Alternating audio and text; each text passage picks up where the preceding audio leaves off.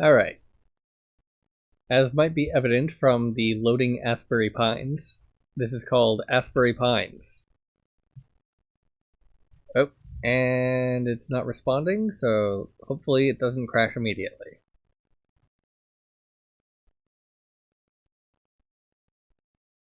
Apparently it's an idle game mystery. Oh, there it goes. Start new game. That is a lot of stuff that I can't read because of... Why is it not... Alright, guess I'm switching back to screen capture. There we go. Shrink that down, shrink this down.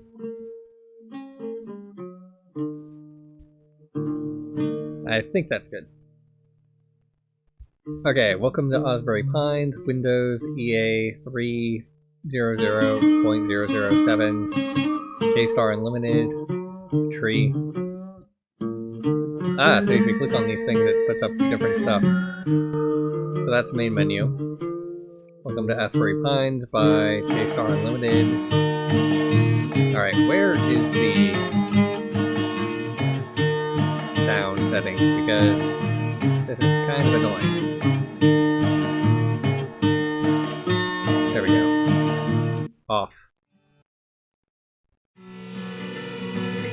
Oop, missed one. There we go. Alright. Victory 0.048%. Alright, where was I?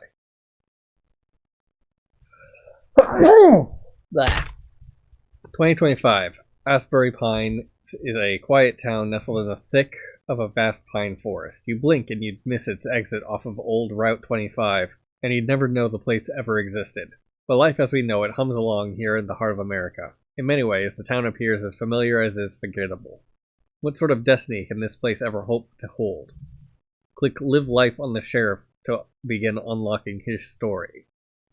A thread in a grand tapestry. As more town characters emerge, have them scavenge resources.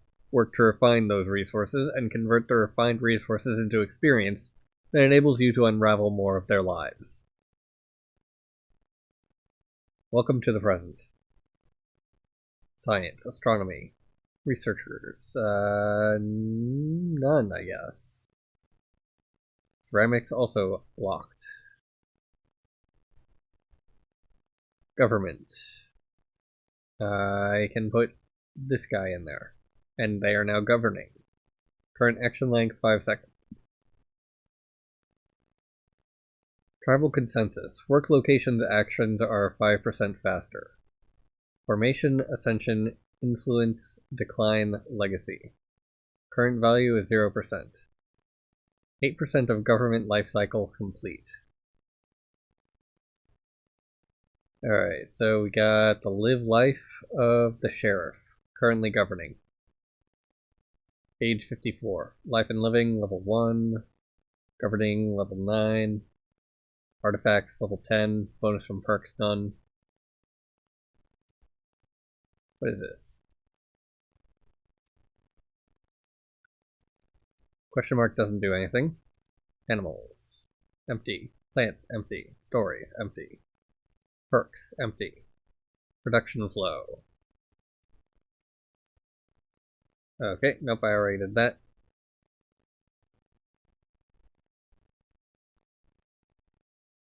Quest tree.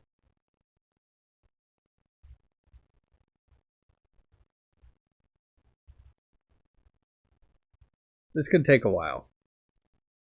Scavenging, work zones, nature locations, artifacts. Alright. Live life. Currently living life. Current action length 2 seconds. Getting 2 experience per action. A new artifact, Sheriff's coffee mug, has been unlocked. Old self-serve gas station has been unlocked. New sheriff something. Snakes in hell. When did it get this bad? Can't even grab a coffee from Asbury Gas without folks snickering or punks recording me behind my back. Like I'm some buffoon about to walk on a banana peel. Headlines tore me to shreds after my shooting accident, and that dumb internet video made me into a joke. A meme or whatever.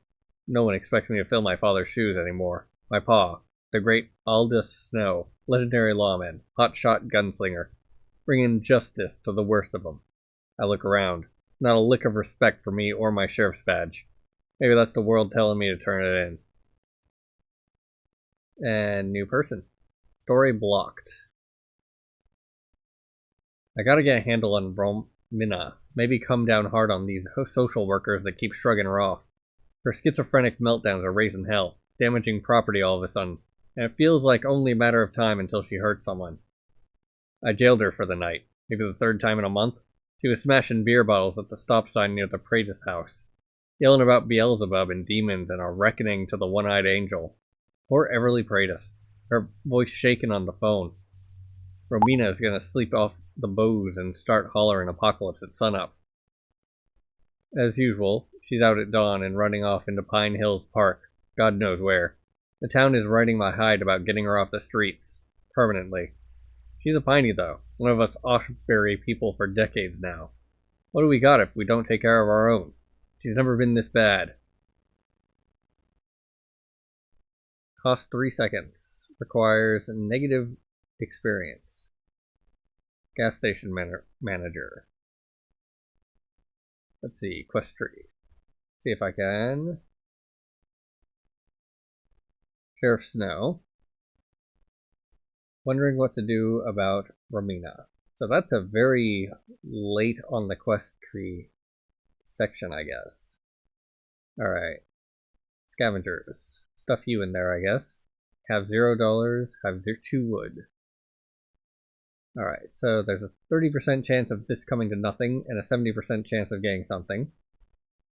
Work zone. Self-serve gas station. Drop you in there, I guess. No, guess not. Drop you in this? No.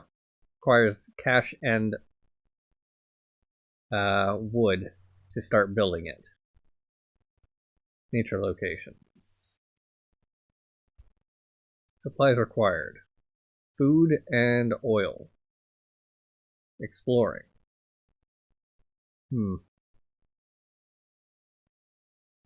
Sheriff Snow's coffee mug. Final yield, $1 and 30 wood. 13% examine. So he's got a 10 in artifact examining. Religion, huh? Worshippers gain +2 to scavenging skill. Alright, toss you in there. Okay, takes 100 and 10, well, 112 instances of this to get this maxed out, and then all characters get a +2 to scavenging. And it looks like finished examining artifact. 100% examined. Nice. Alright, so can toss you into here and build the self-serve gas station. That'll take a minute. Well, a minute and 16 seconds? Yeah. And it'll take all the money and wood that I got from the coffee cup. Convenient. So then the scavenging, after religion goes through, will be slightly more efficient. Nothing in animals still. You're worshipping, you're building. Can't live life yet because I don't have enough experience, I guess. How do I get experience without living life? The present. Sheriff Snow questions his role. Sheriff Snow wonders what to do. Community. Nothing still. We got government, which is currently valued at +1%. Work locations are 1% faster, I guess. I don't know if that's passive or if I have to have someone in the government to have it active. Ooh, 1 out of 48 artifacts, huh?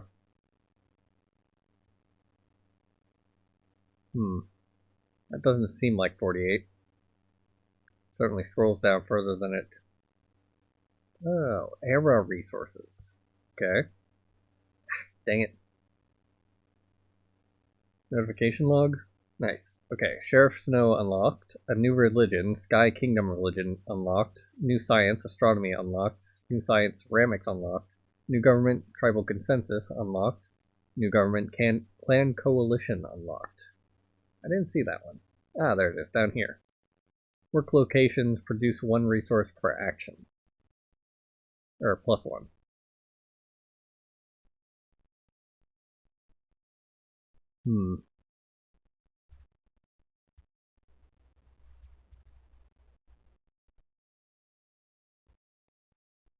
Produces food and oil. And I believe, yeah, I need oil and food in order to explore. And that provides experience. So I have 1 experience, and I need 214 to get her up a level. Each instance costs 4 experience or so. Gonna require a lot of nature exploration to get the experience needed to... Unless these have artifacts that provide more experience.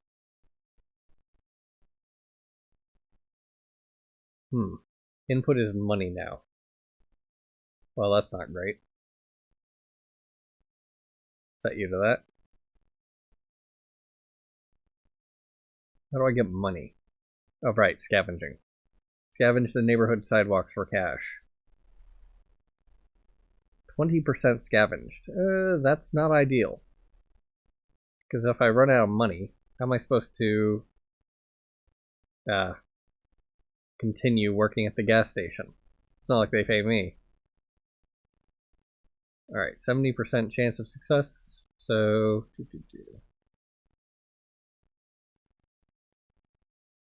what is that? Press 1. No idea what it does. Alright, religion's up to 60%. So soon can toss her into clan coalition to get more resources per action at the work.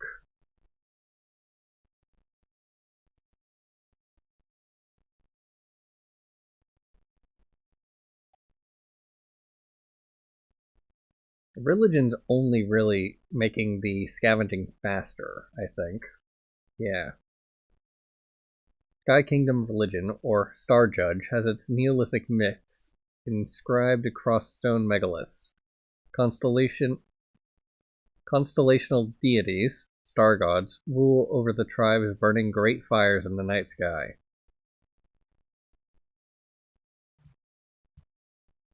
Okay, so it'll be 2 minutes and 11 seconds to finish. Anything in science I can do? Researchers, nope. And researchers, nope.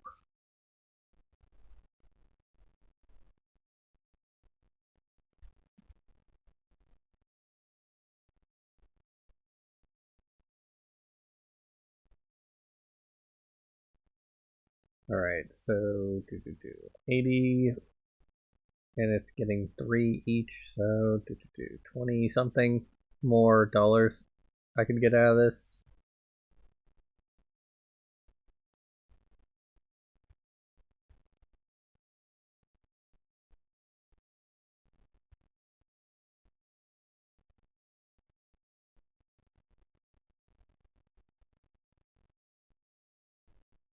There it is, religion. Still gotta wait for another minute and 15 seconds.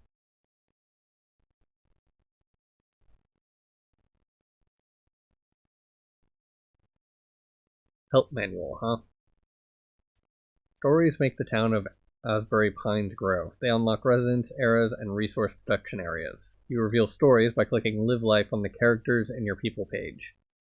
A living life costs experience, which is made from a production loop of gathering and refining resources. If you run out of experience, go to the Scavenging Zone page and assign characters to scavenge for raw resources, or research artifacts on the artifacts page to get them. Go to the Work page and build a work area from raw resources. Then assign characters to the work area to convert raw resources into refined materials. Go to the nature locations and assign characters to the nature location to convert refined materials into experience. Return to the people page and use the experience to live life of characters to get their stories, which stretch and stitch together on the quest page to solve a grand mystery. As you advance, this production loop grows in scale, puzzle, and gentle complexity. Finished scavenging neighborhood. Dang.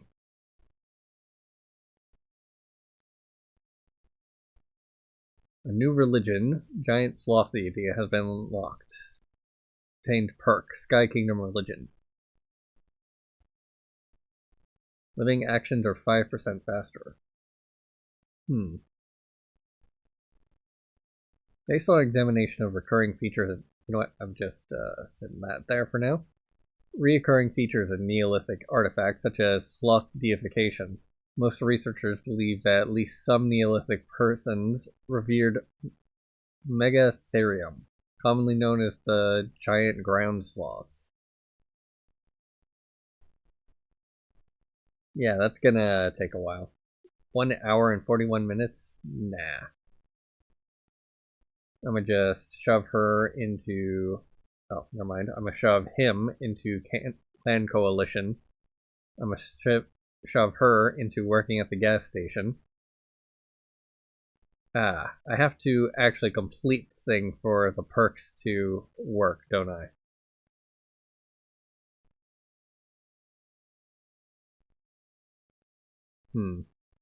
Okay, so the scavenging works right now. This has to get... Oh, that's an hour and 39 minutes? Sheesh. Probably not happening anytime soon, so I'll toss you into Tribal Consensus. That'll happen within 5 minutes. And then it'll probably unlock whatever this one is. Those elected to lead at war, at peace, and through religious tradition seek communal decisions. Alright.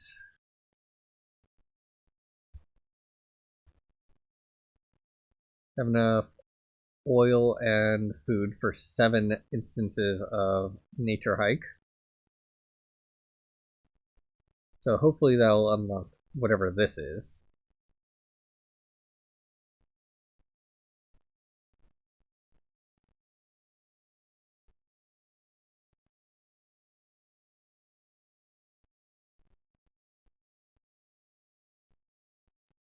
Nice. Life in Pine Hills Park. The sun winks through pines, scattering beams on the ferns below. Retired couples, active parents, and idle minds wander peacefully along the many trails. They move like monorails, never deviating, making scheduled stops to open their eyelids and peer out at a sequence of views and vistas. Creatures of the pines avoid the monorail of humans, and live hard lives of competition amongst themselves. Well, back to scavenging, I guess.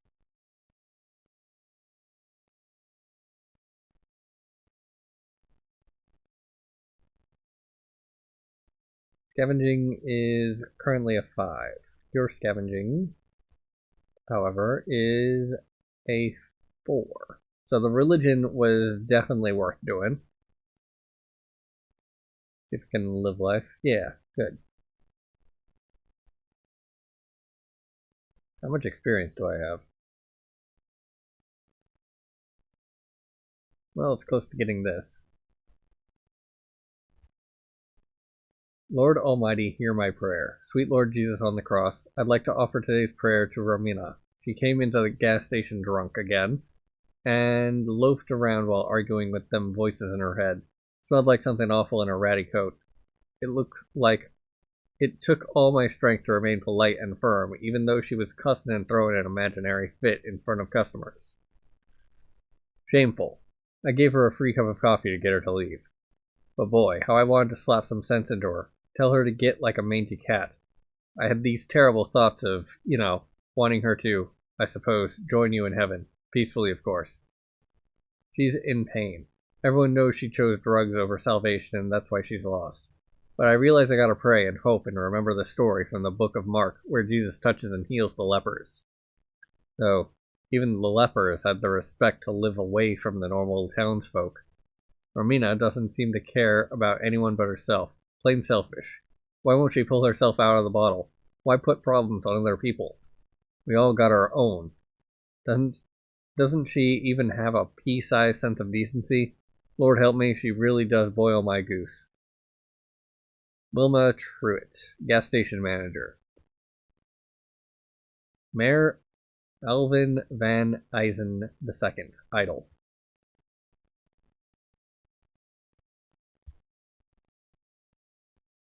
Looks like I've got enough experience to start on this at least.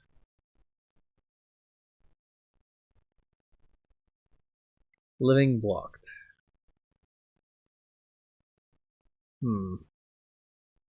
Which one's living?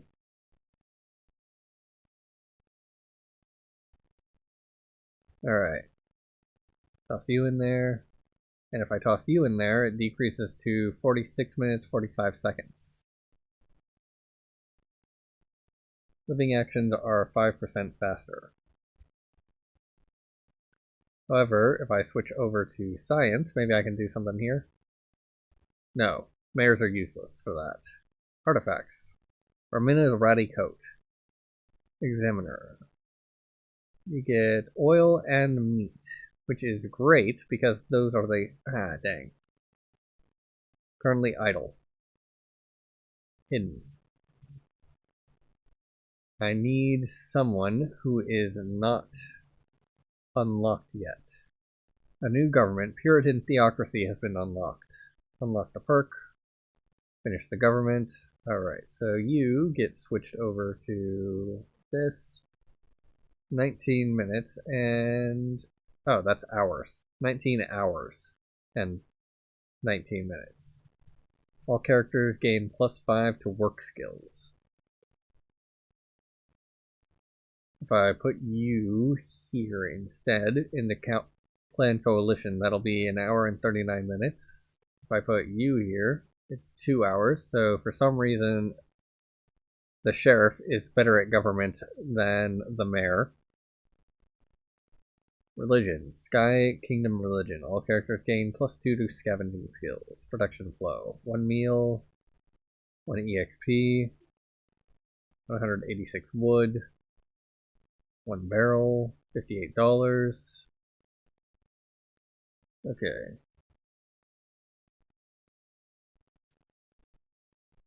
The park generates XP. Oh, I don't have enough XP. That's why. Got it.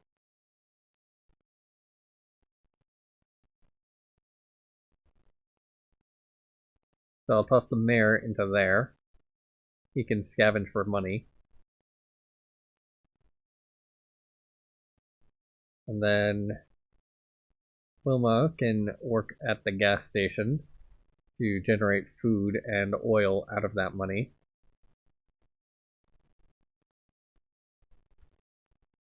And then we got Buzz working at the park to generate experience.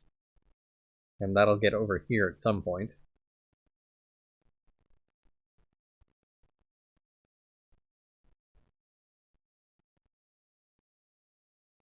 Alright, you know what?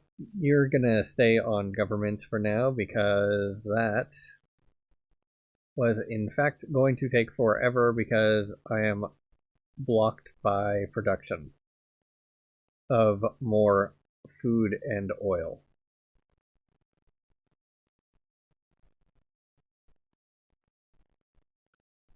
Okay, there's a 70% chance of this paying for that each tick. And they have the same tick length.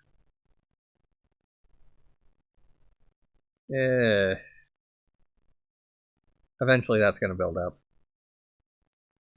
Back to people. Can probably live life and get you the new story. Nice. The Asbury Bulletin. Mayor Van Eyston vetoes Asbury Prison Rehab Clinic project. Mayor Van Eyston has vetoed the town council's budget proposal to build a small alcohol and drug rehabilitation clinic on the grounds of the abandoned Asbury Prison. Actually, you know what? I'm gonna just get you back to scavenging while I read this. A community effort that gained widespread council approval after an impassioned speech by Sheriff Buzz Snow. My thoughts and prayers go out to those in pain, but think about it, folks. A rehab facility would make this town a haven for addicts and the dealers that follow them, the mayor told the press. Not on my watch. My priorities are hardline community safety, which is achieved by my ANIS program. Arsenals, nanotech, intelligence, and surveillance resources for local law enforcement. Besides, the Church of St. Francis already runs an excellent counseling program founded on faith. Sheriff Snow declined to comment on this development.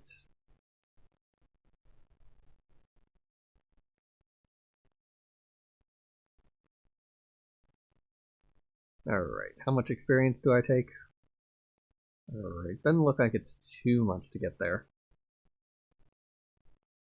However, it does require a good deal more resources. Okay, I have 45 of each, so I'll toss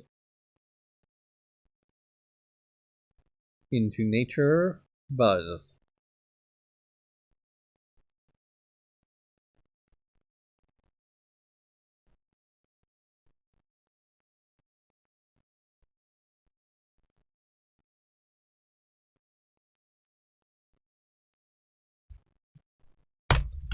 When I run out of food and oil, I can put him back on government.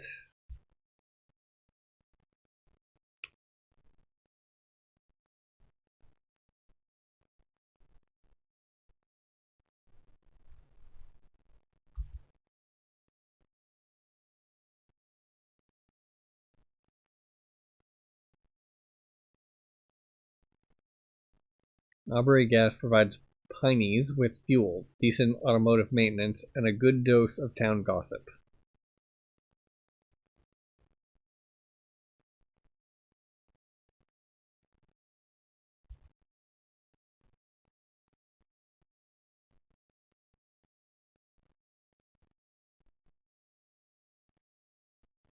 Invest in large perks. Grow the effect of perks. Invest in small perks. Okay.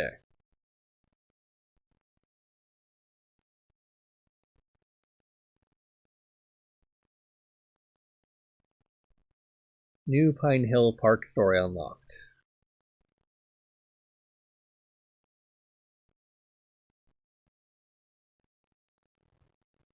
Always rebuild. The casual hum of the park often dissipates quickly and gives way to peaceful, unpopulated nights. As the sun drops, cool pockets of air settle down between the hills, eventually growing into roving bands of fog that stifle light and sound. To the paranoid, the park is loud. To the calm-hearted, the park is silent. Each night, the will of the pines fights back against relentless human expansion. New ferns blossom, earthworms rebuild, and trees sprout buds. Despite all its pain, the forest chooses not to give up. And exploration is done. So you can go to work at the gas station. You can start living life.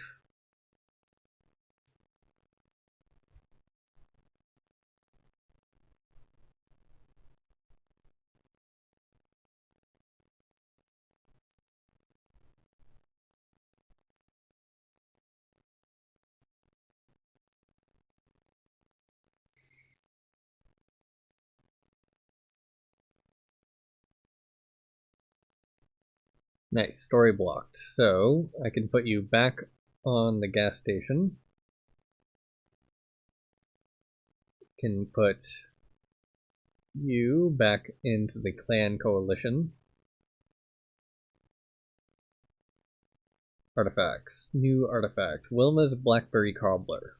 Final yield 150 food.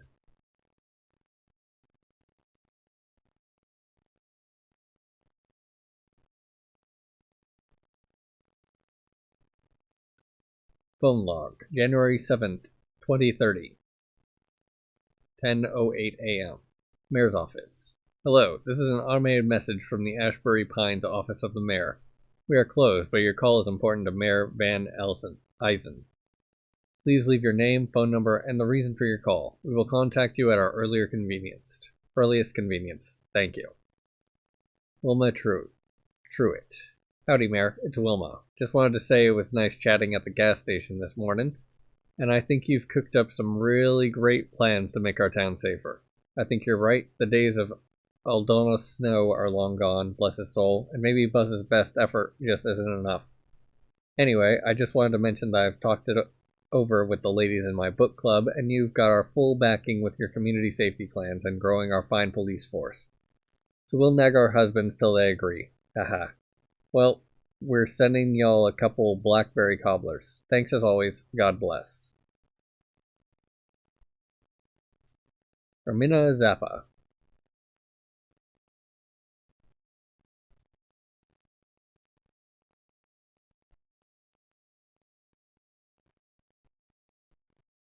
Probably the one who's able to research the coat.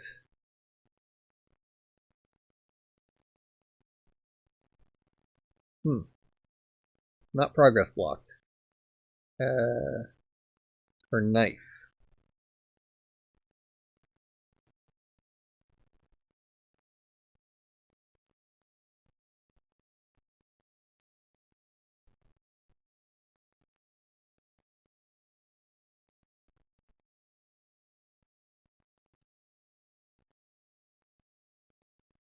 Yeah, there it is. Protection flow.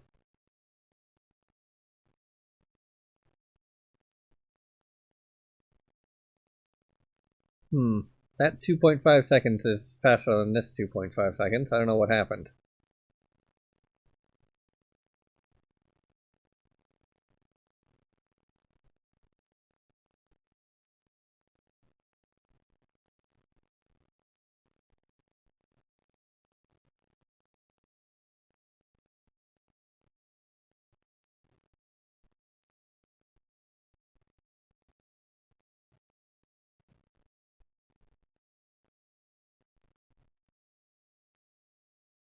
Living blocked. Alright, to the artifacts. Set you on getting money with a knife. This is completely normal. This little beauty comes to life every morning at 7:30 a.m. and never fails to bring a little comfort.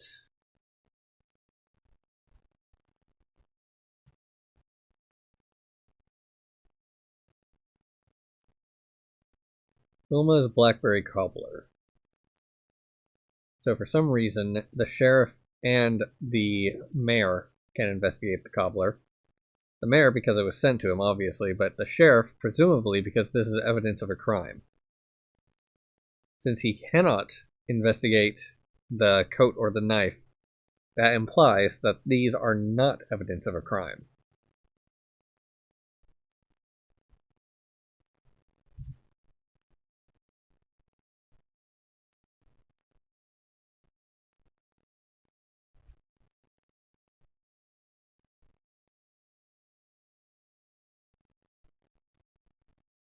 Oh, great. First first researcher.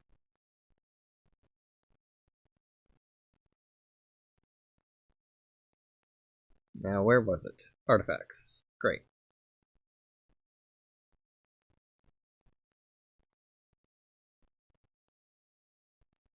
I'll have 2 minutes after I switch her over to the coat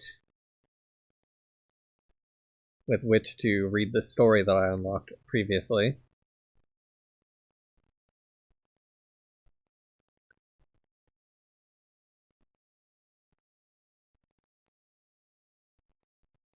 Nice. A good knife for opening cans and gutting anything that's alive. 1 minute and 25 seconds. Alright, I got plenty of time. So, people, home sweet tent, or tent sweet home. Look at this medicine for tonight. Chips for dinner and whiskey to shut up the loudness. The dark, the bits, the dark, the bits, the little girl, the rip. Half only, ugh. Bag half full of chips. Looking on the bright side, huh? A bag half full kind of night. The green gem necklace and the one-eyed angel. I'll get her to the grave. The one-eyed angel. No one looks in my boot for secrets. Haha. Still got my knife. It's all I got to control things. Shh. Let me think in there for once up there. Yes, yes. The pendant necklace with the green crystal angel inside. Mine. My key from Pathfinder. She wears it every day. The rip. The green gem necklace and the one-eyed angel. Chips are a little wet. Everything gets soaked out here in the deep dark of Pine Hills Park, where no one goes. At least I'm free where no one goes. I need to tell Everly how important she is. The most important. She has to go to the other side. The bits, the little girl, the rip. Ooh boy, okay. Come here, Whiskey. It's medicine time. Conversation. Romina. No, Aldous. Have a heart. It's Buzz. Romina. My Aldous is with the angels. Hold still. Do you understand why I've got to cuff you and take you in again? Oop, examining artifact done. Coat. So, gotta shove her into science. Nature location actions are 5% faster. That takes 6 minutes. And this would take an hour and 30 minutes. Yeah, I'm gonna stick with astronomy.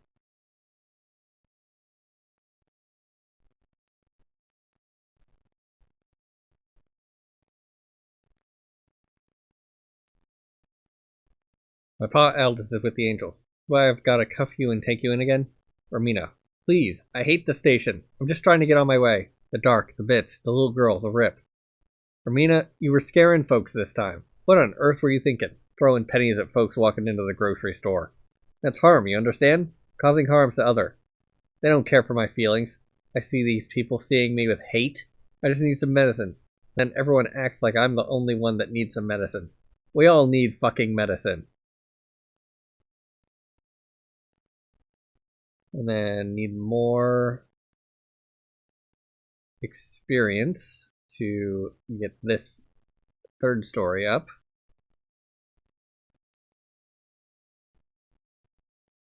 Alright, have plenty of food and oil now. Hooray for artifacts. Oh, right. Since that's all done, I can just shove Buzz back into nature and he can explore for experience. Alright, artifacts. Romina's ratty coat. Romina's trench coat is tattered and shredded, but the word gatekeeper is delicately stitched into the inside breast pocket. Wilma's blackberry cobbler. If you haven't tried Wilma's cobbler, then you probably haven't been in Aubrey Pines very long.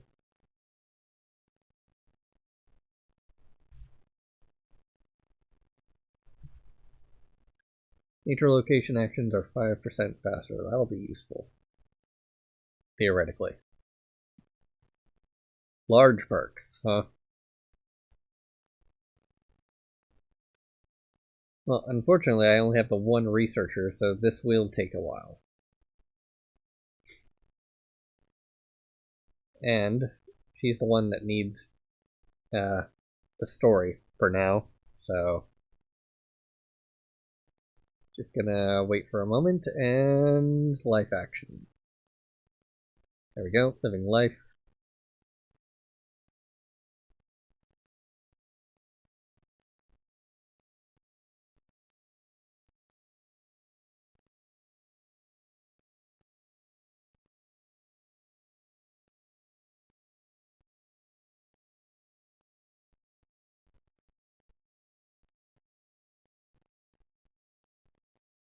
Alright, story blocked. So, you can go back to research.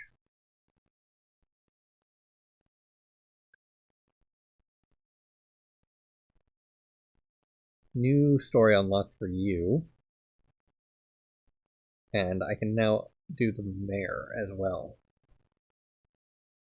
He will take considerably less experience to unlock his next thing, but he's also scavenging, so... The dark, the bits, the little girl. No listening from no one. Ears closed shut. Shut up. Shut up so tight my words don't go in. I want to threaten the one-eyed angel. She's so afraid that she fights and runs. I'm scared too, but I also understand it. She doesn't yet. Oh yes. Yes, my third eye was opened wide by Pathfinder, and I know this is more than him and me in pain and fear.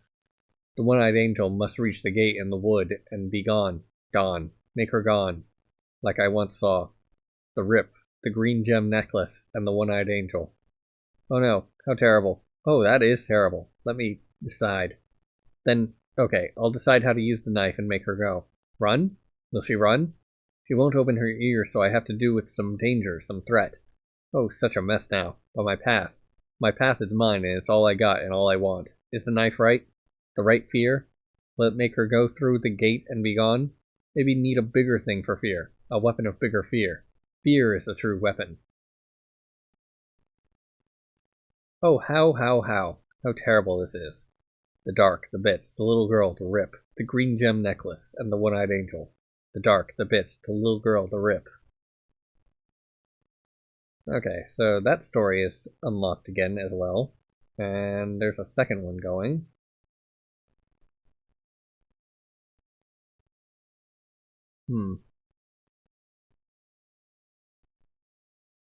That takes 3 XP. This takes 2.5 XP. And living blocked by not having enough experience, but the loop is still running, so whatever. You've got a 10 in scavenging, a 15, a 5, a 3, and a 4. So yeah, so far you are the best scavenger, but you're also the only scientist thus far.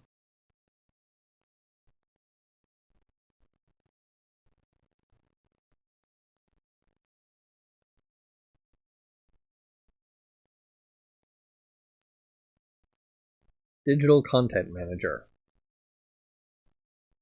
Working 10, nature 10, 11. How's your nature? Only a 4.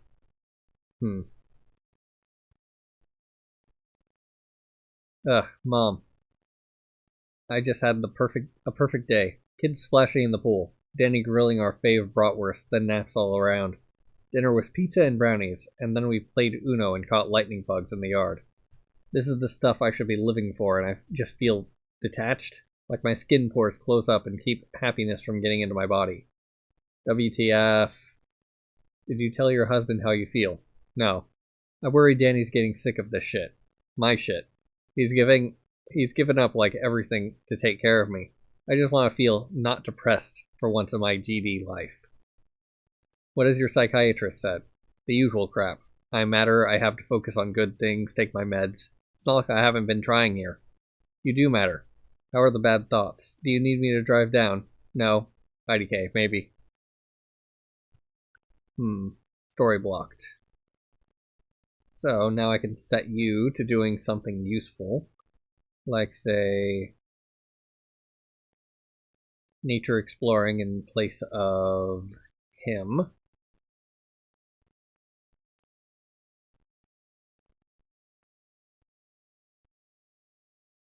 There we go. People. There we go. Is it weird that I'm proud of not crying in front of my son?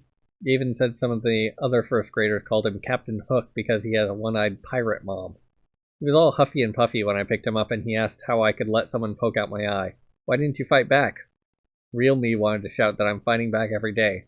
But mom me told him, again, that some things are sad accidents and we can learn to accept them or be upset all the time. I said the next time someone talks about my eye patch, tell them a silly pirate joke. There's one I remembered from grade school. What's a pirate's favorite letter? I'll give you R, but it's really the C. He held back a smile. This scar still finds ways to haunt me. Asbury Pines Police Department, Office of the Sheriff, March 11th, 2034. Case 9217. Voluntary witness form. Statement. I was downtown for my weekly counseling appointment at 2:30 p.m. As I left my psychiatrist's office about an hour later, I saw Romina, not sure of last name, she's old and homeless, near the corner of Glendale and Main Street. She saw me, ran over, got in my face, and yelled that she knew the gate for my key. She grabbed my coat and kept asserting nonsense about me going to the other side of the gate in the trees. Her eyes were wild, which scared me to death. I kicked her hard in the shin, which made her crumple on the sidewalk and gave me time to escape into my car. I drove immediately to this police station to give this statement. Please do something about Romina. What if my kids were around? I feel watched all the time. She is harassing me, and I fear for my family. Asbury Pines Police Department. May 7th, 2034. Case 9217. New nature location. Everly Pratis murder scene has been unlocked. Incident report.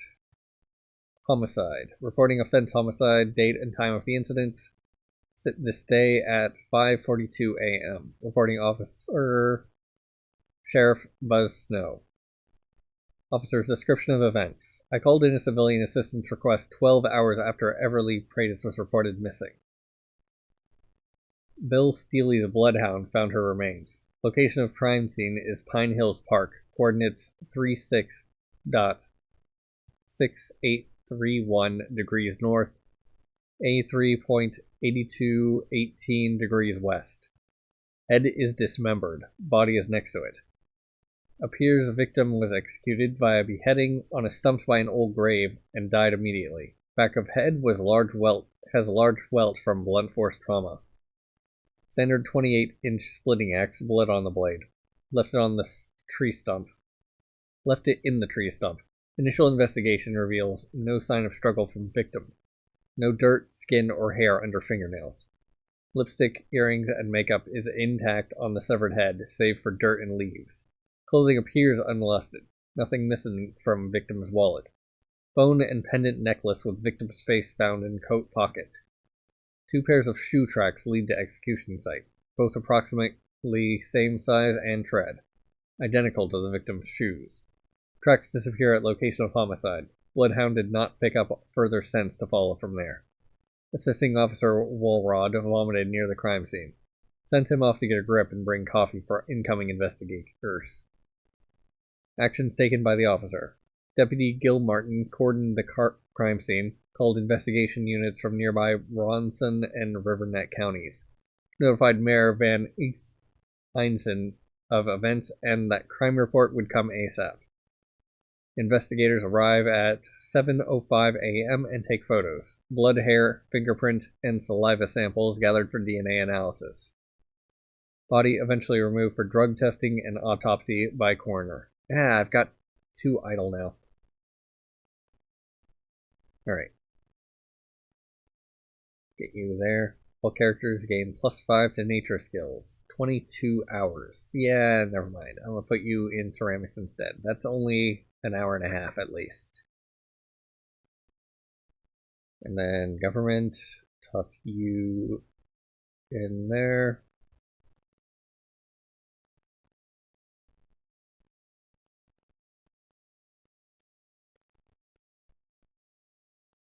Drove to the Pratis house at 8:23 a.m. and reported the incident to Everly's husband, Danny. First time I saw a man wail like that. The 2 kids. Helped phone nearby family members to come over for support. Officer summary of events. Worst day of my fucking life. God-forsaken. Just no other word for it. Everly Pratis decapitated on a stump in Pine Hills Park. In my town. All the DNA, hair, footprints, whatever. All of it is Everly's. Even the fingerprints on the axe handle. Am I to believe she chopped off her own goddamn head? Was she axe juggling in the middle of the woods and, whoopsie, neatly beheaded herself by an abandoned grave? Autopsy reports had jack all. Chem tests revealed no drugs other than meds. No escape paths identified, and the bloodhound found a trash bottle of cheap whiskey a mile from the scene. It's all cold. I can still remember the first horrific report I made about Everly Pratis, because I never found that perp either. Evil happened. Evil came to my town. It's staring me dead in the eyes and asking, what's the buffoon son of Altus T. Snow gonna do? Well, I'm the goddamn sheriff of Asbury, and someone's disturbed our peace. No way in hell I'm allowing evil like this. I'm chewing fire. And no choice but to go to the mayor. So I'll toss Everly into scavenging.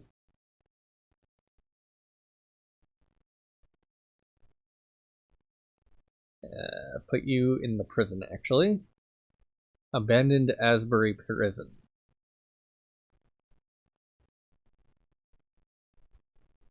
75%, 25%, nothing.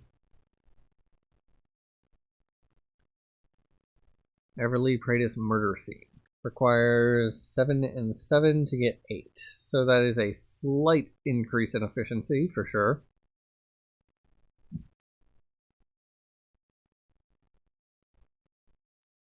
Work. Local grocery market. Requires $200 and 200 wood. I've got the wood, not the cash.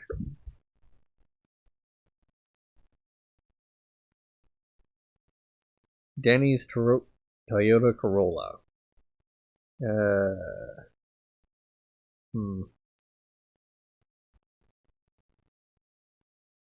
Everly's eye patch. Gives experience. The murder weapon.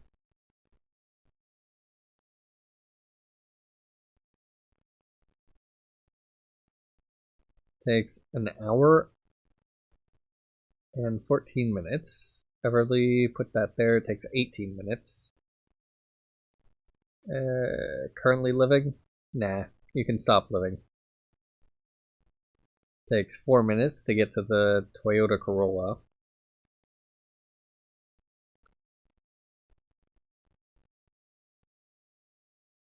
Ah, yes. Now I can switch over to Profound Artifacts. Murder weapon. Eye patch. Everly Pratis dwells on her scar, home of the Everly Pratis murder. Go back to people. We got mayor information. Oh, fancy that. The imbecile Danny Pratis is here. How can a guy be so smug while buying groceries? Look at him, sauntering to his Toyota. An Asian-made car, of course. What a patriot. I can only imagine how satisfying it would feel to walk right up and punch him in his know-it-all schoolboy glasses. I bet he's a whiner. Ha. Fucking idiot. Gallivanting around like he's the mayor of town. But he dropped out of the race. Obviously, he couldn't take the heat. He doesn't deserve Everly. If I ever get the chance to make his life hell.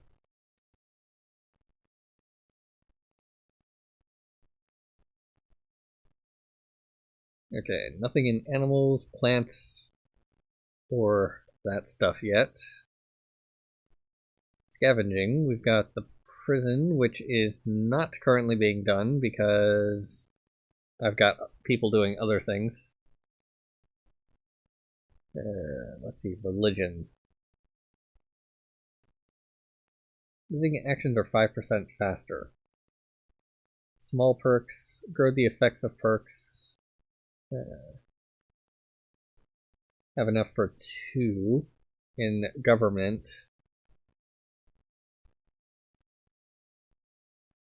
Well, ran out of money.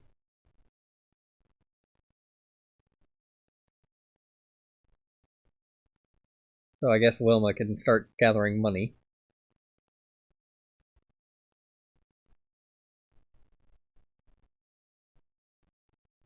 Everyone is currently busy.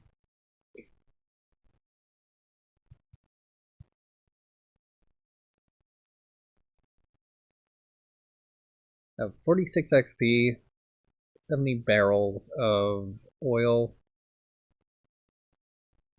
Need a lot of money to get the grocery market up and running.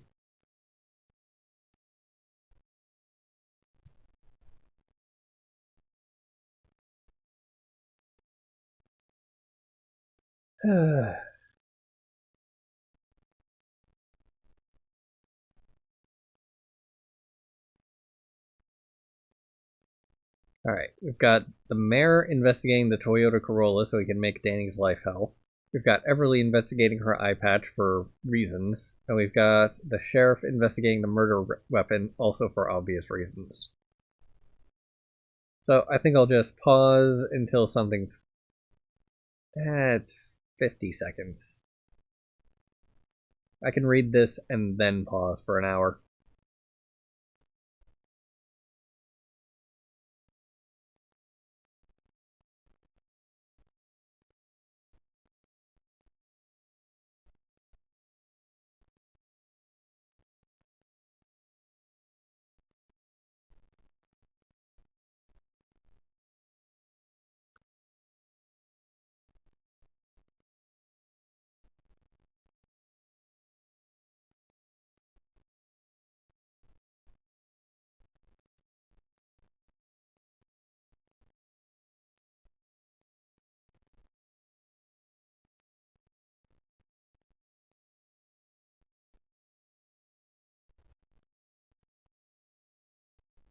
Toss you in there, I guess, while I'm waiting for this.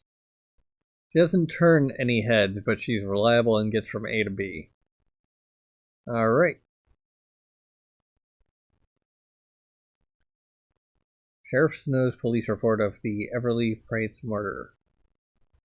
Oh, I already read that. And I already read that.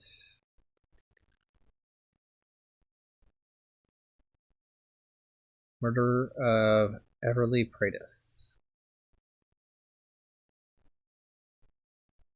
Who? How? Plan, aftermath, murder report. Why? Murder report, aftermath. Something there.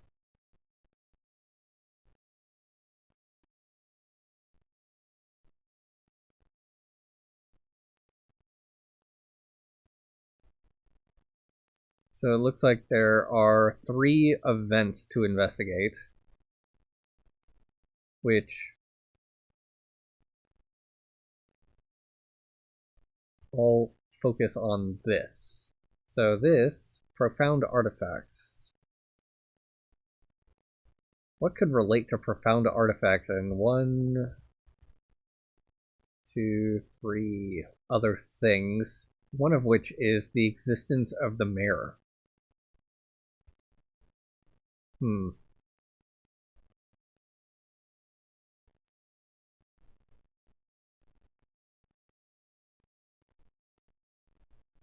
Scientists will take an hour to get +1 resource per action from nature. And then bootleg brewing will be the next research probably.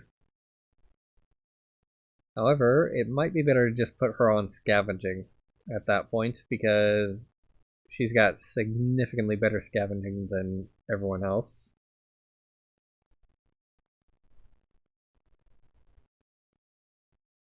Bands of hunter-gatherers follow along a strong leader with a vision for survival. A righteous and godly utopia is achieved only through God, who rules church and state through his holy word.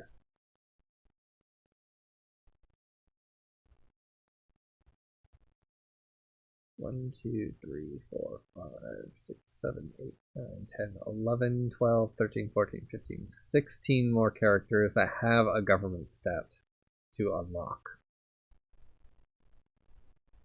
Yeah, it might be better to just see if I can run more of this guy. Unlock another character.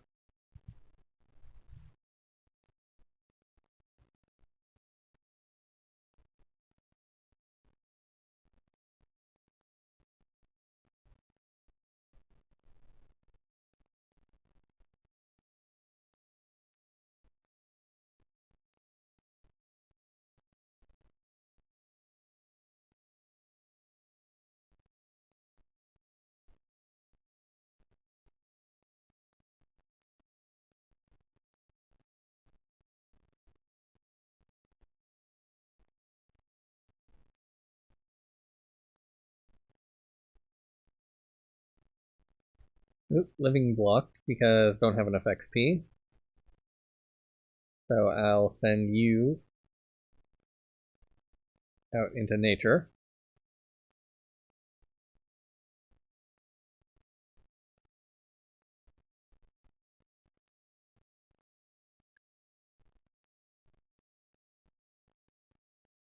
The Asbury Bulletin. Mayor Van Eisen launches draconian ANIS programming. In the light of the horrific murder of Everly Pratis, the town council has granted full support to Mayor Van Eisen's ANIS program and its funding proposal. Protecting the fine people of Asbury Pines is my top priority, said Mayor Van Eisen at his press conference. Unfortunately, gone are the days of a small sheriff's department keeping the peace. We are under attack by sophisticated criminals and need to respond with cutting-edge security measures.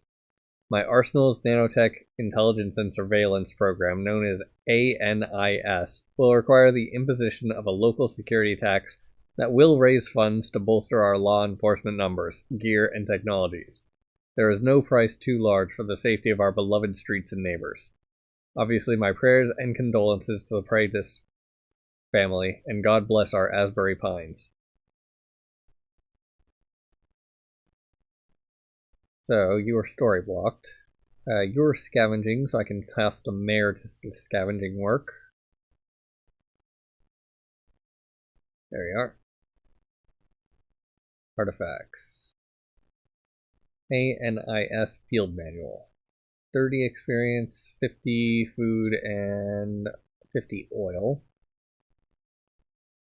Looks like Buzz, Romina, Wilma, and Everly can do that. And you're probably the best one to set on it, because that'll only take 3 minutes as opposed to Buzz taking an hour on the murder weapon. How's this going? Wilma. How much experience do I have? 60 more, so should be able to run that for a while.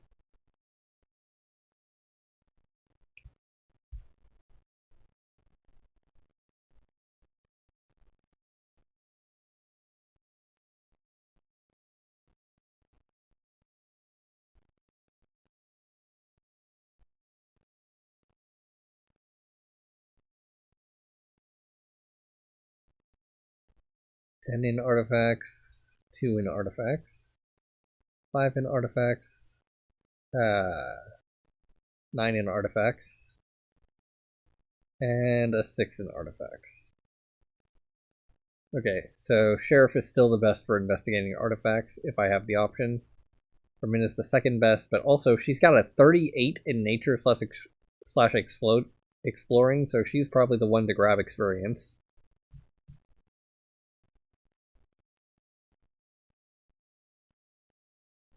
Scavenging is also pretty good for there. Scavenging is currently at a 10, at a 5, at a 5, and at a 4. So either have you scavenging or you, ideally.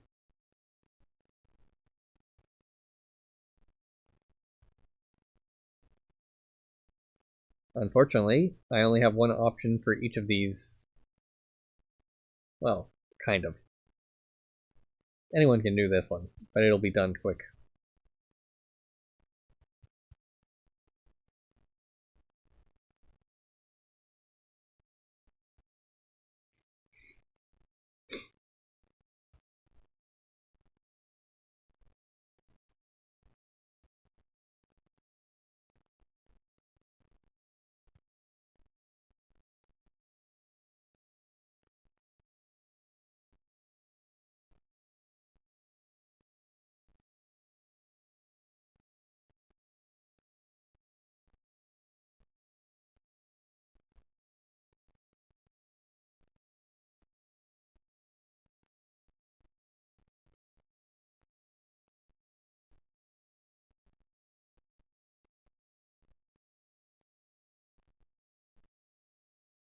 Tactical protocols for modern conflicts. A good agent will be able to quote it upon command.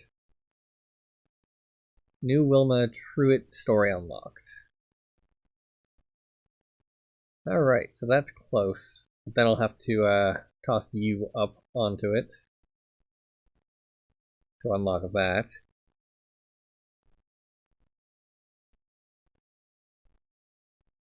You're currently generating experience, which is nice.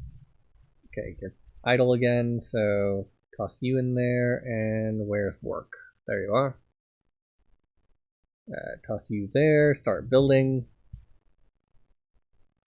That'll take 3 minutes. Community and stories. Back to people. Let's see, what is this? Phone log. May 8th, 2034, 11:45 p.m. Wilma Truitt. Hi. I'd like to give an anonymous tip to help catch the murderer of Everly Pratis. So on the day it happened, I saw 2 people heading into Pine Hills Park across the way from the Asbury gas station. One person wore jogging clothes and the other had a baggy coat.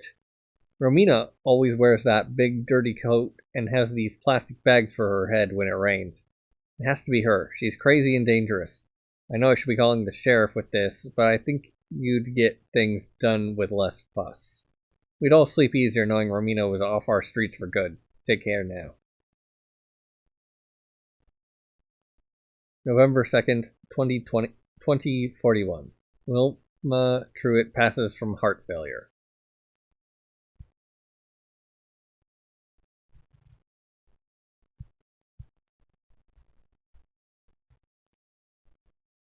So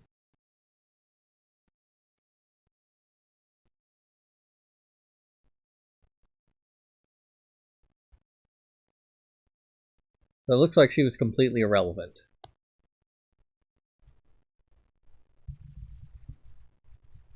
Living blocked. From what?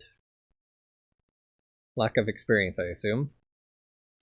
So set you to gaining cash. Set you to gaining cash.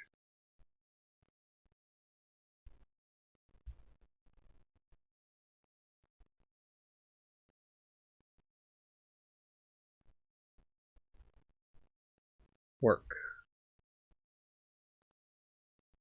That'll get there eventually.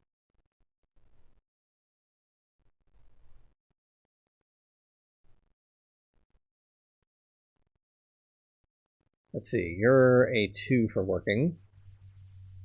You're a 5 for working. You are a 7 for working. A 2. And a 10 for working.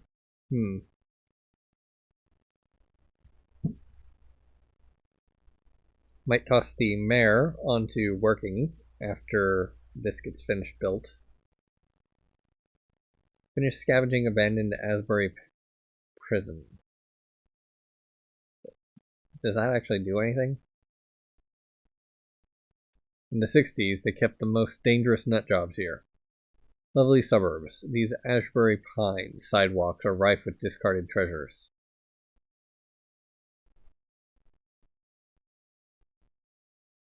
Finish building fresh produce market. Alright, set you to scavenging. And set... Oh, never mind. I guess I can't set you to working.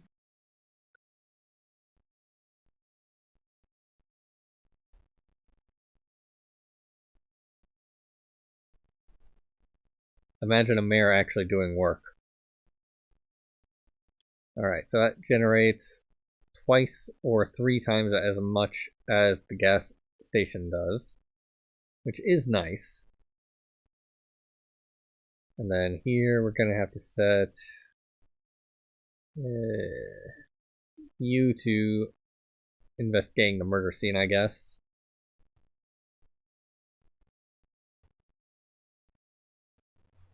You can get to work in the prison. 3, and that's a 1, so I should have enough money to run this indefinitely.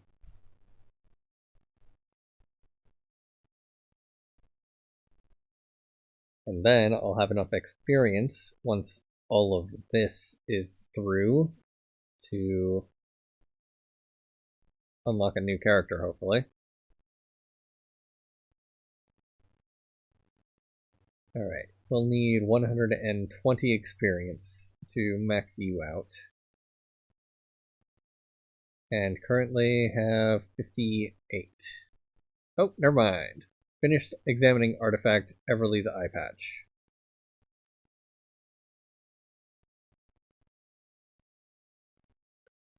A detail of intrigue for anyone who saw Everly.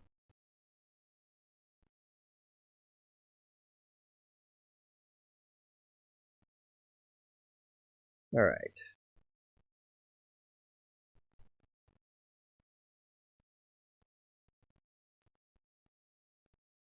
What can I do with Everly? Not really much.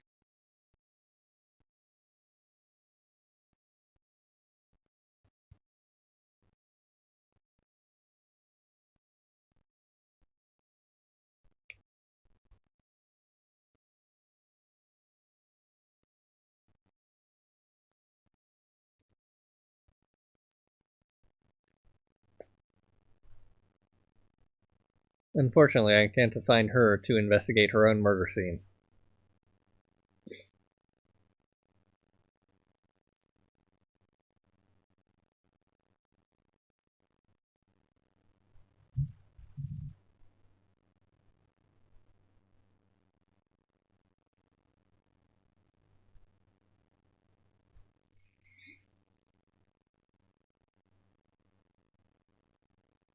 Is there a new artifact?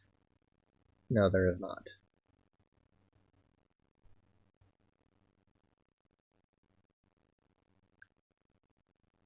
Gonna get 3.2k experience for finishing to investigating the murder weapon.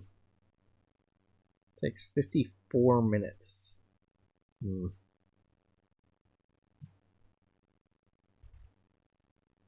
Armina's out.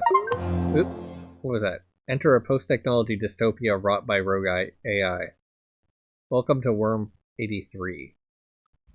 2051. The unexpected collapse of modern society from a digital apocalypse spurs violence, chaos, and rule by force.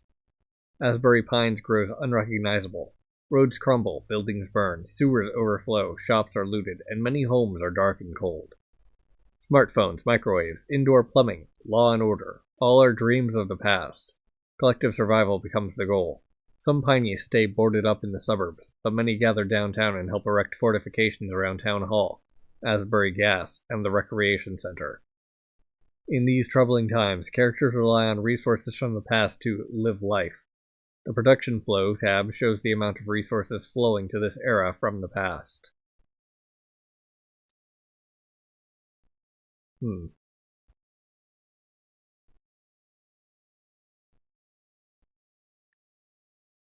Romina Zappa. I need to set you to doing something.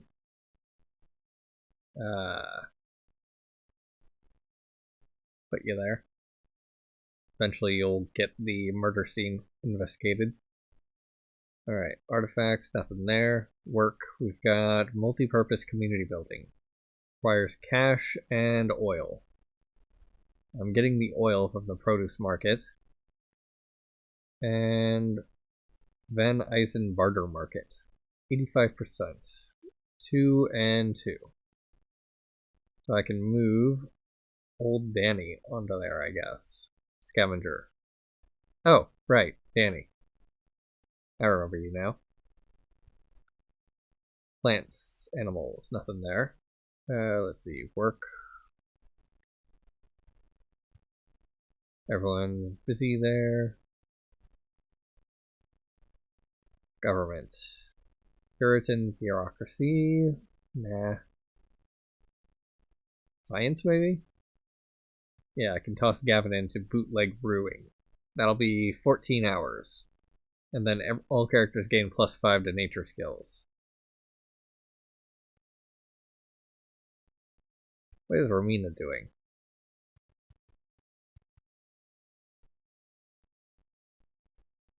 Exploring, right. May 25th, 27th, 2034.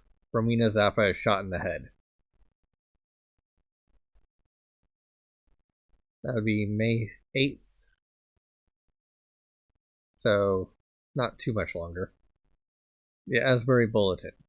The press of the Pines since 1909. Heinous officers engage in deadly force.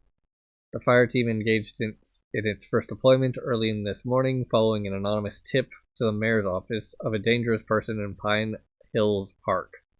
After an altercation with officers, Romina Zappa was shot 5 times. She was pronounced dead when she arrived at Walden Emergency Hospital. Mayor Van Eisen described the events as a tragedy, but unavoidable. Body camera footage shows that the officers acted in self-defense as Romina was incoherent and charged them with a sizable knife. Mayor Van Eisen said. She was identified as a prime suspect in the Pratis murder, she added, and unfortunately her violent behavior suggests she may have done it.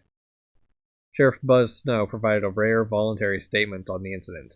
I've arrested Romina plenty of times to know that she suffered from severe schizophrenia, Sheriff Snow said. She was one of us, a Piney, and she needed help, not being scared to her wits' end by technical bugaboos armed to the teeth. There weren't a lick of fingerprints, DNA, or any evidence linking Romina to the Pratis murder. Let that go on the record.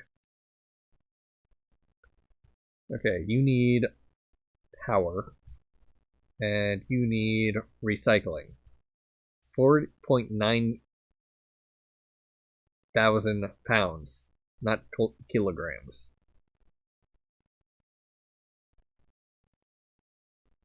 So, scavenging does not provide any of that. Work. This requires oil and money. I now have enough money. I do not yet have enough oil. Oil's going to take a while.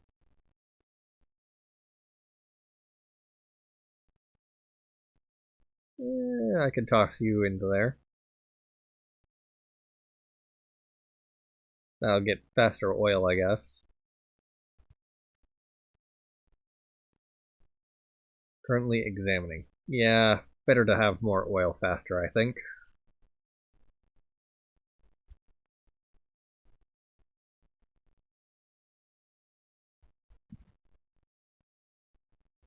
Deserted suburbia requires knowledge, oil, and food.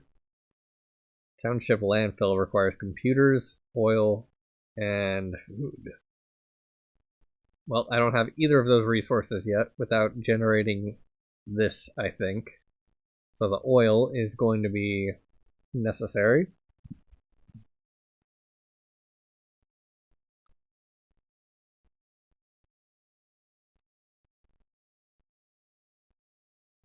I can toss you there, I guess.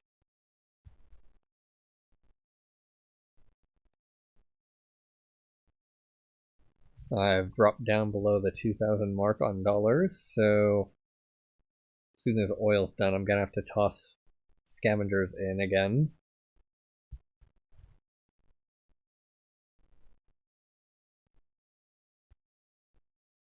On the other hand, I could also just set you to not do that, and instead put you into brewing. That'll bring it down to 8 hours and 40 minutes. Wait.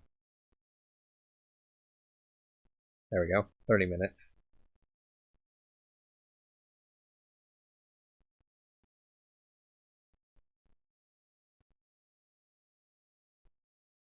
Toss you in there. Get some cash.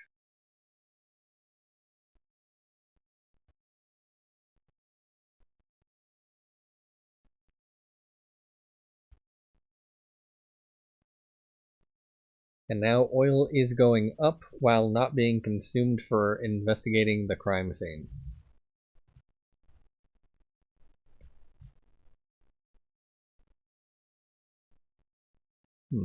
Worms. Oh, Worm 83. Right. AI Armageddon 2051. Food, experience, wood, plastics, oil, electricity, knowledge, computer.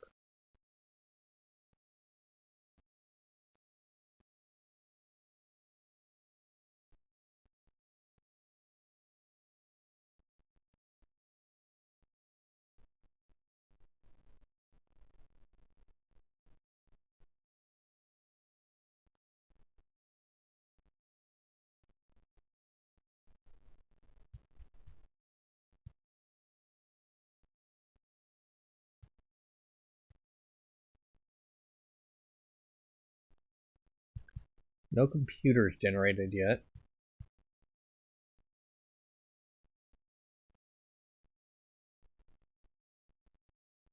Okay, so every money that I generated in the past is 1 money that I can use in the future.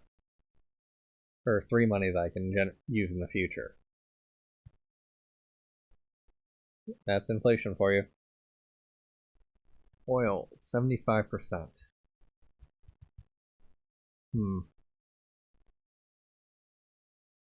Not exactly ideal.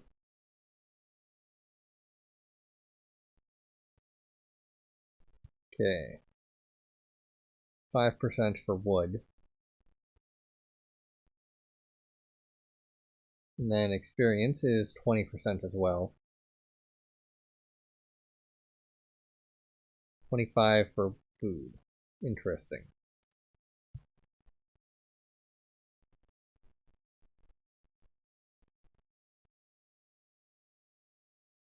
Alright, and that's enough oil generated.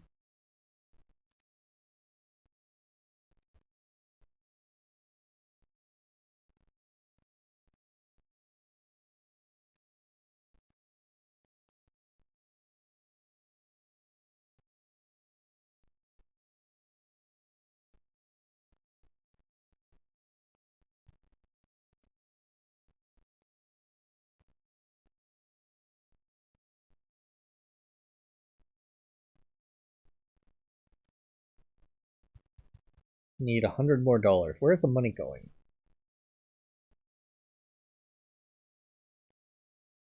Oh, right, yeah, work.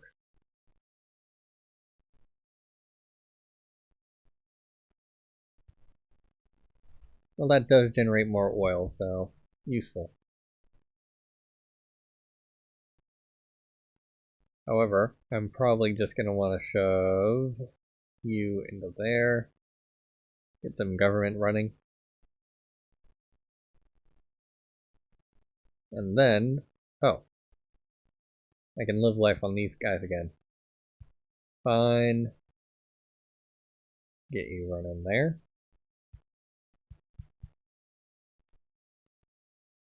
Not too long until I can unlock that. And that looks like it'll be the maximum for him.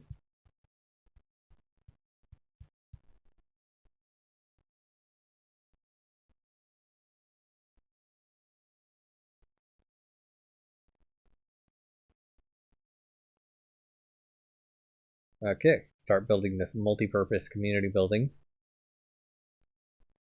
That'll take 5 minutes.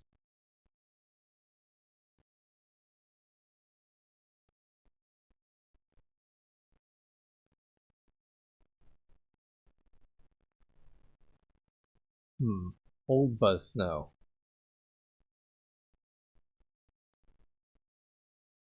Scavenging up.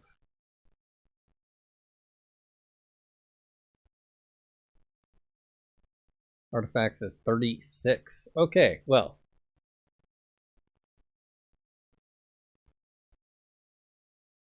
Okay, I can't put Old Buzz on it. Unfortunate.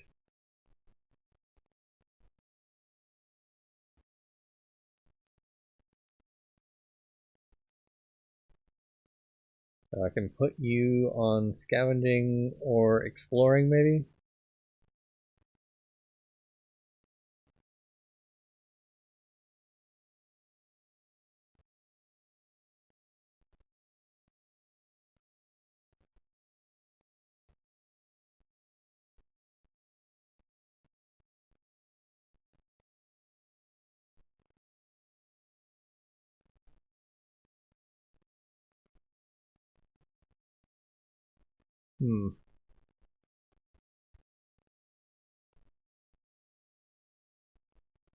Okay, Mare goes into Old Mare.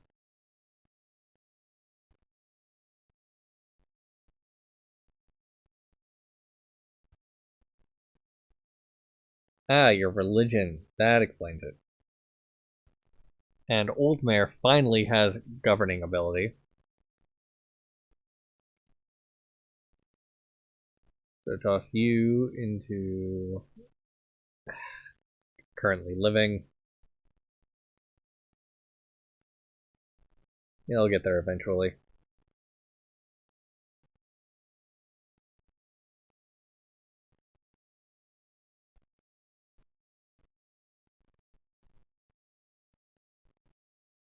Life living, scavenging, working, nature exploring.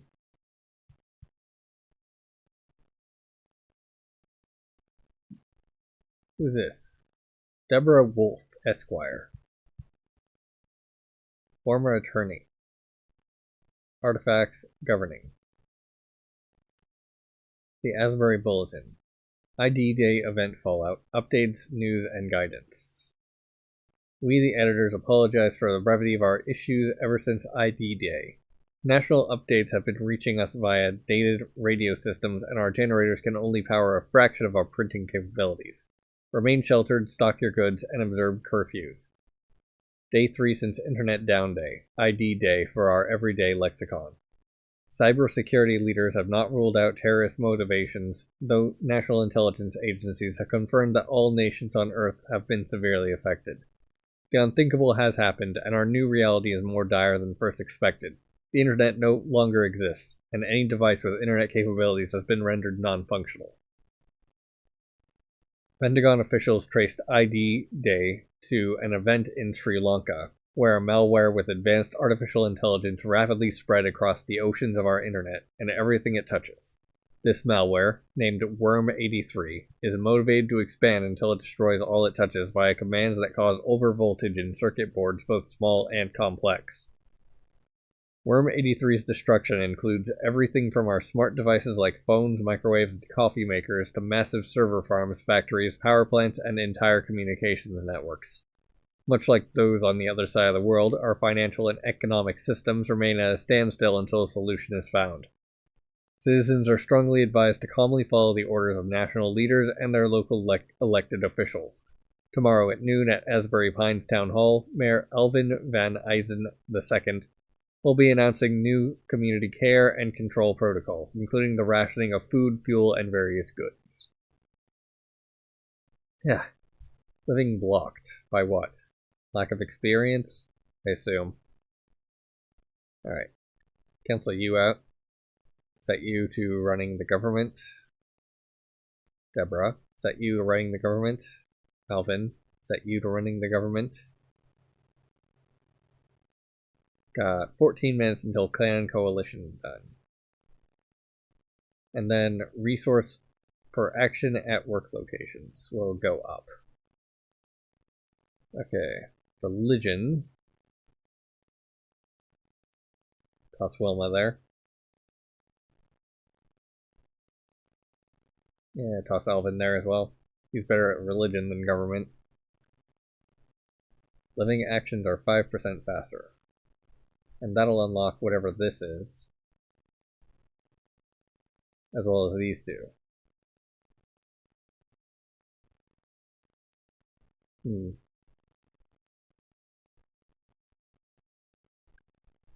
That perk area goes for a while.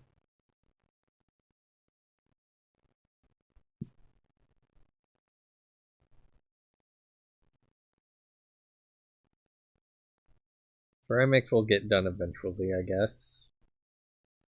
Kevin is currently not doing anything, so get that running a little bit faster. Outputs 2 meat for money and food and wood. Well, that doesn't help. I need computers and knowledge to investigate this stuff and get their stories running. Alright. Guess I run you into here instead. Transfer the oil and food into experience. Wait. Why were you blocked? Requires 10 experience. Oh, right. It was the whole past experience is only worth 20% thing. So this will take a while. Alright, how's the artifacts doing? You're still needing 42.5 minutes to get the experience out of this.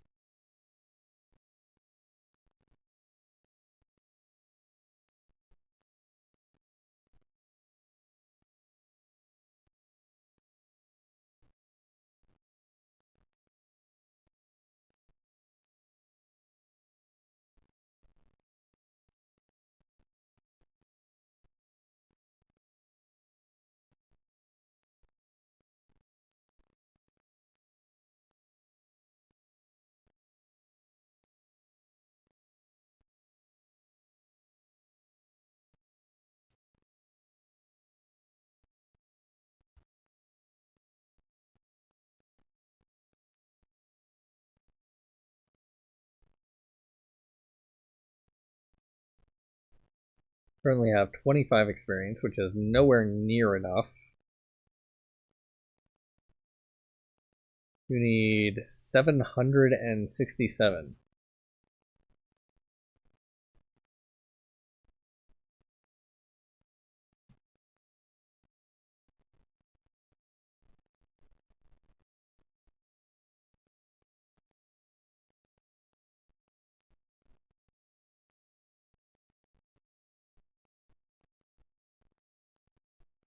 Stuff old Danny into there, I guess.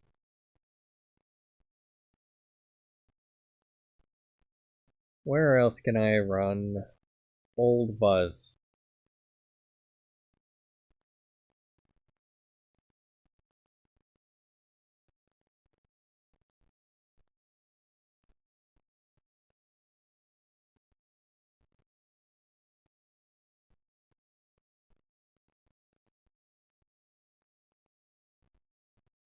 There, I guess.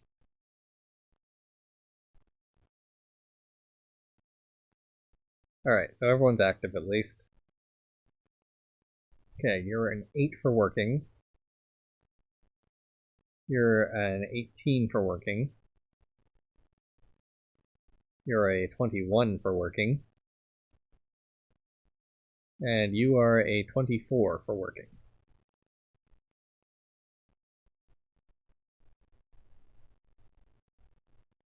Hmm. 30 for science, though.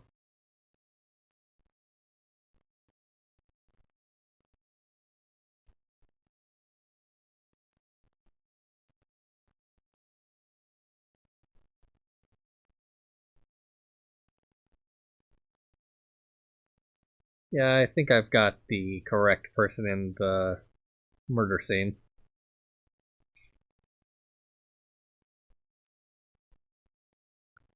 This will take a while, though, so I'll just hit the pause button. Oh, whoops. Ran out of oil. Gotta reset everything. Let's see. Set you to be doing that. And set you to be creating oil.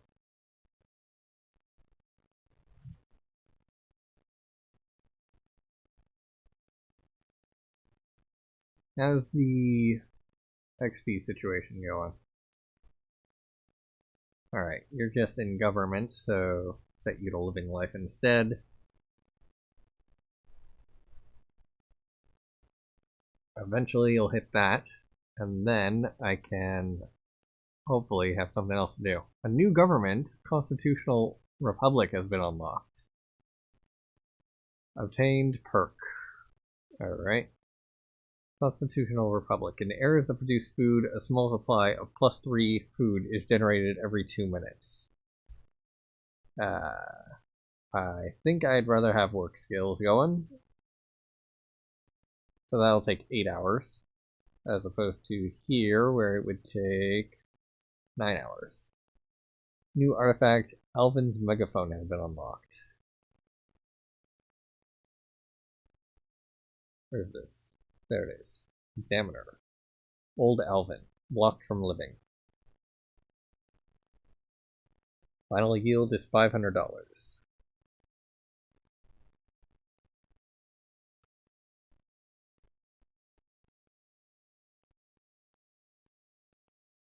Ah, there it is. You have to scroll down to get to those. Work locations produce +1 resources per action. Nice. Quest tree. What's new? Mayor Van Eisen spreads violence. Van Eisen mandates become new law. Notice: Van Eisen mandates for Asbury Pine citizens. 24th of June, 2051. Mayor Van Eisen has declared martial law under the enforcement of ANIS police officers. These Van Eisen mandates are effective immediately and until our state and federal enforcement structures return to normal. 1. Citizens will have until July 1st to register their professions and skills to officers stationed at Dory's Diner. Sustainability occupations will then be assigned to each individual. 2. All citizens must relinquish food, medical supplies, radios, and fuel for rationing. Collection trucks will move through town until July 1st, and non-contributors will have their assets seized. 3. Private firearms are to be turned in during collections.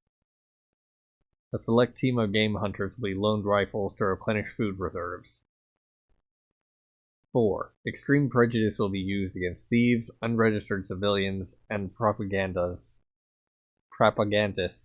who spread falsehoods and raise undue stress in the community. 5. Town council and all other governing bodies are dissolved. The mayor is granted extraordinary powers, and the mayor will reside in Sloane's bunker by Mount Ulysses.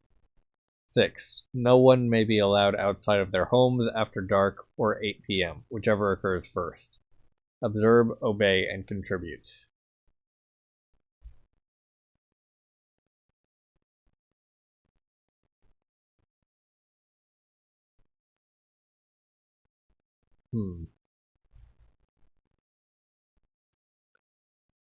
Alright, everyone's doing something at least.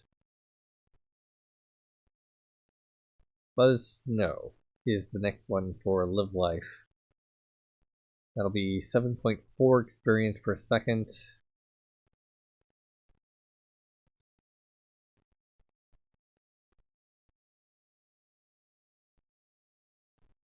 That'll take a while.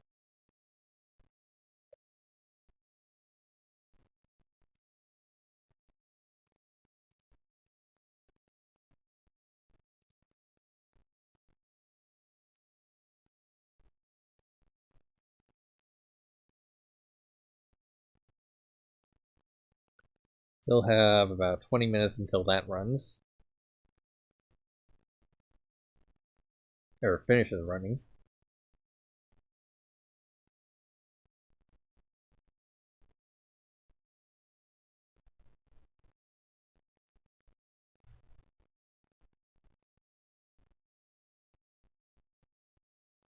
%1% in to Constitutional Republic.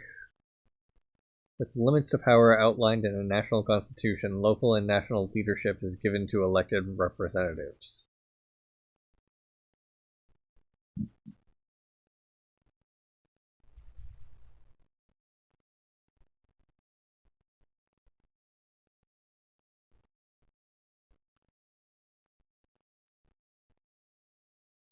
About halfway done with Giant Sloth Deity. Living actions 5% faster.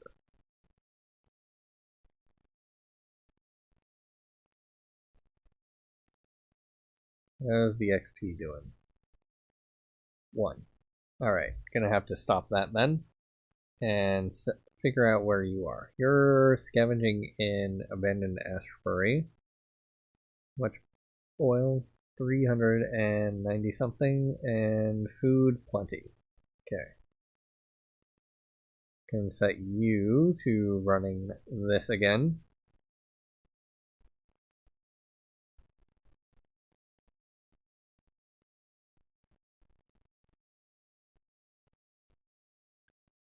And you are going to take a while to have enough experience to generate that.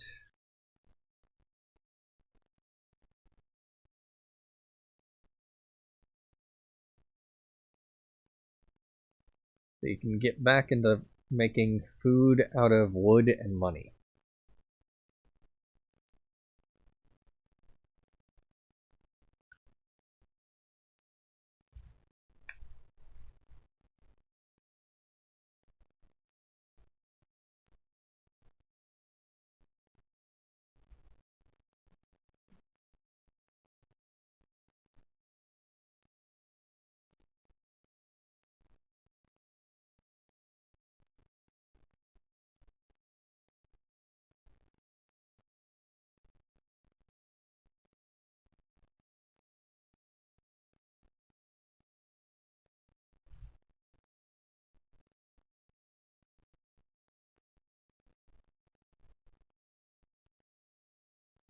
Alright, back to pausing. Alright, well, I noticed that the old mayor was not on government.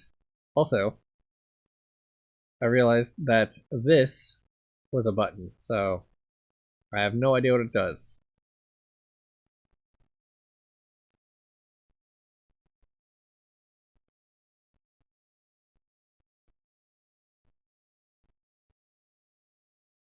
It's not showing up as anything. Oh, right. The Voice of Force, Elvin's Megaphone. Got 500 experience.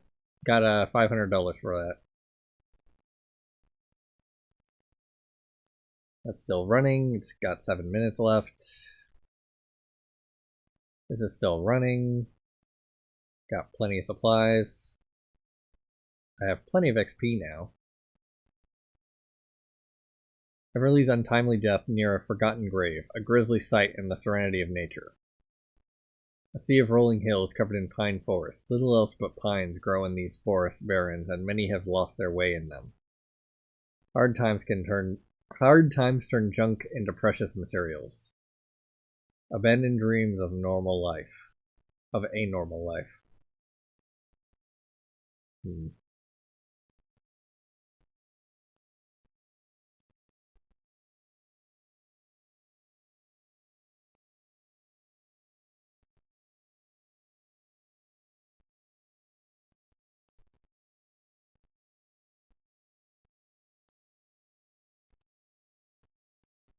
Scavenging zones, frequently asked questions, community events.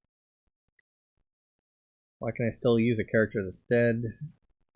Because the characters represents their legacies and contributions, not their lifespans. Characters may operate at locations that may appear illogical, but some tolerance is appreciated here to facilitate proper gameplay / balance. Perks page start at 100 to make them easily distinguishable by grouping. Perks are not unlocked until government or science cards are 100% complete. Only fully explored nature locations appear as 100% complete. Quest tree does not include every story and character. Some long names are temporarily cut off on the character timeline pages because the previous era has not yet been unlocked. Huh.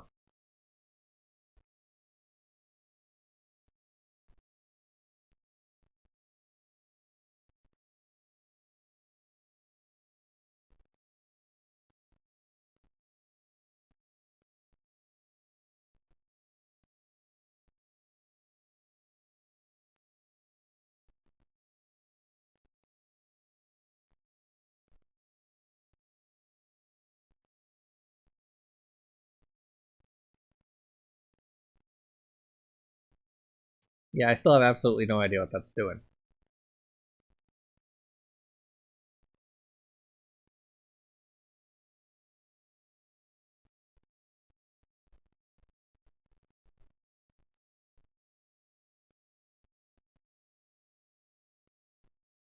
Little completion and quest tree, production, resources and perks, characters, narrative.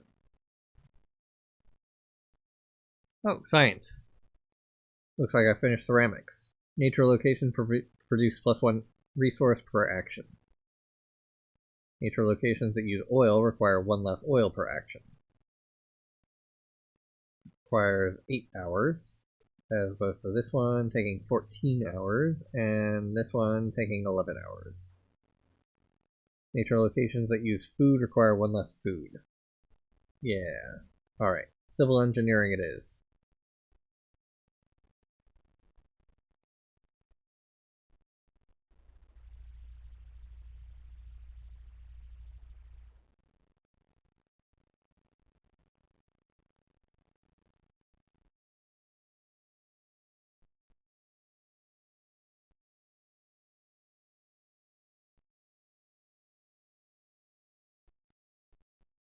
Getting 9 from 14 supplies now, as opposed to getting 4 from 6 supplies. So let's see. That's a 3 to 4 ratio. That's a 7 to 9 ratio. I think Pine Hills Park is currently more efficient, but this one should provide lore drops when it hits these percentages. I think that's probably 80% or 90%. Yeah, probably 90%. That looks like it's a 40%. This is going to require computers. This is going to require knowledge. I have no way to produce those yet. Okay. So you require experience, about 500 or so. How much do I currently have in the future? 200. Alright. What are you even doing? You're working. Right. Let's put you on living life instead.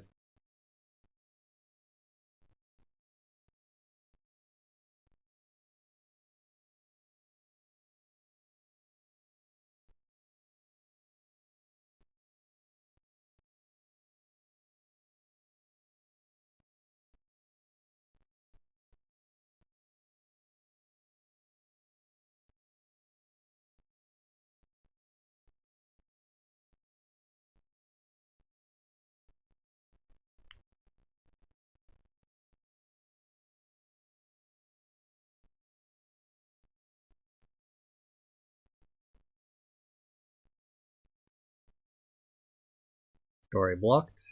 So now the mayor goes there. Okay, work. Toss you back on there.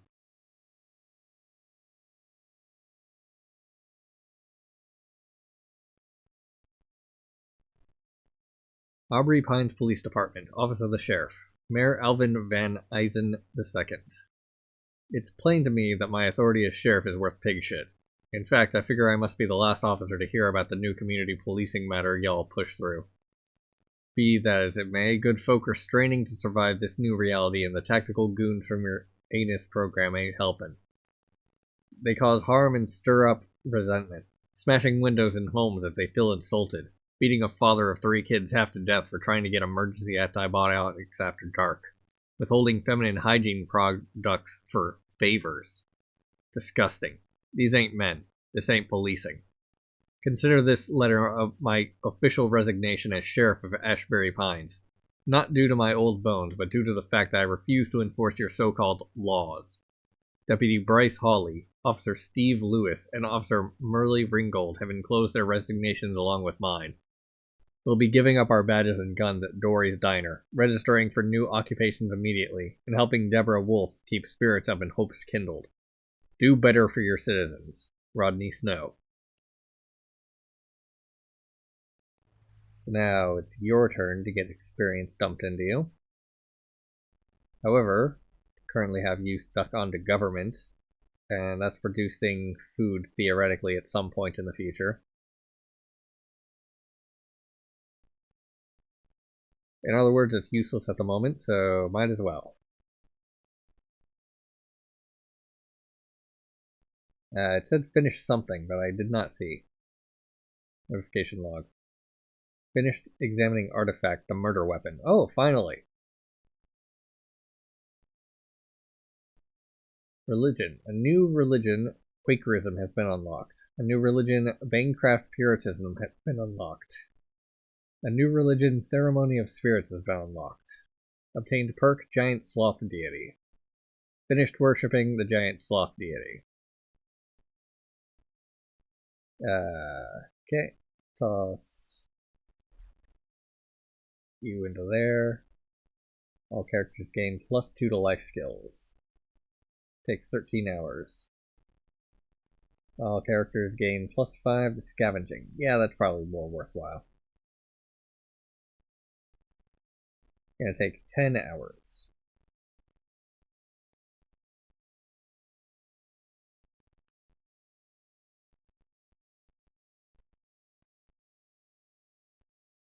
Now, where was I?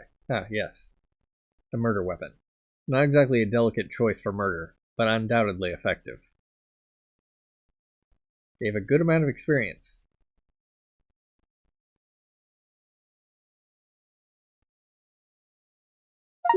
Ah, frick. What was that? The wild web. Enter the age of internet and something. Welcome to Y2K. 1999. Pineys know their town isn't perfect, but there are plenty of simple things to enjoy. Thursday specials at Dory's Diner, potlucks at St. Francis Church, summer pools at the Recreation Center, and hiking trails snaking through Pine Hills Park to nearby Mount Ulysses. As technology slowly pervades more of life, and the internet brings whole libraries to fingertips, there is a hint of optimism shared by the locals. Maybe things will keep getting better. Characters can be assigned to research religions, governments, and sciences that unlock strategic perks, a range of character skill, resource output, and resource production bonuses. Classic Diner requires 45 wood and 100 food. However, you need to scavenge first. We'll put Danny at that, because he's the first one I saw. Young Sheriff Buzz Snow. Scavenging is currently a 12. You are a 15. And Danny is a 15 as well. You are a 16. So put Alvin as a scavenger, I guess.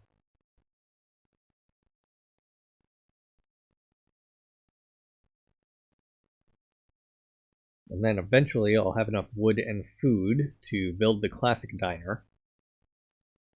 The clearing requires cash and computers, gives XP. New artifact, strange pendant necklace. Final yield, 150 computers, 100 experience, and $200. Alright, put you on examining this. Middle-aged Romina.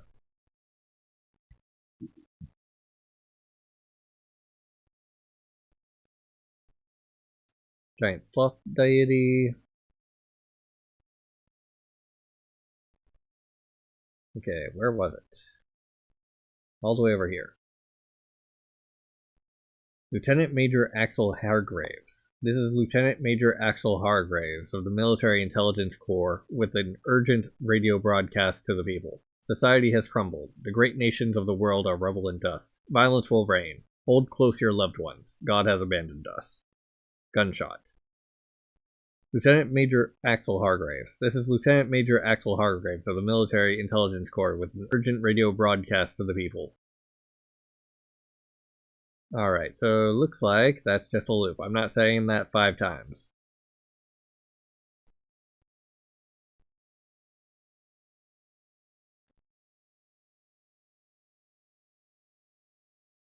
Okay, young sheriff requires experience, you require experience, and you require ideas. You are currently idle. You can scavenge, work, and explore. You can scavenge, work, explore, and govern. So I'll toss young Buzz into that.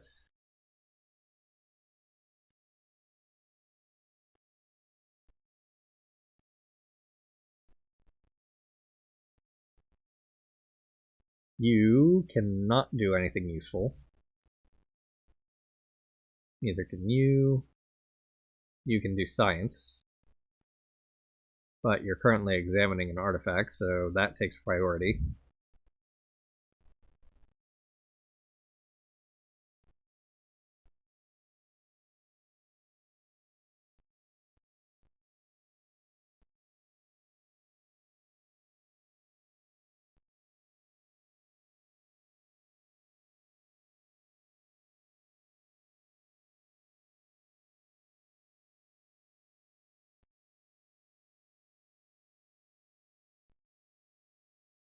Previous food is 100% from previous era.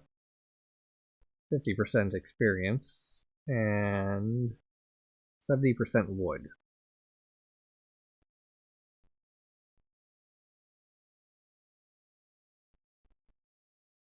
120% from past oil. 110% money.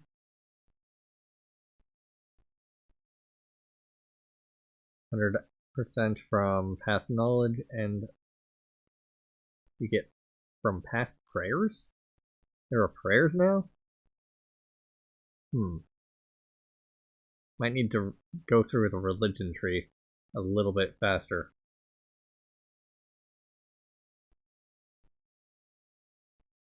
Still only 2 possible.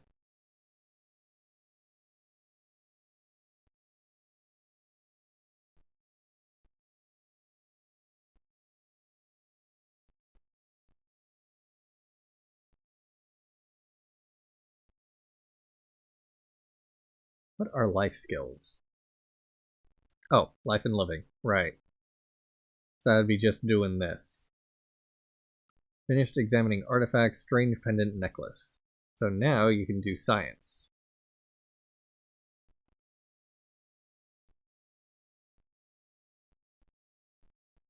That brings that down to 4 hours and 51 minutes.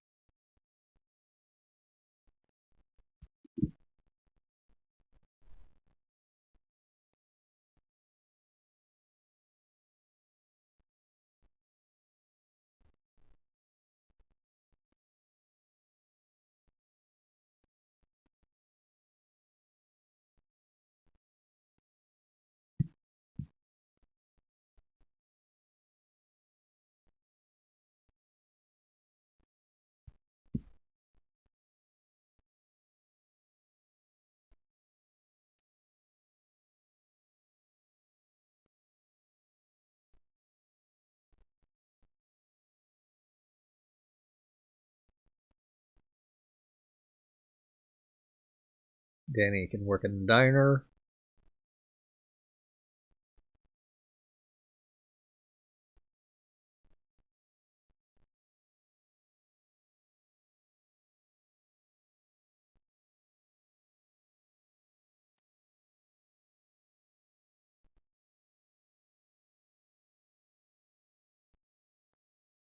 Ah, it moves left and right to the different eras. Alright.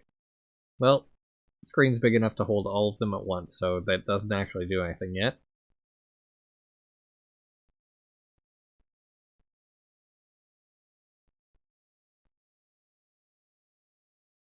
%90 scavenged.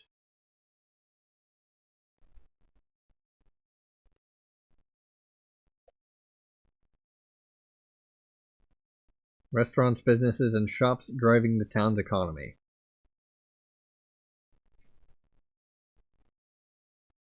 Scavenging their dumpsters is the backbone of the entire production flow.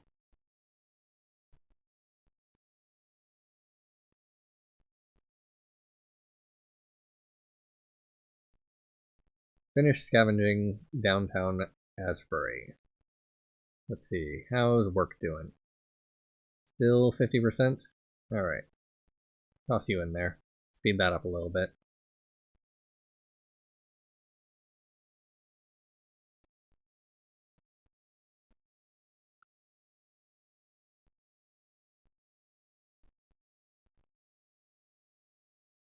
Oh, 100 experience. Nice. I can progress someone. You're only researching, so might as well live life a little bit.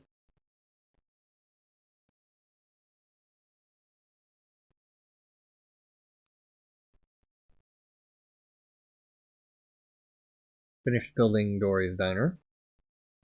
Alright, so what's that doing? It's inputting food and outputting cash and computers. Alright. So Danny can go back into that, and you can get back to scavenging, future mayor.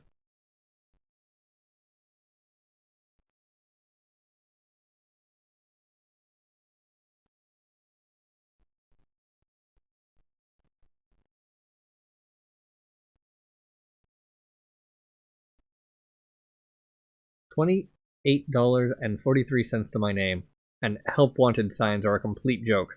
I'd do anything. Stock shelves, sweep streets, clean toilets. Even Dory at the diner won't take another chance on me. All because of my time with Pathfinder? I suppose he was doing illegal things, but damn it, who was he hurting? He made me feel cared about. I mattered in his dreams. I still remember. The dark, the bits, the little girl, the rip, the green gem necklace. Father Bohiggins said he was a good soul taken by the devil. In that case, I miss the devil. How can he be so kind to me if he's evil? Sheesh, what a mess. The final eviction notice came in, and the last bit of brain pills went a few days ago. My mind feels louder and louder. But at least I can make it foggy and soft with some booze. And some simple medicine. Ha. Where to sleep next week? The woods? The pines. Just like the little girl, the rip. Yes. Yes, I'll join her. But first, I need to see how much more medicine I can get. $28.43. Story blocked. Alright, you're governing, so I'll put you back on research.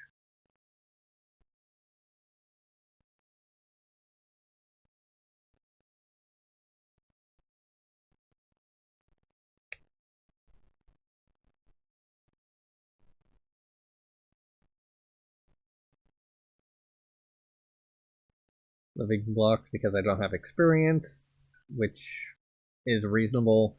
I'll put you back on governing then.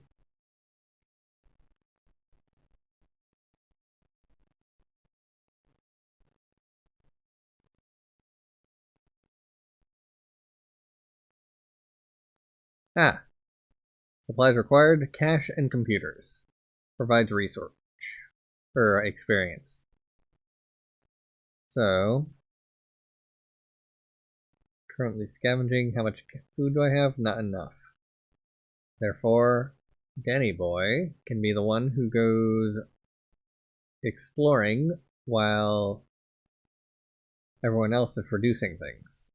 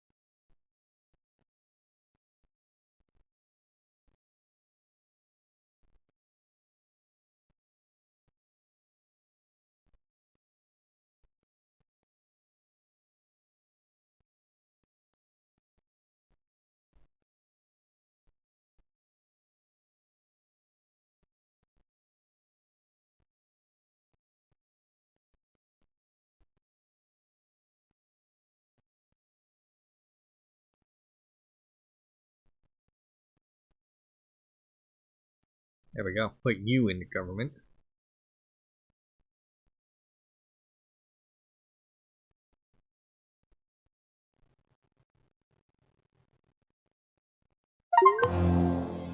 Grand Rosa unlocks the world of plants. Quiet observers.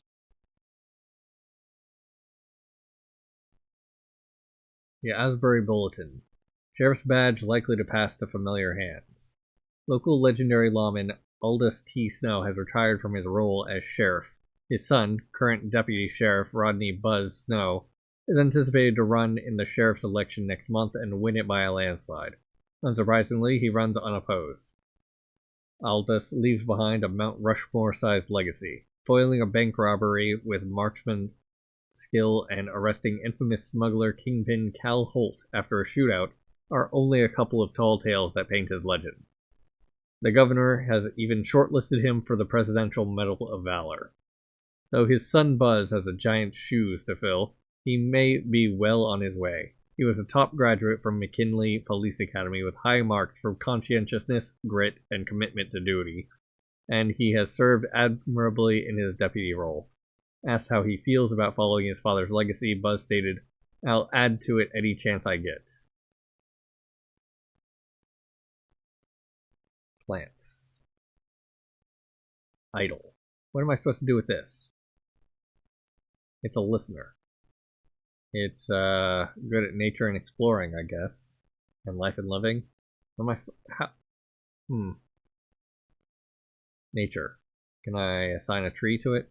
Yeah, I can assign a tree to it. There we go. The tree is working in the clearing.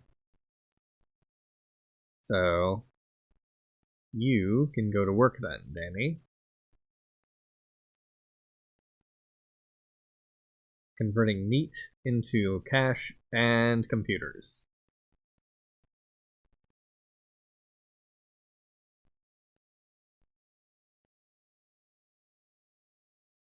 Alright, and then scavenging, you're still running.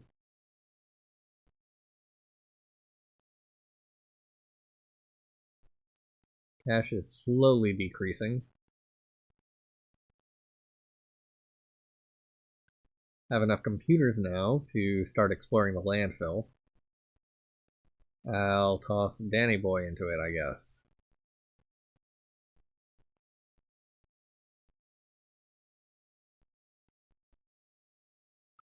Knew the clearing story unlocked. Oh. Didn't realize that was so close to being completed already. Crash Haven. It seems all the older students at Asbury High know about the small path, as indiscernible as a game trail that leads deep into Pine Hills Park and ends at a patch of trampled grass. The clearing.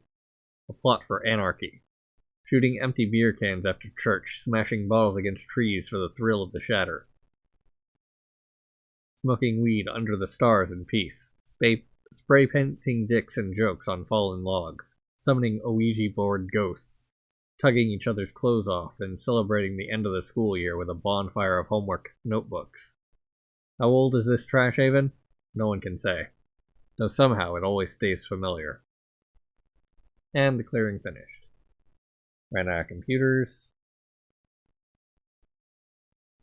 Alright. Hold Denny. Run you for living life because you required electricity to do that, and I just generated some of that.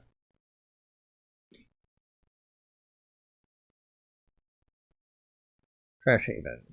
That's a part of Profound Artifact somehow.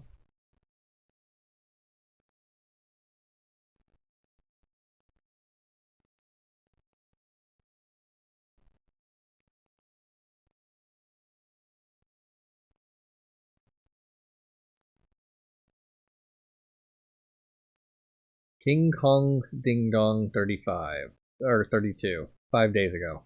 Wow, LMAO, 700k views and counting. For everyone calling this vid staged, the cop is Sheriff Buzz Snow in my town, and someone, who I know, actually recorded him parked on a residential street, while snoring in his squad car with a half-eaten burger on his chest. You can see the sheriff jolt awake and yeet the burger all over the car when my friend smacked the driver's window and ran. The sheriff won't talk about this to the press, and now everyone's wondering if he's lazy AF. And get this, his dad was the town hero for like decades. Can't make this shit up, LMAO.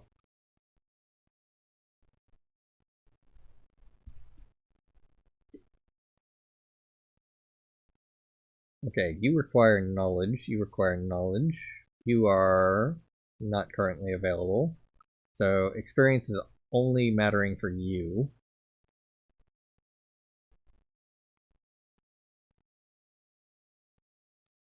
You can go back to work, I guess.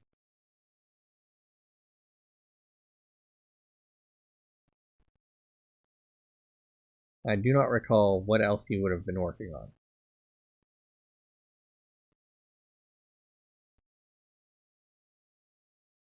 Science? No. Government? No. Religion? No. Scavenging? Yes. Alright.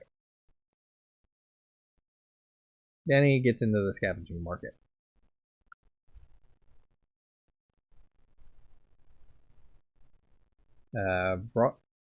Something facility has been unlocked. Brewing. Father Enoch Boggins unlocked. New Young Sheriff Buzz Snow community event unlocked.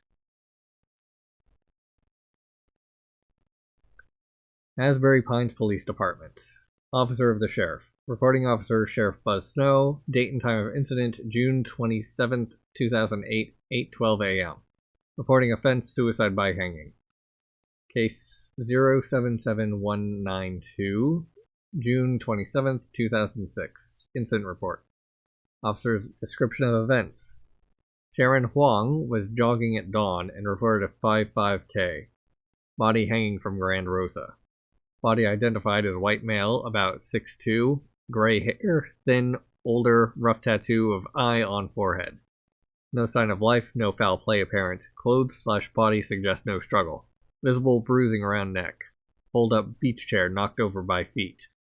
All signs point to suicide by short drop hanging. Actions taken by the officer. Deputy Fazekas was first on scene, cordoned to the area. I called a medical examiner and arrived at 6:29. Pushed hard for immediate investigation so we can remove body before school buses start running. Medical investigation begins at 7:05 a.m. but is interrupted. Romina Zappa ran up to deceased and wailed and cried. Tried to grab deceased. Had to restrain her so she wouldn't disturb body in examination. She made work hard.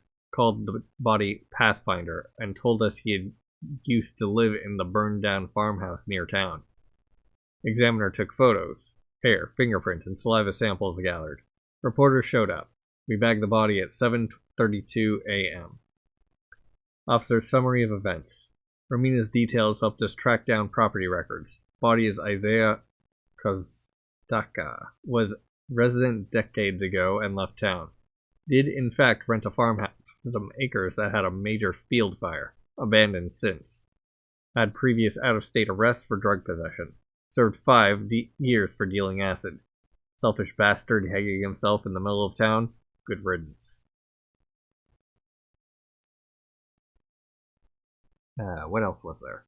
Work. Brewing facility. Takes food. Okay. Is there anything to scavenge? No. Alright. Get you to stop working because I need more food. 25 to produce that. Put you there for them.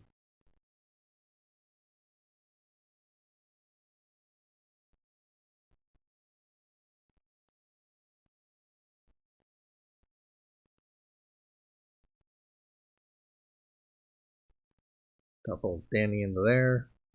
Got enough food and oil to run that. Computers are not in great supply. What? I have...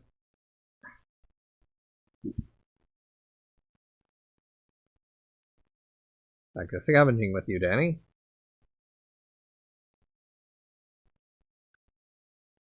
Multiplier on computers is -2. Got it. Current computers, 186. Current computers, 264. 70%. And this one goes down to 50%. Alright. So the more computers I produce here, the more computers I can have here. Where are they coming from? Where are they going? Where's my production flow in the past that says computers are disappearing? Ah, yeah, exploring. Right.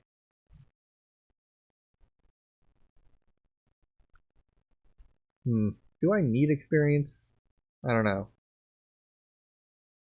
Yes, I do. Asbury Pines Police Department, Office of the Sheriff, February 3rd, 2005, Case 9832. Reporting Officer, Sheriff Buzz Snow. Date and time of incident, February 3, 2005, 3:16? Can't tell if that's a 6 or an 8 p.m. Reporting offense, disturbing the peace. Incident report. Officer's description of events. Was dispatched to Pine Hills Park following reports by 2 hikers of wild behavior by a homeless person. That old rock in my boot. Romina Zappa was wailing up a storm and turning over logs and rocks looking for some kind of necklace with a green crystal. Her nails were torn and fingertips bled pretty awful. There was a shopping cart stuffed with cans of Piney's Delight beer cans. I surmised she was living in the woods for some time. New artifact. Actions taken by the officer. I promised to help her find her jewelry, which calmed her. She was hungry as a bear. Gave her my coffee and bandaged her hands. She wouldn't stop jabbering about this necklace. It was the only thing that matters. The poor woman has a history of schizophrenic fireworks going off, but this show was desperate as hell. I drove her into the station for a meal and rest.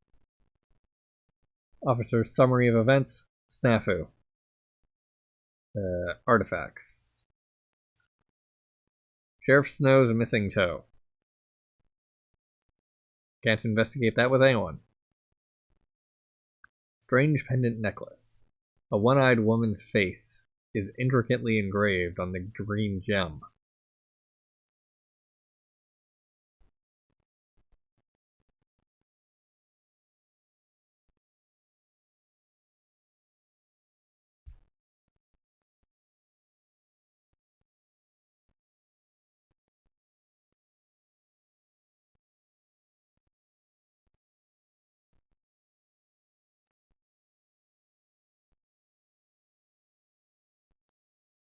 The Asbury Bulletin.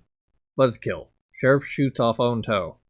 Sheriff Rodney Buzz Snow, son of famed lawman Aldous T. Snow, shot himself in the foot last evening in his home. Doctors at Walden Emergency Hospital report that the injury is not serious and should not drastically affect motor function, though the sheriff will be missing a digit on his left foot. The worst of recovery will be for the ego, Dr. Maltzinskis said. Police records officially described the incident as an accident. Tess Snow, Sheriff Snow's wife, confirms that her husband was sitting around doing fancy holster tricks on the porch. I just think y'all should know the truth that it was bum luck, she added. Indeed, Sheriff Snow had not had the best relationship with Lady Luck. 4 years ago, he gained viral fame on YouTube when a film was posted of him snoozing in a squad car and being startled in comical fashion.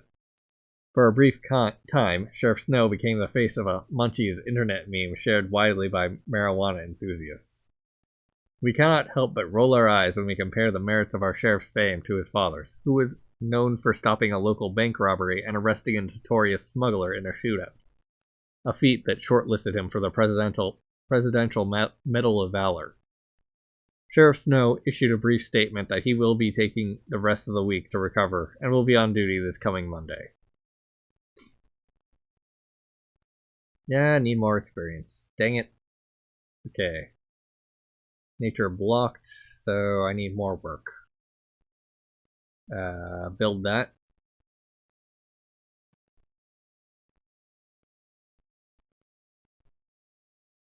Who are you? And why have I never seen you?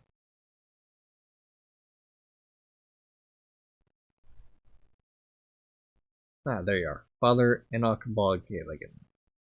Life, scavenging, working, nature, artifacts, religion. Finally, someone religious. You require experience as well.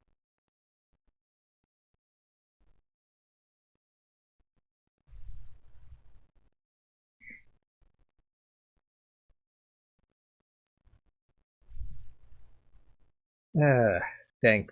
Need money. So you can come off, scavenge, put Buzz there. You can scavenge for cash.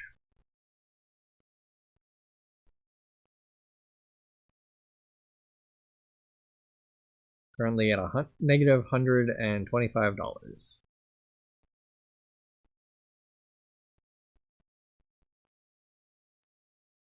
Time paradox. Negative resources. This resource is overspent. Negative amounts occur when resources are first depleted in the future and then lowered or depleted in the past, such that future spending exceeds past production. To regain this resource, eliminate spending in the future and increase production in the past.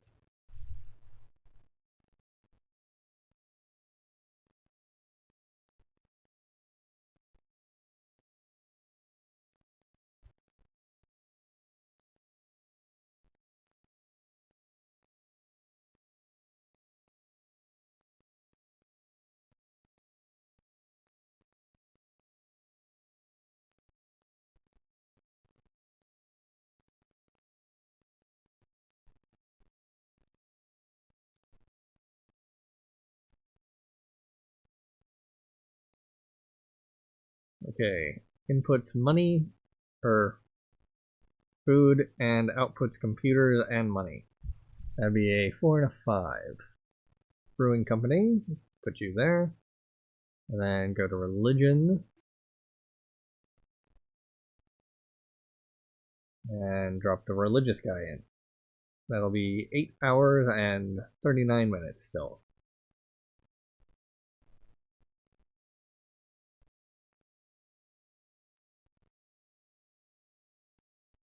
Work blocked. What are you doing? Ah, you need money. Right. Well, it'll get there eventually.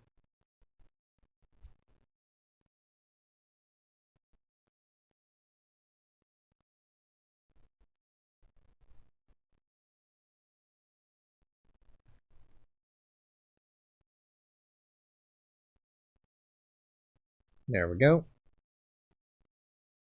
Past money is positive again. Home of Piney's Delight. Voted best lager in the 2027 Midwest Brewing Awards. Computers are still at negative 40.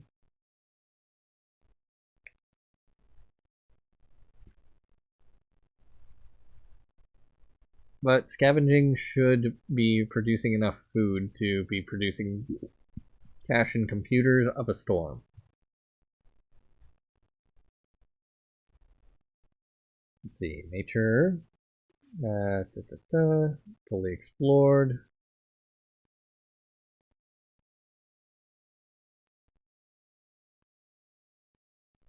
Eventually there will be enough computers to do that again. However, they are currently also being taken up by the clearing.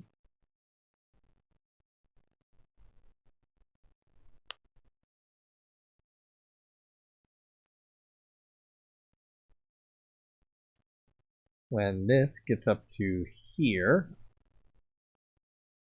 you can switch over to living life over here, or to here.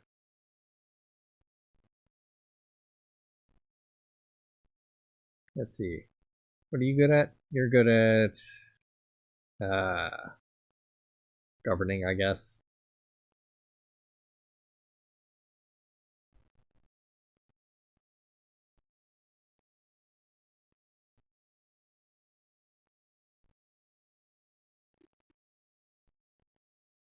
Okay. Less than 100 XP needed to finish this off.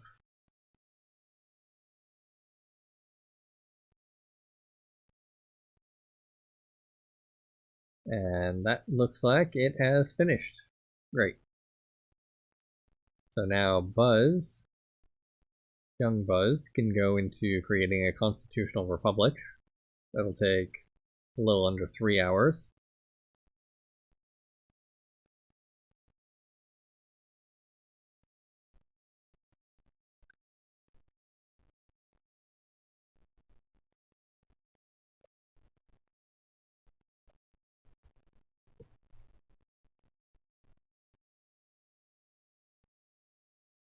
$1.8k experience, so that'll take a while. 1.6k experience. Should be able to do that fairly quickly, at least for the first one.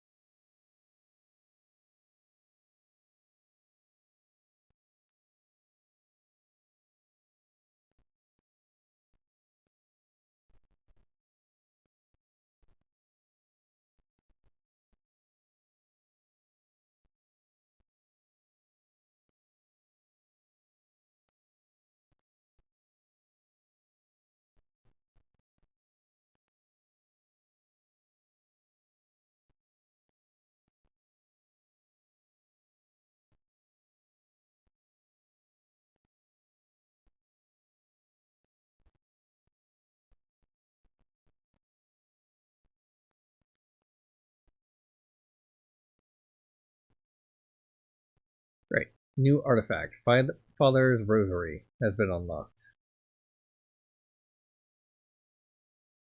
Father Enoch Bohiggins. Please, Romina, come here for meals and a bed. Remember, Corinthians, do not be deceived. Drunkards, nor revilers, nor swindlers will inherit the kingdom of God. And such were some of you. But you were washed, you were sanctified, you were justified in the name of the Lord Jesus Christ, and by the Spirit of our God. Romina Zappa. Yeah, Father, okay. Father, we are all tested so that we can fully appreciate His grace and love. Have you kept in touch with your social worker? Romina. No. I mean, how? All I got time for is surviving, not going into town for talks and talks and talks. And there's the dark, the bits, the little girl. My mind is overflowing with thoughts. Next meal and stuff. I'm always so tempted to drink because, my head won't stop bothering me. And nothing's working. Not sleep or church prayer or talks and bother. Romina, all things are made possible through prayer. Pray with me. Hail Mary, full of grace, the Lord is with thee. Alright, put you back over here. Father Bohigin's Rosary. Put you on that. I'll get 300 computers.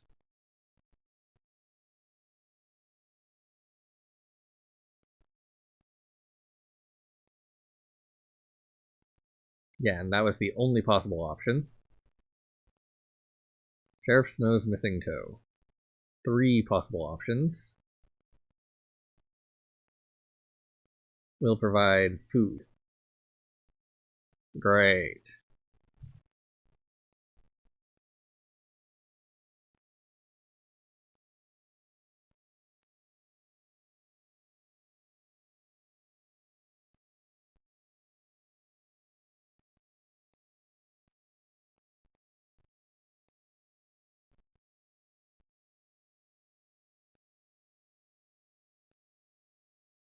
Hmm.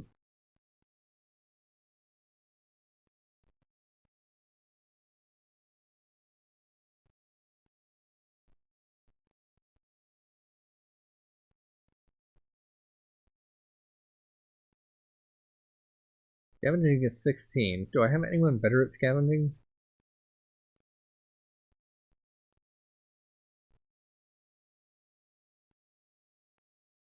No, you are the best scavenger. Why are you not providing enough for one person working?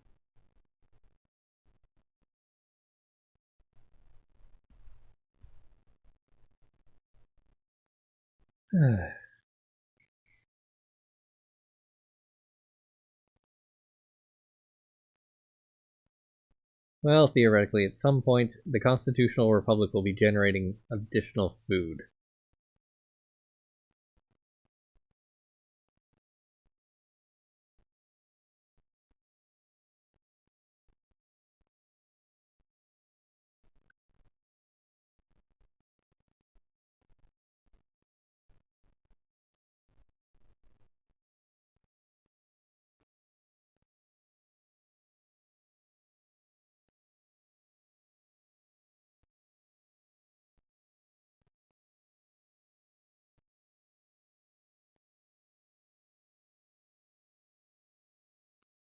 Banished from the northern colonies, this sect of Puritans symbolically proliferated the daisy flower, believing their destiny was not to tame the natural world, but to live in its harmony.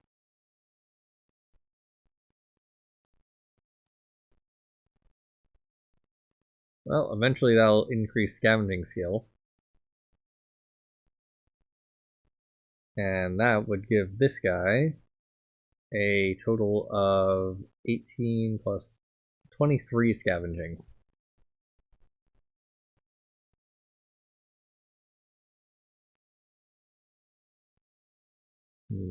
You're idle, so toss that on there because apparently the artifact's done. Examine. These worn beads have counted thousands of prayers across decades. That was 300 computers, not bad.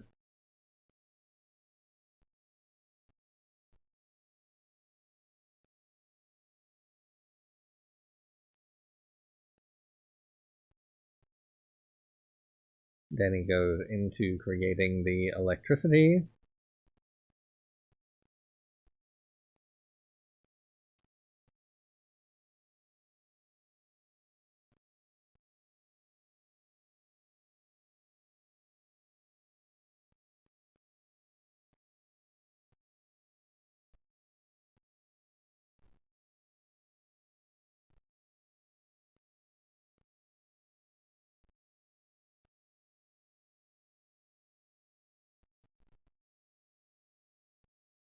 $832 megawatts.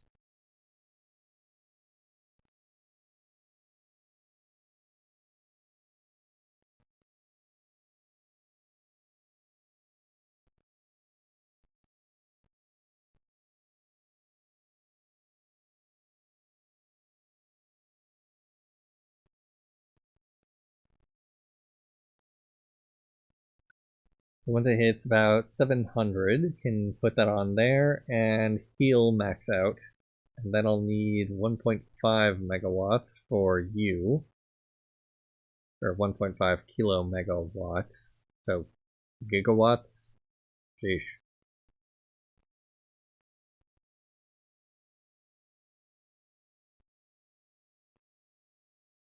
And the landfill is going to take a while to explore as well. Ah, getting close to the first milestone of the murder scene. I'd say probably 0.5 to go.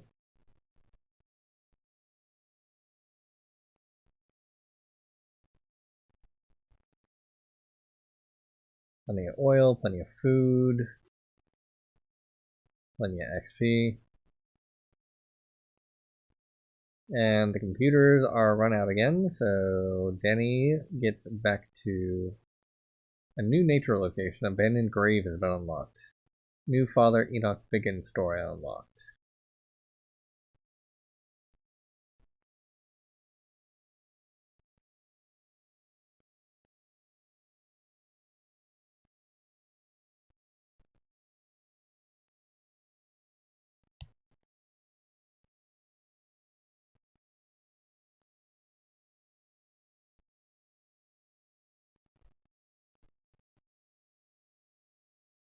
Requires computers, requires money, provides more than twice the XP for this for less than for only 50% more cash and computers.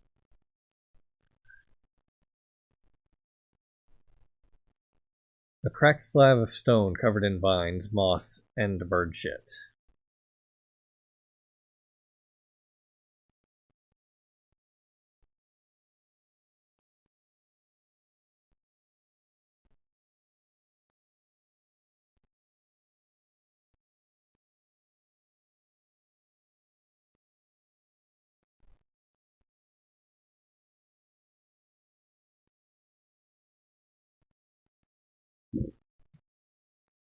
Sadie Sloane's grave. Father Bohiggins visits abandoned grave. Okay, there we go.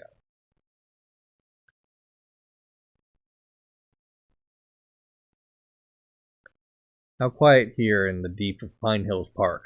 This abandoned child's grave. This little plot for a Sadie Sloane. My own Gethsemane. The place of the vision. Quiet as a prayer, save for the Lord's chirping creations and my seething mood. Fuck. Fuck.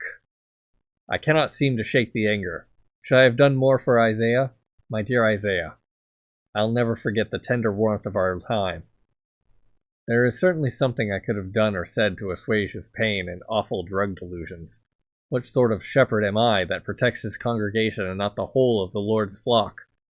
After all, was he not the one who affirmed my love for the Lord? How do I stand idly by before such an opportunity to provide redemption? Sister Brenda says I have to be kinder on my soul, to see his horrible death as part of the Lord's mystery. If anything, I'm eager to save poor Romina from Isaiah's fate. I know she loved him, as I did.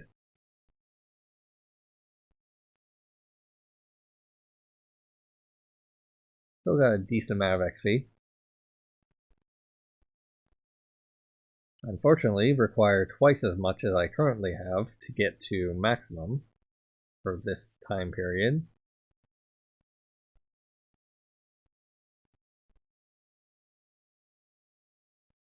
And then require another 1.8k for this one.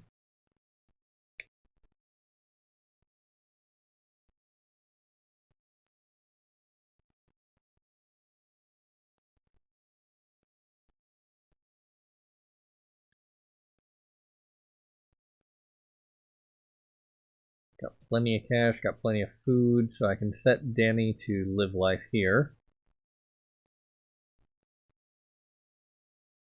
Get at least some of that electricity used. You know what? I'll toss you in there as well. Maybe if I get to that, it'll provide a little bit of a benefit.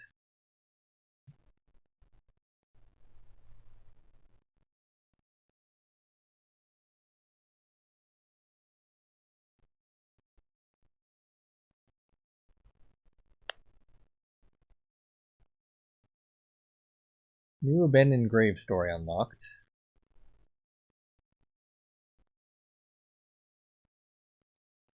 Offerings of the dead. An abandoned grave is nothing at first. A cracked slab of stone covered in vines, moss, and bird shit. But it slowly seduces the visitor. First with its presence. Why here? Then with its heft. Who did this? With its words and dates. Who was Sadie Sloan? How did she die young? Curiosity grows into imagination. A precocious child in the woods. Perhaps lost. Perhaps taken. Perhaps devoured. No. She fell from a branch here, her secret playground. Father told her not to clamber around like a monkey, so she did it out of sight. Imagination grows so big that it spreads itself like memory, like of someone we know, or at least feel like we do. It all must mean something. Unexpectedly, we are somber, standing before a cracked slab of stone covered in vines, moss, and bird shit. Yeah, okay. Maybe at 35%.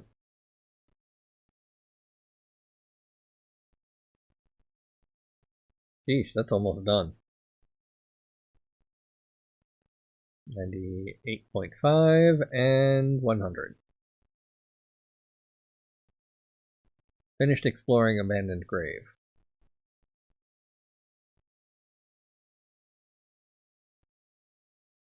Ah, old Danny is done.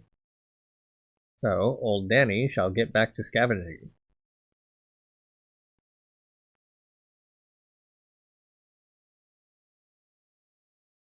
New Deborah Wolf story unlocked. The Asbury Bulletin, lest we forget who we are.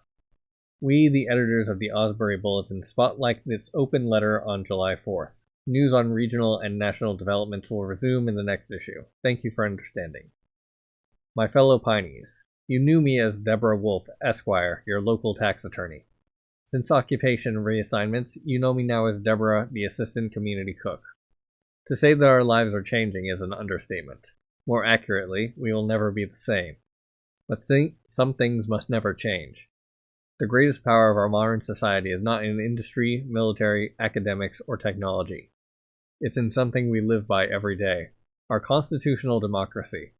To lose our rights of free speech and thought means losing the heart of who we are.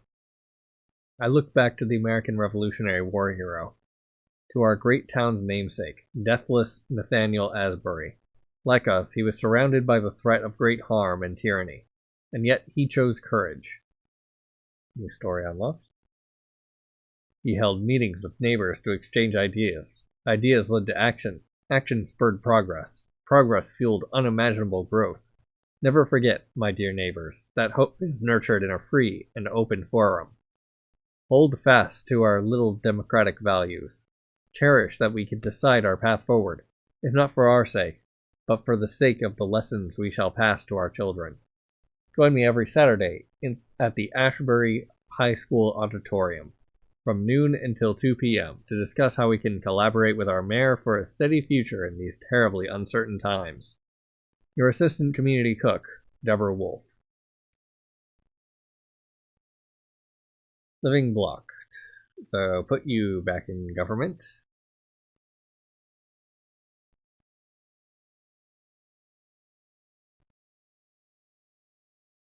Scavenging, you're already doing that. Larg. There we go. The Praetus Press. Hello world, welcome to the April 2052 Town Hall. This is made from the Praetum Press. We are independent. My kids and I made this leaflet with recycled ink from coffee grounds and movable type. Movable type is the old way of printing. It combines letters, words, and other elements into a document and then stamps out copies on the paper. It is slow work.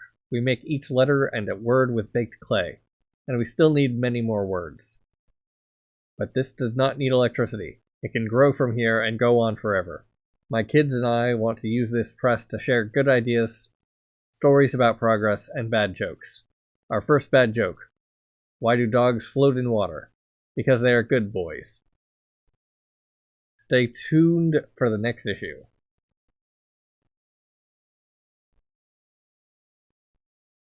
And then over here, we've got Father. Lord Almighty, hear my prayer. Thank you, Lord, for such a beautiful Saturday. What a wonderful wedding ceremony for Danny and Everly Pratis. It was heartwarming to see so much of the town at the rec center sharing in dance, food, and celebration. Such joy and community. Their kiss stirred up that memory again. The feeling of his. Where was I? Yes, thank you, Lord, for guiding me in my wedding homily. At least a dozen folks said it was beautiful. I hope some of them consider stopping by for Mass more often. Lord, I can't shake this feeling that I saw a deep sadness in Everly. She looked lovely in her mother's old gown, and she was all smiles to the guests, but I noticed that in her brief moment of solitude, when the photographers focused on the groom's party, she wore this aloof, despondent look. The shimmer of joy fell from her face as if her spirit had flitted away from her body. Her heart is truly one of a kind. Please allow her to find peace and calm by your grace. For this I pray. Our Father, who art in heaven, hallowed be thy name. December 14, 2029. Father Enoch dies of acute kidney failure. Alright, you're getting shoved into religion now. And you will never leave it.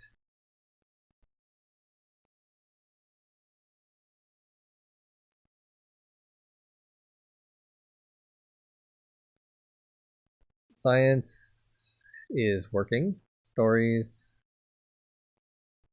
I can't actually tell what's new from this section.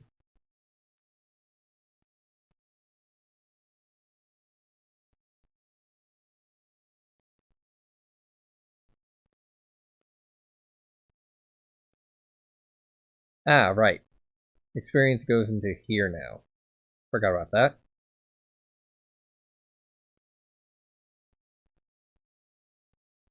How's the computers doing? 79? Okay. Nowhere near enough to start actually doing stuff with.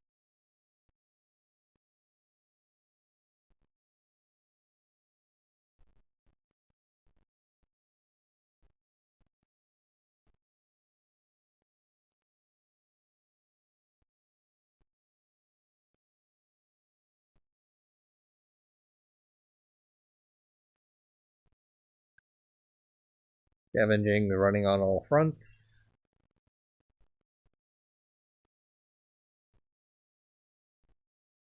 Money is fine. Computers is staying steady there.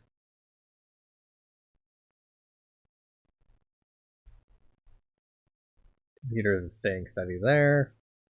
Computers are low because everything else is staying steady.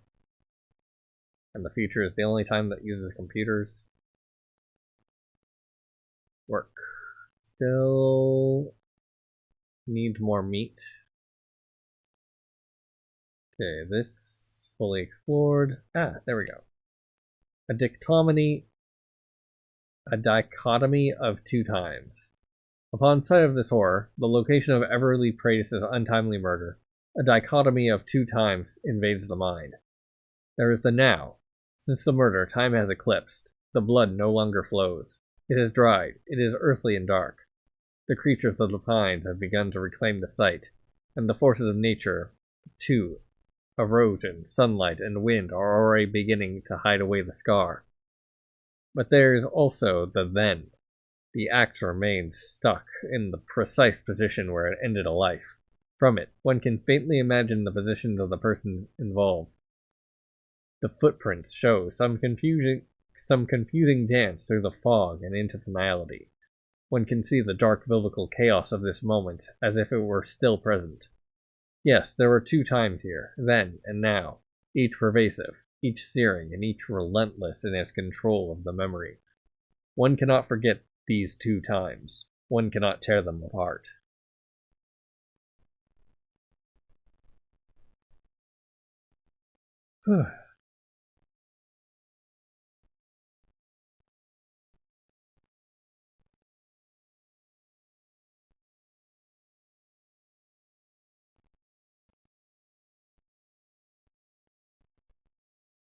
Alright, I think I will pause and go to bed. And then I will have Bancroft Puritanism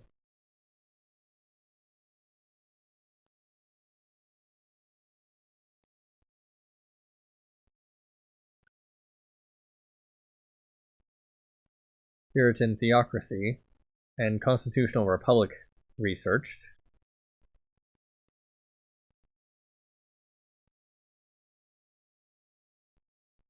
And civil engineering researched. Like, brewing will have gotten a little bit of the way through, I guess. But until then, pause.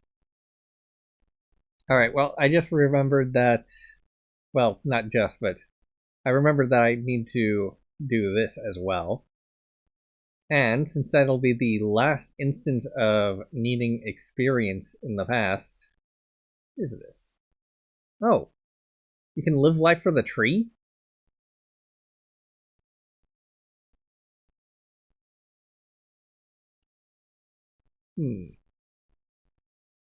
That's gonna take a while.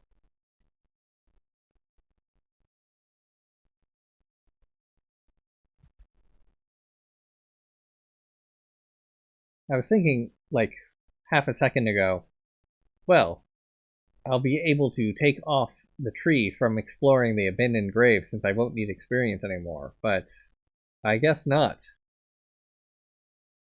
Alright, who else can go on there? Young Buzz could, I guess. Currently governing, currently living. Yeah, sure, I guess.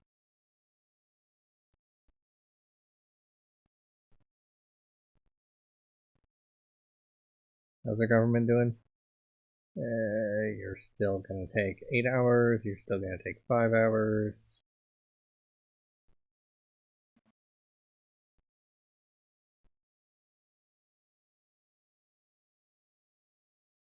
Put you on there for now.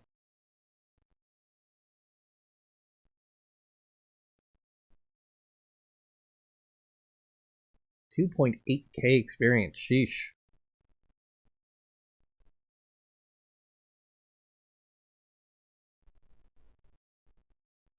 A new scavenging zone, Homecoming Dance Hill Hall, has been unlocked.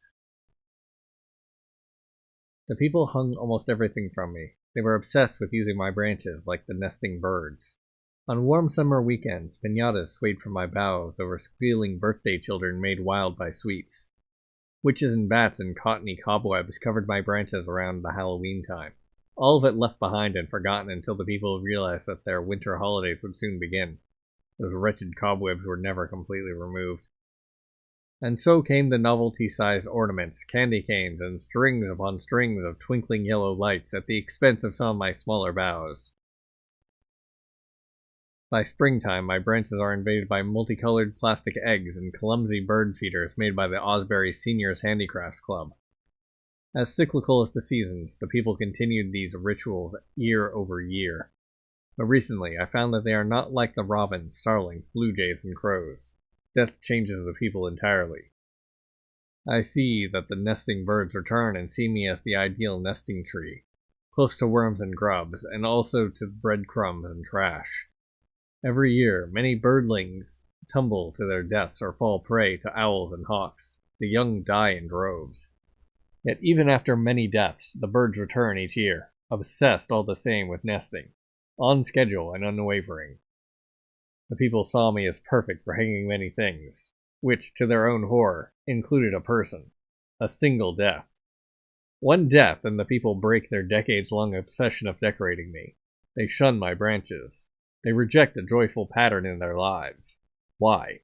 For fear of death? For sadness? For disgust? If the nesting birds were this way, I would hold no life at all.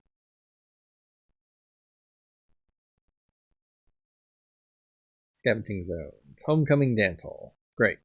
I can toss Danny in there. Actually, you know what? I will instead toss you in there and put Danny back to work because work is more important than having a little bit more meat.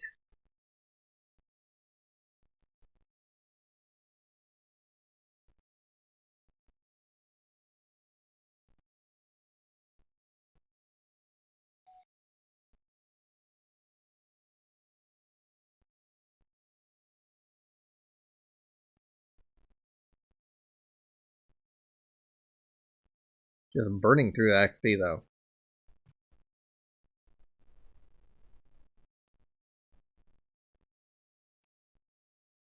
Oh, nope. Meant to click on this one.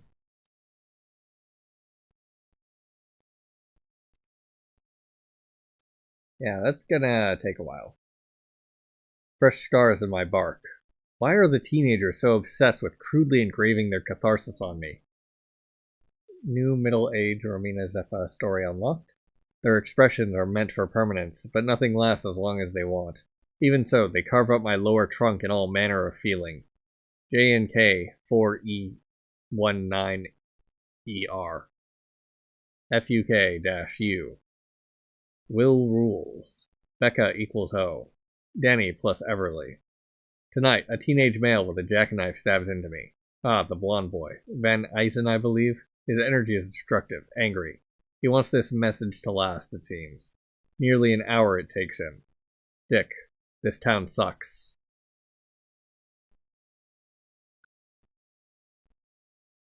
Animals, mayfly. Live life. Time. This also takes only time.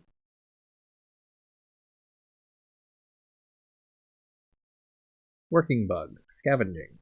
Working. Nature, exploring. Life and living, scavenging, working, nature, exploring, artifacts. Huh.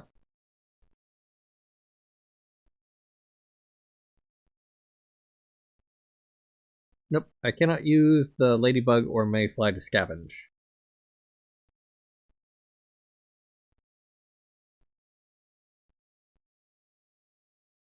Nor there.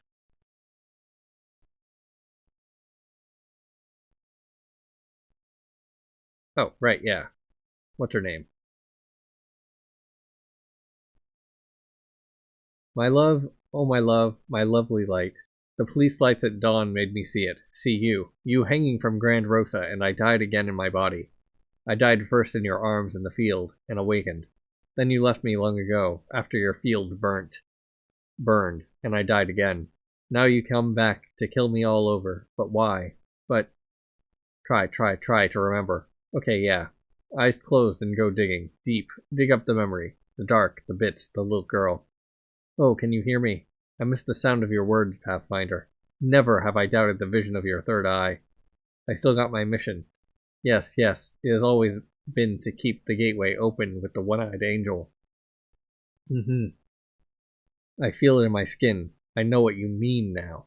It's the woman in town, the eye patch woman, the one-eyed angel. All of it makes sense. It's like I lose more to see more. The rip, the green gem necklace, and the one-eyed angel. I gotta think some. I must show the one-eyed angel. It'll be worth it, though, when it happens. The tears won't stop. You die by me. You die and I die for the third time. You die and I rise. I rise inside because I remember now what matters.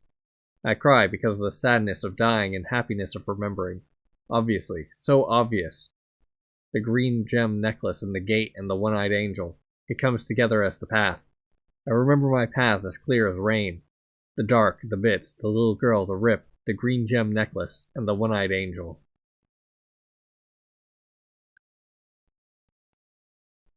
Whew.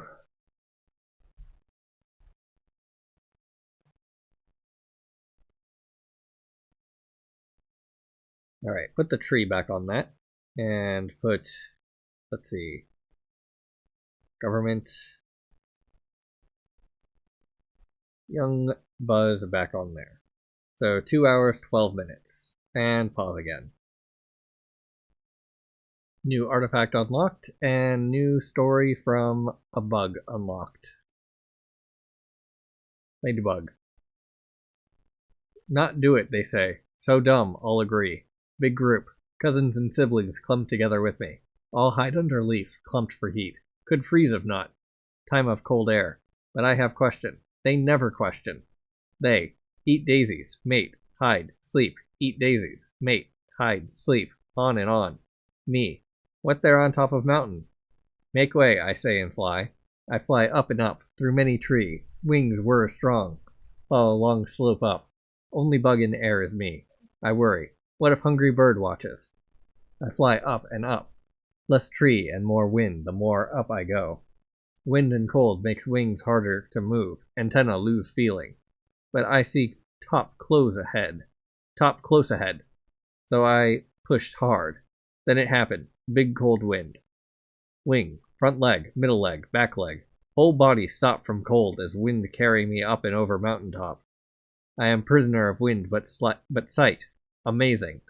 I see bigness and smallness at same time, how sky and cloud go everywhere forever, how rock and tree and water share the wild ground. Beauty I not know could be. Sight blurs, body saying, I done. Ah well, nice to see a perfect thing. I wakened ground needle where wind dropped me. First, excited. I alive. Can tell family up to perfect. Then sad. Home. Where? Hey, aunt, I say. He stopped and put down leaf in mouth. He turned to me. I saw all of ground and sky. The bigness and smallness was so perfect. So what? He grunt, and take his leaf to eat. Then mate, hide, sleep. Artifacts. Pupa nest. Examiner. Ladybug. 4 food and what is that? 80 computers? Sheesh. That's a lot of computers for a pupa nest from a ladybug. Oh, hey. The missing toe can be investigated by bugs as well. That explains it.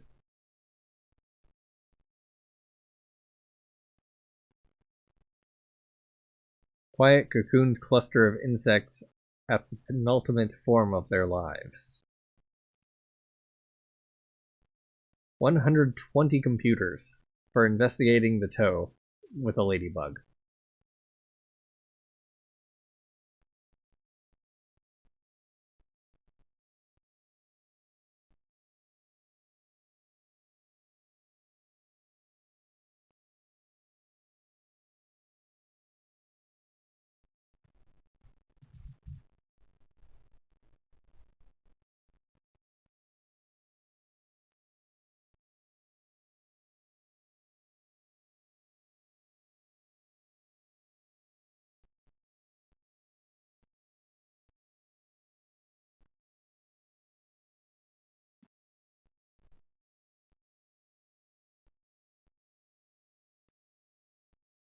Landed in the rose bushes by the front porch, never to be seen or used again. Live life.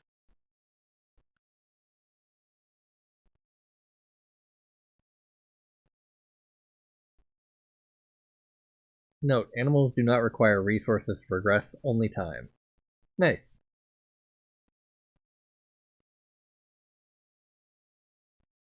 Plants, however, do.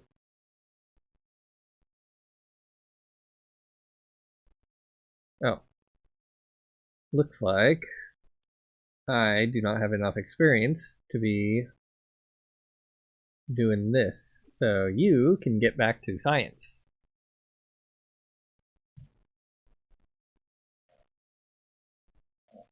Set you on that.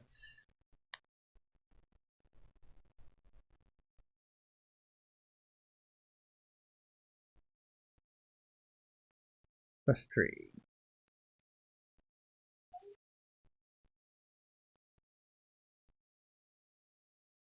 Deborah Wolf penned an open letter.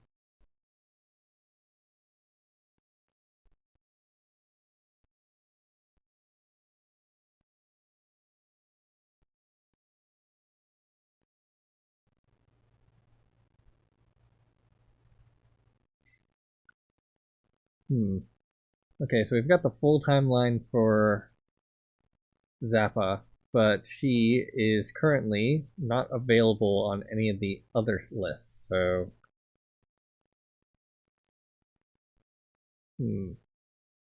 Wait. Ah, dang it, you take experience as well. Alright, get you running. Oh. And this also needs to be run with experience.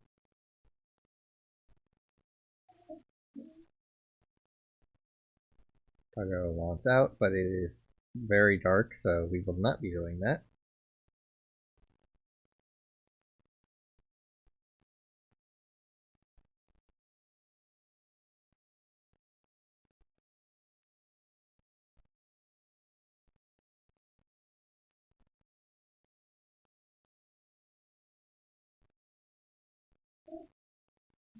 We got enough experience from the past to get both of these maxed out, even if they were at 0 each.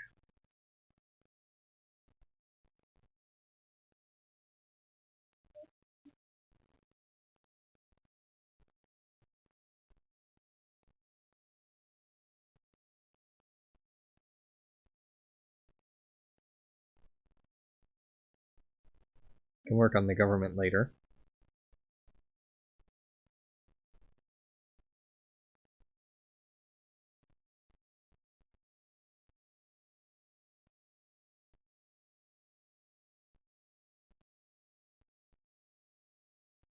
Okay, it looks like this is almost there.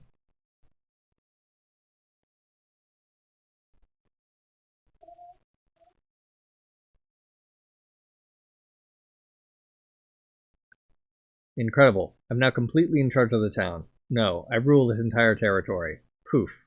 Just like that. No borders to anything anywhere. With my weapons and officers, I could begin making a small country if I wanted to. Who would have thought that Armageddon is my golden age? Ha. Messages with the governor's hideout confirmed a nationwide disarray. Riots for food, energy, and clean water have overtaken major cities. The National Guard disbanded. Armed forces embroiled in factional infighting. The good old president hasn't even been heard of for over a month. Am I dreaming?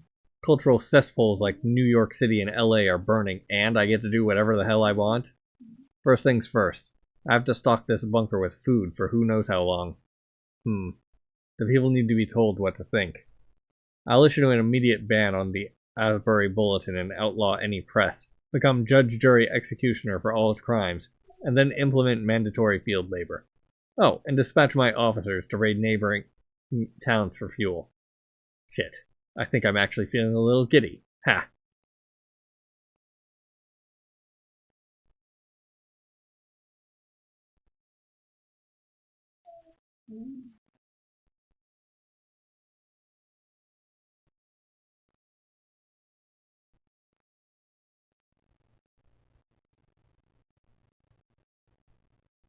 New Old Man story unlocked. Manor Van. Citizens bear witness. Crimes of theft, treason, and propaganda are met with the following punishments on the Town Hall Commons, where all can order now, or your rations will be halved. Now then, the criminals and their crimes. Burton Windkettle, age 16, will lose a hand.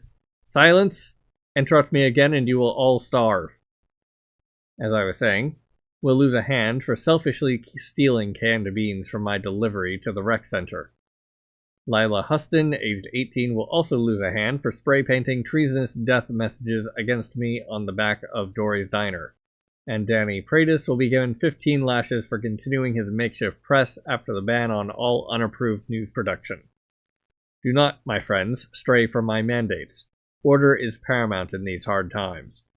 To those that are about to receive punishment, make your peace with loved ones. Officer Rousseau, go to the Pratis home and burn the press. Officer Klein and Officer Mendoza, strip Danny and fasten him to the light post.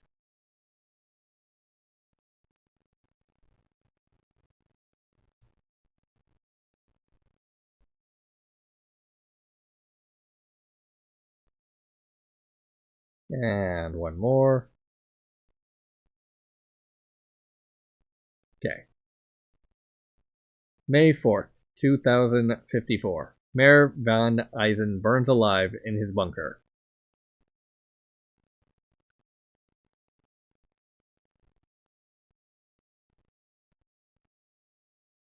Put you back in government.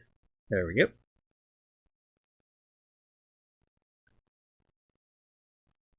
Test Snow. Why on earth are you stuffing rags in your daddy's rucksack? Is that his old revolver, Maggie? Buzz, stop. What's going on? Are you crying? Chickpea, God, I'm sorry. I gotta do something important. I love you so much, and I'm sorry. I gotta do it. You're scaring me pale, Buzz. What's happening? This ain't the way to live. We gotta take out Van Eiser's bunker. We gotta do it. You saw why, Tess. Christ. Children saw why. That's plain suicide. You think an old fogey like you stands a chance against them armed thugs? Listen, my love.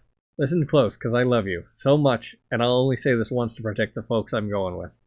I got hold of some high-proof hooch that's been hidden in an old Prohibition settler for more than 100 years. There's a lot of it. A lot of Molotov firebombs for us. Me and 4 others gathered hidden rifles and pistols from folks in town, and we're gonna attack. Light up and burn that fat snake in his concrete hole. We did our watching. We know where the vents are. Patrol routes to ambush. It's time. It's my time. I'm shaking, Chickpea. What if I don't make it back? Ah, snakes in hell. I'm more angry than I could ever be scared. What Van Eisen's done to my town is pure evil. I gotta fight back. Sometimes you gotta punch him on the chin, as Papa would say. I'm sorry. I'm sorry. Buzz? Oh God, my Buzz. I'm so sorry. Come here. Remember this feeling, how I'm holding you, alright? Show him the fires of hell, Sheriff, and then come back to this feeling, okay? May 4th, 2054. Rodney Buzz Snow succumbs to gunshot wounds inside Alvin von Eisen's burning bunker. And that's the XP for that done.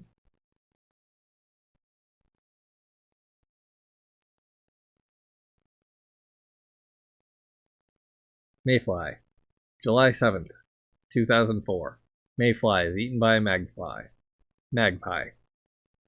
October 9th, 2009. Ladybug flies into a spiderweb. Unfortunate. Oh well.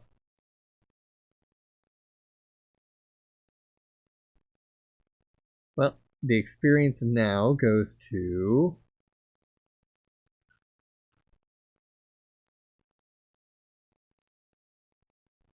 only the tree.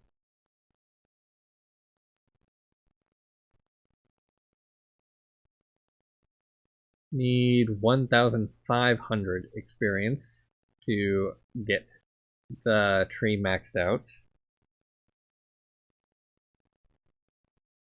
Buzz launches his plan. Rules with cruelty. Buzz launches his plan. Buzz launches his plan.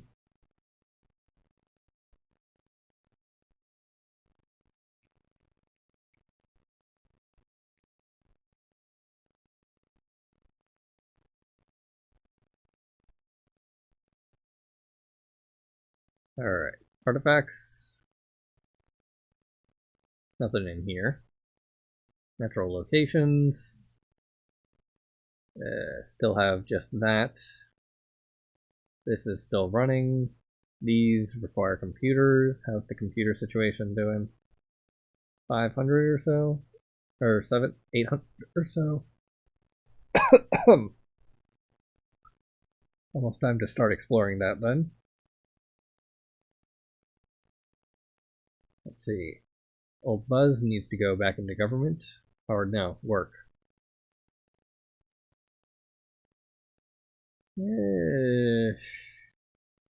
On the other hand, nope, never mind. I cannot send old Buzz to explore. Oh, yeah, I can, never mind. Oh, but this one requires knowledge, which I do not have. So, you go back to working in the recreation center.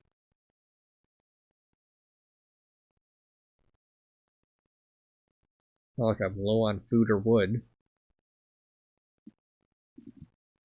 But nice for you to have something to do.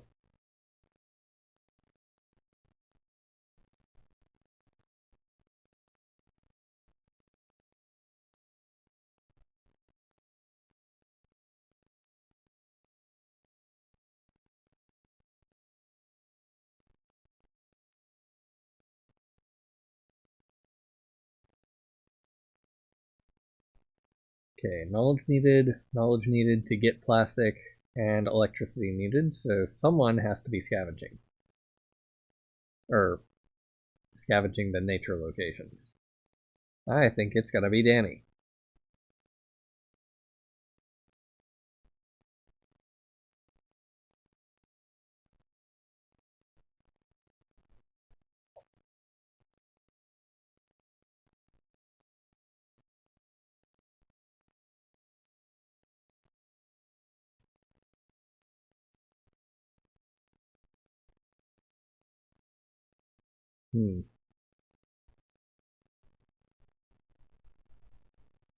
I have less computers than oil soon.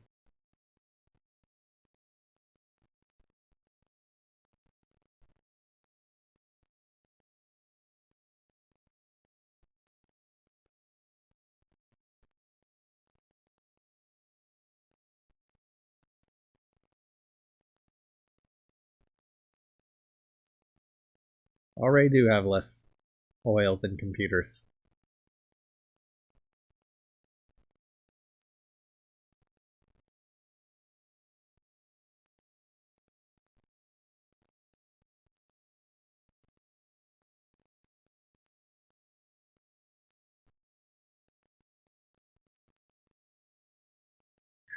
Need more food to get more computers and money.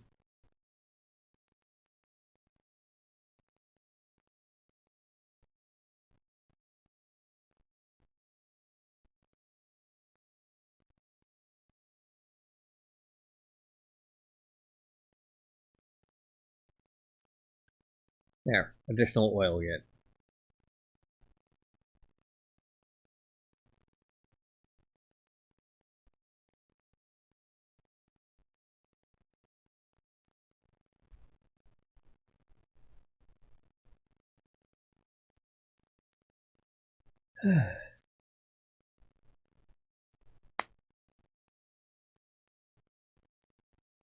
Just gonna need so much oil to get these completed.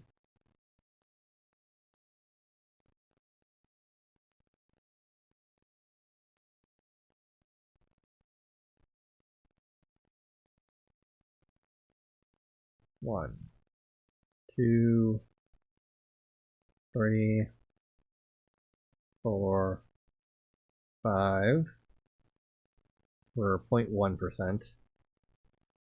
There's 3 per each one of those, so 15 for 0.1%. So 150 for 1%. Have enough for 3 more percent.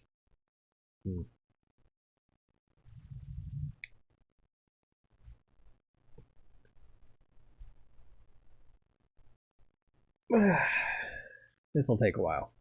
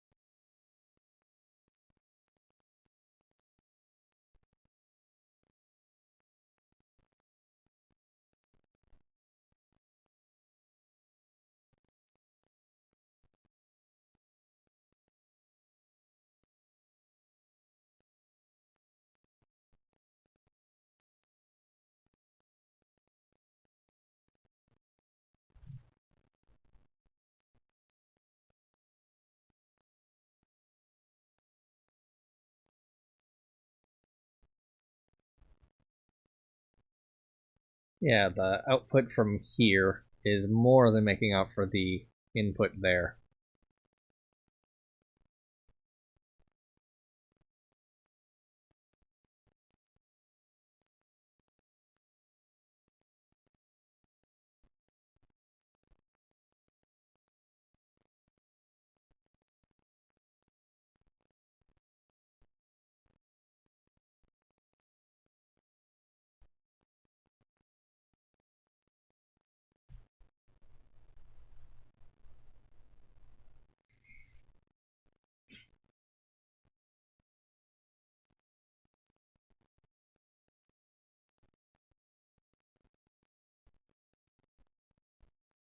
Alright, pause for a while.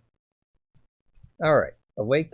So time to put government people on different governments. Put you there. Put you there.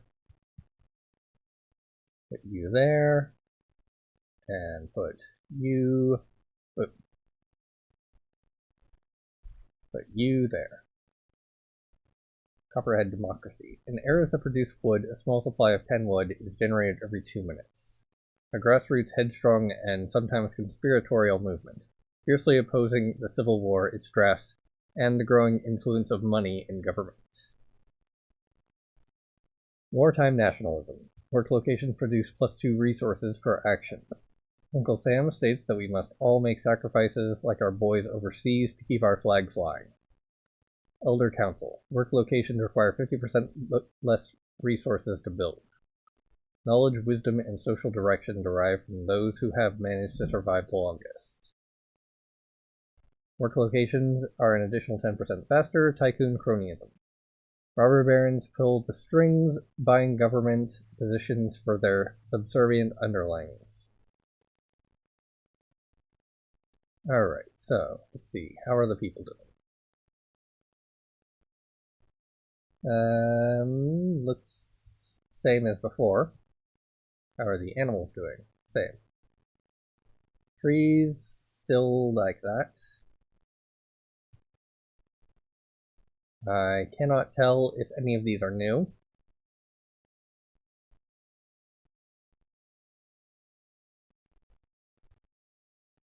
Oop, science. Right. Okay, so bootleg brewing isn't done, but civil engineering is.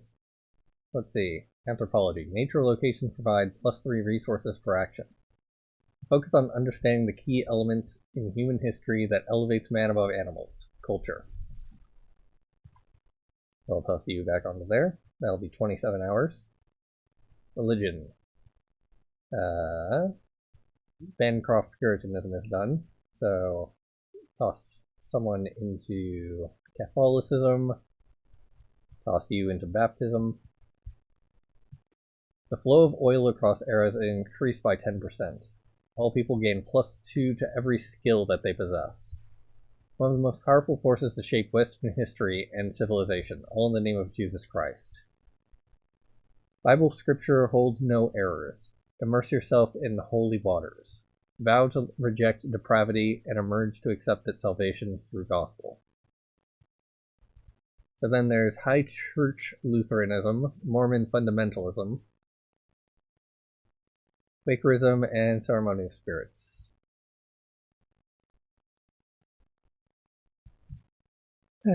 That'll be 14 hours, that'll be 15 hours. 15 hours for both of them, round up. And perks. Religion. All characters gain +5 to scavenging. Nice. Nature requires 1 less oil. Let's see. There's the new one. Can every complexity be discovered? Several hundred yards away, at the head of the park, piled teddy bears, flowers, and candles make it hard to decipher the park's entrance sign. There, humanity reigns, riddled with grief, but still humanity. Decency has kept secret the spot, the site of the murder. And so here, there is no humanity. There are no sobbing friends, no huddled prayers, no collections taken up for family. Here there is only a shadow, cast by ultimate rage, the remnants of complexity. Complexities that may never be known. Township landfill. Buried treasures. When does trash quickly become treasure? When you add the catalyst of human desperation. A dozen miles off of Route 25, swaths of seagulls swirl and caw over the township's trash dump that spans 10 football fields. Without a vehicle, it takes Pineys a whole day to make the journey to and from this pit of rot and gas, and, once there, all sorts of hungry and cruel people may be fighting over the waste. Not to mention the packs of stray dogs. And yet, locals take the risk. They cannot let go of their past ways of life. Batteries for their devices, modern clothing, pre-made containers, motor oils, electrical cords, modern cookware. They refuse to let go. Philistine Junkers. Pineys who show a lack of faith in Jehovah Jim and his vision are deemed PJs, Philistine Junkers. On good days, they're driven out to the dump and given wrenches to gather lug nuts, engine belts, injection pumps, and sheet metal for armoring. On bad days, they're given picks and shovels to unearth buried drums of toxic sludge in hopes of finding a container of diesel waste. It's never the work that kills PJs. They're taken by infections from the lacerations and wounds caused by clambering about this jagged, caustic environment. Alright, stop with the that.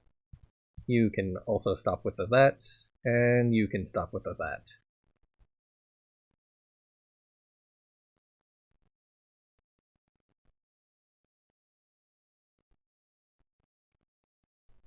Romina can be put on gunpowder research.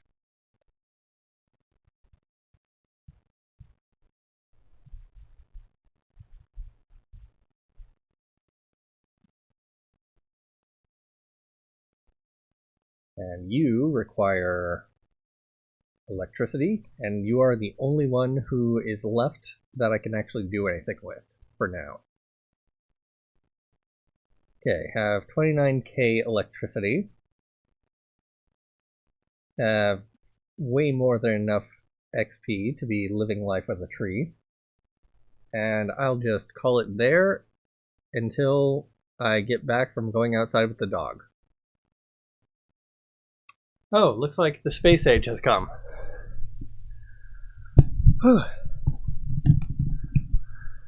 1969. Asbury Pines ain't a place of giant leaps for mankind, but powerful forces persist among the townies. A legendary lawman, a criminal enterprise, and a psychedelic cult grapple to shape the communities of a thriving town. The new highways connecting to Old Route 25 brings many new faces, and whether it's bustling downtown or the wheat fields on the outskirts, it seems they all want a place for themselves. As key stories are unlocked, their importance emerges in the quest tree, from the murder of Everly Pratis to something much more. Threads spin, braid, and weave into a grand narrative tapestry. Story by story, section by section, a grand design. Destiny unfolds.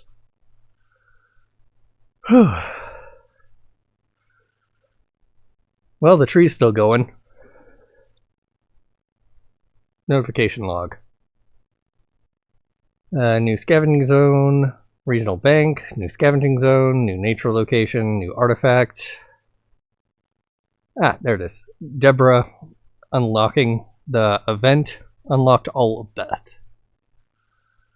Whew.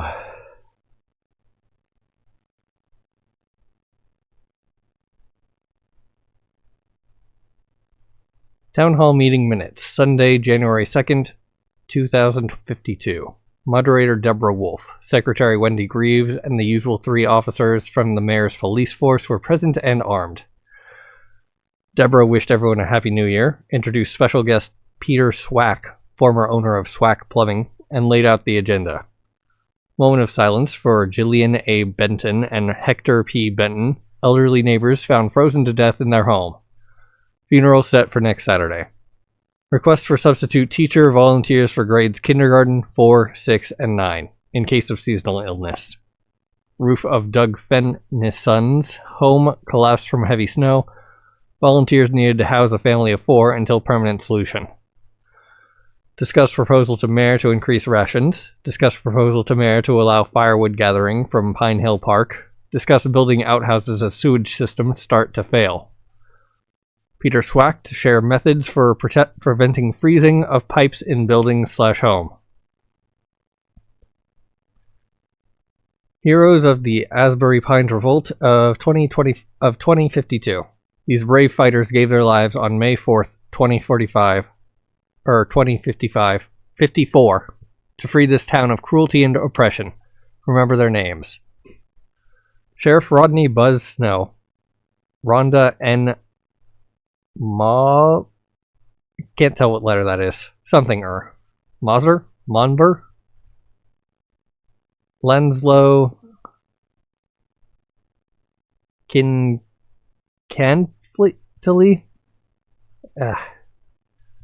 Vern L. Warren. Benjamin Sly Snyder. They believed we deserved better. Let us work to make that true. Mayor Deborah Wolf, Esquire. Town Hall meeting minutes, Sunday, February 12th, 2061.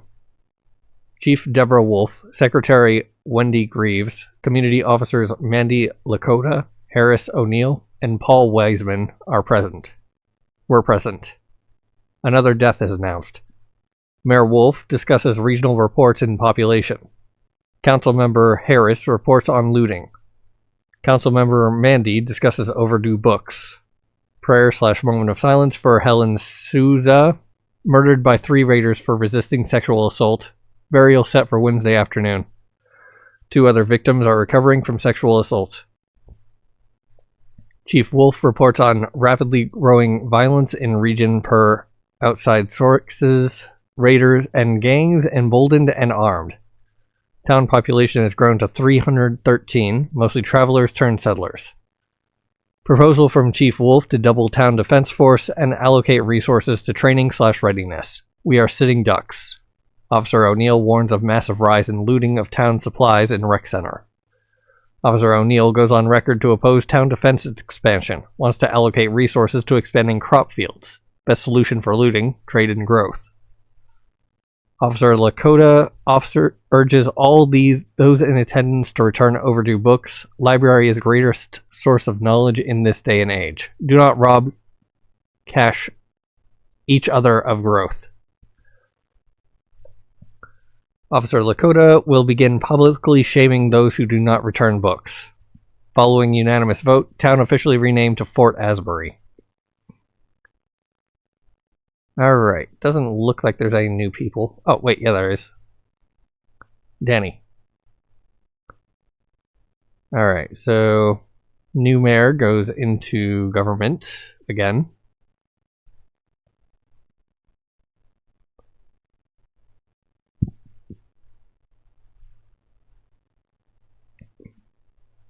Huh.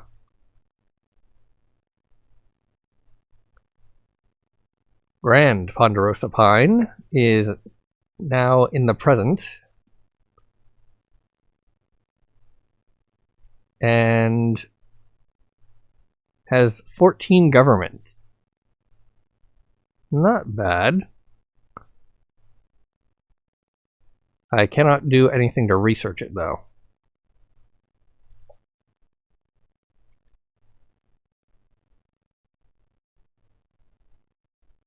That'll be 5 hours and 45 minutes. Artifacts. Dory's library card. Who is Enoch? Bo Higgins.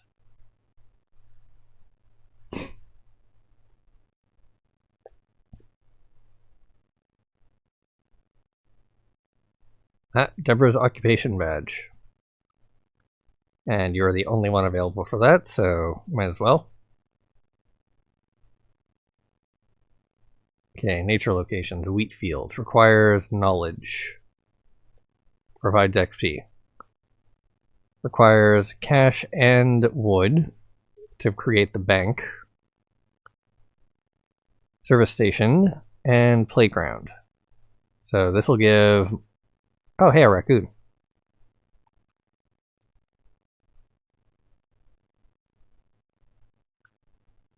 New Old Danny Praise story unlocked. September 2nd, 2058. We got out of town. Gavin heard the downtown church bells before dawn. Raiders. We could smell smoke from the direction of Town Hall. A few minutes later, Paul Hickley was driving out of the town's last 3 trucks. Driving one of the town's last three trucks through our neighborhood and blaring his horns, shouting about getting to the gas station and joining the fight. Dozens of attackers looting and killing. We grabbed our go-packs and ran into Pine Hills Park, like we planned if the town were ever in danger. Jackets, medicine, books, water, crackers, dried fruit, flashlights, matches, small pots, and toilet paper. I have a small hatchet, a map, a folding shovel, and a couple of tarps for a tent. No longer am I second-guessing the decision to barter our little hand-crank radio for 4 books on wilderness survival. Tomorrow, we're going deeper into the game lands and saying goodbye to Pine Hills Park. Winter will prove difficult. It'll be dark soon. Heather tries to fashion a tent. Gavin struggles with starting a small fire. We're working through the tears. We left friends and all we ever knew. But we all agreed to this plan the more we heard about the world burning around us. Worst coming to worse. How is society safe anymore? Alright, Danny. Focus, rest, prioritize. To do. Find fresh water. Scout tomorrow for permanent shelter. Make shelter and collect pine sap for fires. Make spears/weapons. Crude bow. Small game traps. Fish. Forage/make garden. How to store food. Where to scavenge. What if we're found? Will we have to kill? Journal of Happenings, October 4th, 2066. How Things evolve. Observed Asbury today. Downtown now has makeshift walls of scrap wood/metal, a messy enclosure surrounding the gas station, fuel, and town hall, shelter. About 4 acres all around. Enough to stop bullets. But vehicles? Doubtful. A body dangles from main gate with a sign around his neck. Raider. Did Deb Wolf allow this? Recognized Mr. and Mrs. Tanny patrolling pumpkin patches outside the town. They looked shabby and mean. Carried sloppy pikes. Wooden poles with knives fastened to the tip. To think they used to run the barber shops. I briefly remembered the old world, where Mr. Tanley gave me the gentleman's cut every time. Wanted badly to call out to them and talk about anything at all. Hunger, fear, birds, whatever. Did they still have their humanity? At least you're around to slow my inevitable slide into woodsman-style lunacy, dear journal. October 7, 2066. Quite the day. Gavin and I diverted scavengers who came close to home. A bruised and hungry group of 4. 2 women. 1 old and 1 in her 30s. 2 men. 1 gray and missing his ears. The other a teenage boy with burns on his shins. All from Detroit. Avoiding trafficked roads. Fleeing destruction and a maniac who thinks himself the instrument of God. The younger woman, Nadine, had yellow zinnia in her hair. Books of poems. Pablo Neruda/Billy Collins Shea Silverstein under her arm.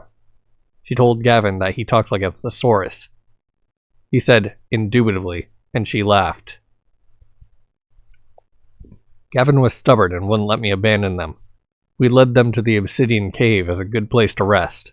Older women kissed my cheek before I left. Was dumbstruck.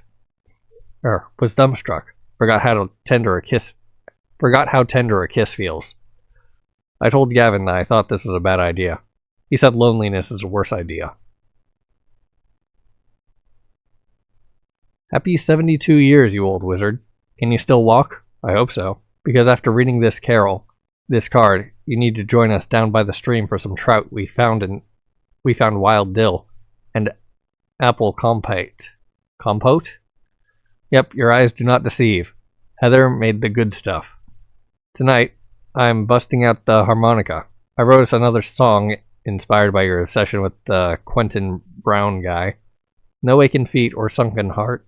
It ain't got time to fall apart. Oh. Forever mine. A river ain't the same thing twice. Runs straight through hell and paradise. It never takes a long look back. Finished examining artifact. Dory's library card. No aching feet or sunken heart. I wish I could let go of my woes the way Old River seems to know, to save itself from painful memory. But a joke, a joy, a warm embrace, the lingering smile on Mama's face can stay alive in our melody. So I'll sit and think on all we've done. There ain't no use to river run. I'll make the good forever mine. Forever mine, oh forever mine. I'll make the good forever mine. Love Gav/Heth. April 22, 2069. Danny Pratus passes away in his sleep.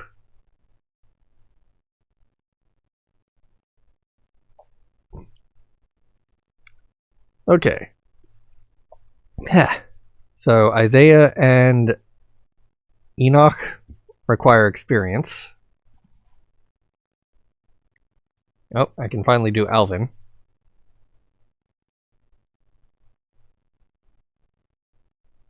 Whereas he only needs ideas.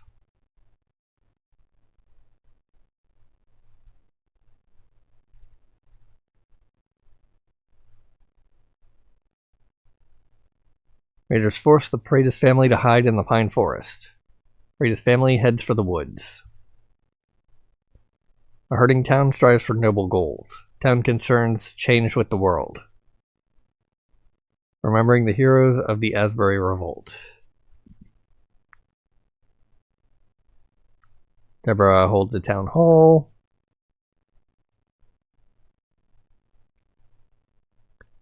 Ends Van Eisen's terror. Remembering the heroes of the revolt.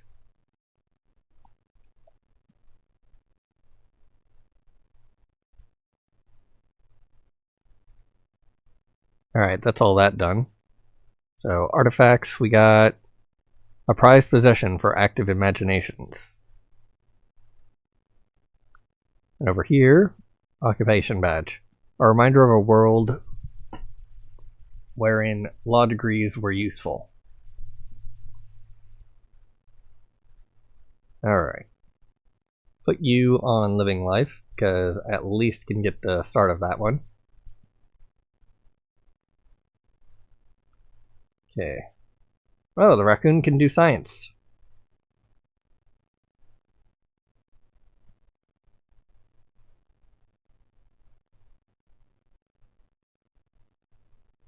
Alright, back on there. Can't do anything with that. So we got work.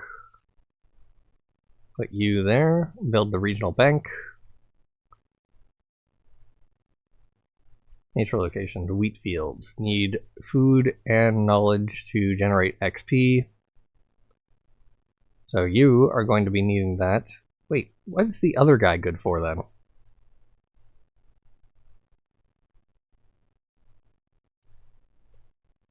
You are for nature exploring, but you're not available. Why not? How dare?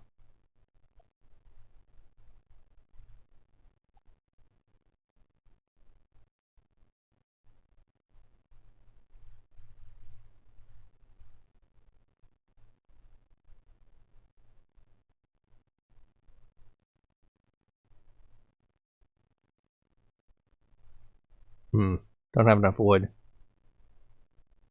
Alright, need to scavenge some wood in the future.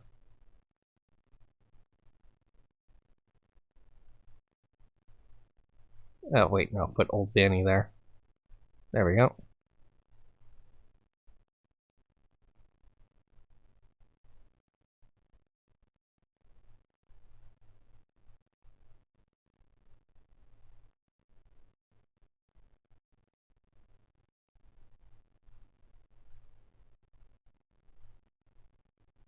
Ah, there it is. Old Buzz.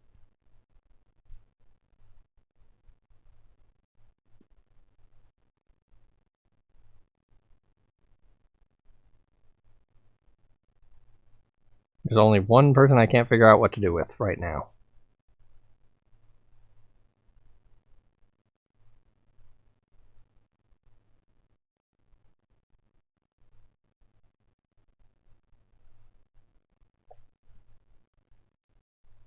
Still generating this.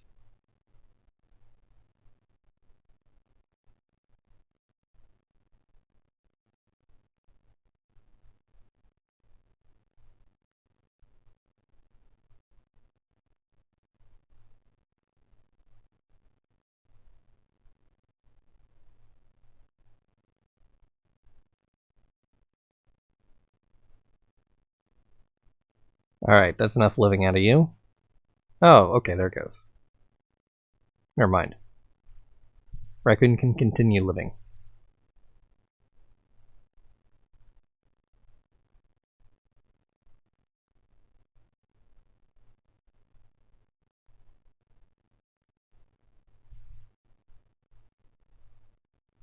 Scavenging the Four Corner Service Station. For wood and money. Let's see, how's the money transfer up? a 110% increase, and wood is a 70% comes up. Got it. Computers is 0%. Knowledge is 100%. Prayers, 110%.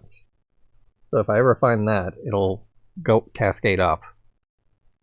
Finished building, great.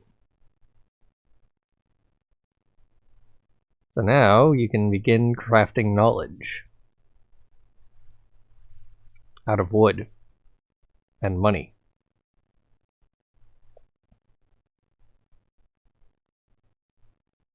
Let's see. People. You require 3.9k.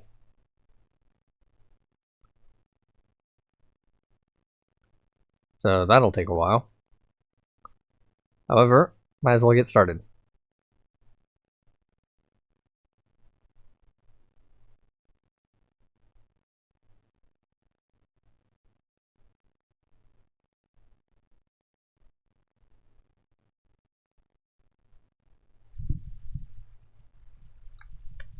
Might get something useful out of it with what I have.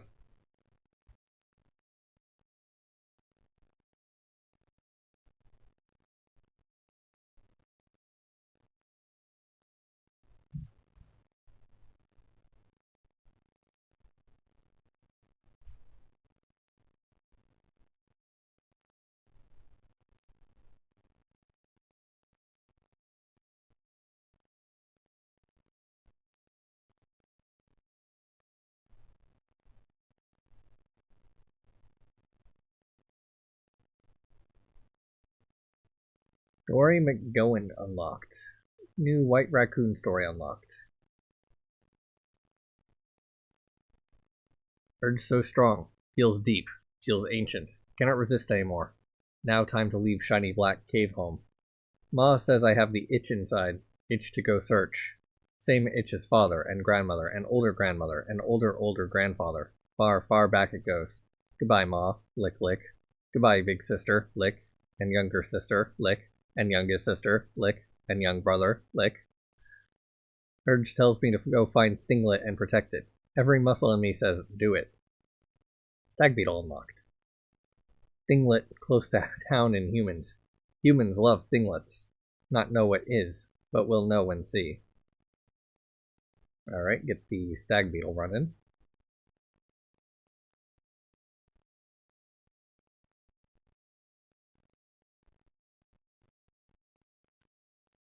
So, young Danny is available. Run you. 4/9/2009. Fuck yeah, my aim is improving. I took down an ugly white raccoon behind Dory's diner. Just one shot with a 22 pellet right through the left eye. I should be a shoo-in for the Marines at this rate. It flopped around in pain and dropped a necklace with a green pendant. Def didn't expect to see the face of a one-eyed woman in the green crystal. Kinda hot, actually. Reminds me of Everly from music class. My scarred beauty. Less than 3. That wrinkly old bag, Ms. McGowan, must have heard the dumb animal squealing. She hollered something like, "You monster." Ha! I laughed right in her face. You better shut the fuck up or I'll tell my dad to cancel the loans on her dying diner. LMAO.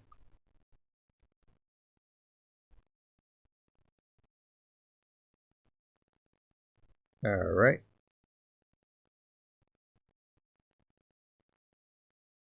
Put you back on scavenging.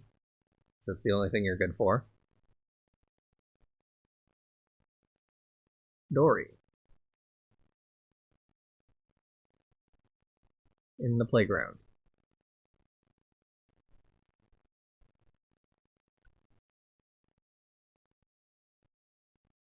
Let's see, what does she need? She needs experience. So going to need 8,000 experience. They're going to need to get the flow running properly. How's the work doing? Not being limited by anything? Okay.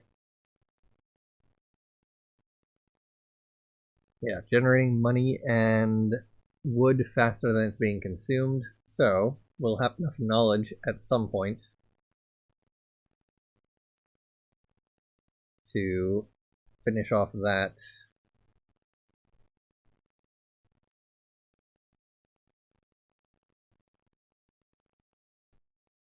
A young sociopath spreads violence. Alvin finds a strange necklace.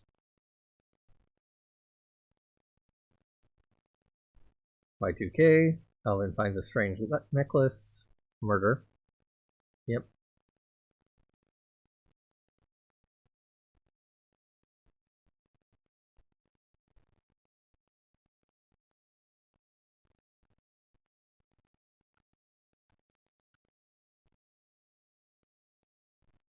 Too bad I can't get a read on how much it's gonna take.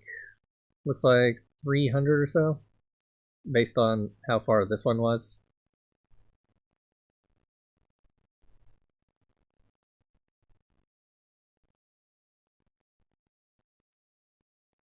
Alright. You require recycling, which requires knowledge, which requires me to not spend it all. But then it would require me to actually explore the place that produces plastic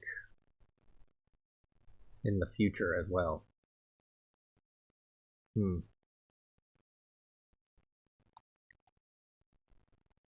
Alright, I'll need to stop using the knowledge after this and let it build up in the future, compounding a bit. I don't think it actually compounds. Knowledge, I think, was just a 1-to-1 ratio all the way up. Then I can time paradox.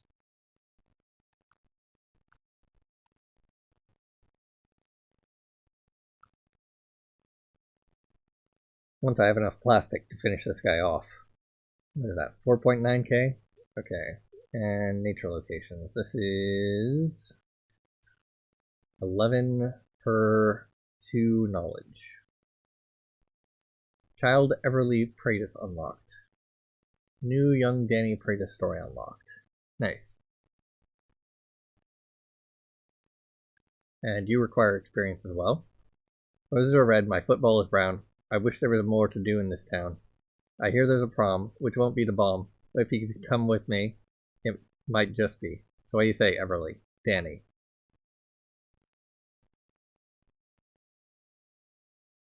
Alright, you go idle. You require experience.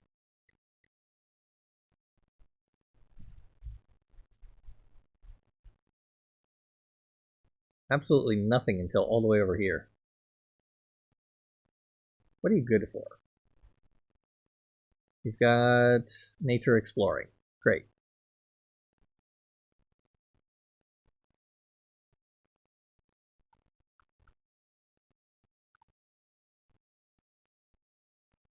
Dang it.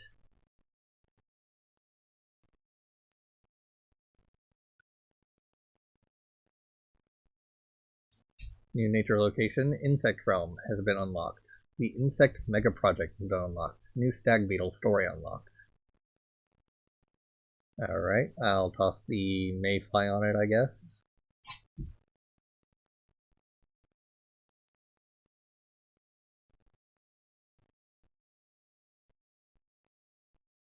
Insect Mega Project. Put the Ladybug on that.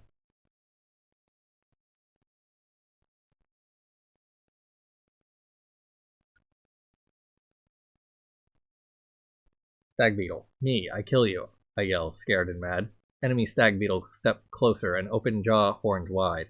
Biggest I ever sees. He old warrior and not talky. Shell battered from many fight. He look at female beetle under me, then back on my size, and he lift head high to show fight ready. Me. I hates him so much. I fly long time from full moon to half moon to find female beetle, and she is here on log, and I almost mate with her. Then old warrior ruin all. I never mate once in whole life because of enemies. He bigger than me, but enough be enough. No run, not this time. I open jaw horn as big as can and make self brave with hate. Am quick in charge and we lock horn. Gah, strong, so strong is he. Hard to grip self to log each time he lift neck, so I twist my neck side to side to break his stance. No use. He lifts me in air, and my 6 legs flail about like onion grass. Then, fear thought. He too big and strong, and I not ever deserve mate. I hate such thought. I hate it across whole of life. I hate it so hard that I find new grip on log, and I bite hardest I ever did, shut jaw tightest I can, and lift head, lift neck, lift old warrior into air. He in total surprise and make first sound. Whoa. Old warrior refoots and toss me off log. Aye. My jaw broke and I land on back. He look down at me long time, then nod and fly away. Not make female out of respect. I weak and squirm some, but no, this end for me. Hate gone, sun coming up. Crows will finish.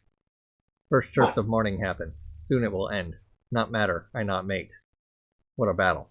Feel gladness. I'm settled. I'm proud. I'm warrior. At last.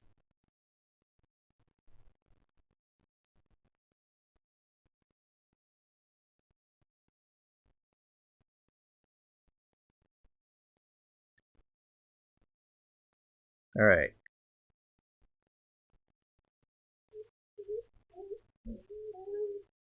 Cannot toss the child into anything that I have unlocked thus far.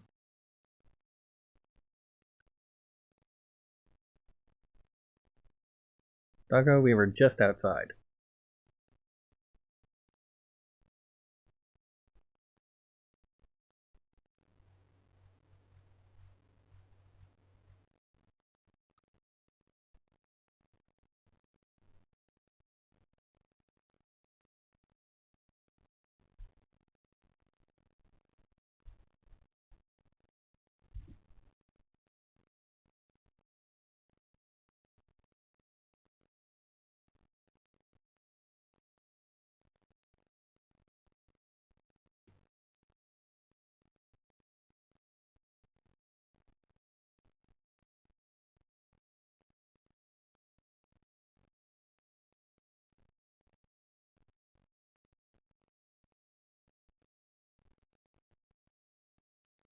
Finish building the Great Underhive.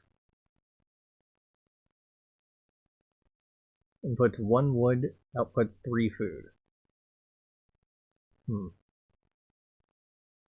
Well, I mean, if I ever need food, I can do that.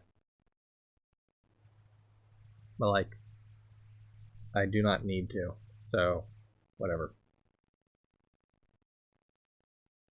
I'll just toss you in there anyway.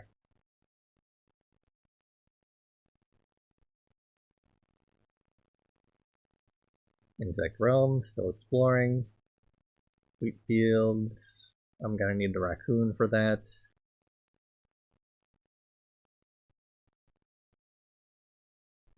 Raccoon is getting close to being done. That'll be death from bullet to face.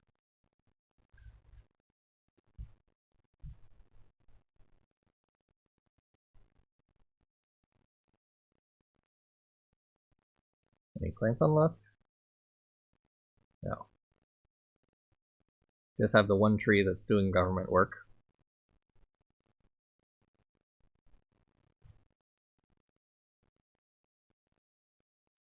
Science. No. Can't do science.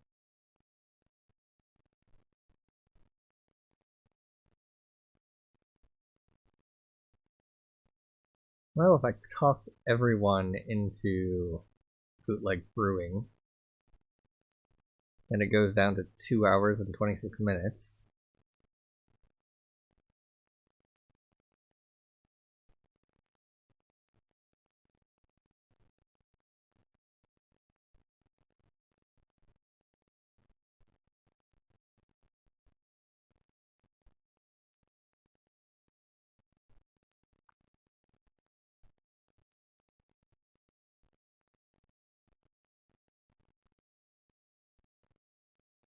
Danny is currently idle, so toss you on there. May as well be producing more meat and wood. Old white raccoon unlocked. Oh.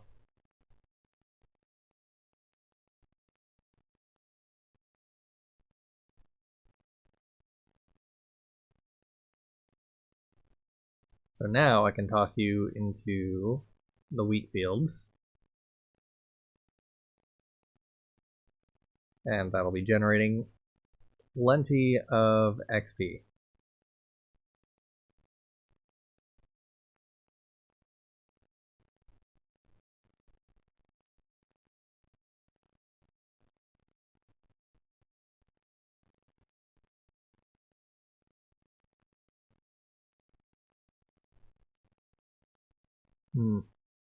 Didn't see anything new in there.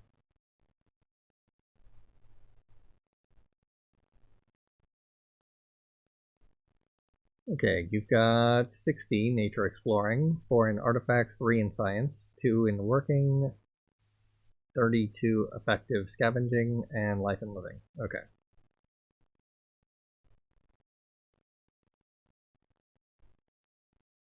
So I can toss Old Raccoon into anthropology.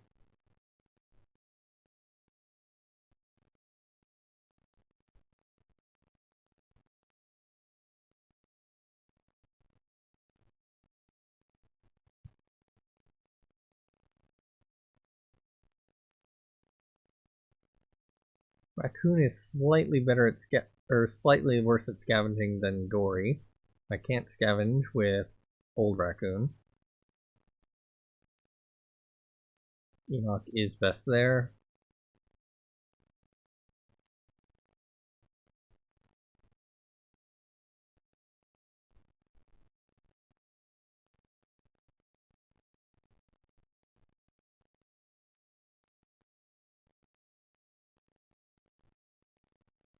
Anthropology is the one that leads to so many other options. So it's a good thing that raccoons are learning that.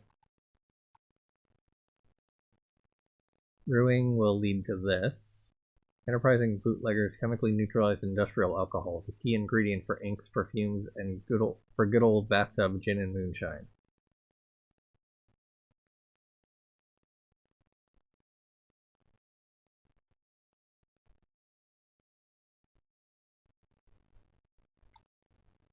Did I miss a notification? New wheat field story unlocked. Okay. Wheat and will. The beauty and romance of a wheat field masks its past. Sturdy trees were felled, thinned, and hauled. Embedded stones were carved from rest and lugged to form a long stone wall. The stubborn earth was then split by the wedge of a heavy plow, breaking dirt into rows so long they met the horizon. Calloused hands, aching backs, swollen feet.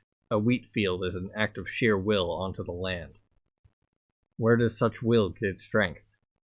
A vision for the future.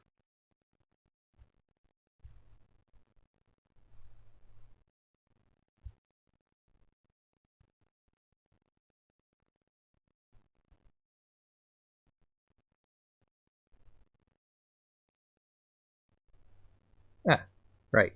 You were still running this whole time. And I've got enough experience banked to complete you.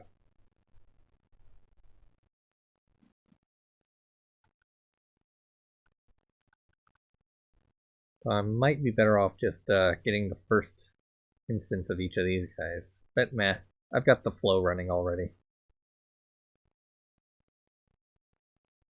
Okay, this would cost knowledge.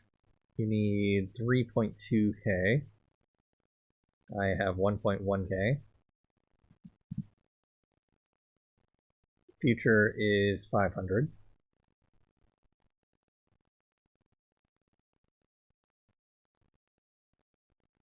As such, should scavenge the future, or nature the future.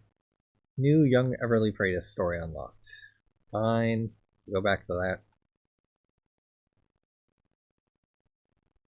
Danny Praetus. Everly, love of my life, will you marry me and make me the happiest goober in the universe? Oh wow, yes, of course.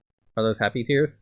I mean, are you absolutely sure though? I'm just a mess sometimes, you know? I don't want to ruin anything or burden. Stop that. You're amazing. You're everything. You're my happiness. I'm sorry. I just want to feel normal for you. I don't want to be less than what you deserve. Then why do I feel so lucky? And why are you making me look so dumb with my puckered lips? Ha, handsome goob. Come here.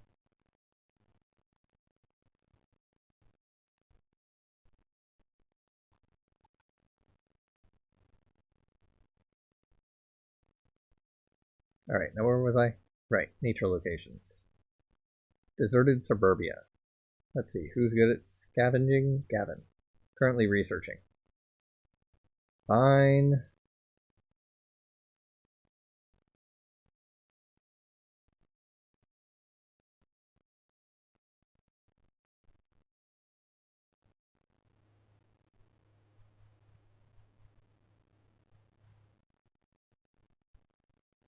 Wheatfield story unlocked. Viva la hallucination. Violent riots spread across France preceding the French Revolution. The upheaval, lasting from July 22nd to August 6th in 1789, was known as the Great Fear and was sparked by poor grain harvests that year. Peasants, afraid that the remaining grain would be hoarded by the wealthy or stolen by brigands, were frenzied into a mass panic and took to looting the land and manors of the nobility. Due to the low-yield harvest, all grain was kept that year, even the grain contaminated with ergot fungus, a growth that contains psychoactive alkaloids. With little option for other food, peasants looted and ate the contaminated grain. An ergot epidemic swept through France. It has been considered that this mass hallucinogenic hysteria paved the step towards the all-out revolution that reshaped French society.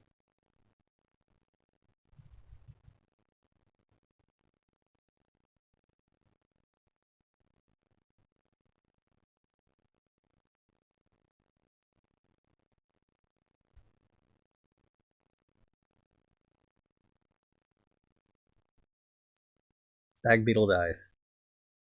Stag beetle is torn apart by crows. February 12th, 2020.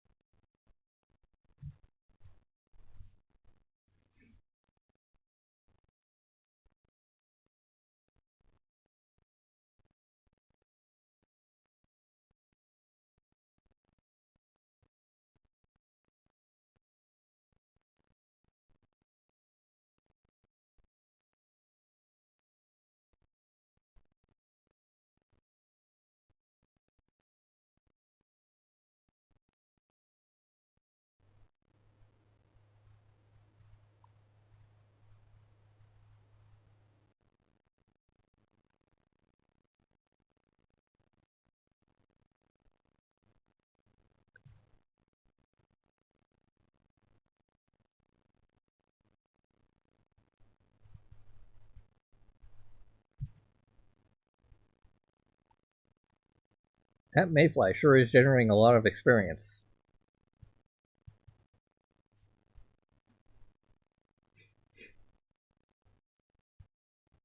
Wheatfields has done exploration. So here in people,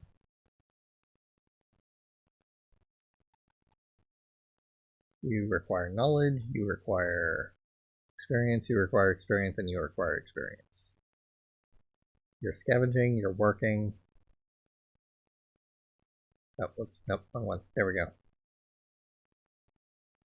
Knowledge is at 1.2k, money is at 122, experience is at 2.8k. So not enough experience yet. Do have enough food. Work blocked? By what? Yeah, whatever. Get you working on experience burning then.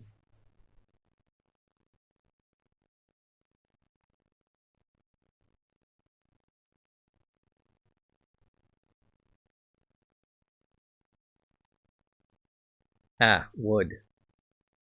That's what I didn't check on.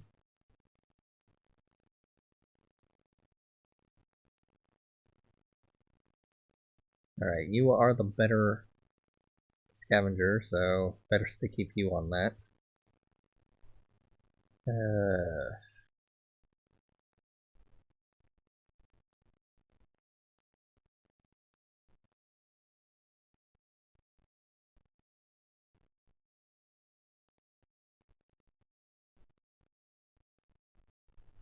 I think I'd prefer having the raccoon burning the food and knowledge for experience. Alright. Enoch. Bo Higgins. Phone tape. Monsieur Winston. Hello. Enoch Bowhiggins. Monsieur, it's Enoch. I'm sorry to wake you. I need your insight desperately. Why, Enoch, it's nearly 3 in the morning. Are you okay? You've been my spiritual guide ever since seminary, and I need to make sense of what had happened to me and know whether I'm thinking correctly and what is true for me, and if God revealed some sort of mystery. Slow down. Take a breath. There now. Slowly. Tell me what's in your heart. I was in the woods this afternoon with an old friend, someone who knows the deepest parts of me.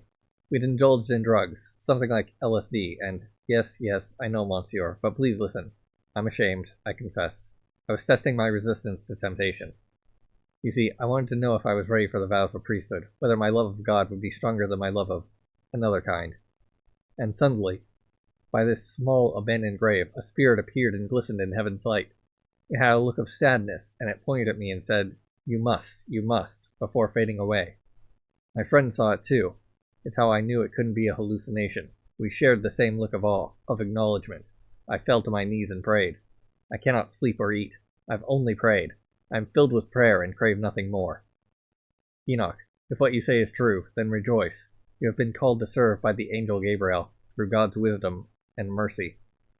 It is as plain as the truth that is the risen Christ. Fulfill your vocation, Enoch. You must. Ah, right, that's who you are.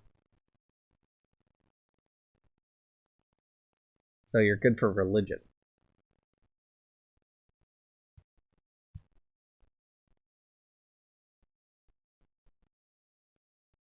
Toss you in there for now.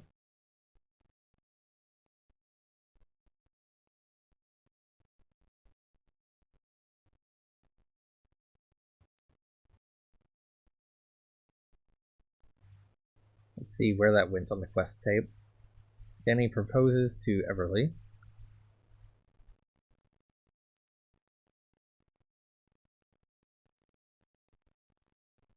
Enoch's spiritual encounter. Alright.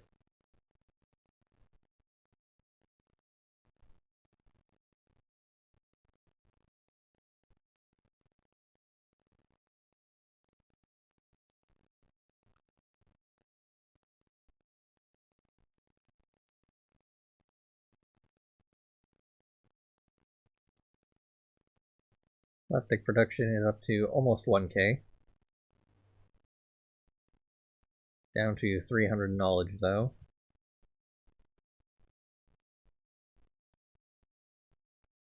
So we're going to have to toss you back onto work.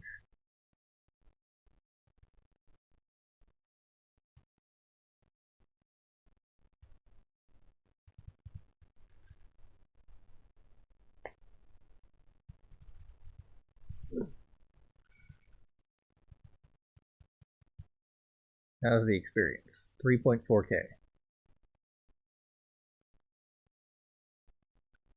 Alright, Isaiah's not exactly great, so toss you onto the living life for now.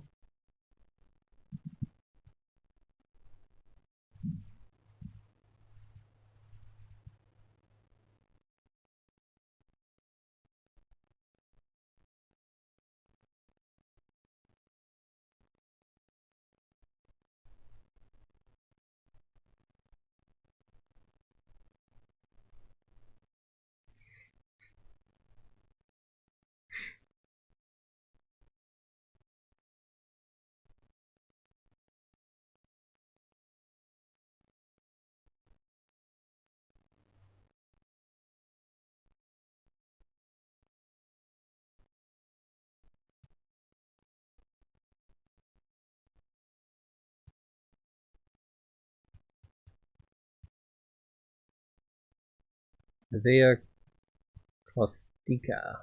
O righteous universe, I see now. My third eye opens. Your consciousness fills me like new blood.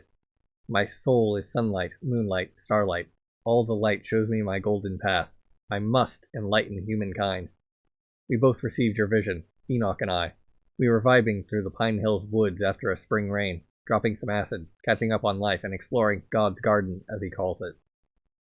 I didn't think he'd be so groovy with taking a trip right before becoming a priest. I always loved his openness. All was mystical, glittering with dew, and the wind was music. We approached a small abandoned grave, and you, O righteous universe, had me find a radical necklace with a green gem pendant. A one-eyed woman carved into it. Just totally far out. And then we saw it. The same exact thing. A ghost appeared. A manifestation of a spirit of your universal energy. It shimmered like mist. You presented as a man who looked ragged and desperate, and you pointed at the necklace and said, "You must, you must." Then your spirit vanished. On my knees, on your earth, elated, I cried tears of joy. Enoch prayed. Pray, Enoch, pray. Hide in prayer like you always do when faced with the truth.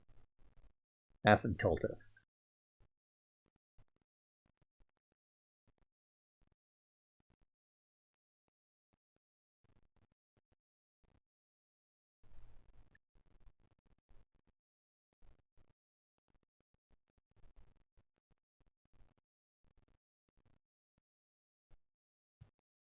Okay, so you're decent at religion as well.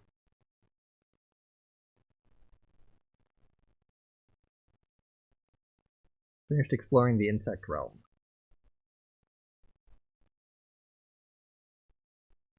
Unfathomable empires. Insects make up 90% of all life forms on Earth. Our realm is more vast, deep, and intricate than we can fathom, with histories and empires 10,000 times greater than our own. They arrived centuries ago, brought by the delicious allure of daisy fields. Small and driven, this is where they toil.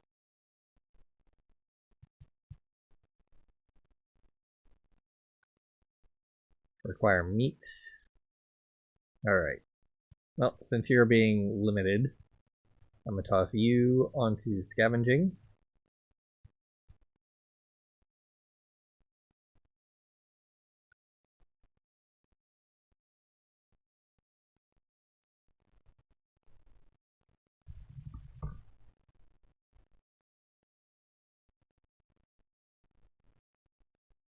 Enough XP to completely max out Isaiah. And then probably get to his death. So I'm going to just pause for a while. Oop, young Romina unlocked. New story unlocked. Sounds too far out, doesn't it? The universe bearing itself to me, then telling me I must help others find their path. Be honest, do you think I'm nutso? Haha, no. It's wild, but the way you believe. You make it feel like it happened. It's pretty groovy, actually. I've been in town for a while now, and each time you stop by, you're the only one who cares to hear from me. I like our little chit-chats. All anyone sees in me is a poor girl working for rent and a meal. I really just want to sing in New York or something. I like that you dream. I see a beautiful soul in you. She's looking for her path in the vastness of consciousness, like we all are. Oh yeah? So how can you, O wise and mysterious Pathfinder, help a dineless diner waitress? Ha, Pathfinder, that's way perfect. Well, for starters, you need to tell me what the universe shows you after you take this little drop of acid. I'll join you. It's okay to be nervous. That's good, actually. It's something to overcome. So, what would happen if I eat that or whatever? You begin to see existence through your third eye. Yeah, don't smirk so big. It sounds buggy, I know. It's harmless. Personally, I feel hugged with joy from seeing the world's energy and my place in all of it. We can lay in the grass by the playground and stare into the beautiful patterns of nature. Can you skip out on work? Well, I think Dory won't mind if I head out a little early. Be right back. I'll tell her my stomach is acting up. Alright. You are for scavenging or working. Got it. So I'll toss you into work. That'll speed up knowledge and meat production. I can toss you back in scavenging. Okay, never mind, I'll toss you into scavenging. And put you back into generating experience.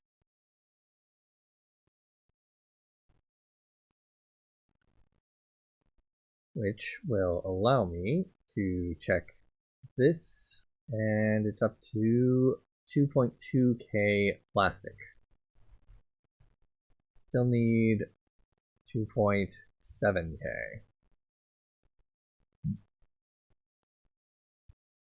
And then can max this guy out.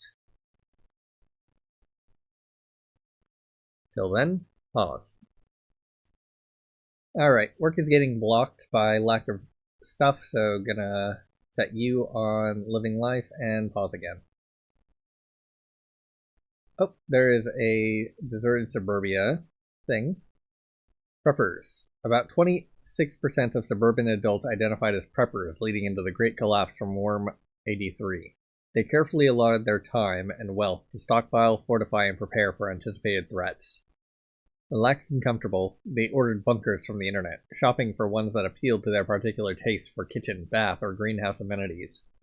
Further beyond town, in wooden cabins, the off-grid trailer parks, a much smaller group of intensely dedicated people identified as survivalists. They were the mental preppers, focused on holding skills that made them adaptable to a variety of situations. Unfortunately for the families in their subterranean cages, the rugged survivalists had already imagined killing them, because they understood the nature of survival. It's never a matter of choice, but of need.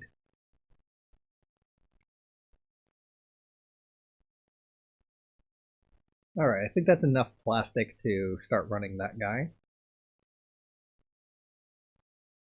Let me just check.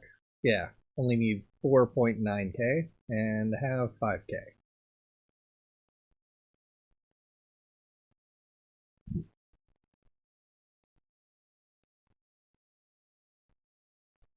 You are still running within life. That's fine.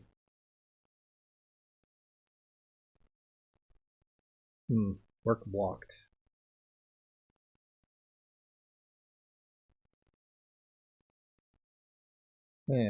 Short on wood still. Might need to put you on scavenging duty.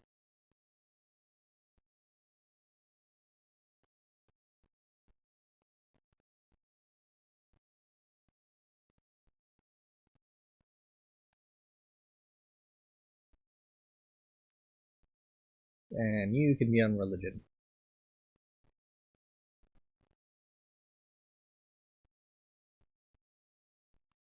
All animals gain +2 to every skill that they possess. That's actually kind of useful now that they're just passively generating experience for everyone who's ahead of Y2K.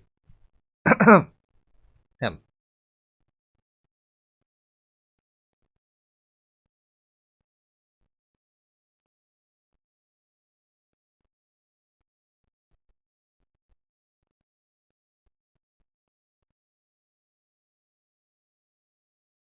Alright, pause.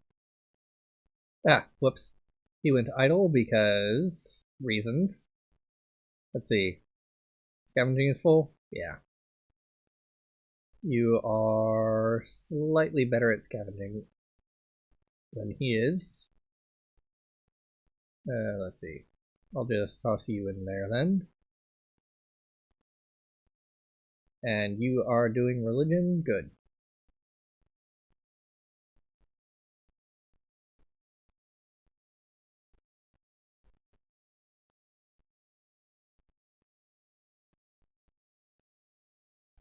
Have enough XP saved up that I can just start running you when that runs up. Till then, I think it is time to start you running.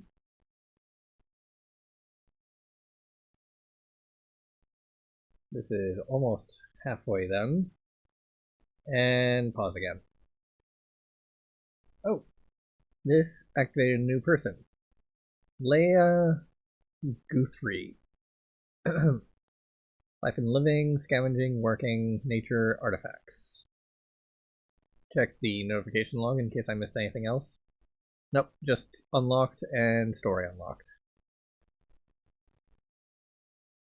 My Ski Poles by Gavin Pratis. I see my ski poles Salome. Through many pairs of hands in town. Neon sticks blasted with lightning decals are hard to miss.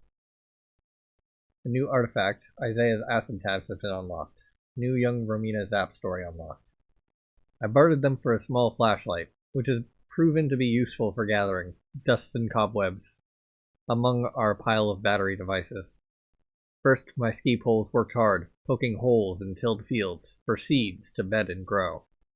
Then someone said, "Let there be light," and parted the curtains in the rake center. The sound of rusty hooks scratching down my ski pole rods. Now they are coveted like guns, between two not-quite soldiers, who sharpen them into not-quite spears, to fend off not-quite enemies. Who knew the apocalypse would make my neon ski poles even more radical?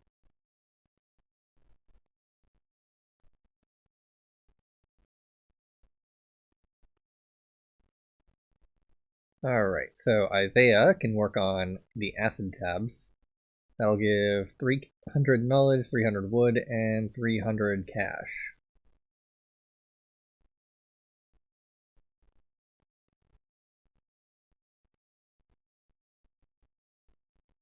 Young Romina Zappa. Isaiah's so exciting and fab. His mind is like a big sky. It goes on and on and on. We've been dropping acid a few times a week, and he gives me space to explore my own mind, but also calms me when something scary pops out of the dark parts. There are barriers, he says, these are barriers, he says, to the next level of universal empathy. Wow, wow, wow. Acid makes everything drippy with Technicolor and just ooey gooey great.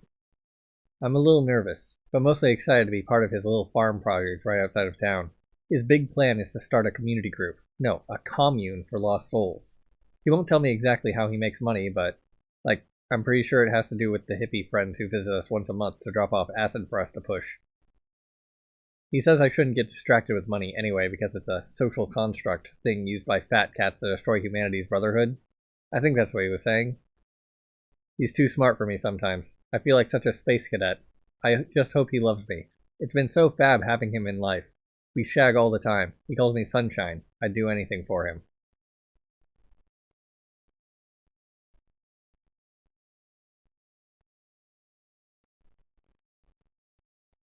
5.6k. Still need more experience to finish off all of these guys. And when the animals, they're exploring, researching, and working.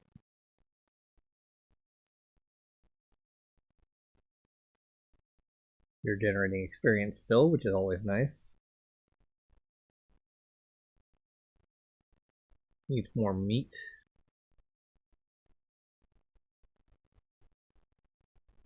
You are generating meat out of wood and money. You are the least qualified for this, but you are the most available. Still just got the one plant governing.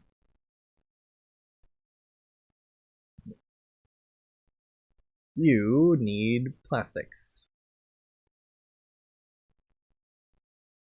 June 11, 2070.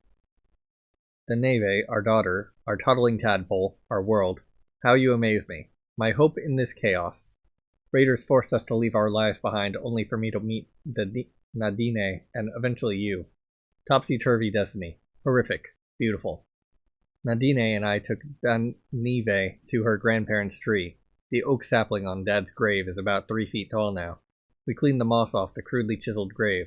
Beloved Danny. 1998 to 2069. We sang Forever Mine. Even Danive, 2 years old next week, babbled the whole tune with us. Bush traps caught 2 rabbits. Fur means new shoes for our growing tadpole. June 12, 2071. Felt depressed from seeing Dad's grave yesterday. Told Nadine about Dad's fascination with history, the past. His catchphrase, "In the past we are found," saith Quentin P. Brown. That opened a can of worms about the values of knowledge preservation and the lessons of the past. New Gavin entry. Nice. Nadine came up with a project for me to honor Dad's memory, recording his Quentin virtues and the history around me through observation. Interesting. Very interesting. June 16, 2070. Sis visited from Fort Asbury for Denive's 2nd birthday. Heather joined town when the baby was born to get access to medicine, just in case. She likes being with people again. Says it helps with loneliness, despite the constant fear of raiders/violence. I'm glad she visits every few months. Gifts for Denive: an old pacifier, a flour sack dress, a ripped little quilt, and 6 pills of ibuprofen. Awesome. Apparently, Deb Wolf abandoned democracy for safety by allying with regional mercenaries. Town fuels them for protection from raiders. Heather calls these hired dogs shit munchers, but everything is mostly smooth as long as you just obey them. Work and obedience keeps everyone alive. Deb still allows free speech, at least, but she leads through fear. I asked if anyone is advancing society with science/invention/art. No one. Maybe Ninive will. Elegy for my love Nadine. 2027 to 2071. Ever since we shared a smoke, and you giggled at my awful joke about my manly cough and choke, I flowed some hope into you. I savored love we made at noon, through all the sun and all the moon. In the steamy woods of summer's June, I dreamed a future with you. We melded and it felt unreal, a little load of joy to steal. From a world in pain that will not heal, I hoarded love for you. Our times remind we far from blessed, as raiders stabbed you through the chest, and left your body half undressed. I leak the good of you. Again a praetor's mother dies, her husband weeps, her child cries. How can this life we not despise? I long to rest together. Despite the sadness they denote, elegies end on hopeful note. Oh, how dishonest to promote rules of a world long dead. Story blocked. Alright, fine. Switch to you instead. And put you back. Wait, no, that's not it. On deserted suburbia. Generate more plastic.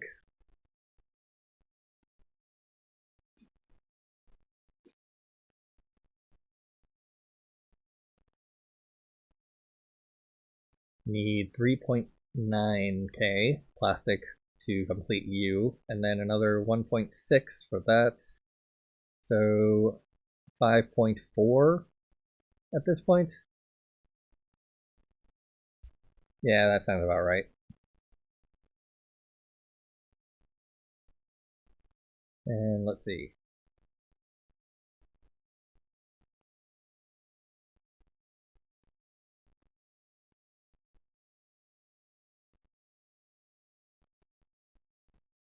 Isaiah begins the ritual. He lays me in the field and feeds me acid slowly and slowly, more than I have ever taken. My blood feels icy and makes my skin tingle. Yikes. He says my ego will die and I'll be reborn with a purified soul? I don't know. I'll do it, though. I'll do anything he asks. The sun is going down and the clouds begin to swirl. My eyes close and I leave Isaiah and the grassy fields and my laying body. I'm dark night. I'm blackness. I'm nothing. Where is this emptiness? I'm sad. More sad than I've ever been. Bursting with sadness. I weep because there is nothing. Why? Why is it all nothing? Little bits rubbing together. I see little bits, gray like dirty snow, rubbing together in the black stillness. Static on television. Wow. Oh wow. The dark is not true. The dark nothing is a door for energy passing through the pines, a thick pine forest. My eyes open to the sun rising. In the grass is me. My body is the world, and I don't care about it. My head is in a man's lap, and I remember I love him. Pathfinder. He caresses my cheek. I feel sadness and love and loss and gratitude and bone-deep tiredness. I recount it all in my mind. The dark, the staticky bits, the little girl, the rip, the green gem necklace. And I recount it many, many times as the sun comes up. There's nothing more I want than to remember it all. Genova Gym unlocked. You also require plastic. Mush for dinner.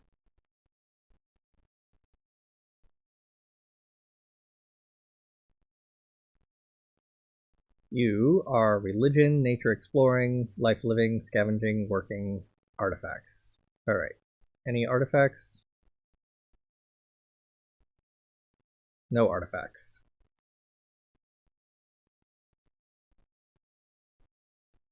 So just toss him onto Ceremony of Spirits.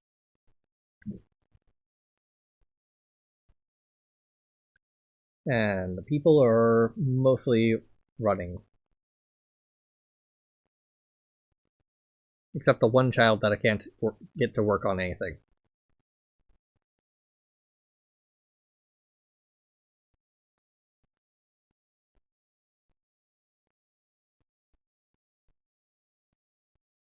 Okay, these are getting close to being done, I think.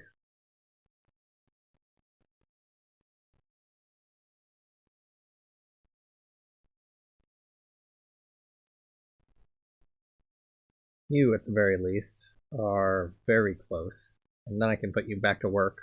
A new scavenging zone. Town sewers has been unlocked. New Isaiah story unlocked. Our universe given plan. The commune for the lost. Build up funds, deal out acid/grass to locals and travelers. Secure loan for property/farming equipment from Buford von Eisen at Sloan's Loans. Rent 387 West Chicory Lane, 12 acres of farmland, perfect for wheat fields and big enough to support 30 to 40 followers for the beginnings of the commune. Show Romina the power of reaching new states of consciousness and universal empathy. Meditate on the meaning of being the Pathfinder. What type of leadership will the lost souls need to see their golden path? Harvest ergot fungus from the wheat and trade it for processed acid tabs about every month or whenever. Kraz and Mooncat show up for the exchange. Have Romina test the process of opening the third eye via eco death to be used for growing followers out of lost souls. Purify EGOT grain wheat during winter months for stronger yields. Romina becomes gatekeeper and the main advocate for the commune. Brings in lost souls, eventually leads ego death rituals to help attract transcendent physical wants. Have Romina sign contract to progress my work. Gain followers and enrich their lives with work that sustains the commune. Work towards total self-sufficiency. Build gun range and train a warrior cohort for protecting the commune. Lag. Unbridled industry. Enter a time of great iniquity and great invention. Time is of the essence. Unveil Dream Romina, the first time traveler.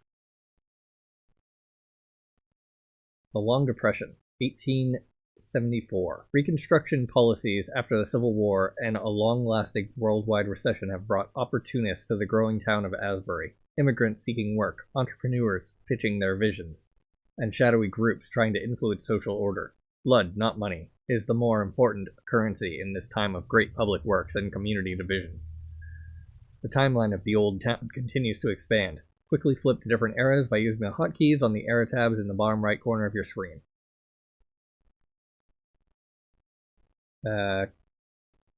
Raising families in the commune. Create formal school, herbal healing ward, and recreation building for commune. Prepare protective forces to resist inevitable attacks by the fascist US government. Overtake Asbury Pines and transform town into a universal beacon of hope for a new way of life. Dream Romina. Requires experience. Time travel. So you do that, and scavenging goes into, where was it? Space Age. Down sewers. I have no oil. So put you in there. And you in there. That way I will have oil and money going forward. Long Depression. I have no scavenging areas. I have no work areas. And no nature areas. Interesting. So in order to do anything in the past, you need Dream Romina to do stuff. Scavenging, working, nature exploring, and artifacts.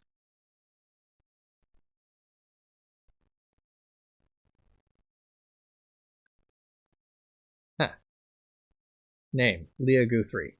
Age 10. Date, February 26th, 2073. What is your favorite memory and why? Give strong details. My favorite memory is from last year during that fall harvest festival because there was so much good food and games. There was apple and oat bars, honey pepper, deer jerky, my favorite, and a bunch of contests like the sack race and egg toss. It's the only time of year where everyone shares their things and is happy and the town smells amazing.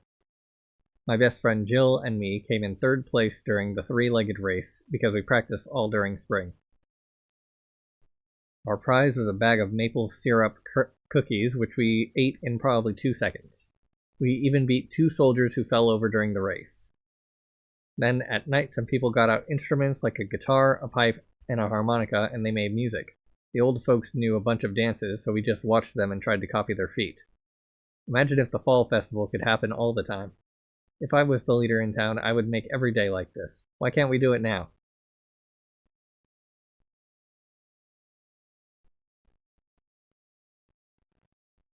Alright, how's the plastic situation? Still have 1.3k? Alright, so that'll get up to 3k before running out, but is currently being generated, so might have enough to complete you.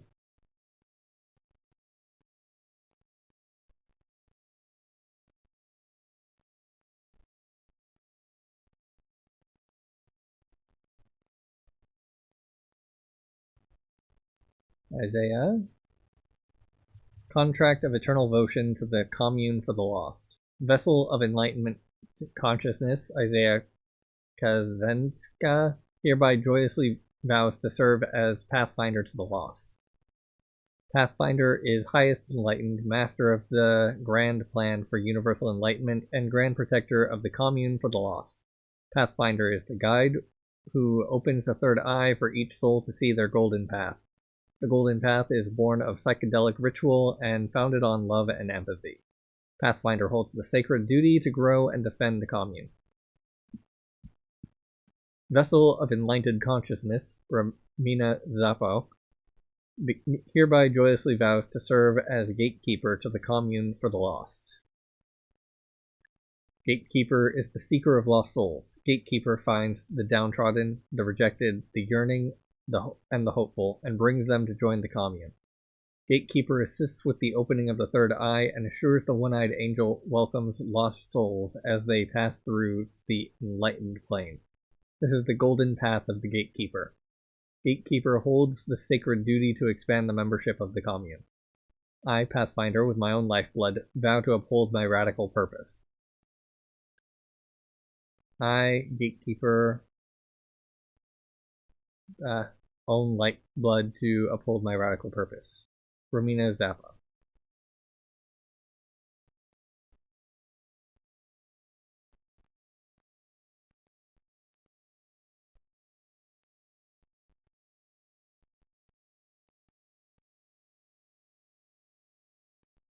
Isaiah unlocked. Okay, so now you get put onto something for work.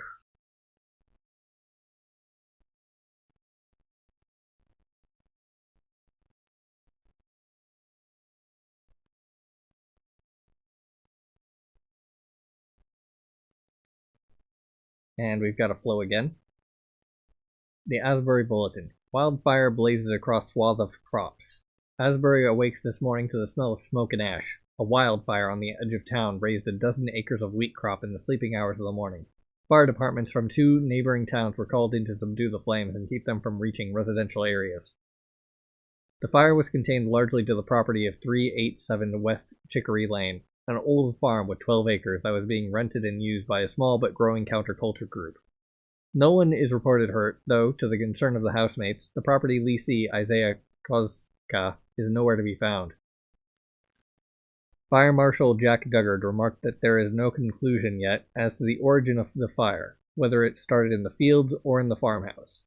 He added that his crew identified highly flammable chemicals in the basement of the farmhouse, which combusted and essentially destroyed the foundation of the structure. It was pretty much a tinderbox down there, he said.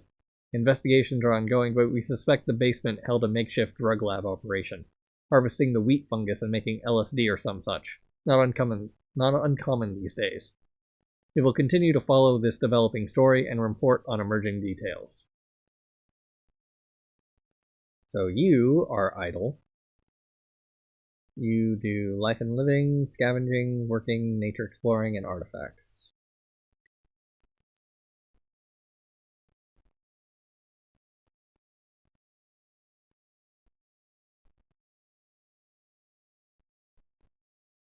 Can't actually scavenge. Of course. Ah, there you are. Okay, 22 skill, so you're better than no one. Work.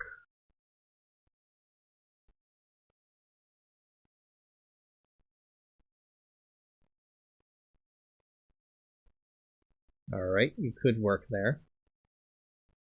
May as well get some computers going. We'll probably need them at some point.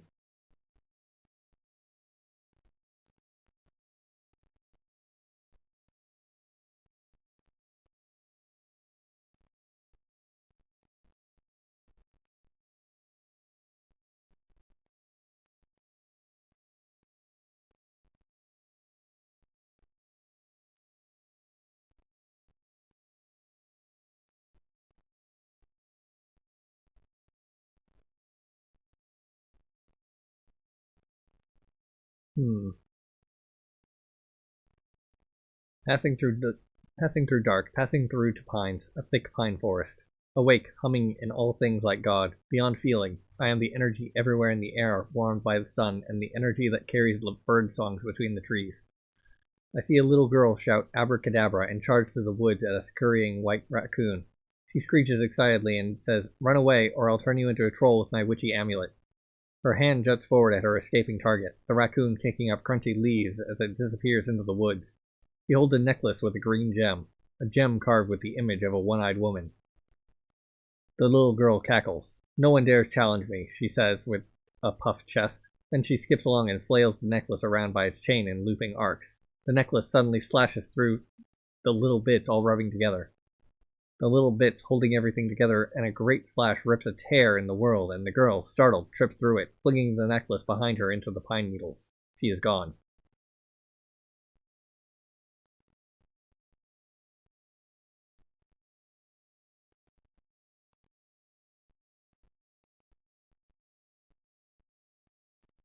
Leia, you don't get it. Jehovah Jim sees the holy light in me and my friends. That's why he branded the J cross on our arms. Mom, he wants to use you, Leah. He uses anyone he can for whatever he wants. Don't you remember the fires and violence when he came? We lost Uncle Aaron. Leah, well, I know it's sad, but sacrifice is part of creating heaven. You'd know this if you read the Bible. And if our Jehovah is so bad, then why does he take my friends for rides in his battle cars on the big roads, and give us fresh biscuits and pizza, and preaches how it's us young people who can make God's kingdom here in New Eden? That's also what Jesus shows us. How is this so wrong? Dad, answer me this, Leia. Do you think you can kill? Because that's how his thugs bring back new clothes and food and supplies. Are you able to take someone's life just for their things? Leia, I already did, Mom. Leia, what? Leia, you don't understand. It's the purest kind of baptism when there's blood and water. Ask anyone. Dad, oh, my baby, no, no. Leia, the man we found by the road wouldn't share his bounty with God. He knew of a camp in the woods and was a selfish devil hiding his bountiful knowledge. Jehovah gave us blades and we released his soul in the river, and then we were baptized by Jehovah as apostles. Apostles. That means we can be saints now, don't you get it?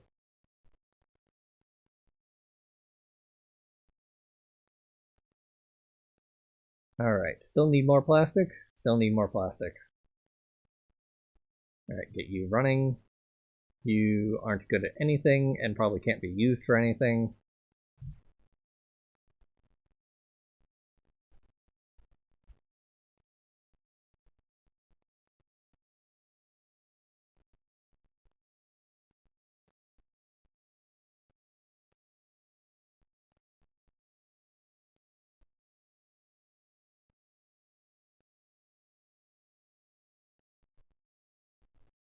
And might as well run you as well. I've got plenty of experience in this era. And I can run you as well. Replace you with a raccoon.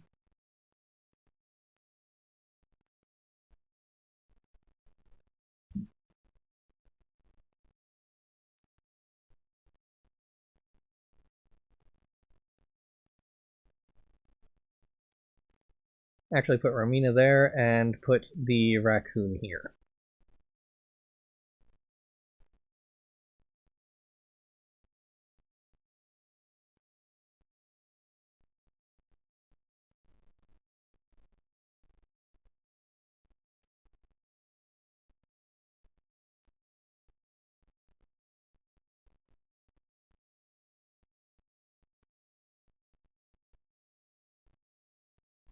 Alright, this is getting close.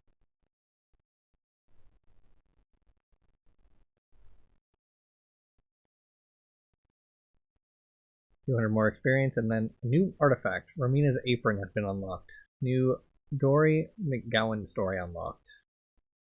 Ah, right, you.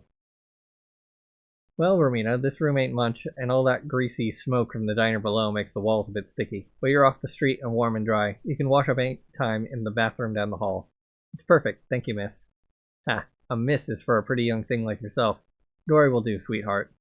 Did you decide to hit the road after finishing high school? Well, I had 1 year to go. It was just a nothing school run by my orphanage out in New Mexico. It was a dead end, I think. Mm-hmm. You know, the influenza took my parents ages ago, so I know what it's like to get by with little more than a suitcase and a pocket full of hope. Good on you for singing to the brunch crowd on your corner. Hustle gets you far. After Papa passed, my dear Mama, Marge was her name, ran rum during Prohibition to put food on the table, bless her soul. I promise I'll only stay until I can get a ticket to Memphis. I've read in a magazine that it's the land of recording studios. Oh, you got dreams, huh? Here's a thought. How about you come work as a waitress in my diner downstairs? You can pay a little rent and stay as long as you like. Might help save up some money for your... Oh, you're a hugger. Thank you.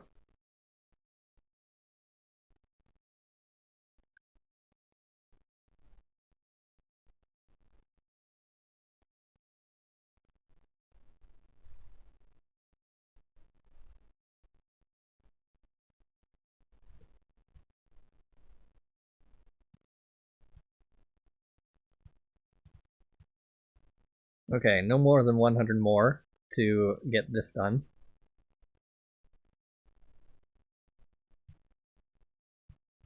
New Jehovah Gym community event unlocked. I'm not skipping over there.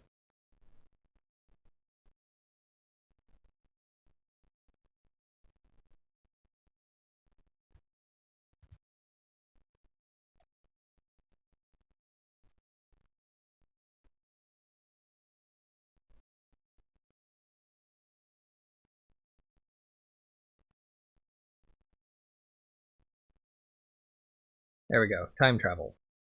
Awakened Romina unlocked.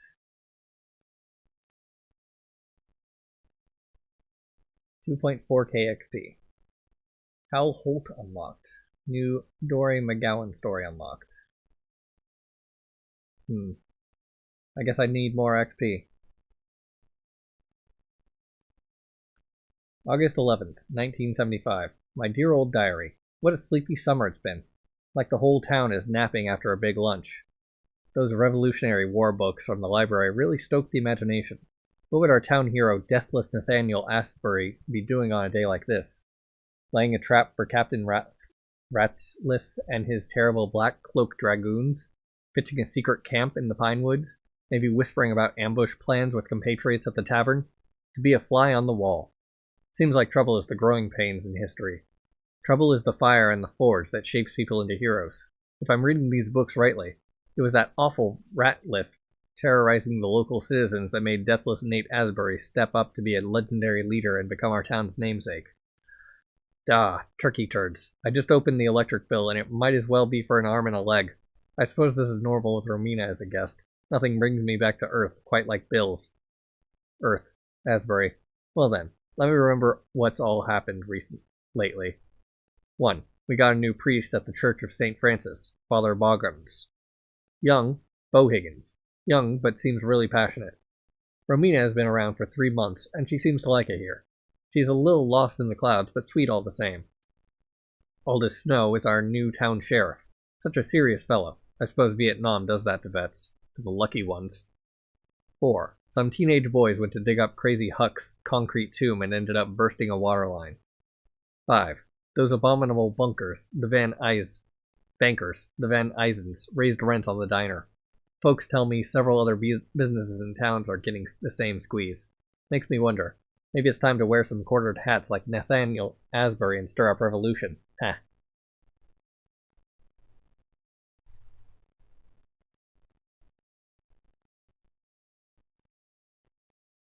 Yeah, I need to get more XP coming in.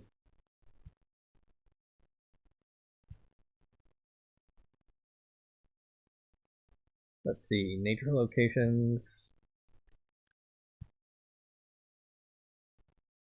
Wheat fields. Oh, wait, hold up. That's all space age, yeah? Okay. What are you good for? Working and scavenging. Alright.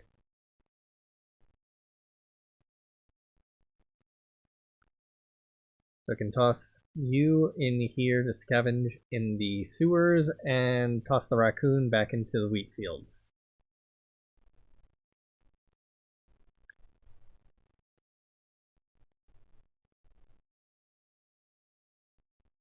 Alright, artifacts. We got Romina's apron. And toss Dory there. That'll be 250 wood.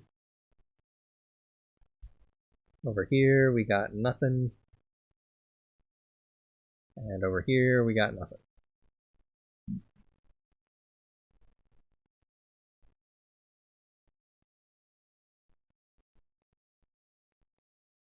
Righteous Jehovah, Shepherd of the burning world, my Lord of reckoning and rebirth, all thanks I give to thee for guiding my apostles across the highways of death.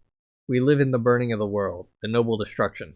I am thine instrument to restore thy kingdom. In thy name, we deliver into hellfire a band of mercenaries on the war roads beyond town. Utmost amen. From the deep north, my path of holy blending has followed Nadine, queen of thine new kingdom, angel of life, eve of thine earthly paradise.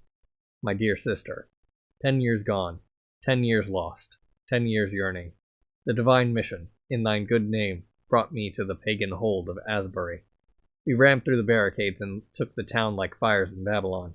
My apostles revved the armored trucks and hollered with hearts full of purpose. The people were many, but they lacked guns. I knew this beautiful gift to be thine sign. And so we tore the pagans from their homes, chopped their beards and long hair, and baptized them in the steep streets in thine holy name. Our machetes blessed the resistors and released their souls. The head of their heathen chief, Deborah Wolf, is bathed in thine divine light atop the post office flagpole. The satanic black flags of the defending mercenaries burn with your righteous fires. Glorious Amen. Fort Asbury is purged from earthly maps. This is now the heart of thine kingdoms, O Lord. This is New Eden. Amen, amen. Doomsday Warrior Prophet.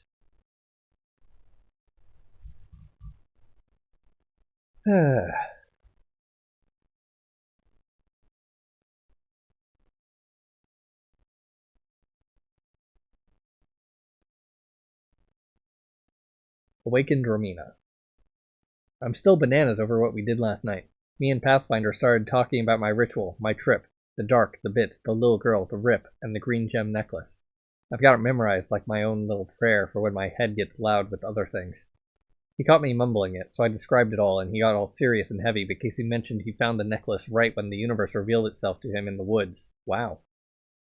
He put the necklace around my neck and, decoded my dream vision, saying I saw the universal gate of enlightenment that opens the third eye. According to him, I saw my pure child self step through that gate and into my golden path. I don't know. The girl I saw really wasn't me. He said the key to the gate was the necklace, which had the image of a one-eyed angel that welcomes souls on the other side. It made sense, I think. Then he said the necklace belonged to me now, kissed my forehead, and said I transformed into gatekeeper. Then his eyes got wide, and he held my face kind of hard and told me I had to help him evolve like he helped me. He got up and gave me a sewing needle and broke an ink pad into a little ashtray so all the ink flowed out.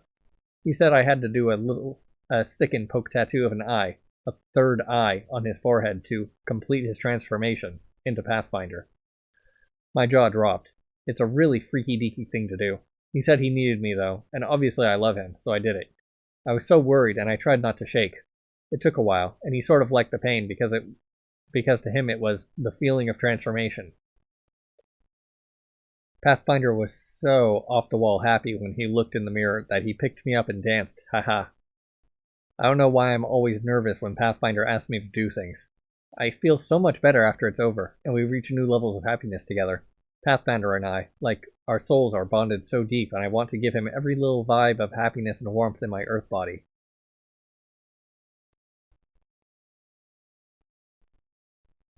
Conversation. Apostle Doug. Praise be, Jehovah. I have urgent news. By today's head count, we're down to less than 130 servants. Apostle Kevin thinks they're fleeing town at night. Many of them. Jehovah Jim. Disciples, Apostle Doug. They are my disciples now, not servants. Alas, they do not know. Doug. Disciples, of course. My worry, Divine One, is that we won't have enough disciples to work the fields and fill out our food reserves for winter. We have only 6 barrels of potatoes, maybe 60 pounds of dried meat, a dozen sacks of wheat or so, 72 gallons of fuel. Jehovah Jim. Oh, they do not know. Doug. Pardon my ignorance. I don't understand. Jim. They do not know that the Lord delivers all into mine hand, and I will smite the non-believers, and I will give their carcasses unto the fowls of the air and to the wild beasts of the earth, that all the earth may know that there is a God in New Eden. Amen, amen. Doug. Amen, yes. What is your command? Jim. Take heed, Apostle Doug. Dispatch scouts along the highways at night. Stay in shadows until you pounce. Make them speak of my lost lamb, Nadine. If they do not, may your holy blades take the heads of those willing to abandon God in his plans of paradise. Stake their heads along all roads that lead out of town. Let all know that God is here, close to me. Doug. Praise be. Jim. Amen, amen.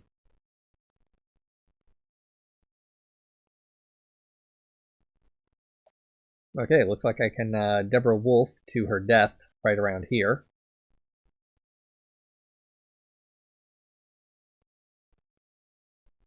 Should have enough electricity for that. Yeah, plenty of electricity.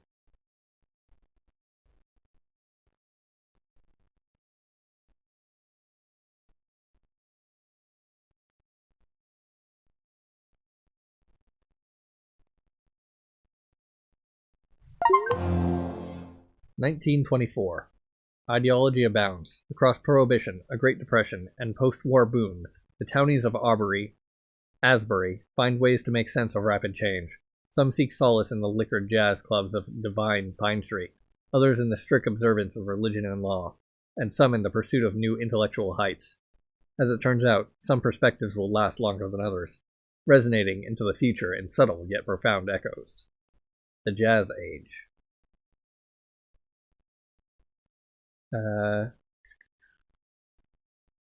Finished examining Artifact, Romina's Apron, New Awakened Romina story unlocked, and Young Enoch Bohiggins unlocked. And that's the Jazz Age. Got it.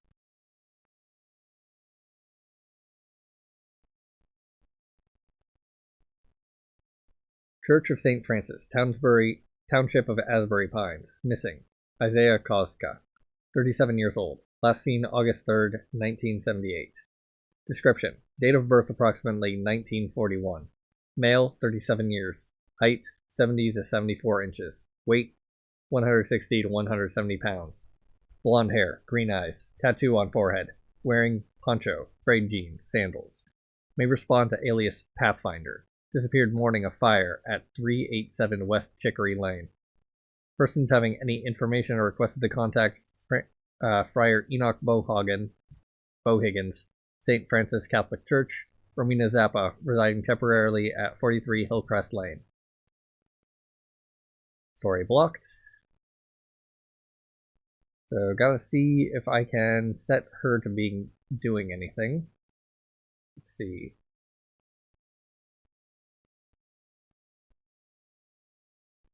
Young Everly. Nice. Can't have you doing anything there.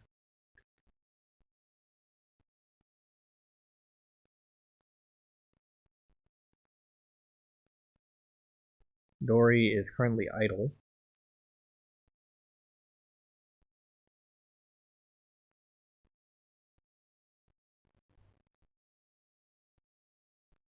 New Romina. Blocked from living, so put you there. Awakened.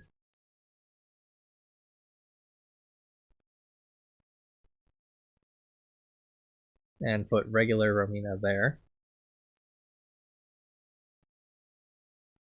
So you can start living life.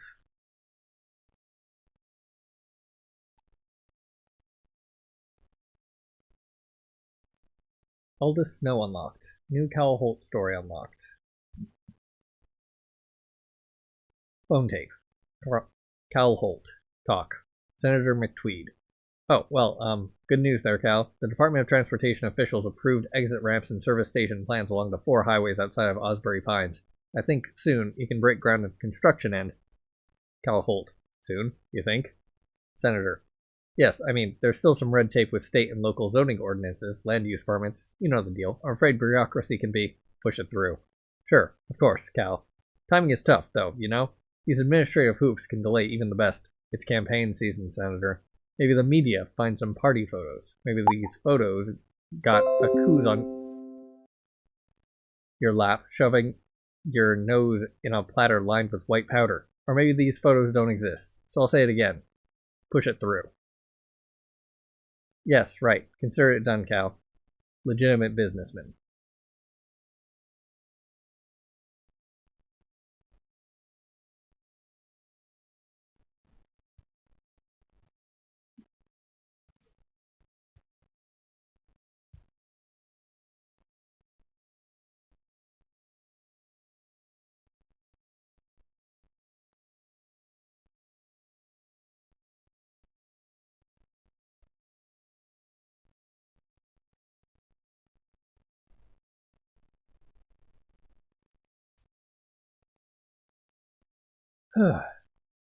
Okay.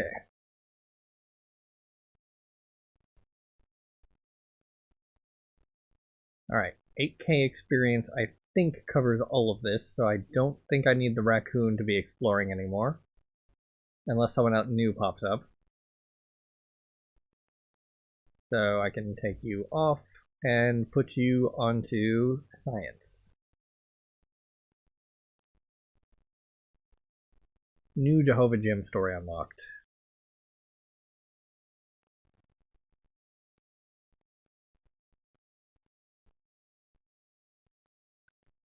Deborah Wolf is beheaded. April 11th, 2077. A new nature location, Route 25 has been unlocked. New artifact, Maggie has been unlocked. New Alta Snow story unlocked. Alright, artifacts. Maggie. We got you. Put you there. Wood and XP. Government. Drop you in there.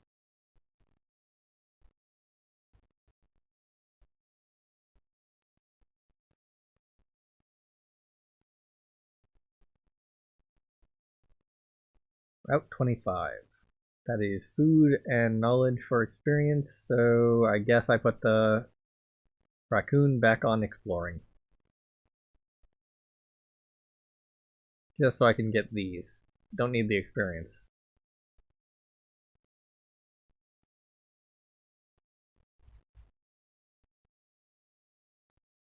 Speech. Jehovah Jim. My disciples of New Eden, this is the 43rd high mass of Armageddon time. I avow unto thee, worry not.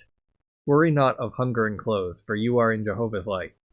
Our holy warriors relieve the unrepentant pagans of their sustenance and clothes. Their damnation grows as blessed people. You all, my brothers and sisters. Take this bread, ripped from undeserving hands. Take these clothes, shed from sullied bodies. Give praise, for thy suffering and toil strengthens New Eden. With each day we build our own redemption. Therefore I tell you, worry not about your life, what you will eat, or about your body, what you will wear. For life is more than food, and the body more than clothes. Consider my warriors. They do not sow or reap. They have no storeroom or barn, yet Jehovah feeds them through God, and your value can match theirs. Worry not, for who of you, by worrying, can add a single hour to your life? Since you cannot do this very little thing, why do you worry about anything else? Faith, my brothers and sisters, give unto Jehovah, his divine vessel, thy unbounded faith. Remember that battle is the great Redeemer. God sees no rank in the holy crucible. Let us baptize the world anew.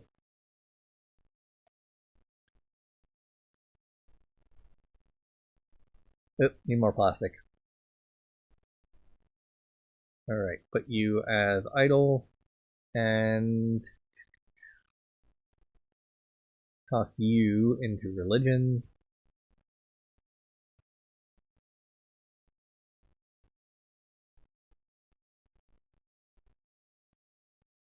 You are idle.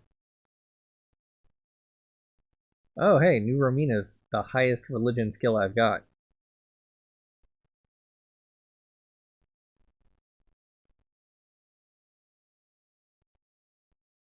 Any new animals? No. Any new plants? No. Okay. All the way back to the front. We got young Eric Bohiggins. Jazz age. Have a little bit of experience. That's carried on from the Long Depression. Alright, well, might as well. Let's see, scavenging from Jazz Age, we got nothing. Therefore, can't do any work in the Jazz Age either. And can't do any exploring, because don't have the resources from there.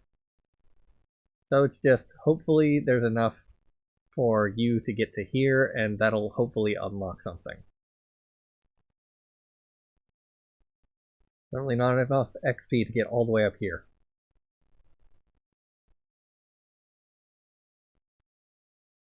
Check that. Production flow, Jazz Age, and Long Depression have nothing. Lock. In space.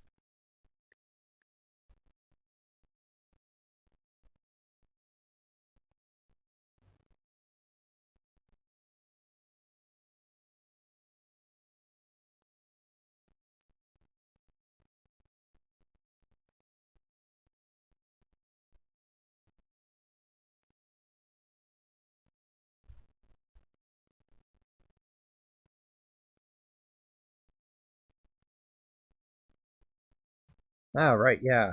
There's a religion bonus. Or was it a government bonus? Yeah, Constitutional Republic.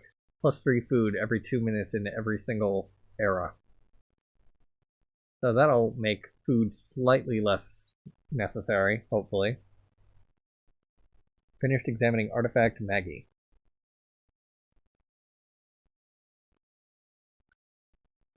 Sheriff's trusty deputy. A 357 Magnum Smith & Wesson Model 19 revolver. And now, can...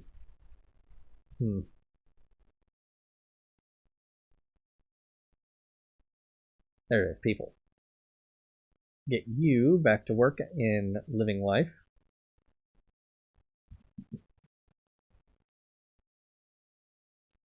Isaiah, sorry for running away on Saturday night. And for not answering your calls. I know, man, I owe you an explanation and not a letter thrown in your locker. But I don't want to be overheard on the phone, and I'm still thinking things through. I want you to know that I won't tell anyone about our kiss and where our hand went. I didn't think it was bad at the time, but maybe we smoked too much grass and we were acting funny. In all honesty, it's really confusing. Sorry if that's not what you wanted to hear. You're my best friend and you deserve to know. Weirdly enough, the only thing that makes sense to me right now is praying for an answer. I don't have one yet, but it calms me down, so I'm going to keep at it. I hope we can be back to normal after this, but I need a little more time. Enoch. P.S. I'm going to prom with Jen Weimers. She asked me, and I just want to feel normal right now.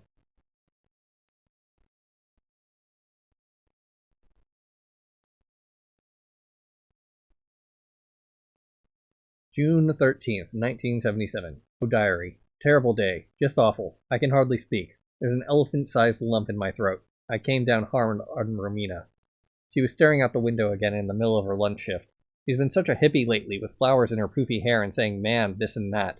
God forbid she's been working wild blitz on Isaiah's pot or worse. Guests give her queer looks. Some folks actually ask me if she got a lobotomy because they noticed that she mumbles entire conversations to herself. It's been like this for what, 2 months? I had to protect my business. Enough was enough. I grabbed her arm and dragged her upstairs to her little room. I slapped her across the face and told her to wake up. She was shocked. I made it plain as day. You have to get off the drugs and do your job, or get out of my diner for good. She was angry as a bull when I brought up that slick stoner Isaiah, telling her he's really just a kook. A shiny apple with a rotten core, says Sheriff Snow. That dunderhead is more than a decade older than her. I told her she's throwing her life away. Not 10 minutes after I went back downstairs to finish the lunch shift, Romina tosses her apron onto the counter and walks out with her suitcase. I closed the diner at 3 p.m. for the rest of the day. Did I fail her? It's been whiskey and tears all night.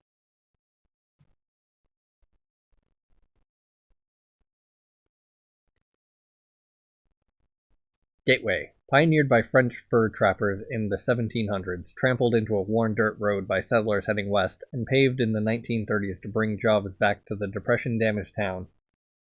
Route 25 has always been a road for conquest and opportunity of all shades, from the good to the criminal, and the gray area in between.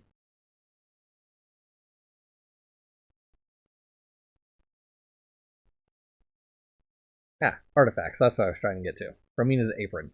Comes with a nifty tag. Howdy, I'm Romina.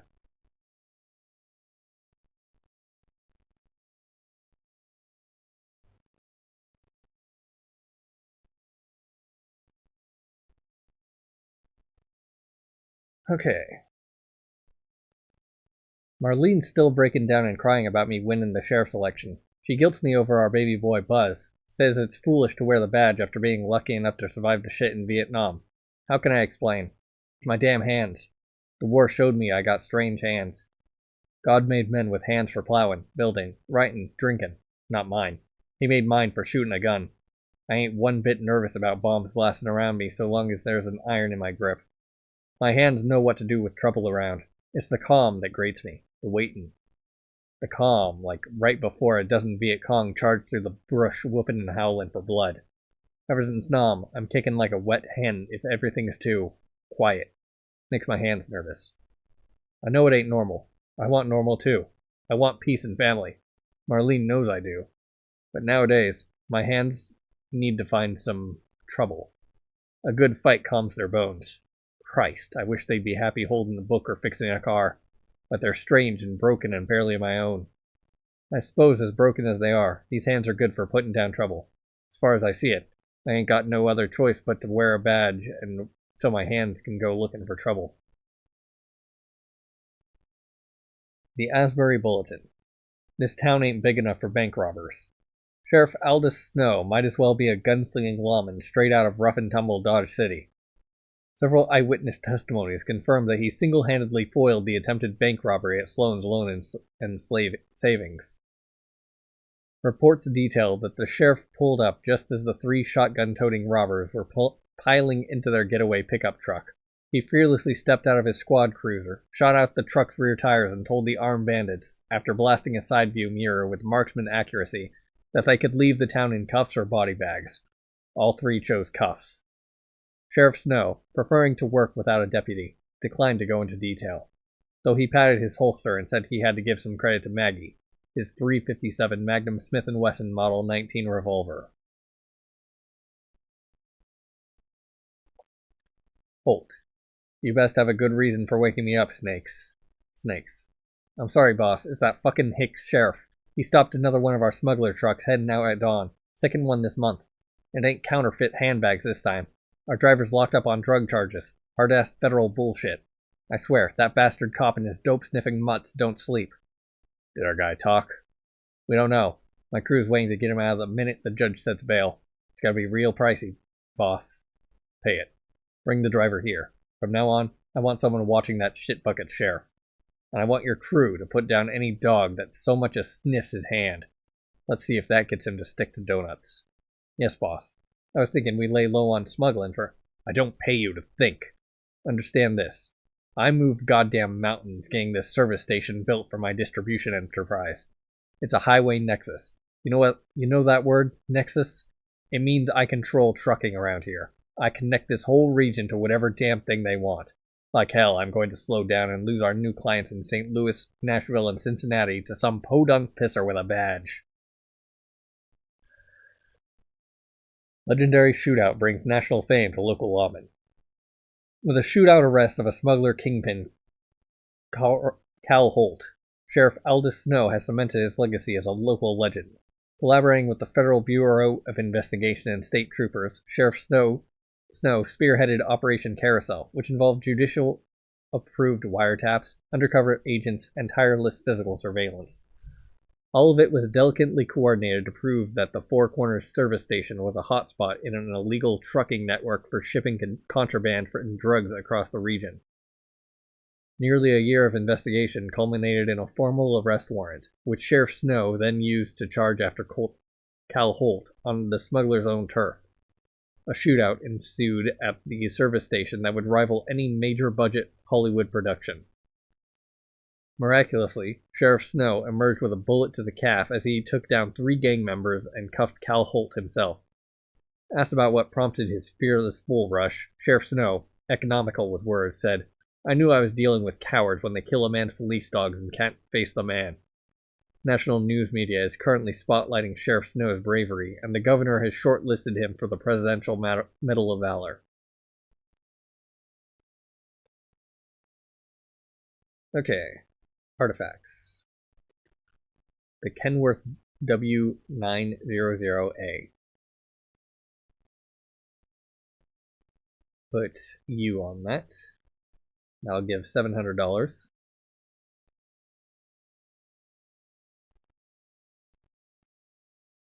Nothing over there. Nothing over here. Local newspaper. Costs 250 wood and $100.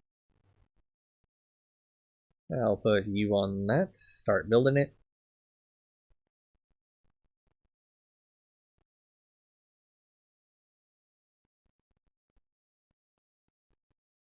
Sewers have been thoroughly scavenged. Let's see what the notification log says that I missed. Finished exploring Route 25. New events, local newspaper, new artifact, finished exploring, finished scavenging, and new event for Leah Guthrie. Alright. Mama and Dad, I know I'm not who you want me to be. I'm an apostle of Jehovah, and that is the most important thing for me. I pray that you see his light one day. At sundown, Jehovah got blessed with a vision from God on high, and he says we are to go west and seek out mountains called the Great Rockies. It is a place where the roads climb out from water and meet the sky. We'll be even closer to the Almighty. Isn't that amazing? Jehovah promises we will come back with cooked meat and fresh fruit and get you all and take you to paradise. This keeps my heart full. God said we have to go tonight because the waters are up to our knees and the rain isn't stopping, and if it gets higher, the cars will not run and the way to paradise will be lost. When the Lord calls, we must answer, you know. All of us apostles are loading the caravan as I write this letter. I have to go help. I'm sorry for all the pain. I love you very much, but I love the Creator most because that love will deliver us from the death of everything. I have faith that I will see you soon. Leia. January 8th, 2079. Starving Leia is struck by arrows while crossing a field in Kansas.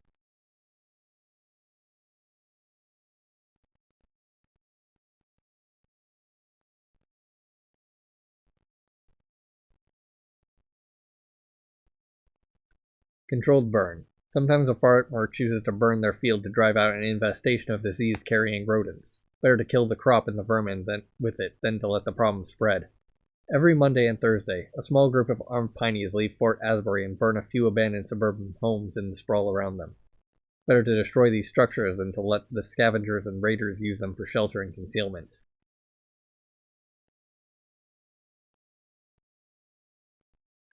There we go. Leia's working on that.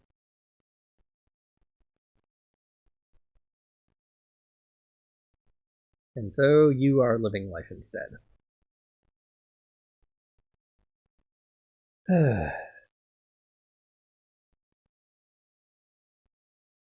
Alright, only 2 people still alive in the future so far. Have enough plastics? No, do not.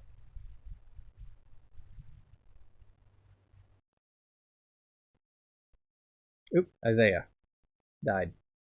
Hangs himself from Grand Rosa, June 7th, 2006.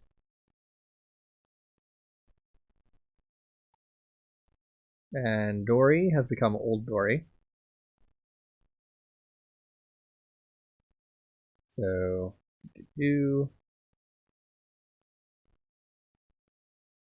Dory goes into the service station.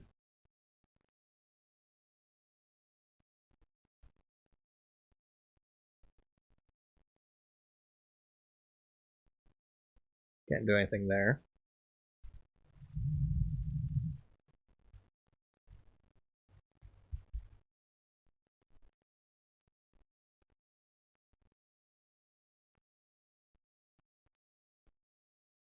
Still have plenty of knowledge, so don't have to worry about that yet. Adoption. For 43 years, the Asbury Birdwatchers Club have adopted the first 2 miles of Route 25 that leaves Asbury heading west, a local record. Finished building the Asbury Bulletin.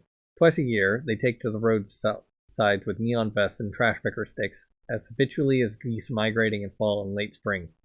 To the passerby, that honk in encouragement, they wave and smile, and some flap their arms in jest. No one questions them. No one asks the club members why they volunteer so diligently. It's happily assumed that they are all pitching in to make the world a little nicer. New Aldous Snow. The most enthusiastic bird watchers have a secret. Clean roads mean more roadkill. More roadkill means more predatory flyers. Beautiful red-tailed hawks, golden eagles, great horned owls, Merlin falcons, and little American kestrels.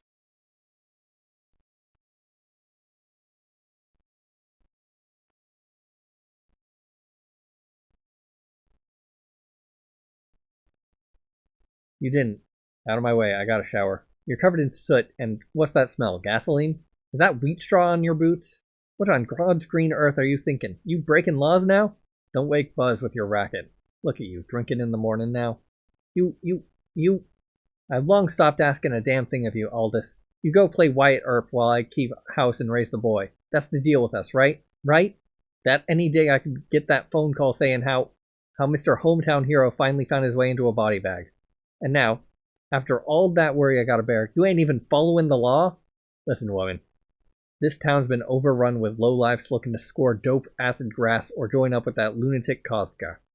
Maybe you're drinking too much to notice, but it'll be a cold day in hell when I let my town go to shit because evidence and warrants and hog shit hurdles getting in the way of right action. My nose for troublemakers is as sharp as the day I started as sheriff. Law or not, sometimes you gotta find the troublemakers and punch them on the chin. What's right is right. Ain't that rich? Talking about lowlifes and what's right, and then always tempting fate like a maniac who ain't got loved ones counting on him, like you ain't got a little boy who thinks the world of you. Lord, Lord, Lord. Lord help him if he gets your stubborn as a jackass brain. And you wonder why I got a drink.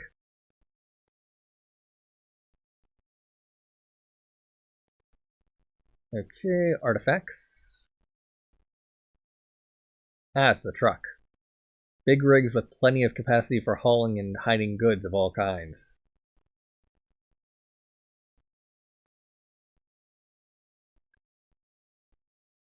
Okay, anything left?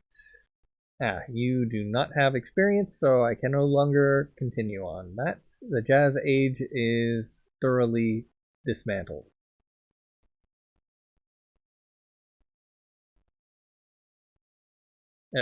Cal Holt died. Cal Holt is stabbed in a prison fight. September 3, 1990.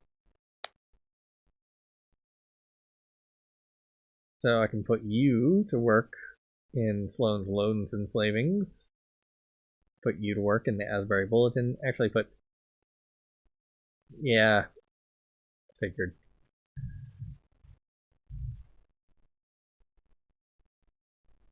The most trusted source of local reporting since 1909. Despite a history of controversial lending, business is booming.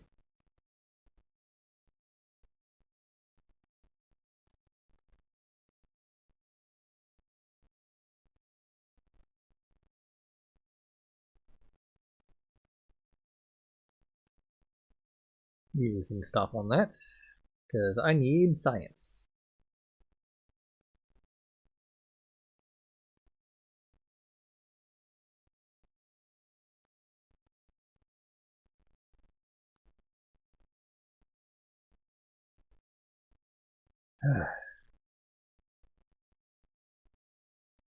Maggie, profound artifact.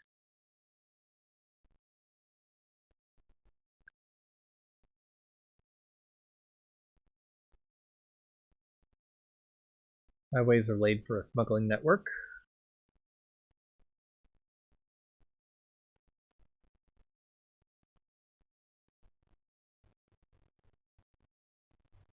Book of Observations, year 2078, volume 3. December 12th, 2078. World. A deep humidity has set in for months now. This is the warmest winter I can recall. Animals seem maddened and worried. Air tastes like moss. Mushrooms grow abundantly. Mayflies appear in great swarms. Fort Asbury / New Eden. Population approximately 80. The town is more bone than flesh. Stick figures with hollow eyes, sad and defeated. I ache when I see them. No one guards the public library. In total, I've freed 54 books from the mold and cobwebs. No moon in 2 nights, so I'll make the trek and free some more. Books can save us. Salvation lies in the preservation of knowledge, facts, and ideas. In the past we are found, saith Quentin P. Brown. Right, Day? Right, Dad? The more she learns, the more Deneve begins to see it too. The potential for rediscovery, regrowth. She is voracious for anything with words. A sharp-minded spirit. I love her more than anything. Events. Jehovah Jim is warring more. Clan battles in faraway towns. Raiding parties leave for days at a time. They return with goods to feed and clothe people. Paltry at best. Sometimes they return with slaves. Children of the dead are groomed to fight. Some people worship him. Why? Safety? Desperation? I don't know. The madman's control of the large lanes outside of town protects everyone from other roving psychotics. One of the library books said this mighty junction of roads was built a century ago by a criminal named Cal Holt.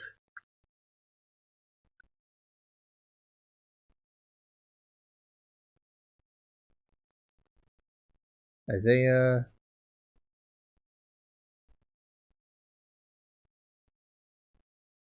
The Great Underhive, The Unfathomable Empire. Space Age. Change Symbol. Spiritual Encounter. Town Gossip. Fermina. Transcends. Alright, back over to you. You die of a heart attack while mowing the lawn. March 4th, 2010.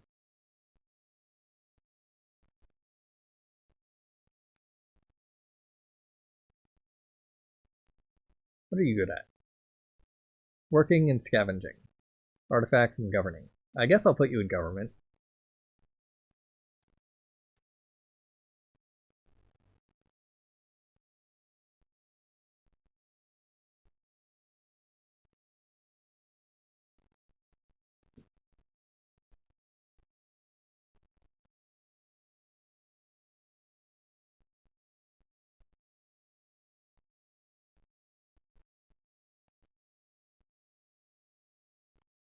You can't do anything at all.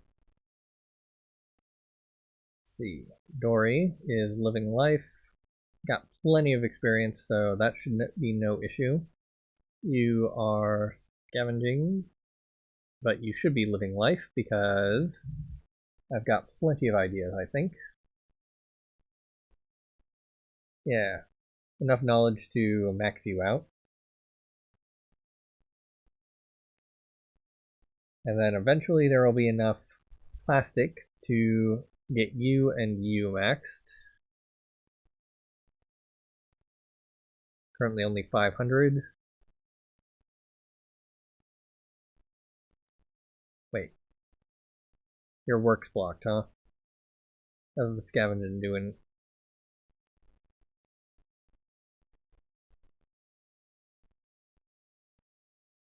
Skill is 51. Yeah, I'm gonna put you there instead.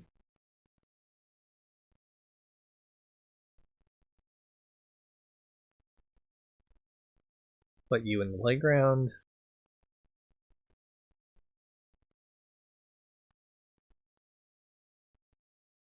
You in the sewers.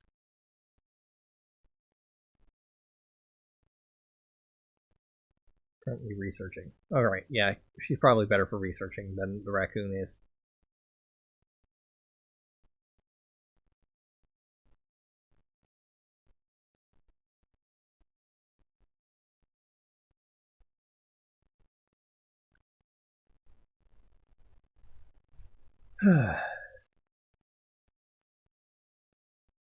Let's see, you're 12.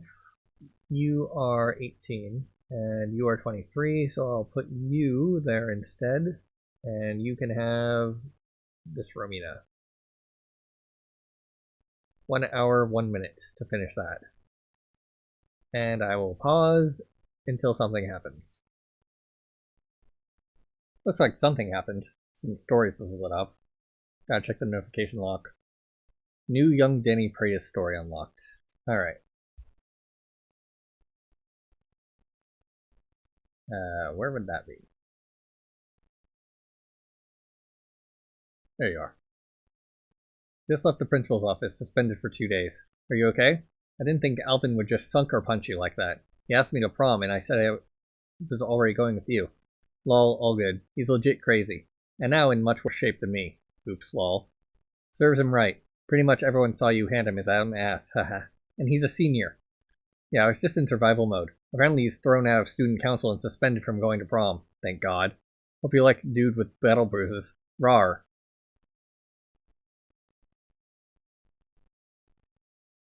Living life, almost done. And then still need regular Danny, I guess, to generate all of this until he becomes old Danny.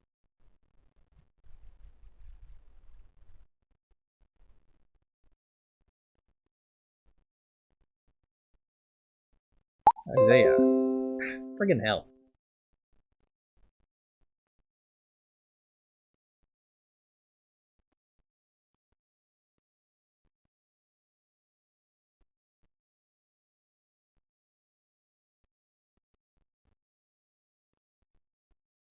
Can I do anything with Isaiah? Government, maybe? No. So he is only good for work.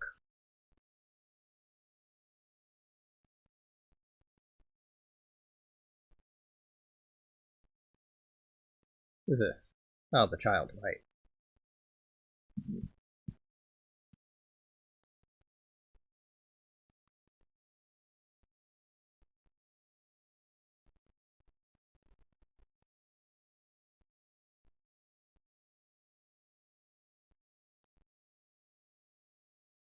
Enoch is too far in the past to do anything useful. Young Romina and Dream Romina. You can't do anything but scavenge. And you can't scavenge. You do not have anything to do in the very, very far past.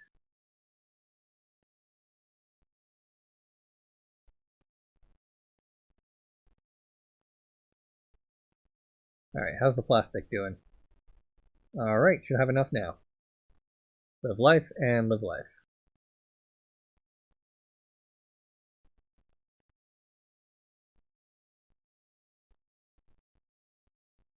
$46 for living life, and you are 43. Don't know why there's such a disparity in action length then.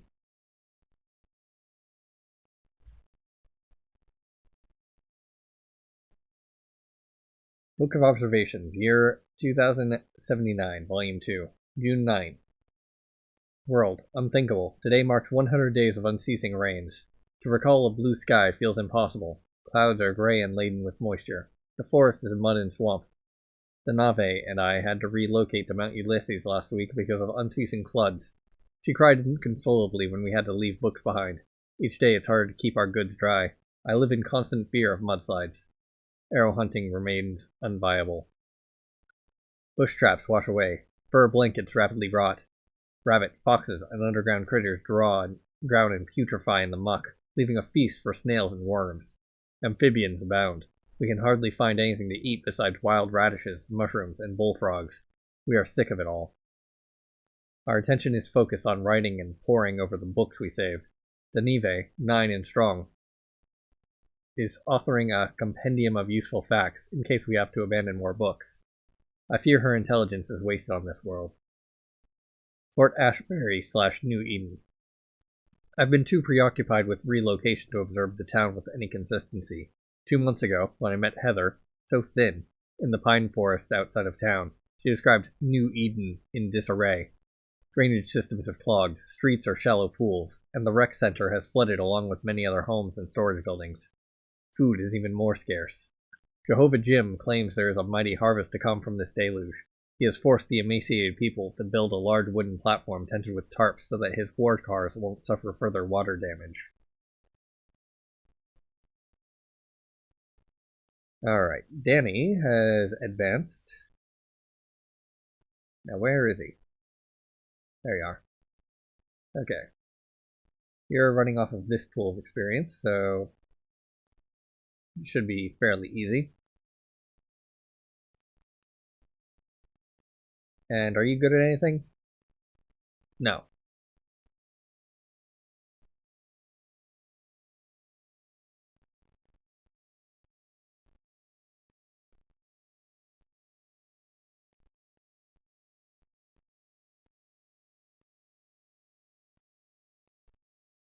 May as well get meat and wood.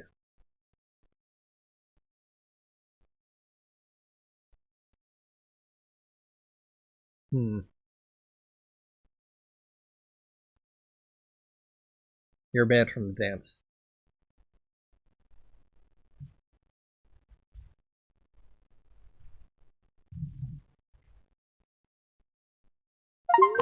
Ah! The Great Flood 2.0. Grab your fishing net, a shallow sea surrounds us. 2081. A period of unceasing rain transforms the region into a shallow sea. Here, between endless horizons of fresh water, stilted on the concrete structures of the past, is the village of Aslandia. Like a society on lily pads, large huts and shanties are interconnected by makeshift bridges, docks, piers, and small boats built from the trees of nearby pine forests shooting up through the water. When the men return from hunting seal and diving for oysters, and the women have finished weaving rope and salting fish, the elders build a great fire to tell stories of the past. Stories about the strange things below the surface, buried in the mud, like cars, computers, and silly green papers called money. The tides have no scavenging. The tides have no work. The tides require steel.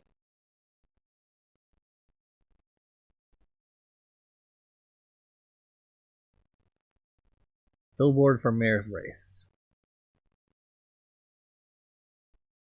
And I'll put you on it.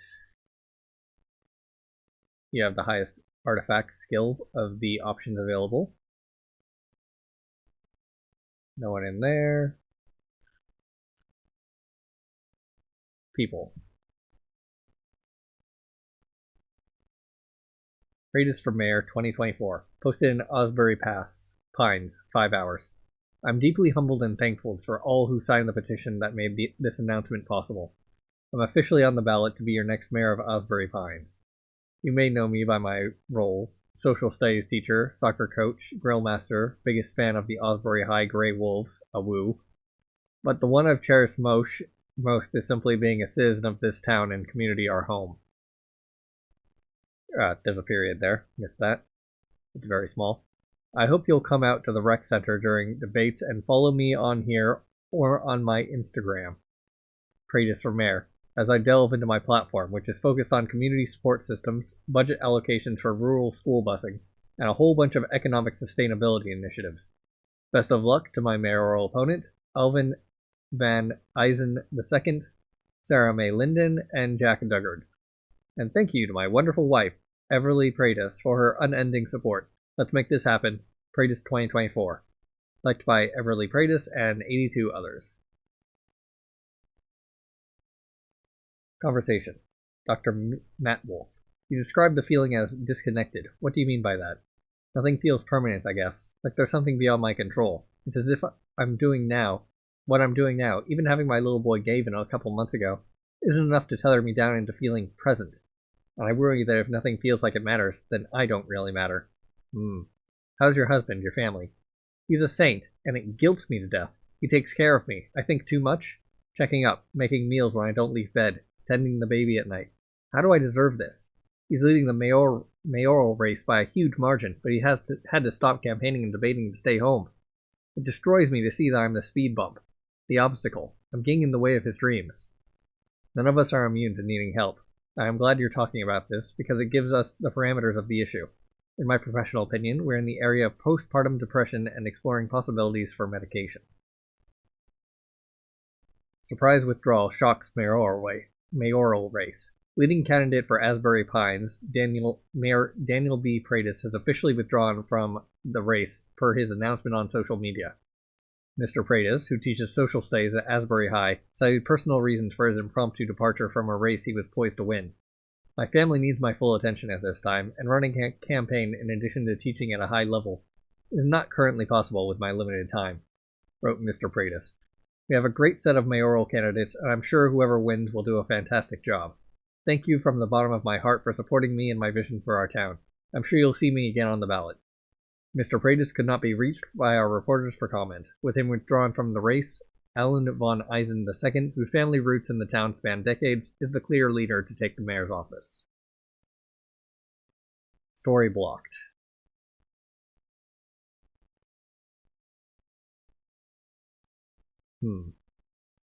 What were you doing? And why are you not doing it? Ah, right, the billboards for mayor race. Stronger business, better schools, and homegrown community sense. Pratis 2024. So now I can toss you back onto religion. Currently idle. Currently idle. And currently idle.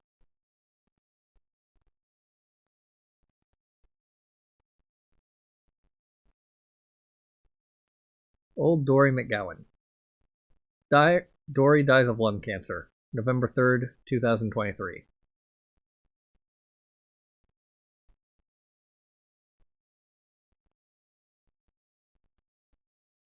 Jehovah Jim's truck explodes on a makeshift road mine during his assault on the new Denver Citadel. May 3rd, 2079.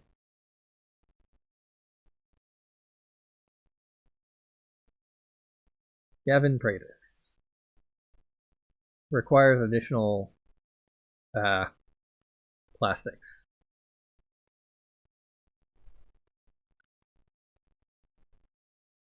%10 of the previous era. Sheesh. Okay, so exploring is going to be considerably required. Alright. Regular Gavin can go on to researching. That'll be 12 hours. Yeesh.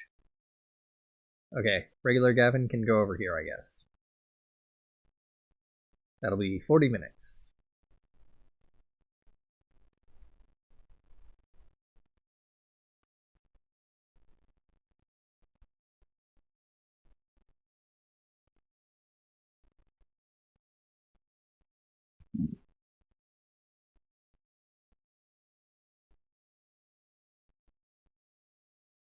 What is nature skills again? Ah, exploring, right.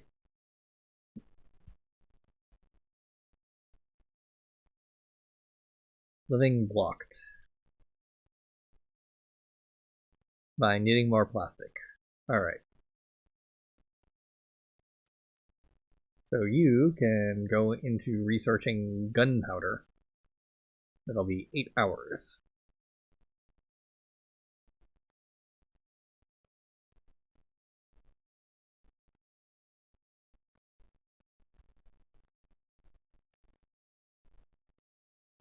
Anyone idle in this screen? No.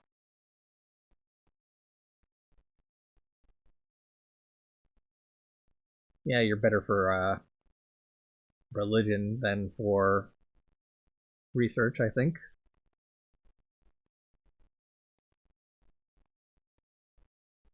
Currently working. Currently working. Toss you in there. Flow of oil across eras has increased by 10%.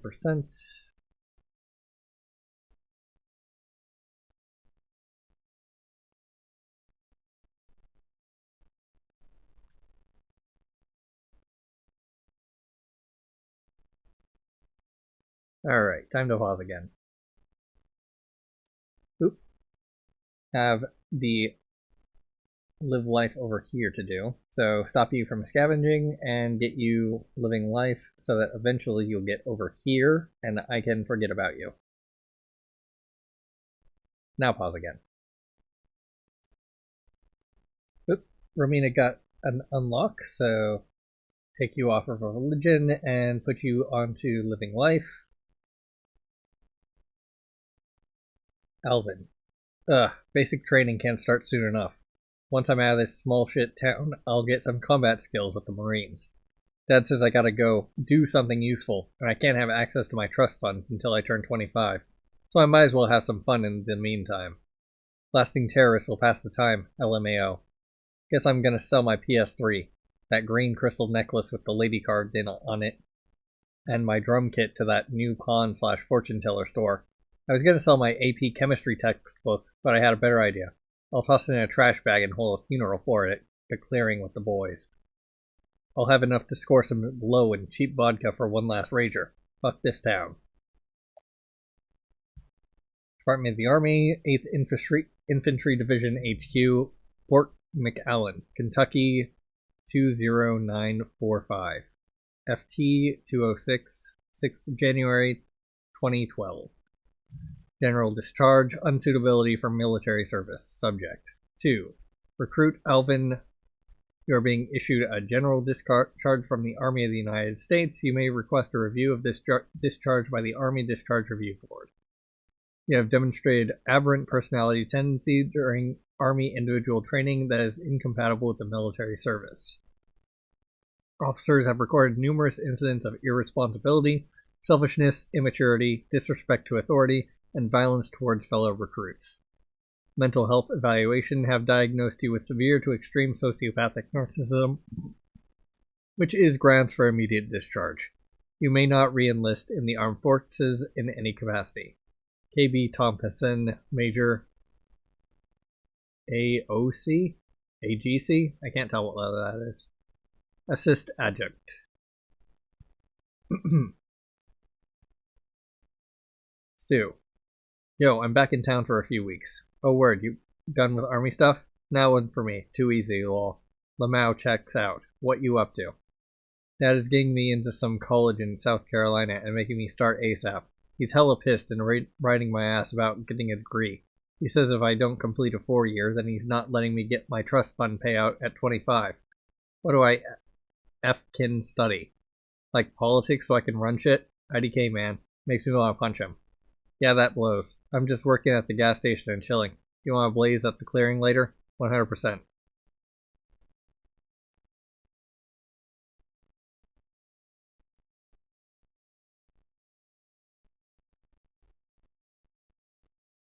Okay, Gavin requires 3.4k pounds of plastic and is currently at 213. That's going to take a while.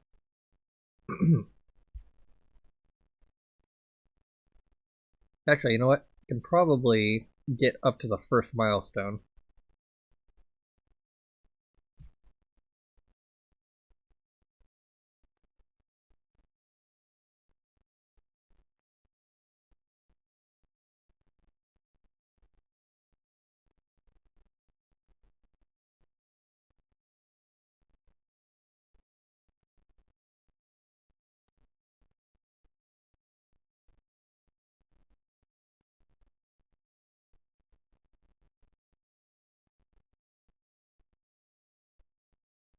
What? Nature blocked? By what? Ah, I need more knowledge. Dang it. Okay, where do I get knowledge?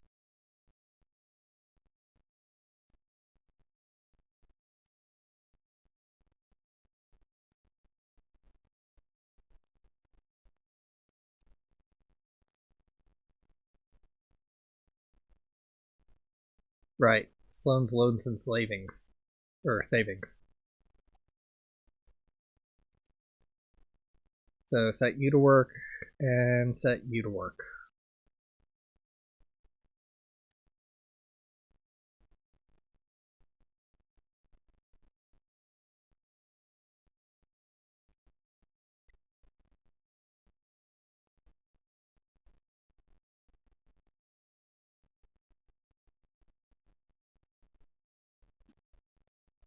Young Romina is only good for working, so back to work for you, I guess.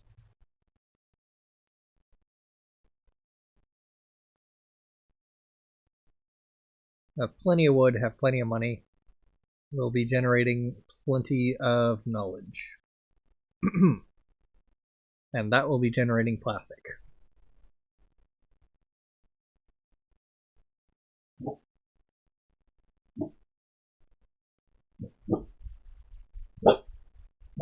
Hey.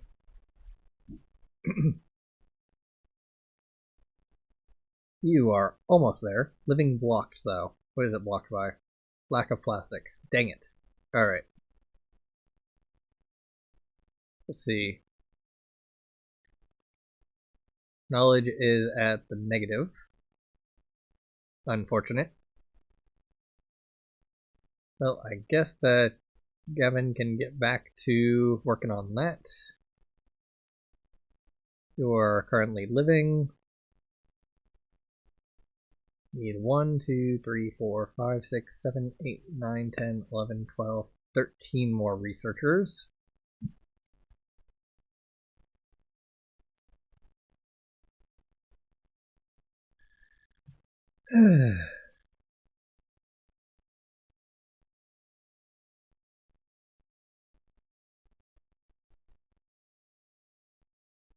Right. Put you on there to actually generate the money and wood, so I'm not negative.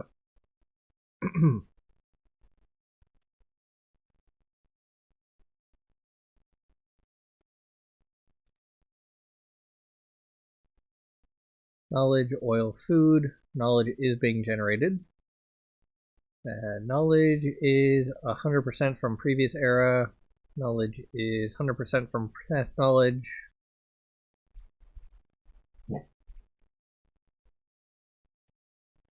Knowledge is 100% from previous era. Alright. So the knowledge is passing up perfectly fine.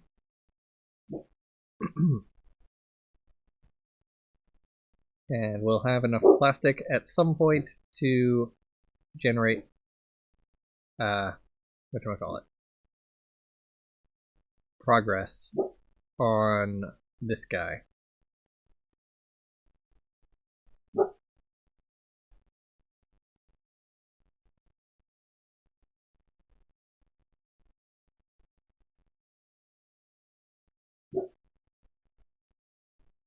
That's almost done.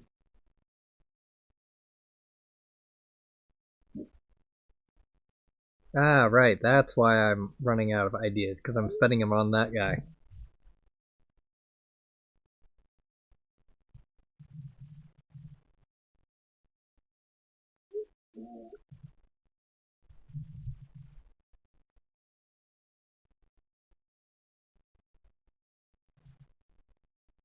Well, at maximum 90... Ah, there it goes, finally. You are done. I can set you on something and then never think about you again. What are you, religion? Nope. I guess I just put you back in scavenging.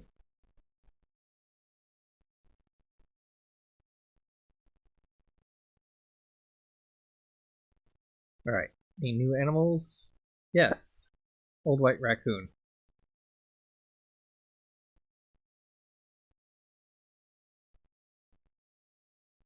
You can now get over to your death. So, pause, because Doggo wants out again. Alright. Raccoon has... I searched the underhouses here and there. I searched big cans with rotten stuff humans hate. I searched deep stinky ground tubes with water, so dark. Rat in ground tube asks, how you white? I not know.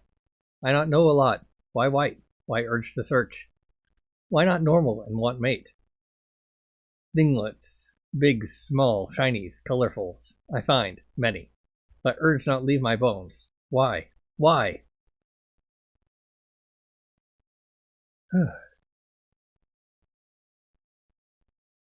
Alright. Work is blocked in Romina.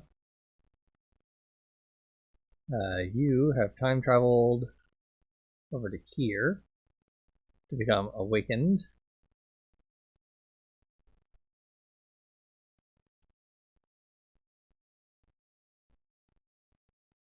You require plastic. How's the plastic situation? Fairly dire. See if I can increase that. Yes, finally. It took exactly one more unit. Warwick unlocked. Critus unlocked. Some other stuff unlocked that I did not catch. Okay. New artifact Dirty Trinket has been unlocked. New Gavin Praetor store unlocked. Work Hut has been unlocked. New nature location Seal Island has been unlocked. Work Hut has been unlocked. Marine infrastructure has been unlocked. New scavenging zone has been unlocked. And now the two people. Okay. So, artifacts.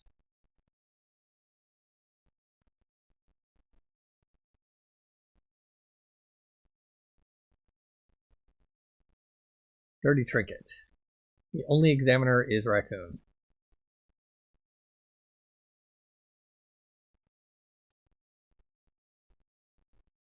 Work. Requires wood. You can go scavenging then.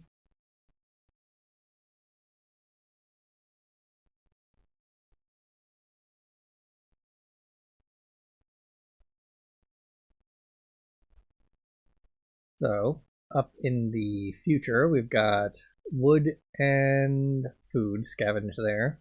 Food scavenged here. So, put you there. You are the best scavenger for food. And then in work, we've got Work Hut. Requires plastic, requires food. This will eventually be enough food to generate the marine infrastructure. And I'll put you and you on it.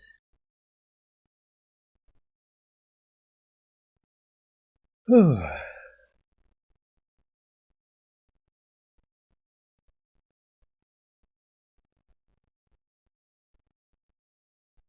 you need experience. You need experience.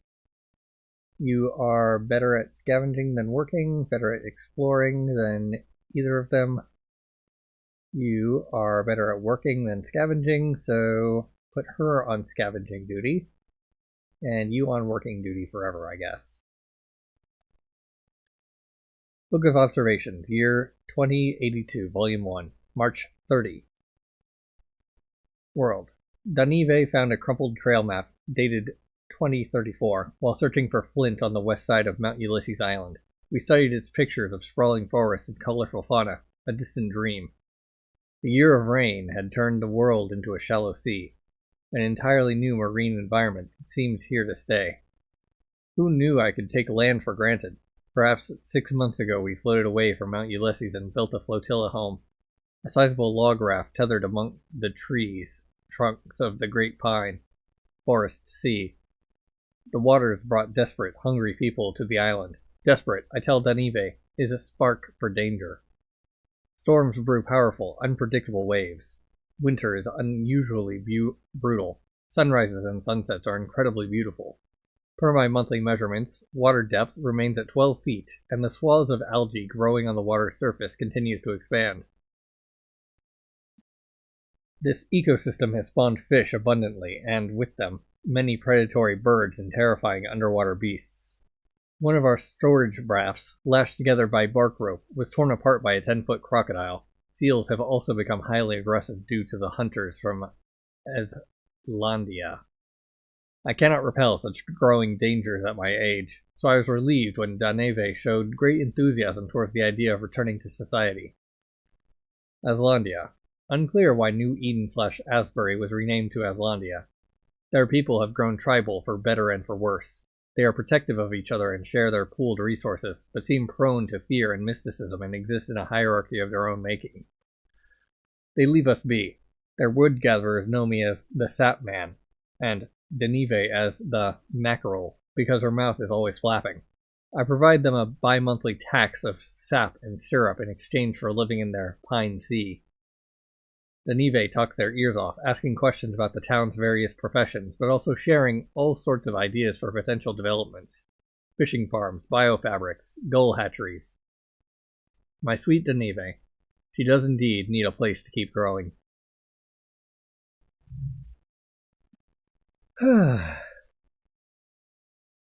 Ah, great. I could actually start investigating you. Building blocked. Oh, right, yeah, I haven't actually bought the building yet. There we go.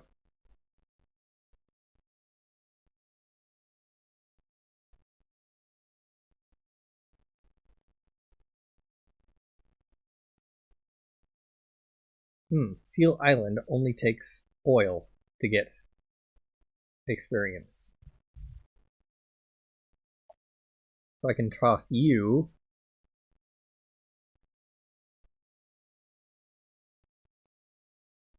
into it.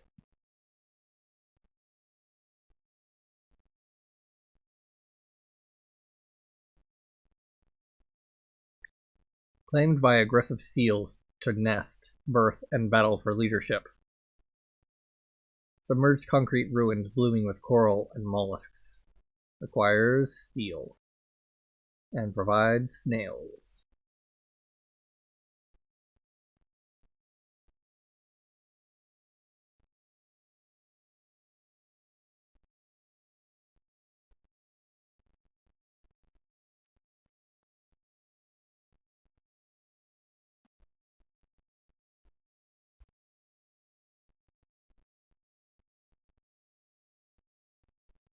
Don't see anything new, aside from Danny eventually getting here.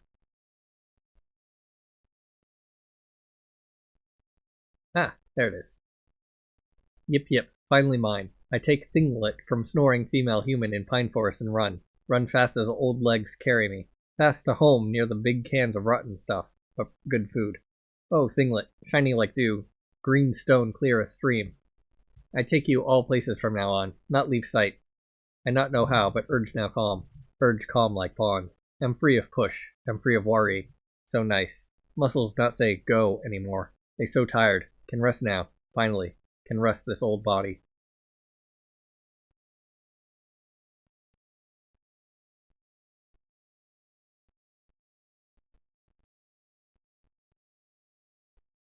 Oh, hey. You can live life now. Stop governing. Advance to the tides era. A new science, black market pharmacology, has been unlocked. Obtained perk, bootleg brewing.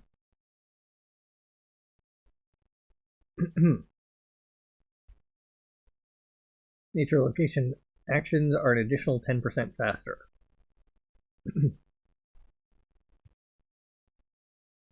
New Old White Raccoon community event unlocked.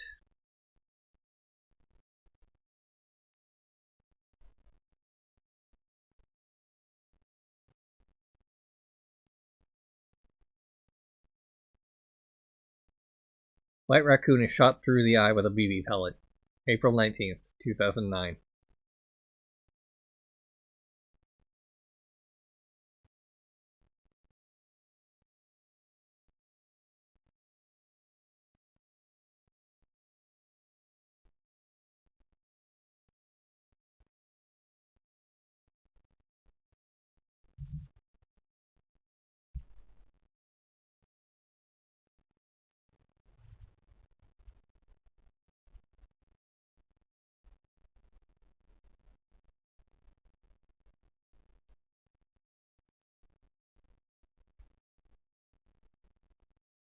Every time I think our marriage has dried up, somehow there's a day that changes all that.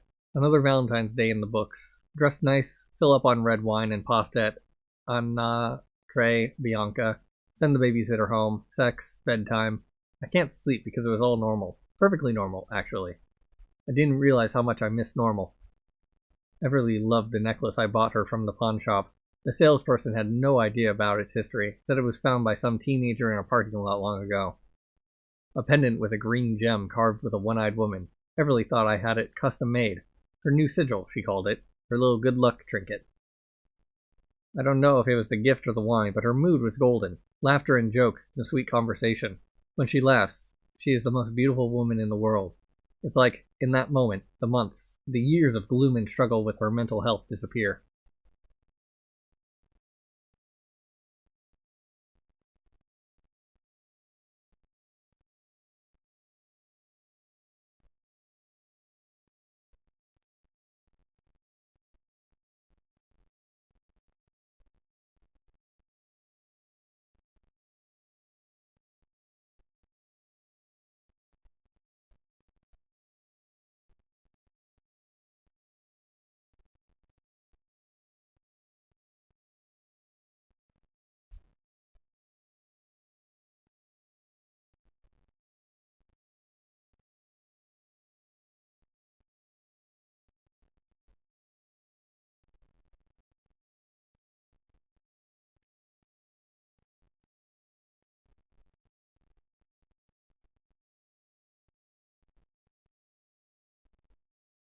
Mysterious green gem. Present. Danny gives Everly the necklace. Alvin prepares to join armed forces. Alvin finds a strange necklace. Space age. Exchange symbols. Okay, so that's the future. Here's the past.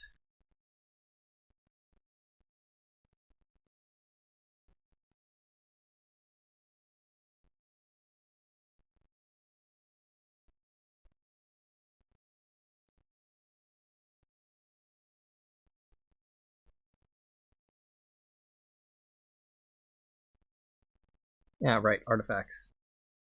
This is not done yet. Dirty trinket.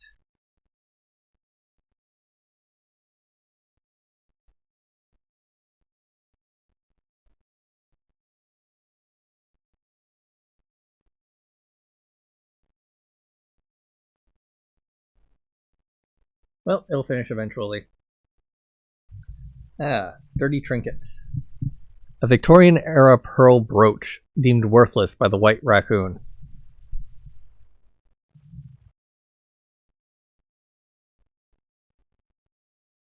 And you are now idle, so I can set you to scavenging somewhere, I think.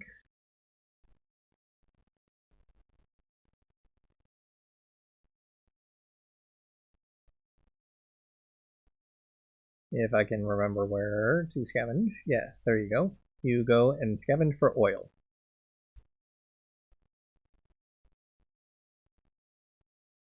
Have 4.2k food.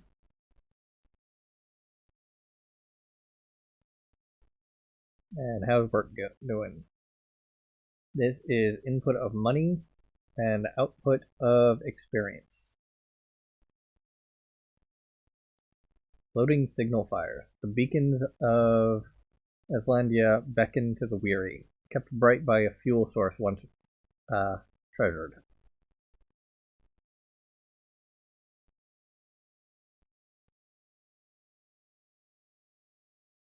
Yeah, put you here instead. Or cut. Maybe I can get some of the stuff that I need for the explorations from one of them. Yeah, the steel beams. This is just a straight up transfer of oil into experience. Probably enough experience now that I can level her up. Yeah. 4.2k. Not quite enough, actually. How's the plastic doing? 240. I need 3.4k, so 2.8k more. It'll take a while to get the plastic needed.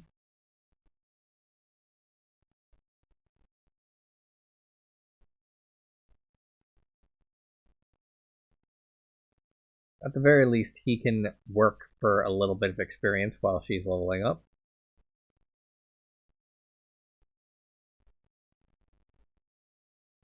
Doggo snoring in the sun.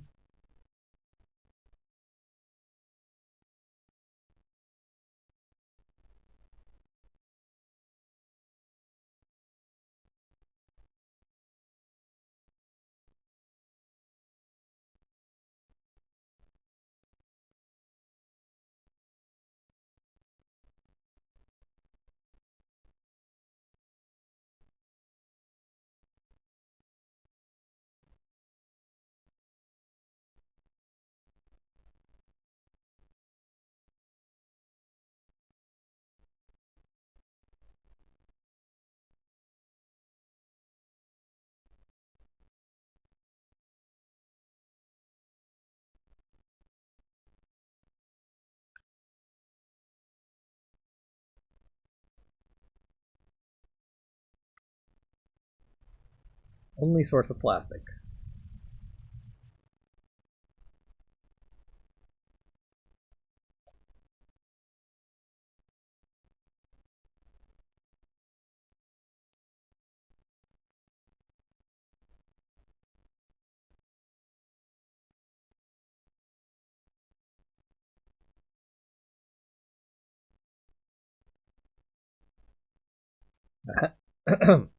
Bark bread recipe song.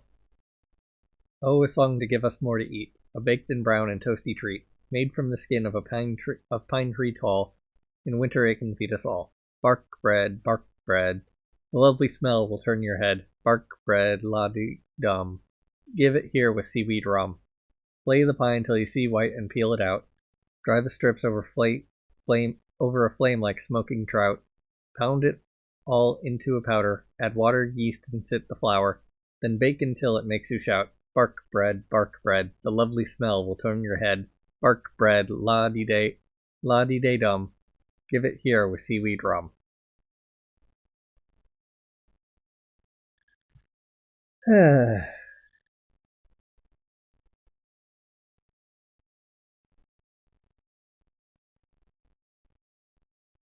So have 3 people to investigate. And then at some point, hopefully, I'll be able to get something in the Jazz Age that'll give experience.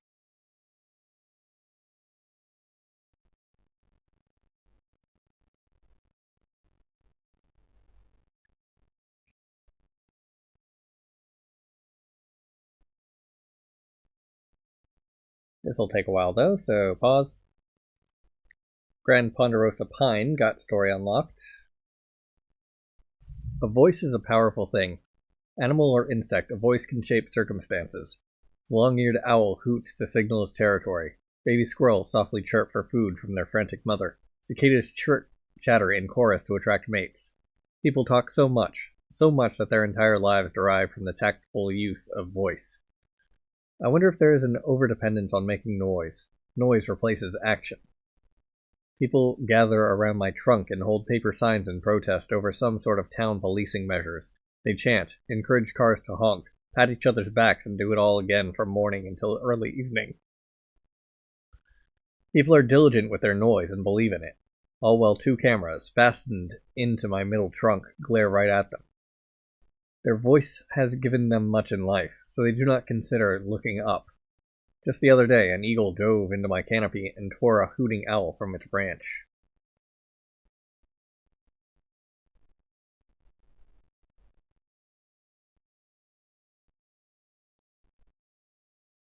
Alright, plenty of XP for the tree to finish. Let's see. Living life, you've still got quite a ways to go. How's the work doing? 99%. Alright. Great. So, produce oil out of wood and food. And...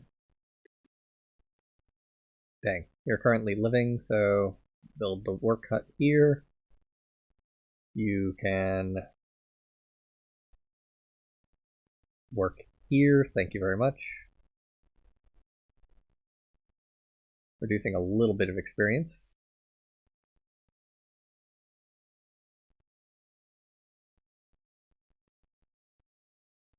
Money carries over from previous era at 100%. Money carries over from previous era at 300%. And this is probably the last time that it's going to advance an era, so may as well use all the money now.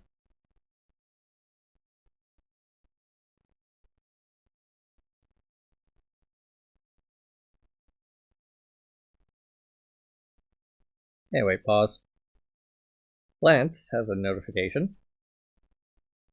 It has advanced to a Grand Ponderosa Pine. So let's see. We got a 28 in nature exploring and a 14 in government. And here we've got a 52 in nature exploring and no government. However, now that you're not living, can put you into governing.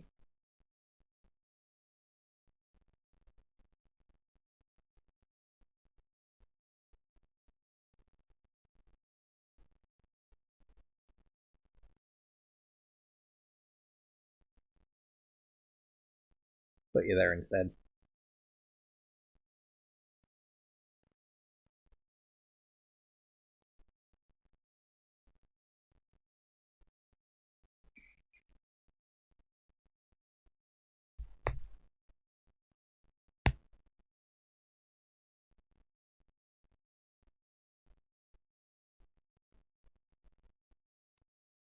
And work hut is almost done being built.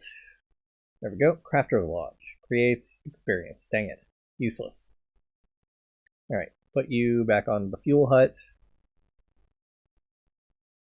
And people, you back on living life.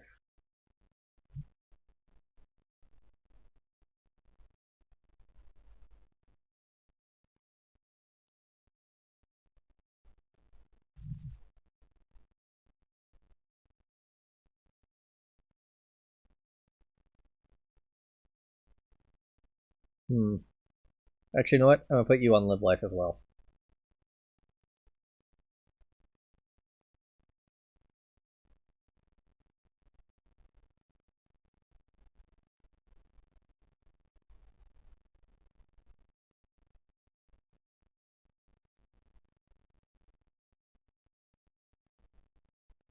Should at some point get a new thing unlocked, hopefully.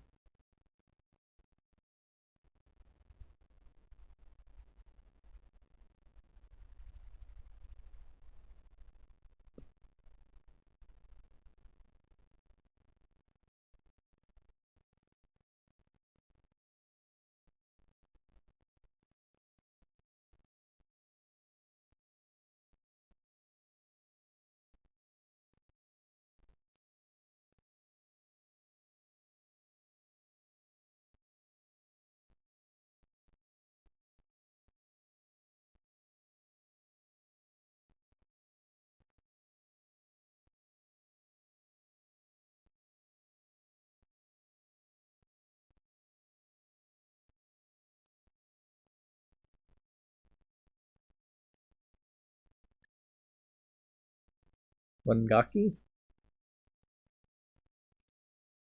Mushroom grower. Scavenging, working, nature exploring, artifact science. And you require experience as well. Pardon me, are you Warwick the Tasker? Yes. Give me names, age, skills, relations. I'm Gavin, 68 years, known as Sapman by the wood gatherers. This is my daughter, Danive, 12 years. We're from the Pine Sea. We can read, write, teach, research. So you loners want to come live off our work now? Get you roofs and protection while yous read and round your bellies on fish and seal steaks? No, not at all. We are eager to learn and work and contribute to Aslandia. We bring 2 jugs of sap, 4 fishing rods, pine soaps, 13 dried fish, 41 books, a bushel of mushrooms, a hatchet axe. 41 books? Bullshit, really? The old book lorist's gonna do backflips today. In decent shape, too. My daughter and I know them front to back. We write excessively and attempt to further survivalist theories through interconnections within. Oh yeah, I don't give a seal's ear what you write on about. If you stay and use working. Gavin, you's assigned as a fisher's aide with the other old-timers, making hooks, fixing nets, sewing sails. The Neve, use a wild grafter, making supplies like ropes, baskets, clothes, and all that. Don't look so glum, eh? I wanted to hunt seal, but Aslandia needs me here. Go, take these oyster coins to Koldia, and she'll give you beds and introduce you to the chief.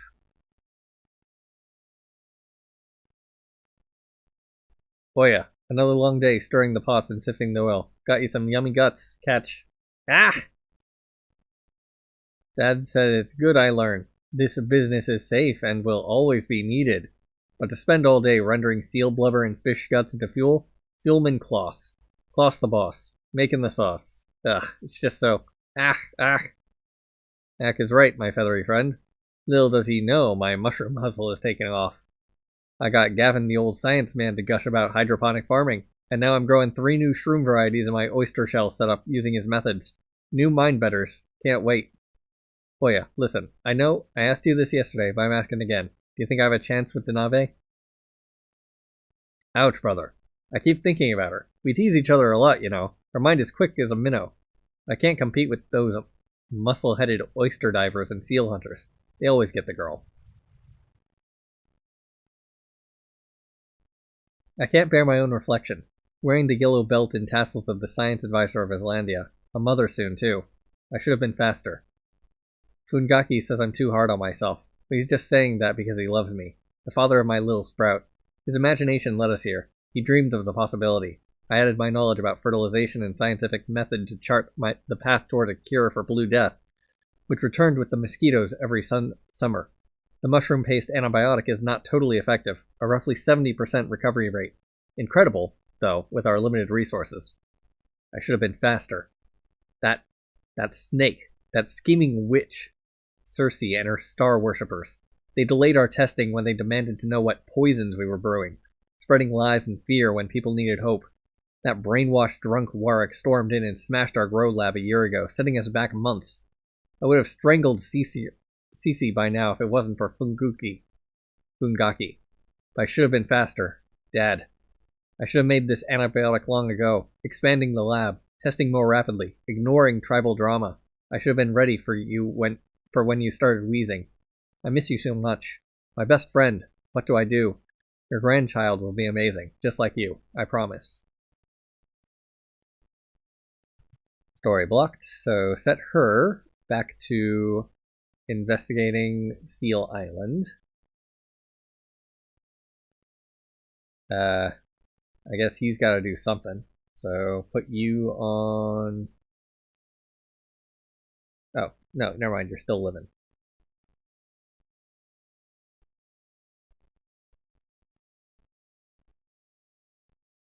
Warwick.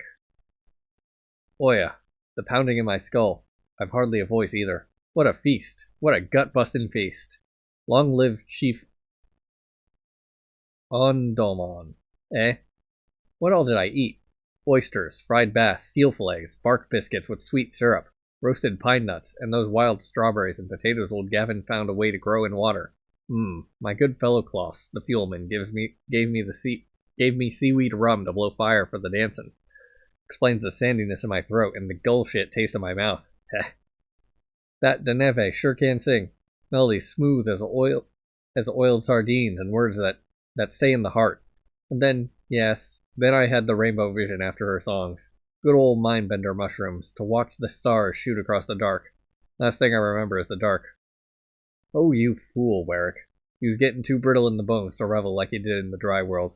Huh? What the? Hoya! Some bumwit drew peckers and gonads all over me. Fungaki. The little minnow prick. CC. You require snails. Insulation equals dry seaweed plus seal blubber. Moisture equals test weight of soil dry versus wet. Join wood gatherers, go to Pine Sea, get oyster mushrooms and sap. Official experiment notes. Make antibiotic mushroom.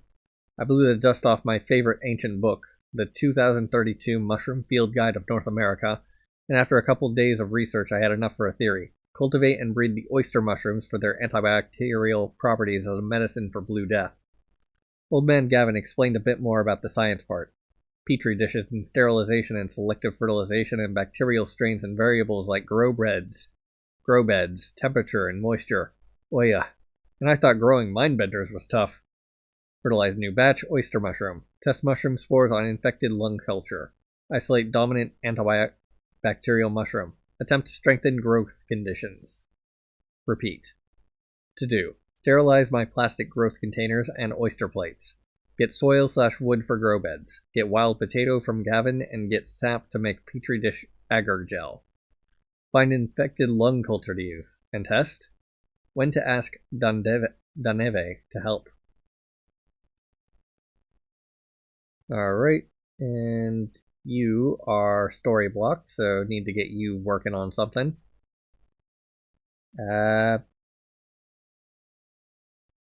You can go there, I guess.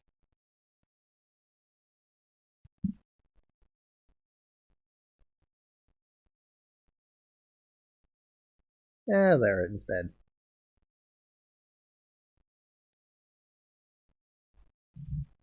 May as well burn the money.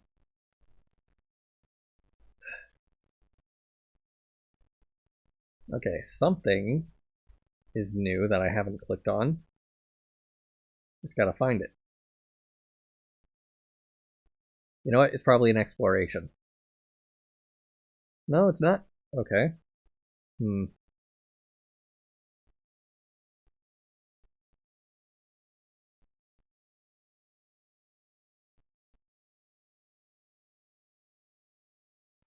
Ah, right, plants.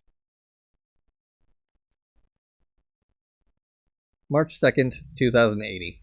Grand Rosa is stripped of her bark and cut down for rebuilding. For the first time in my long life, I resent my height. Never am I untouched. People watch obsessively, one after another and another. They climb the rope ladder and sit on my upper boughs and peer through their handheld distance lookers at the surrounding landscape. All day, all night. When they see something unfamiliar, they blow on a piercing metal whistle. Then everyone on the ground scurries about like mice. I recall, decades ago, I thought the world held order in all its patterns. The birds returned in spring. The insects rest in the fall. The people toil in their various ways and hold their rituals across each year. They all involve me in their patterns, but my height was my own to enjoy. Then time gave me clarity. All is disorder. Disorder. Patterns are illusions. Rituals are delusions. Life is but a violent fight against itself. The only true constant is this. Life begets disorder, and then life resists disorder, and then life begets disorder, and on and on. These years especially, disorder spreads, and, with it, blood and sorrow. Oh, the pain, bark ripping, skinning alive. But finally the people come for me. They need my body, my insides for their stilted homes. The rains, the water world, this shallow sea. Ah, ripping me. Their long saws begin the work. Yes, finally, I welcome it. Slow suffocation can end. My taproots fan into earth, my lungs flooded deep and gasping. Years-long gasping. Needles and seeds. I will meet you. Meet you in the sea. Rest with me. Oh, the time. Oh, how resplendent. You are idle. Can I get you to exploring something? No.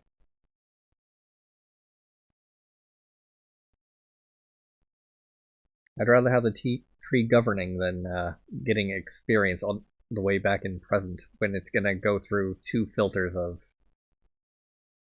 what is it, 20% and then 5%? Ugh, yeah, not doing that.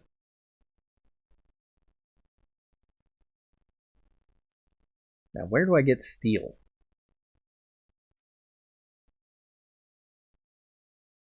Okay, 40% from there. 0%. No, 82% from there. 99% from there. 98% from there. 97% there. 70% here. And do not generate from here. So, gonna be Jazz Age that produces the steel, I guess. Alright, what am I missing now?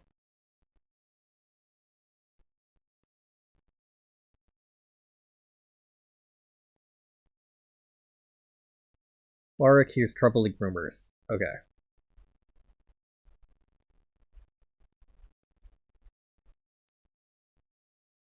And story blocked, so set you to work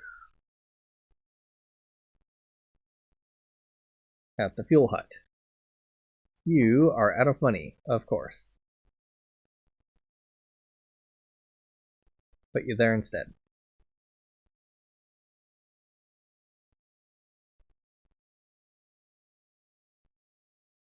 Where was I? Yes, people. Oh yeah, bossman. You'd never guess what them seal hunters just told me. If it's another joke about the size of their love harpoons, then don't waste your breath. The Neve suggested a book on chemistry knowledge, which is science about brewing, and, you see, I got to thinking that concentrated alcohol mixed with blubber set at, get this, low temperature, seems to purify the burning of... Yes, that's something, but yous want to hear this. The hunters were out deep, beyond the Pine Sea, and they wrangled a shabby schooner ripping west. Maybe a dozen or so people ripping west. Just west. No plans. Oh yeah, these people, thin as oars and jumpy as minnows. Sure, we're all worried about crocodiles, it's nothing new. No, they was They said they was from a big place called something like Washington, D.C. and fleeing a floating island from Far East. This island, pushed by sail and wind and an army of slaves with long poles, so it don't ever stop moving or chasing. One of their old women said it's surrounded by jumping dolphins and a swirling cloud of seabirds, and if you see it, you're as good as dead because it's seen you too. Oh yeah, this is a dream story, Warwick. The sun plants these in our heads when we're weak. Cece thinks it's gullshit. You think it's gullshit. Well, for our sakes, I sure hope it's just an isle of gullshit.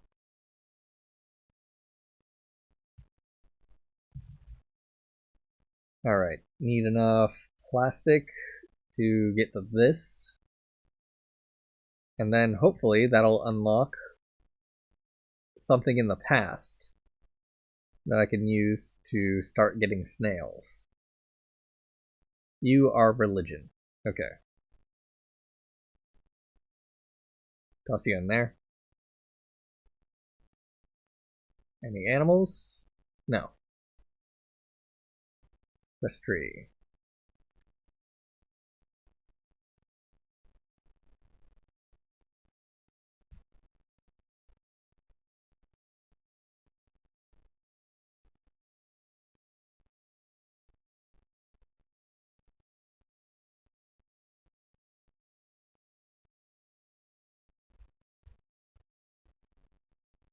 Nothing.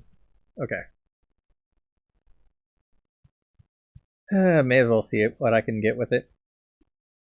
I'm generating trash as much as I can.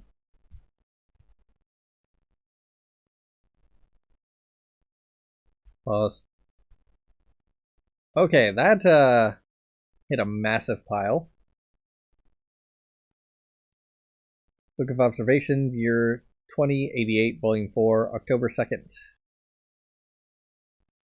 860, 86. World. Water levels remain unchanged. There is peace. Our shallow sea churns with life and nourishment. We live hard lives, but we feel safe enough to bear children. The town is a growing web of roped bridges, connecting stilted structures, unfurling like a lily pad. Wooden huts are erected on top of the town's old concrete buildings, of which there are many. Beneath the water, oysters have colonized the concrete and grow abundantly. I'm astounded that this particular cement composite has not crumbled in the water. One of the oystermen said that he saw the word Smeed written on foundation bricks. I cannot find any mention of this Smeed in my books. Aslandia. The tribe held a coronation feast for Chief Undoman the Bold last night. At 26 years old, he is arrogant, strong, but willing to listen. The aging leader, Alvarez the Builder, and various Aslandian elders supported the choice of Undoman after the young man led a successful hunting party to kill a 14-foot crocodile terrorizing his fellow oystermen. Andaman ate the animal's heart and, per local beliefs, thereby gained its strength and spirit. The seal hunters are unhappy, as they wanted one of theirs to be chief. Politics. The tribe values strength most, but respects knowledge and rewards innovation. I was elevated quickly from fisher's aide to teacher to builder, prior to my current standing as science advisor to the new chief. I showed them aluminum smelting and recycling, how to convert floating soda cans, mailboxes, and all sorts of scavenged metal into strong hooks, harpoons, arrows, tools, nails, knives, cauldrons. I showed them hydroponic farming and canoe carving through controlled burning. All this, I remind them, is because of books. I'm attempting to use windmill power to charge a 12-volt car battery that was found on Mount Ulysses Island, Seal Island, as many call it now. My fellow elders vaguely recall electricity, cars, television, orchestras, handheld supercomputers. I ardently believe the past can show us how to regain these amazing advancements. Admittedly, modern survival monopolizes most of our thoughts and energy. The Navy is flourishing as I hoped she would. She has taken to the study of herbs and medicines. Living is blocked, so go idle for a minute. I'm going to set you to scavenging in there again. Blocked from working, so set you to scavenging there, and you to oh, it's skull. I guess I'll set you, the gull, to living life. Where are you? You're all the way over here. Okay. And let's see. Notification log. General store unlocked. New scavenging zone. Town hall promenade unlocked. Asbury train station unlocked. Young Finn Sloan unlocked. Madame Vivian unlocked. Elijah B. Quayle unlocked. And Herring Gull unlocked. Alright, so hopefully this is the Jazz Age.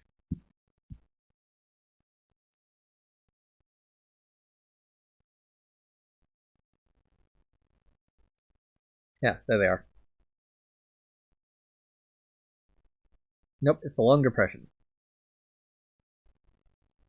Let's see, you are good for everything pretty much. You are good for everything pretty much. And you are also good for everything pretty much. But better than everyone else. So, scavenging. Set you to be generating that. You to be generating that. So we got food and wood coming in. Asbury train station and Town Hall promenade. A lovely topiary walkway that leads to Grand Rosa. Filled with the hubbub of coming, going, and looking for opportunity. A new artifact, Herring Gull Nest, has been unlocked. New Herring Gull story unlocked. So we go back to the animals, and there we go. Aka. What a thing to spot. Big nest of human in middle of sea. They not know. So far. Everything so far from them. How long I fly. Warm wind current find me. Lift me. Easy to glide. Sweep me over glittery seas across many sun and moon. Wind like steam. Small, fast, rushing under my wings. Swoosh. Flying smooth and long. Dive down for minnow meals. And then see speck in the faraway. Speck turn into big human nest. This good sign. Yeah. Human good at scooping fish from water. Lots of fish. Extra for me to take if I quick. I am. And they make best smells from fire foods. Like, how possible to make this smells? Aka. Pine forest close too. And there, I see, rock island too. Perfect. Just perfect. Twig, moss, grass, leaves. Can build nest with mate so fast. Yeah. Many seals on island beaches. Many seal. Not perfect. Cannot relax in water with them. Lost papa to these barking butt biters. Here, catch my dookie. Aha. Yeah, okay. Not perfect, but I think I stay. Story blocked. Alright, so I guess you work on artifact. Which is probably gull related. Herring gull nest. There we go. You produce the nest, and then you get more story, presumably. That gives plastic. Nice. And snails. Nice. The snails will get me started on religion person. Loading signal flares. Okay, over here we got the general store. So put Dream Romina on building that.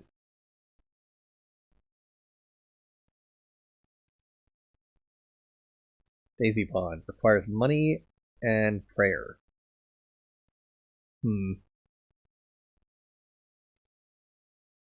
I can't scavenge either of those things.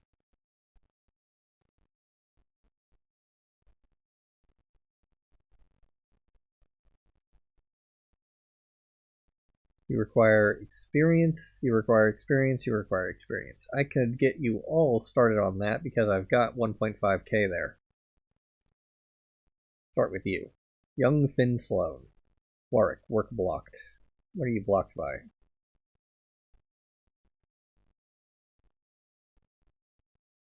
Lack of wood. Okay. Where do I get more wood? Here.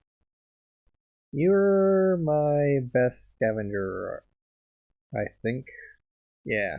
So it's not like I can get more wood. I guess I'll send someone to scavenge here. Currently working. Yeah. Wood's being generated at a rapid pace everywhere, so that's as good as I'm going to get.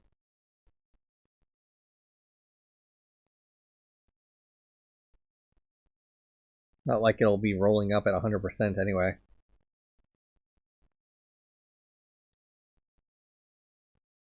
Probably won't be able to get to that with 10 snails total.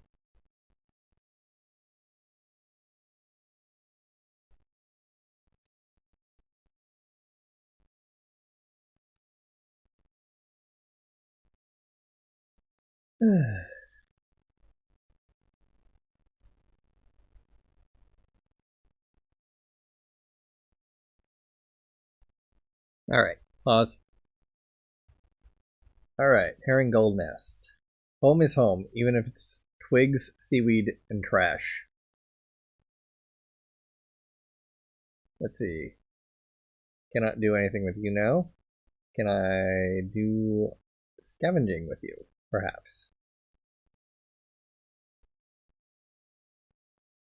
Yes, you are better than anyone else at scavenging. You will be providing wood and meat. Old Gavin will be providing meat, because he is slightly better at scavenging. Oh, the Langley Emporium finished. So wood and food gets converted into prayers and cash. So I'll put you there. Sapling unlocked. Study something unlocked. Sloan. New young Finn Sloan unlocked. Put Zaddy there.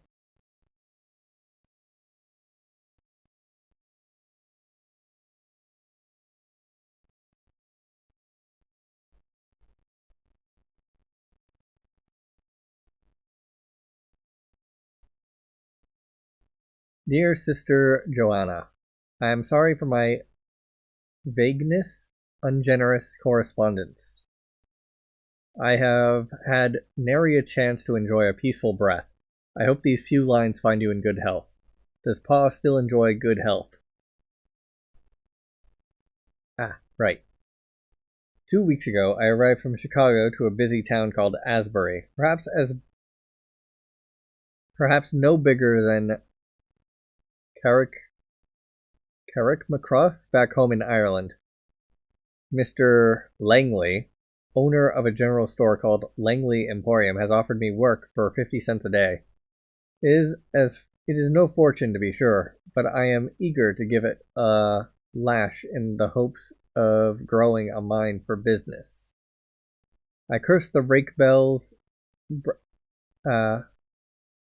Bowsies and Brazzers who make a mess of the town and force me into mucky work. Across the nights they relieve themselves on the walls of the building and soil the grounds with broken bottles and filth of all manner.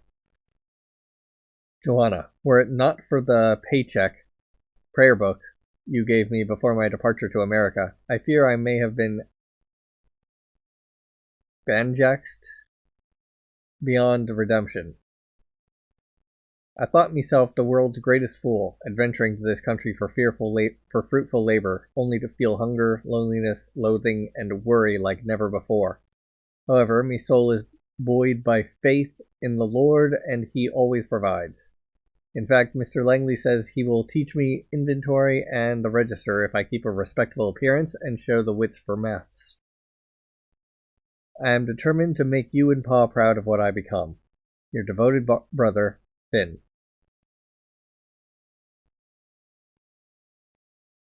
Rejuvenant Christ, we know thy name. Ever benevolent Lord, O blessed Mother Mary, holiest Spirit and all the saints on heaven high. Words. My words fail to express the gratitude brimming in me soul. I've looked to many morrows for this day, and the road has risen to meet me, by your grace. Bless Mr. Langley. Bless him for making me a business partner of Langley Emporium, for giving me the opportunity to rise from penny boy to partner, allowing me to lend me own business savvy. I thank ye, Lord, for giving me the wits to recognize many a good deal. Through your divine will, you gave me the vision to see that reinvesting store profit to import factory-made typewriters, sewing machines, and the new work jeans would grow sales by fourfold. We are now the largest general goods enterprise in town. The sacrifice, the faith, all those early days with an empty stomach, pulling the devil by the tail, ignoring the lure of drink, the young lotties about town. I remain faithful to your plan for me, O Lord. Amen, I say. I'll be at the altar every first Friday. I vow this. I am the happiest man in all your green earth. Amen. 3 XP remaining, so no more for you. Let's see, how's the nature location? Okay, there's the sapling. Put you at that. Oh, right. Plants.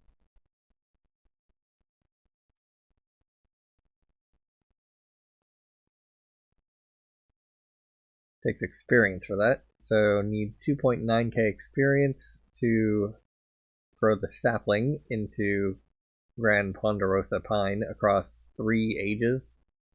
No, that doesn't sound right. This will probably grow in the Jazz Age and then Space Age as well.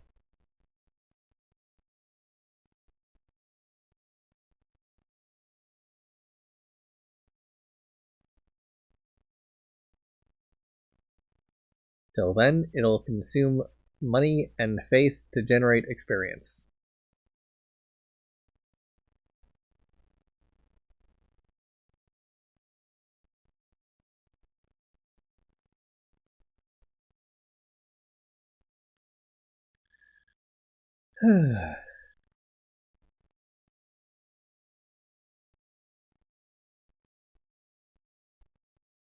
Alright, 6k XP in that era.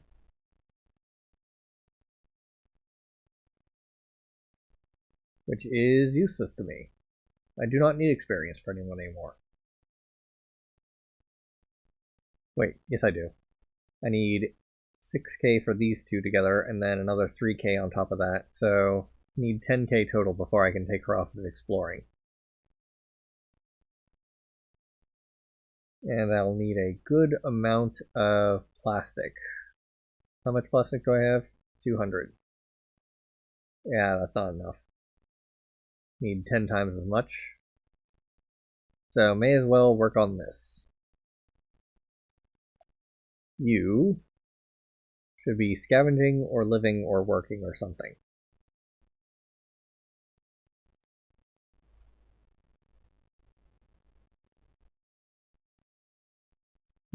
Elijah's better.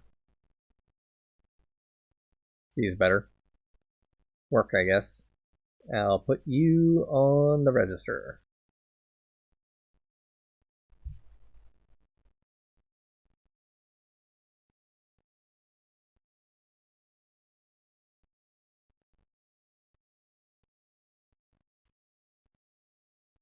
New Daisy Pond story unlocked. Who's Daisy Pond?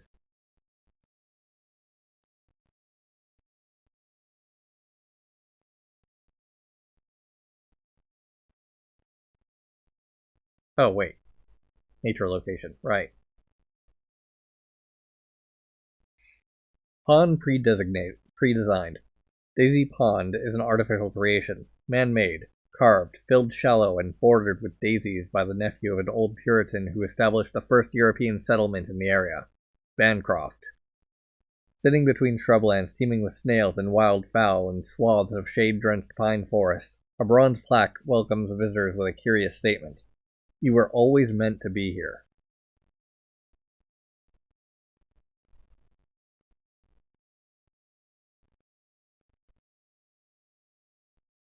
A picnic spot for lovers, once.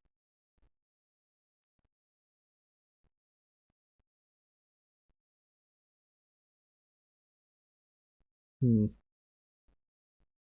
163 XP. I should probably build up and finish the Jazz Age person before spending it on people in the Depression era. Need 2.5k XP to max you out. And then you will go to here. And then I will have absolutely nothing again.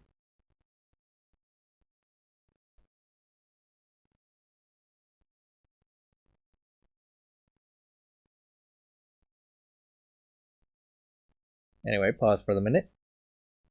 Okay, apparently there's a new story somewhere.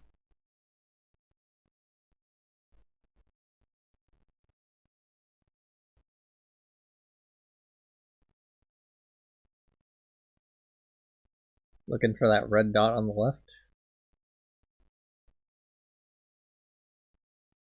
Ah, Lung Depression, Reckonings.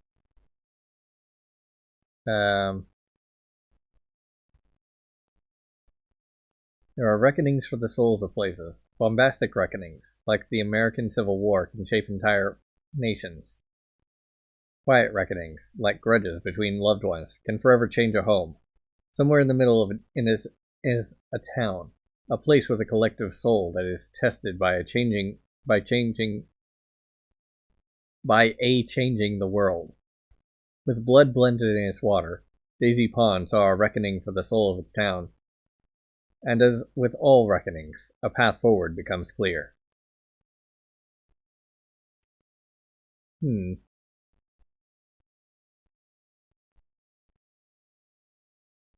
mean, it's being investigated by the tree. Oh, wrong one. Okay, up to 189. Experience is at 25% of previous era.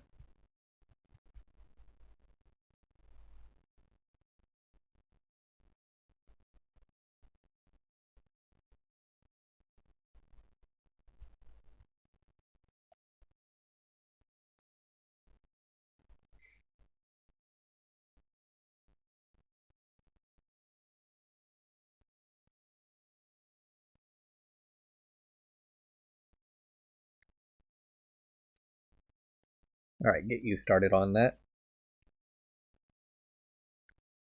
Why are you idle?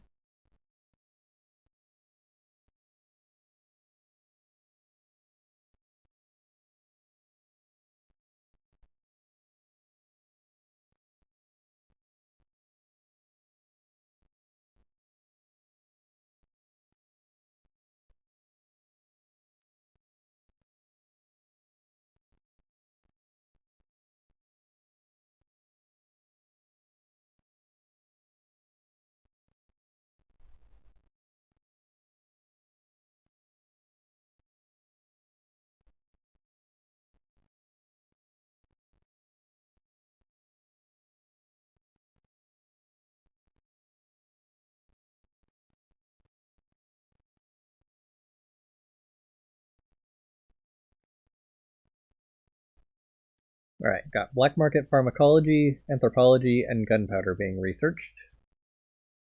Eventually the raccoons will invent gunpowder. And then all of us are doomed.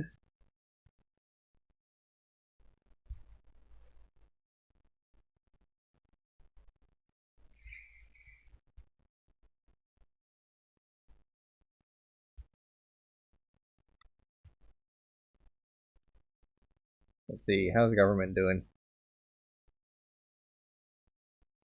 Elder Council is 6 hours away. 7 hours maybe? Wartime nationalism is 27 hours away. 28 hours. And then tycoon cronyism is 2.5 hours away.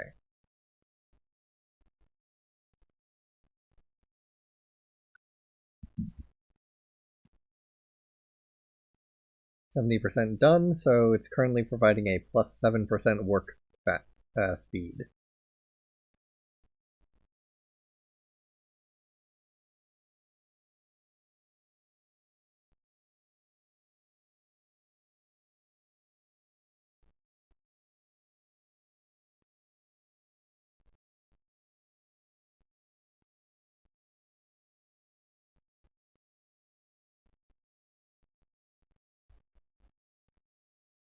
The free wood generation is going to be nice when I eventually get around to making it.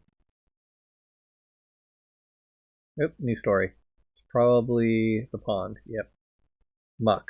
By the light of the moon, the reeking, wretched cart returns.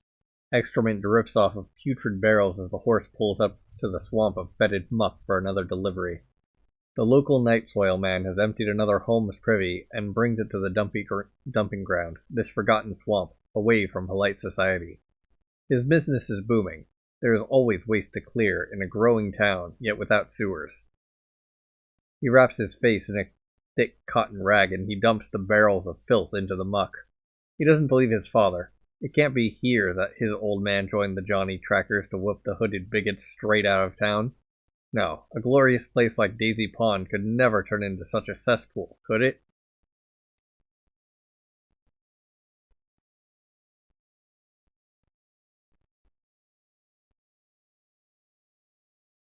And there's another story that I'm missing somewhere.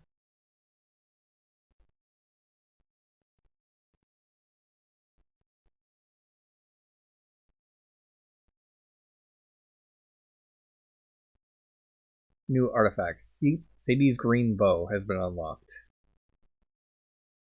Yeah, you have to tell me if my story is bad. Marianne and Louisa from school don't like it. What have I told you about bursting into my office room, I'm busy, love. Your papa may soon open a small bank. Sounds grand, eh? Ah. Alright, go on then. Give me the holy alls of it. I saw a white raccoon yesterday, so I thought of this story. A white raccoon lived in the dark forest outside of town. The raccoon was so white because it was really an angel, one of God's angels, who was placed in a raccoon's soul. The angel wanted to play in the woods and enjoy being an animal in God's land, but he was too white, and all the bobcats and coyotes could see him when he left the bushes. So the raccoon hid and was very sad. One day, a little girl saw him and chased after him. It was the most fun the raccoon had in it all its life. The girl and the raccoon became friends, and when the raccoon died, the angel in his soul watched over the girl. The end. Da? Huh? Sha, a fine tale. Run along and tell it to your mom.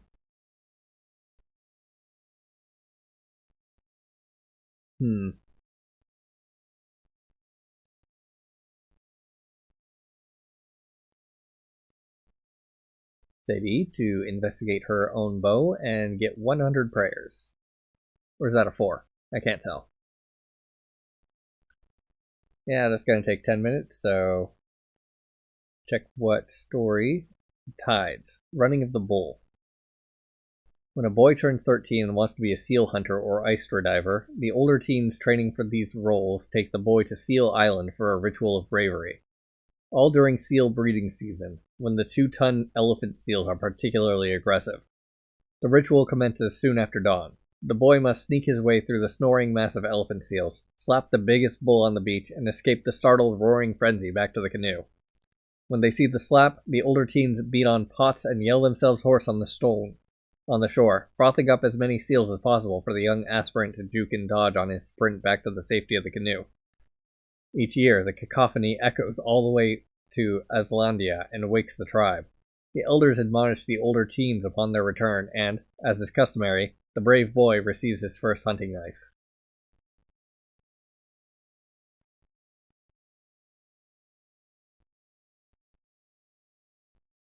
Alright, so Seal Hunt Island is not quite done, but it's getting close.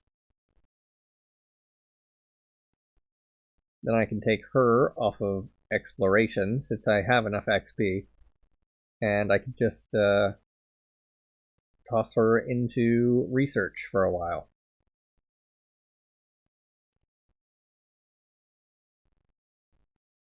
Well, I mean, I think I have enough XP. 4K, 8K, 3K, -2, -1.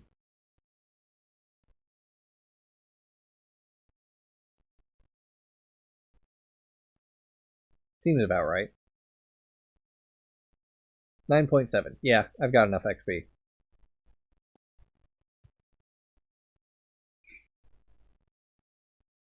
Alright, I could continue saving up for jazz experience, or I could just live life on all these guys.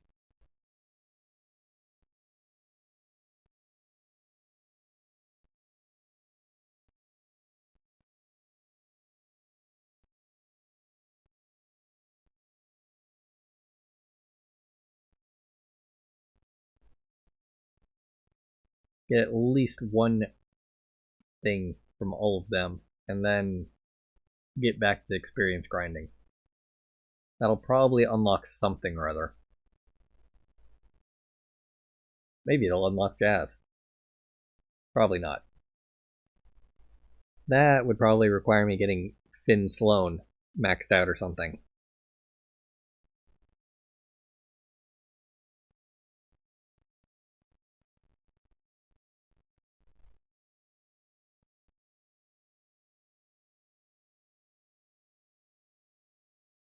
It was Sloan's Loans in present, right?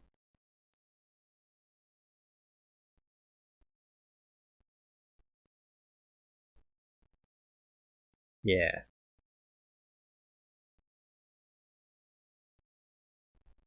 Oh no, it's in space age.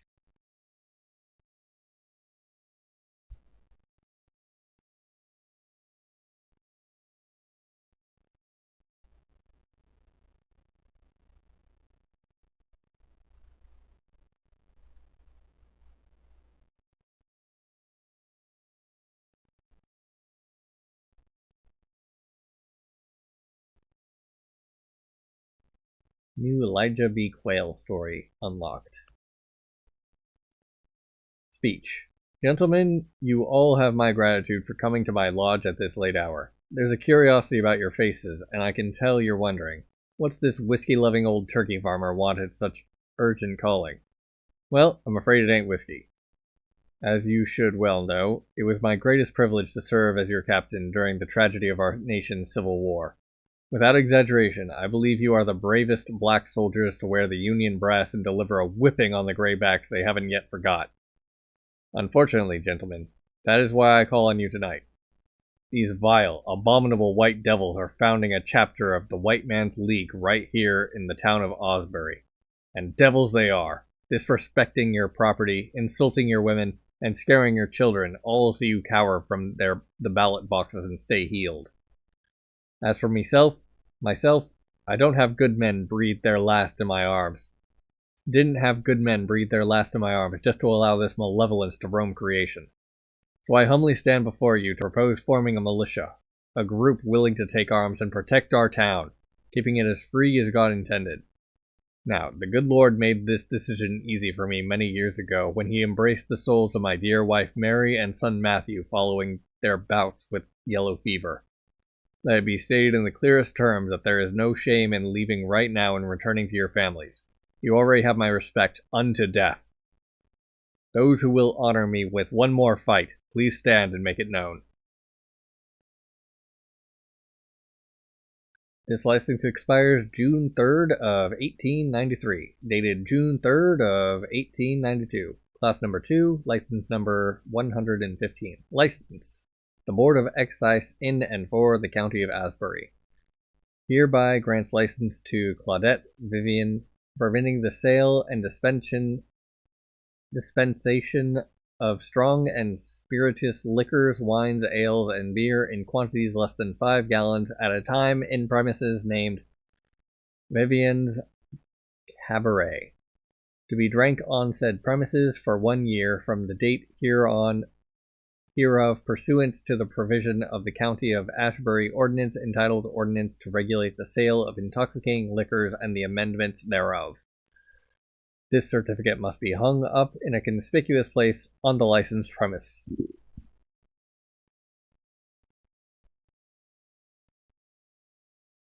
Whew.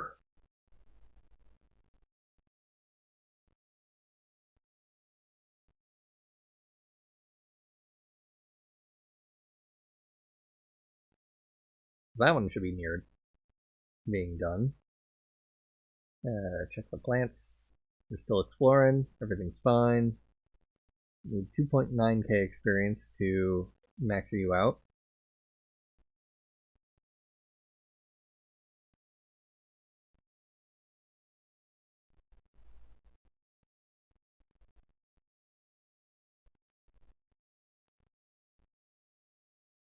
Notice, to Elijah Quayle, you must be a good old man and stay in your rocking chair. Know your place. I am the coyote after your turkeys. I am the locust after your corn. I am the white lion after all of the dark meat. The many eyes of the White Man's League are upon you. We know where you hunt. We know where you live. We know where you eat. Take heed and govern yourself accordingly. Disband your group. Give all your friends timely warning. White Man's League.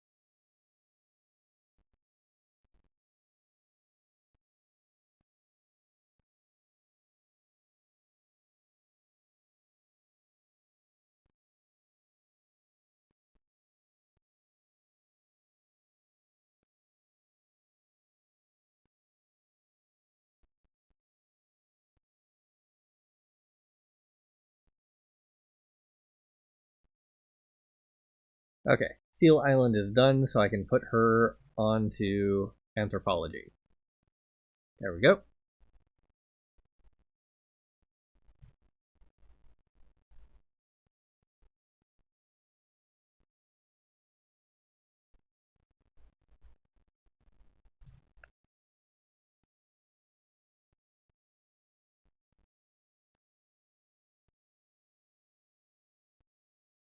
New Sadie Sloan story unlocked.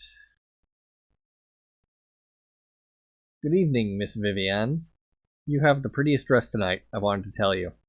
Why, merci, my dear. Are you enjoying the county fair? Did you try, how do you say, the merry-around? Great banshees of valor, Sadie. You can't go running off into a crowd. Yes, Miss Vivian, 'twas grand. I picked the brown horse with the green saddle because green is my favorite color. Ah, I see. Très magnifique. That one really is beautiful. That's enough, Sadie. We needn't bother with indecent company. Oh? But I was just telling her. Nix, come. You're squeezing my arm. Goodbye, Miss Vivian. Where's your next thing? Oh, your story is blocked. Okay. Can you actually do anything? Scavenging, working? Maybe. Scavenge. And work is continuing in the Langley Emporium because I've got a dreamer from the future. I have plenty of cash, I have plenty of prayers. Yeah, new person unlocked. So, Elijah. Daisy Pond, red from deadly militia clash. The Asbury Courier. Established 1806, September 18th, 1876. In the early hours of yesterday morning, another bloody clash between independent militia groups left 10 dead and 17 wounded. The third eruption of violence in 4 months, this battle at Daisy Pond was the deadliest yet, and, according to information ascertained from eccentric electric telegraph, has spurred Governor Rutledge to request President Rutherford B. Hayes for assistance from the National Guard. All persons wounded and killed were from the White Man's League.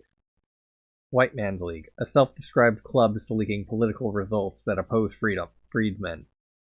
Senior Constable Heller arrested all able-bodied wounded and suspected militants of the League, whilst the other militia group, known locally as the Johnny Trackers, had no dead or wounded on the field. With regard to the Johnny Trackers, even now their agenda remains unknown, though it is widely believed they are freedmen who once served as riflemen and sharpshooters under Captain Elijah B. Quayle. Following the end of our nation's Civil War, Mr. Quayle has lived on the outskirts of town as a turkey farmer. It is anticipated that the presence of the National Guard will quell these skirmishes once and for all, as they have in Louisiana. Though, judging by the fierceness of our local militia, it seems the town of Asbury is determined to oppose the likes of radicalism displayed by groups like the White Man's League.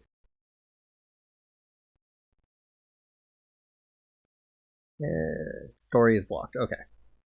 My sides ache. All night I laugh. Caben Rear. I think. I cannot read that. I would give all my jewels to capture in painting that look on the old fart's face.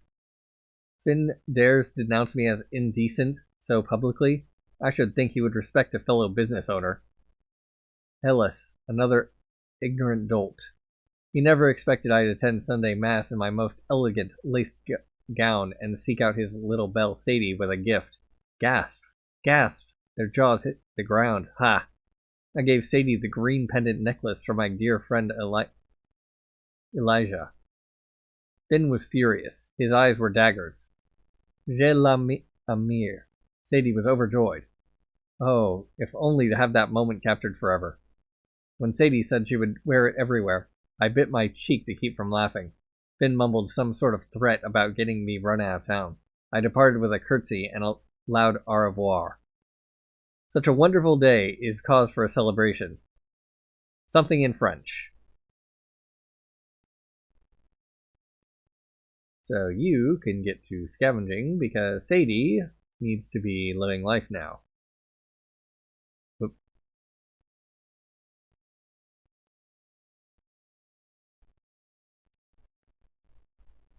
Hugo Huck Smeed. Get you running as well.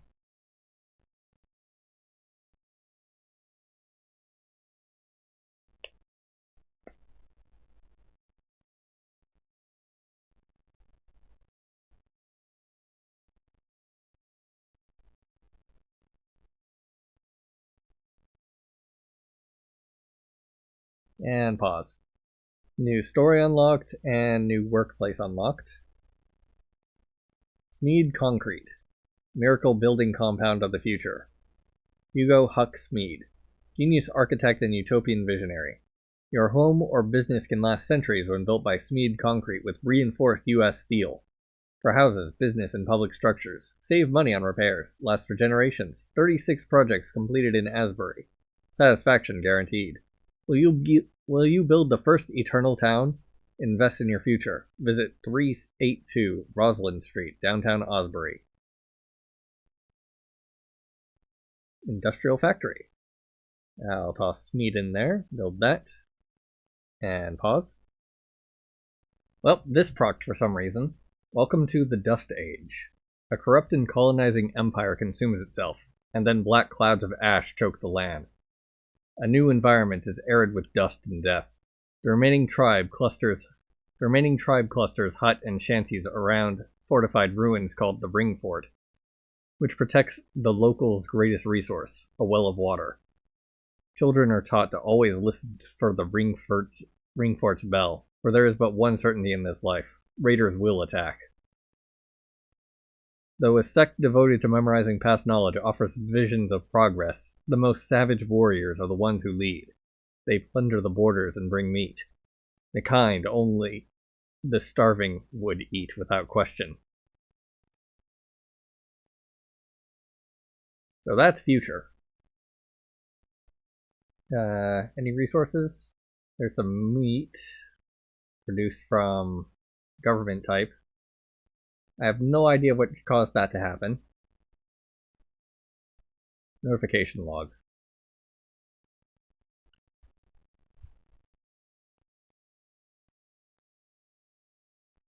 Okay. Finish scavenging Marina Islandia. New Elijah B. Quayle story unlocked. Sadie Sloan unlocked. Unlocked new era. New Elijah B. Quayle community event unlocked. Alright. Oh, Sadie Sloan time traveled. Got it. And she requires prayers.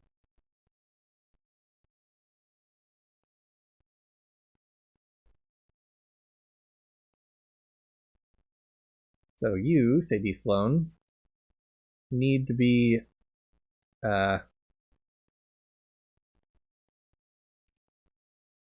set to work on something.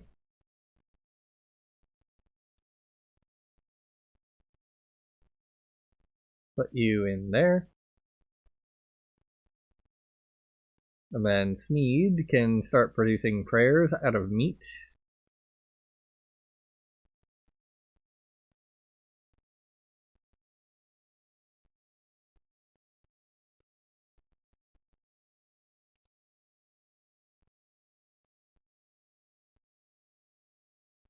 And Elijah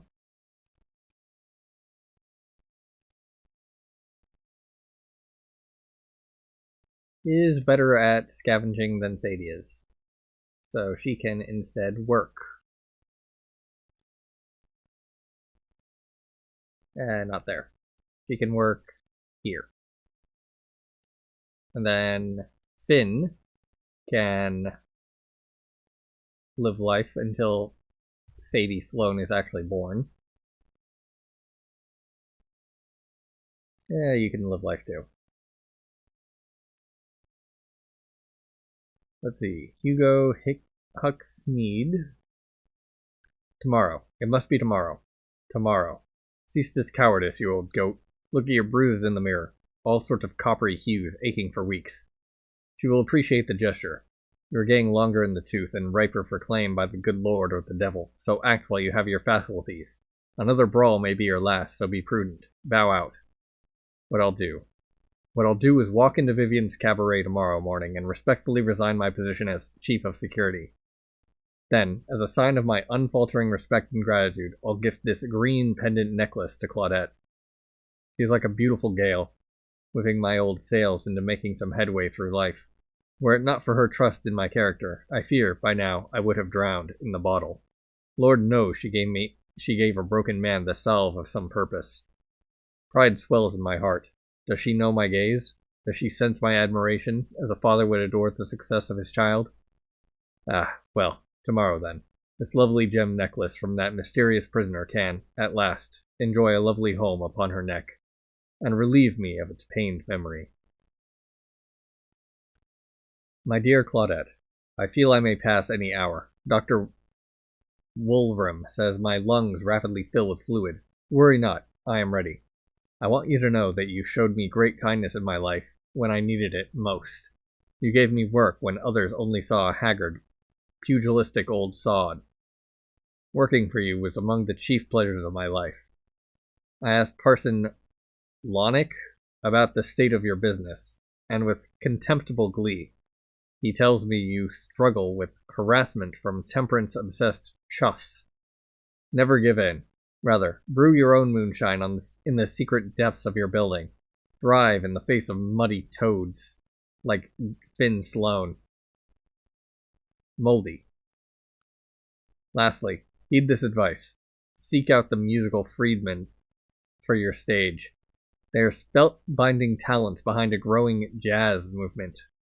I served with their fathers in the Great Rebellion of the South. Their melodies can draw masses. I've seen it. By the time you receive this letter, I have likely passed on to see my wife and child. My love remains with you. Au revoir, Elijah B. Quayle. February 6th, 1908. Elijah B. Quayle dies of heart disease, which is not pneumonia. The Asbury Courier. Manhunt commences for missing girl. Reward announced. September 4th, 1897. For the second day, local authorities actively search for missing girl Sadie Sloane, age 9, red blonde hair, green eyes, last wearing a navy blue dress, last seen near Pine Woods due north of Town Hall. No traces of evidence have yet been found. She is daughter of Mr. Finn and Mrs. Bernadette Sloane.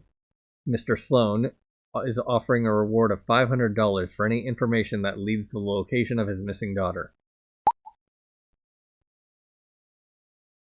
Show friendly font. Where did that come from, and since when has it been there? Volunteer search parties and opportunistic trackers have arrived in droves from neighboring counties. Mr. Sloane provided brief commentary, alleging that the local cabaret and morally harmful outlets in town would likely promote such sickening crime. He asks for prayers and God's mercy. Contact Senior Constable Theodore Heller with any information that may aid in finding or leading to the whereabouts of Sadie Sloane.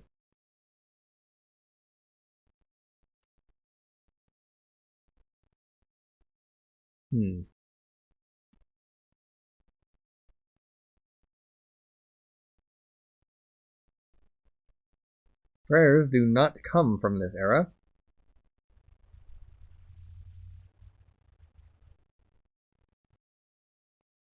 Or come to this era.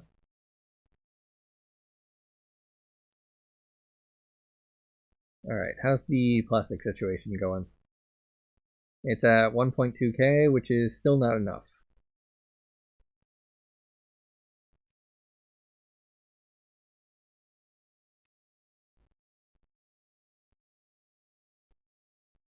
Okay, these two are sucking up the experience. I'll start living life with you as well, because you are probably how I start getting steel.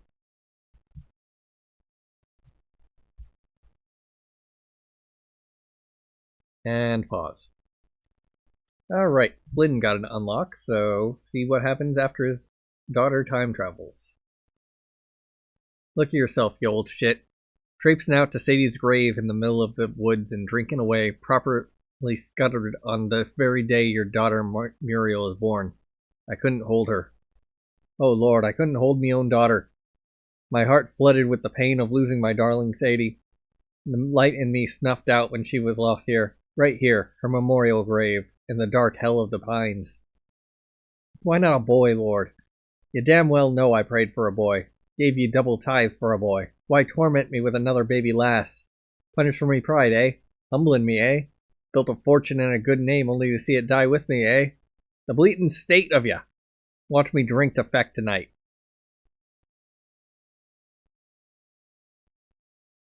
Alright, anything else?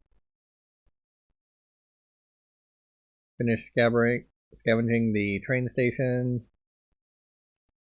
See how the flow does for prayer.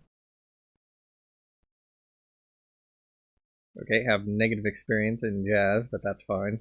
I don't care about that. Okay, so I need iron here in the Long Depression, and then it'll be converted to steel in jazz. So prayers come down this way, and they get converted into knowledge, and knowledge gets converted into computers, and then everything gets reset to 0.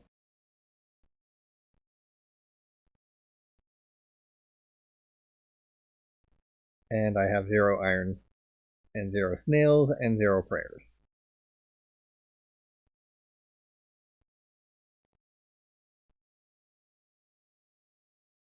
Oil's pretty consistent.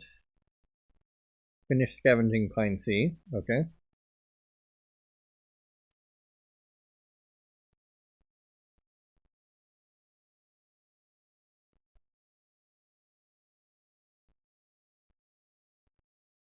The gull has done work.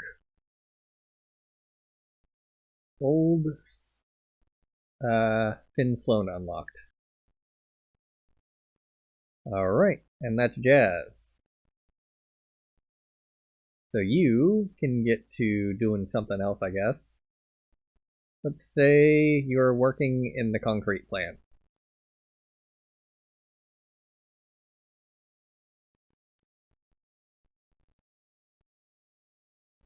Yeah, you can't do anything useful.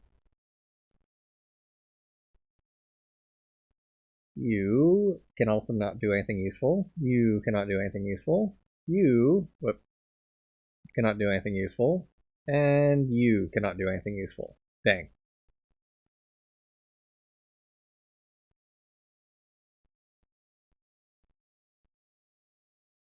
You'll need experience, which means I need to build up experience from here. Well, it'll be decreasing at a lower rate now that I'm done with this guy. Anyway, pause and skip ahead. Oop, when I looked away, Smeed got a new story, and apparently that unlocked some stuff. Let me just check the notification log. Scavenging Zone Divine Pine Street has been unlocked. Speakeasy and Distillery has been unlocked. New Scavenging Zone Utility Recreation Center is unlocked. New nature location, Mount Ulysses Archaeology Site, has been unlocked. Police Headquarters has been unlocked. Bible Sale has been unlocked. And Old Madam Vivian unlocked. Poof.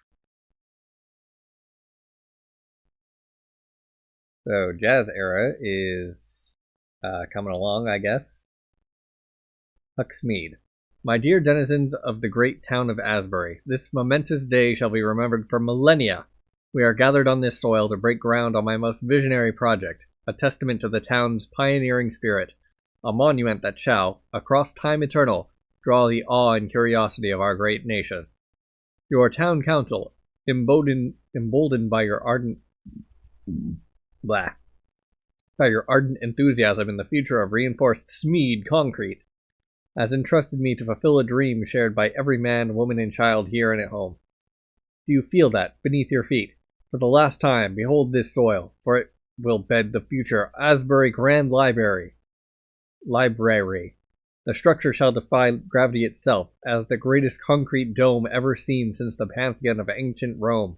It shall deliver boundless knowledge and serve as the fount for utopian learning. I, Huck Smeed, as your humble servant and architect, do present this shovel to Mayor Jethro Plester to break Earth and thus begin rendering dream into everlasting reality. Cheers.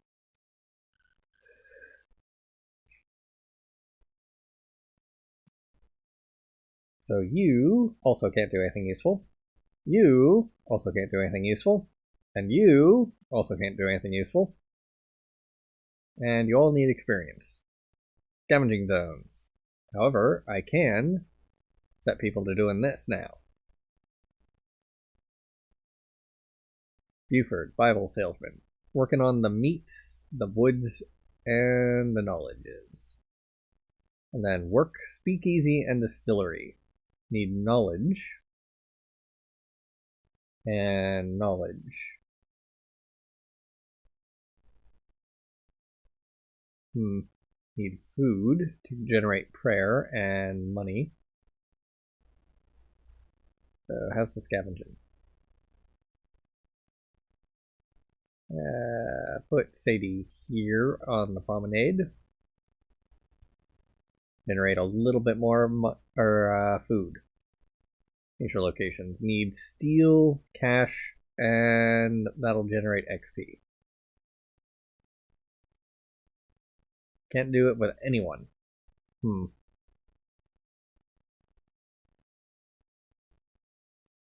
That's unfortunate.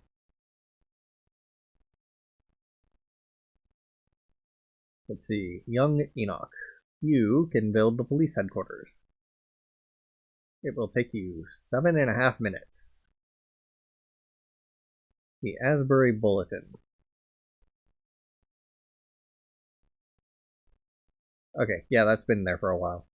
The speakeasy and distillery can be brought in from you.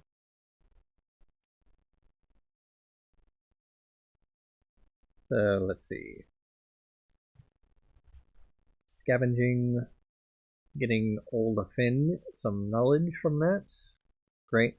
I think that should be enough. Yeah, can build that. So this will finish first.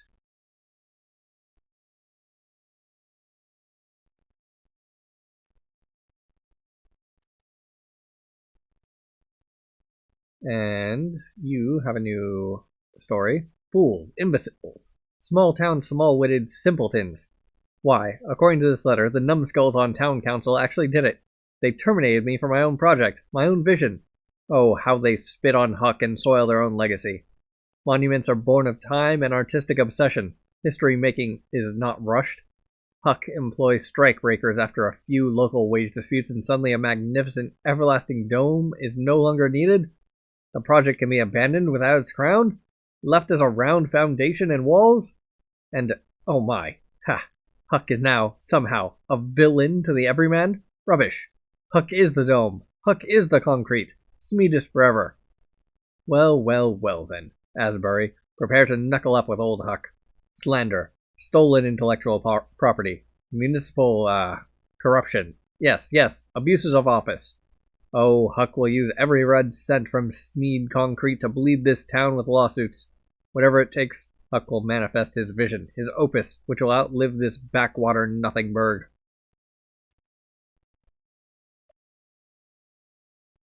Still 1.1k XP to get you done. And it's only being split 2 ways now. Then it'll eventually build up to the Jazz Age, but I'll probably want to use it on the tree first instead.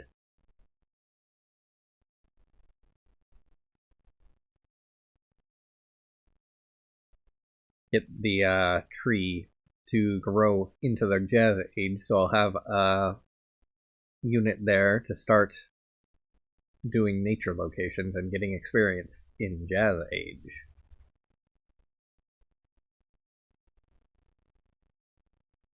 You know what? I'm gonna do that now, actually. Save up for the tree. It needs 2.9k experience. And then when it's done with that, it'll grow into Jazz Age, and then I can have the next one, and it'll start generating experience for everyone else again. There we go. It's over 3K, so live life, tree, and wait for it to go. Alright, looks like the tree is almost done. Thought I heard a noise.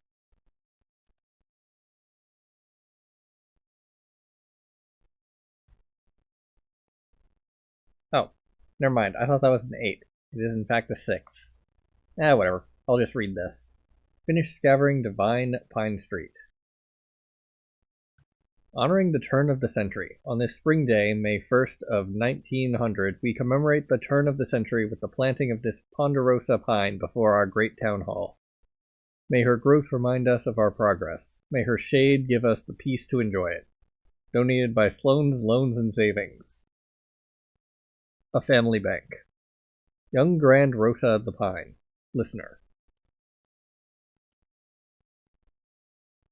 Unity Recreation Center is also finished scavenging. Haven't finished scavenging this one yet, though. Also, I put Sneed there. Sneed? Can't tell if that's an M or an N from this distance.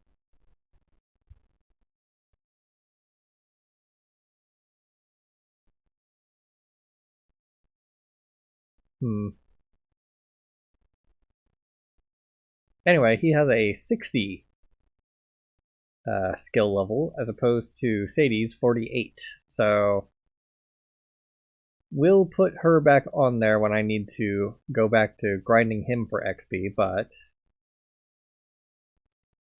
until then, it's still on the pine.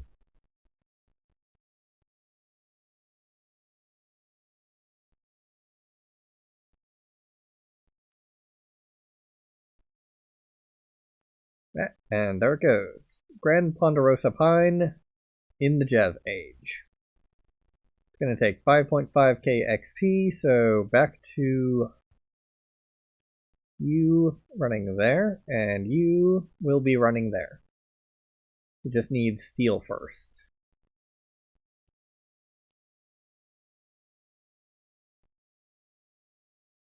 Till then, you will be living life, and scavenging will go to Sadie.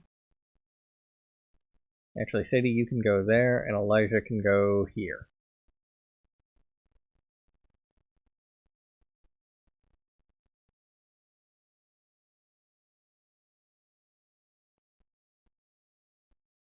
Should be producing more wood than this is, considering that it's running twice per second, and this has a 50% success rate.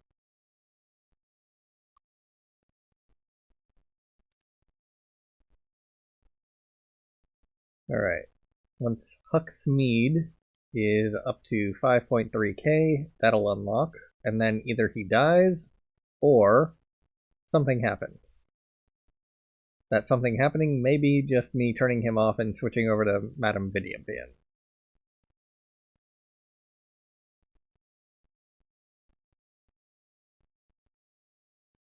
Anyway, pause. Oop. Smeed died. The Asbury Bulletin. Concrete Baron Smeed pours own grave. Hugo Huck Smeed, eccentric inventor and owner of Smeed Concrete, poured himself into a concrete coffin beside the Asbury Public Library. Discovered 2 days ago by a groundskeeper, all that remained around this makeshift mausoleum was a box containing a manifesto espousing Mr. Smeed's misunderstood genius. More commonly known as Crazy Huck and No Luck Huck, Mr. Smeed had hired a small crew and forged city permits to excavate his burial pits, under the guise of preparing a drainage structure. He cordoned the area and, according to his manifesto, imbibed an arsenic mixture prior to the concrete pour and clutched to his chest a metal box that contained a journal of his utopian imaginings, and the proprietary secret for making Smeed Concrete, a legitimately top-grade building compound. Ashbury Town Council and Mayor Vernon have consulted Chief Engineer Paul Crenshaw on the dangers the grave posed to the library foundation and structure, which is nearly complete following Mr. Crenshaw's guidance to raise the walls and erect a flattened wood roof. Mr. Crenshaw advised it would be more trouble to get through the concrete block than to cover it with earth and move on. Mr. Smead left our world with a sullied reputation, legacy, and bank account. Finn Sloan, owner of Sloan's Loans and Savings, confirmed that the concrete baron had exhausted his business and personal accounts a year ago to fund frivolous lawsuits attempting to regain control of the public library project.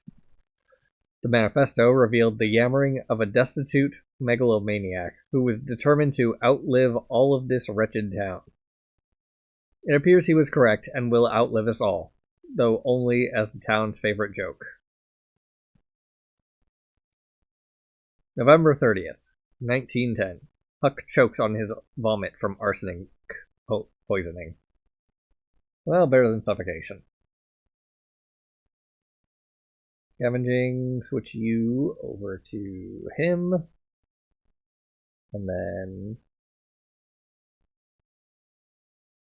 can toss you into working there. And you can start living life. Hopefully, then, it'll start producing iron at some point. And I can get steel, so I can finally do something.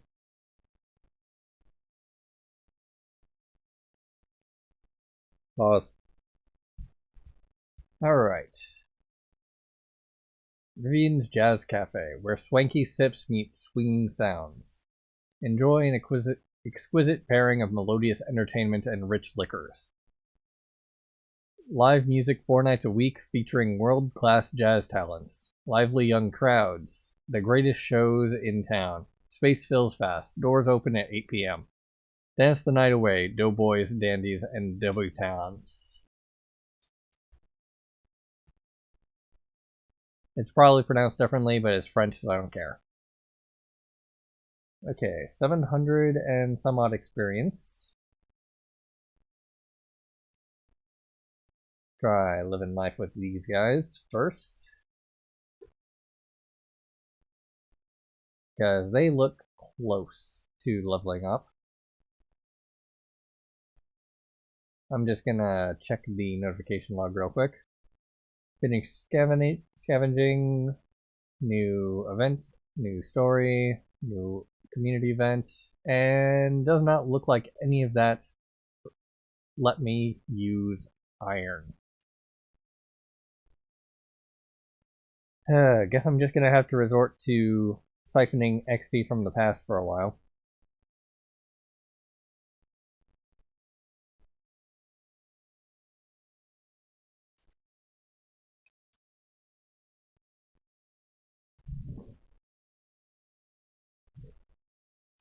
So we got old Finn Sloan and a Bible salesman. Obtained perk, Black Market Pharmacology. Finished researching Black Market Pharmacology. Alright, time to change up research, I guess. We got a researcher for here, and a researcher for here. And let's see. You are skill level 12, so replace you. You're level 40, so you're good. New Bible Salesman story unlocked. New artifact. Buford's tweed suit unlocked.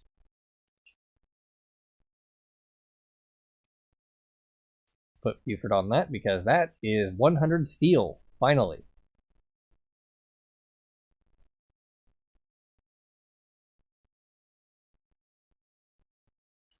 Alright. Black Market Pharmacology. Nature actions are an additional 10% faster. Great. So here we have Sloan. January 1, 1930. Yara. What is the world coming to? Terrible wars. Terrible peace. Prohibition. A farce. All over town, lads and lasses are finding drink and getting laggard in smutty clothes and dancing in ways that would make the devil blush. Where's the regard for decency? Without a doubt in me heart, I'm witness to another Sodom and Gomorrah. Leviticus 27:30 says, a tithe of everything from the land, whether grain from the soil or fruit from the trees, belongs to the Lord. It is holy to the Lord. Aye, it's time to put my God-given fortune back into the hands of the Lord. With some timing, savvy, and the grace of his guidance, I would buy up control of the town. I'll plan it tomorrow. Property purchases, loans, and investments only into businesses and people who abide by the word of the Lord. Oh, indeed, to be spared of hellfire and brimstone is worthy giving up every temptation the devil has seated in the hearts of man. Oh boy, they're selling like hotcakes. By my count, 17 Bibles unloaded on these Asbury Pines yokels in 2 days. Feels almost too easy. Smile politely, lament the forgotten morals in the good book, quote a couple of verses, mention how their naughty little Jimmy or Jane can be saved with their own Bible, and before you know it, they're snatching books out of my bag and stuffing bills into my pocket. I never had this luck hawking magic soaps for everlasting aluminum pans or encyclopedias. Actual knowledge. Ha! How did I fail to notice? All these bumpkins want is to be told what they already think. Tell them that the world is slipping into sin, offer up the Bible fantasies they cling to, and then latch onto that teat and milk it dry. Selling hope, it's all gravy. That old Irishman, Sloane was it? Yeah, Mr. Sloane. The bank owner. He bought a Bible for each of his 8 grandkids. He's a fat old load just waiting to be mined, I can feel it. A big house, servants, 2 automobiles, and a real trepidation of the world going to hell. I gotta think up something clever. My best work yet. Maybe stay in town for a few weeks. So that's the ancestor of the mayor, I guess.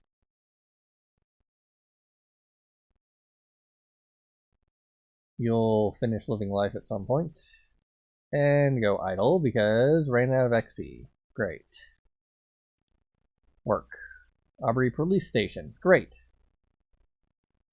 I can set people to do that. Put Finn in there.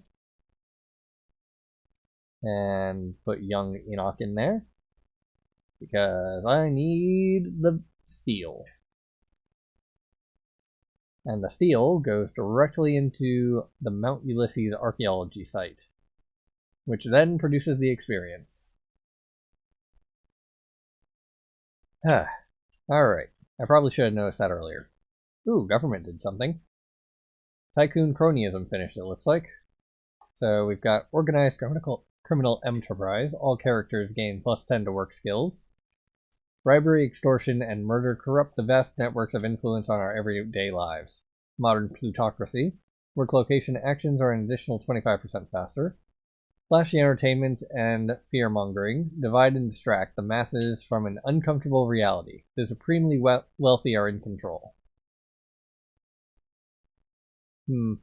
I think I would rather have wartime nationalism researched. Huh.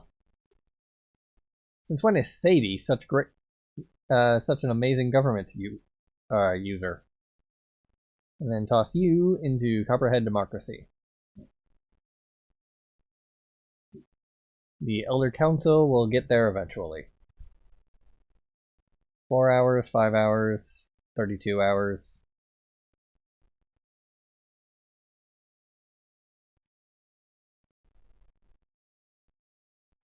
Tycoon cronyism. Alright, let's see. Notification log. New government has been unlocked. Finnish government. Obtained perk. And new old Finn Sloane story unlocked. Okay, so nothing actually new. Pause. Now that steel is being produced, can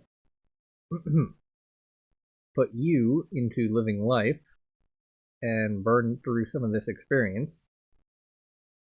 Now, where were you working?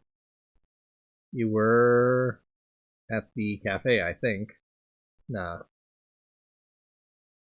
You're idle, so put you there, I guess. You're idle, so put you there, I guess.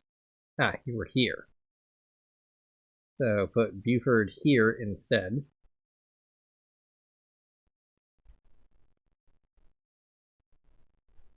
Just generating money and steel out of knowledge and food. Vivian, working at Vivian's Cafe, surprisingly enough.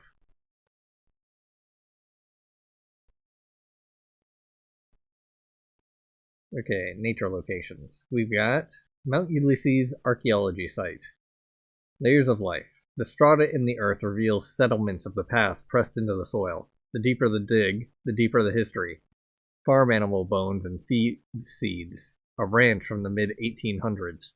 Further down, chunks of wood with daub and a charcoal deposit.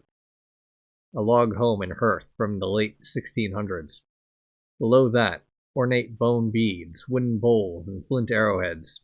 And Assy, a common Cherokee winter home from 900. Deeper yet, beyond assumptions of the possible, ancient pottery shards and crude plow tools emerge. Layers and layers of lives before our own are preserved for discovery, for understanding, waiting for us to consider our past selves. We, who are high up on the surface, busy and distracted. Stubborn magnificence. Bricks and bricks and bricks and bricks of sun-baked clay, carefully organized in patterns and line. An ancient plaza spreading in all directions, sealing the soil and the deep groundwater beneath it. A lid laid block by block across years and years. Such grand designs are rarely driven by pragmatism. Magnificence needs stubbornness. Magnificence needs many hands that work in tandem, unified in hubris and will and the obstinate belief that their work can defy the impermanence. The unheard. Archaeologists debate with their colleagues about how to leave a dig site, fill it and return at a later time, or cover it up to preserve the work, or open it for public viewing. All options share costs and benefits to the health of the site. Another vocal group, the town developers, barge into the conversation. Town council and public politicians soon follow. In no time, many loud voices are talking over each other, spitting reasons and needs and goals. But the one voice that may matter most is never heard, the voice of the people from the past, who had an intention for their lives and their eternal rest.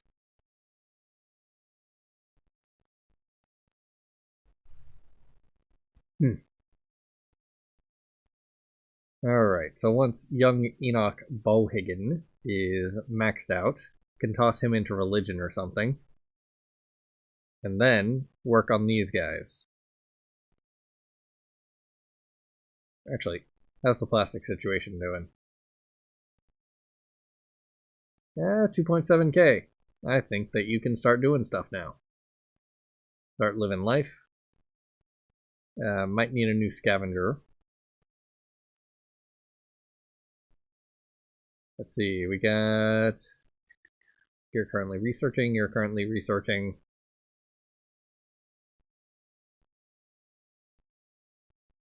Yeah, you're researching the same thing. Get you scavenging.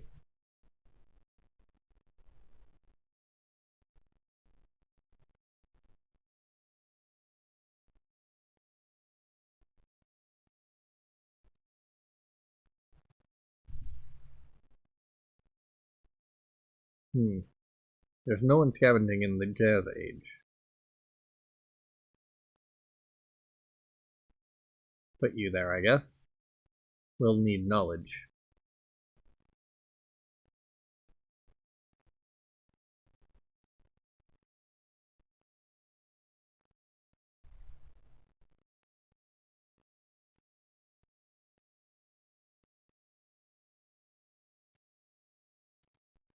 Yeah, and food.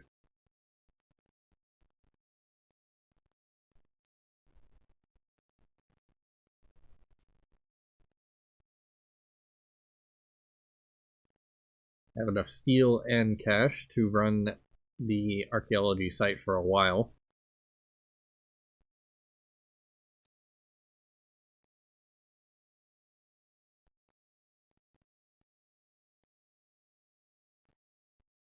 Oh, nice, I can do this too.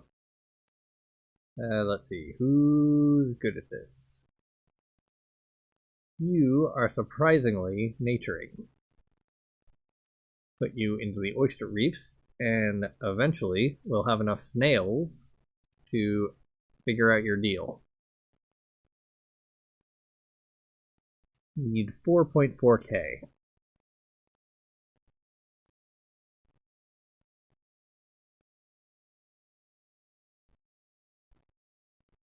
And past snails do not carry over. Alright, skip ahead. Alright, 30 seconds until Quakerism's researched, and everyone gets a +2 to life skills. I had to take her off of snails because the thing also was taking plastics, and you know what? I don't have that many plastics.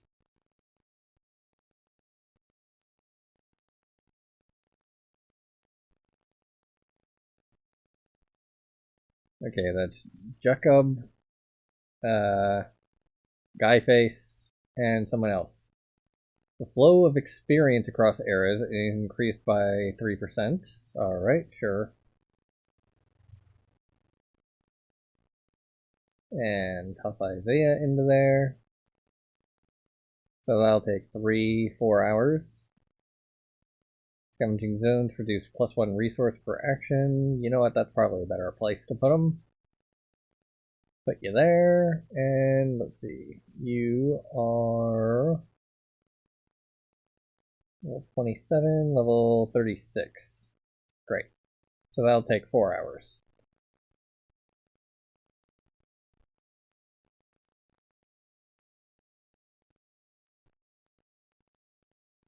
Eventually Catholicism will get there. Yeah, Targo's too still.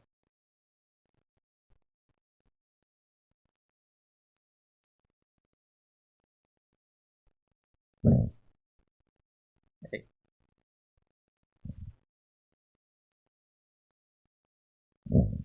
Hey. Book of Observations, year 2091, volume 2, August 2nd, 2091. World. New beasts have appeared along with the mosquito swarms. Local seal populations are being slaughtered by black lashers, so called for their dark, slick skin and their powerful whipping tails. Known as orcas by past peoples, these giant fish display ferocious tact and aggression. Equally fearsome are the sea bulls, which graze on the grasses and sea plants around Seal Island. I get confused looks when I call them hippopotamuses. Appearing calm, hulking, and slow is their deception. Their bites have crushed 2 canoes used by the oystermen. The mosquitoes arrived with summer and stayed. Buzzing gray clouds, as Cece predicted, regrettably. Blue death surrounds us.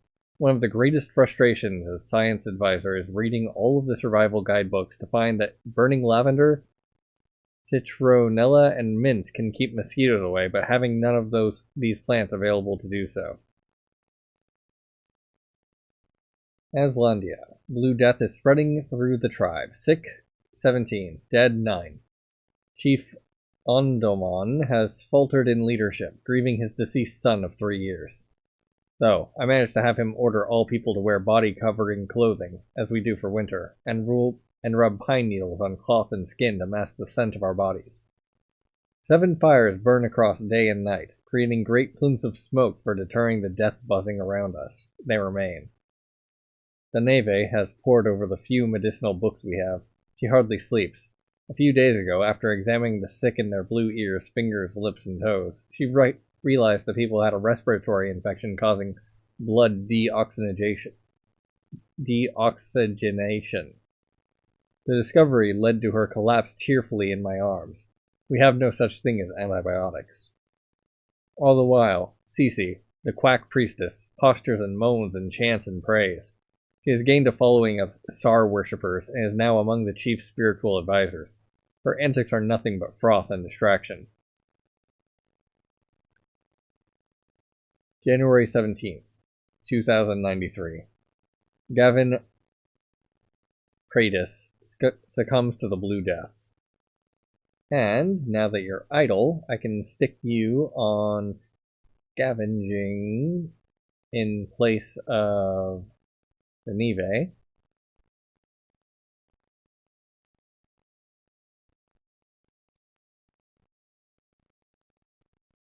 Great. And she can get back to science.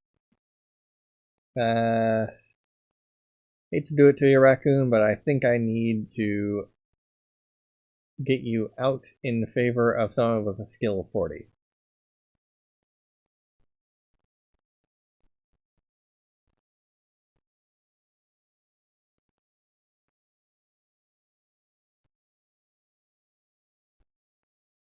Alright, pause again. Alright, tossed all of these guys on living life, so they're doing stuff now. But I looked away for half a second, and apparently, old Finn Sloan community event unlocked, industrial plant has been unlocked, new artifact Finn's pocket watch has been unlocked. So let's see, who can research this? Only you. Wonderful. Work. This is the industrial plant, and we put someone on it. I guess you. You're the only one left available. It'll take 8 minutes. And the Asbury Bulletin. Local bull sees opportunity in our backyards. Finn Sloan built it the fortune of Sloan's loans and savings by holding his cards close to his chest, never so much as blinking for concern of telegraphing his next investment move. However, in a rare interview, he offered insights into his current and seemingly biggest business endeavor, real estate.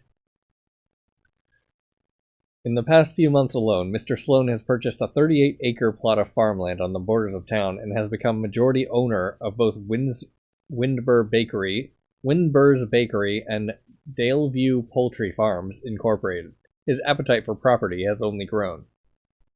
As a moneylender, my goal is to serve as a strong foundation of support to our community, Mr. Sloan said. This town is blessed by God, and I want to prop up and grow every righteous business I've come to know and love. Critics have pointed out that his aggressive purchases, combined with his control over lending rates, will turn a town of property owners into renters. Interestingly, a flurry of updates to real estate title records has shown that Miss Claudette Vivian, owner of local jazz hotspot Vivian's Cafe, has also been gobbling up residential property and selling at deep discounts to those close to her. An investment fad, or are investors firming up assets ahead of tough times? Those of us on the sidelines will soon find out. Hey, Lucky Louie. What are you selling these days besides that lint in your empty pockets? I hope all is well with you. All is well, you old huckster. I'll be frank, leaving Chicago to sell Bibles was the best decision I've ever made. I'm about to bag the wealthiest sucker of my life. After I sold more than half a dozen Bibles to this old Mick who's richer than God, I realized I had to make a play on him. I asked around his parish and found out he catches the 8 o'clock mass every morning, so I started going. I wear the glummest look you can imagine. Frowning, sighing, shaking my head and such. A real show. After a week or so, he comes up to me and asks why I'm so down, and I get on about how this lovely town seems to be slipping into sin and how there's little I can do to change that, despite all my praying. So we're quoting proverbs, denouncing jazz, praising prohibition, and he's eating out of my palm. He invites me over for supper and tells me about one of his young daughters who disappeared years ago deep in the woods. He thinks it was the town's sinners. Then I learn his real goal, driving out the local jazz club owner, Miss Vivi, or some such. He blames her for bringing depravity and criminals, who probably abducted his daughter. I slam my fist on the table and he's shocked to silence. I say I'll do anything I can to drive her out. Oh, he was grinning like a Cheshire cat. I'll be seeing him again for supper in a few days. Louis, this could be El Dorado. This old fool owns the biggest bank in town, has another daughter who's ripe for wedding, and he's sitting on piles of dough to be inherited. Wish me luck, old friend. Bo. Yeah, figured. And then, who's this one? Moonshine Evie. Still nothing useful. Fine. Just start tossing experience into ya, I guess. And pause. Oop. New artifact. Let's see what that is. Chickadee Thigh Flask. And you are the only one who is able to investigate it.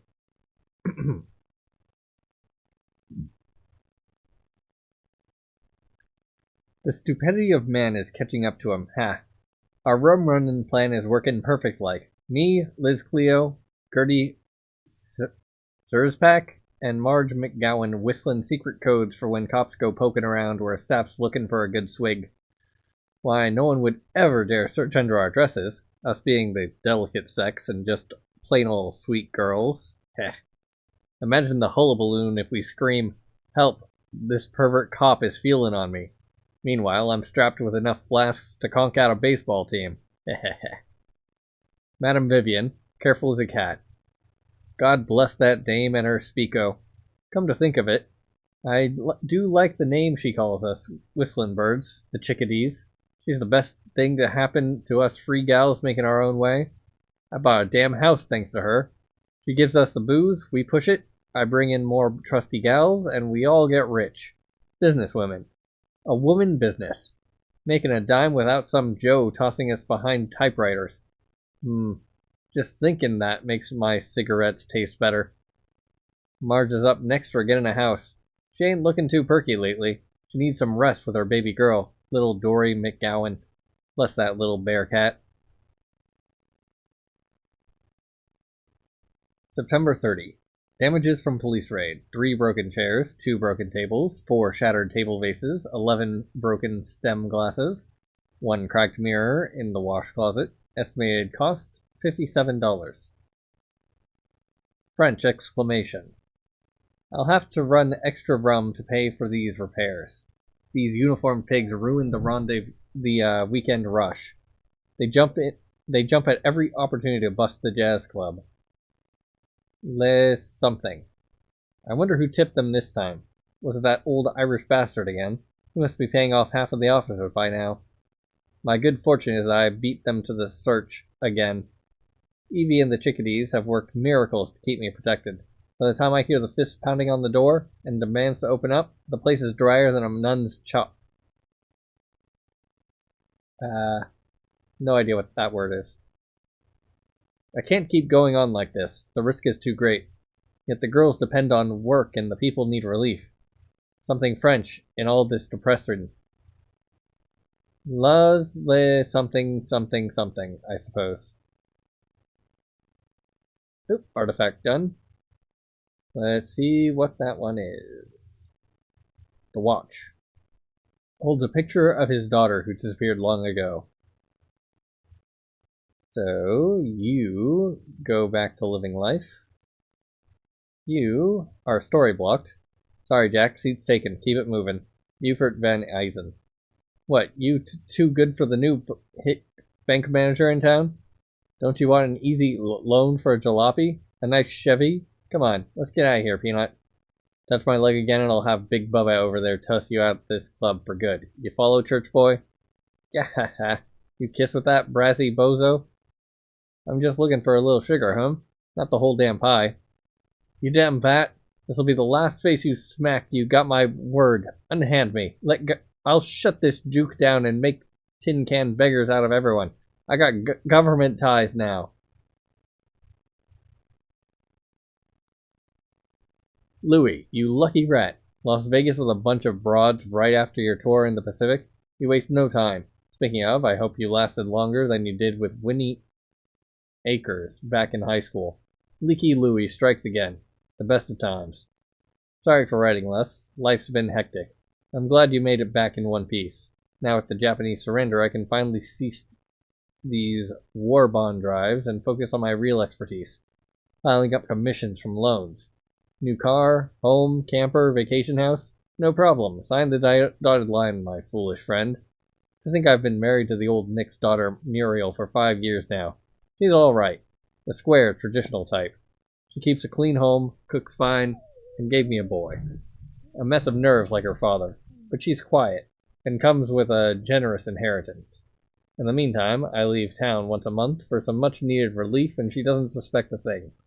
I love her in a way, I do, but a man needs certain passions to feel like a man. You understand, I'm sure.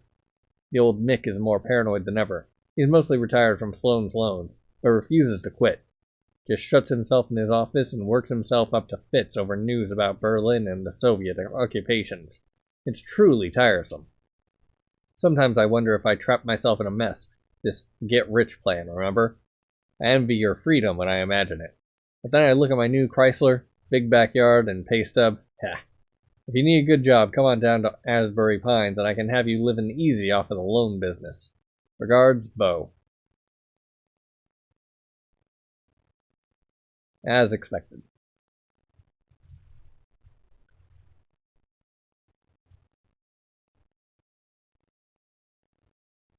Okay, you're story blocked, so can I get you to work on something?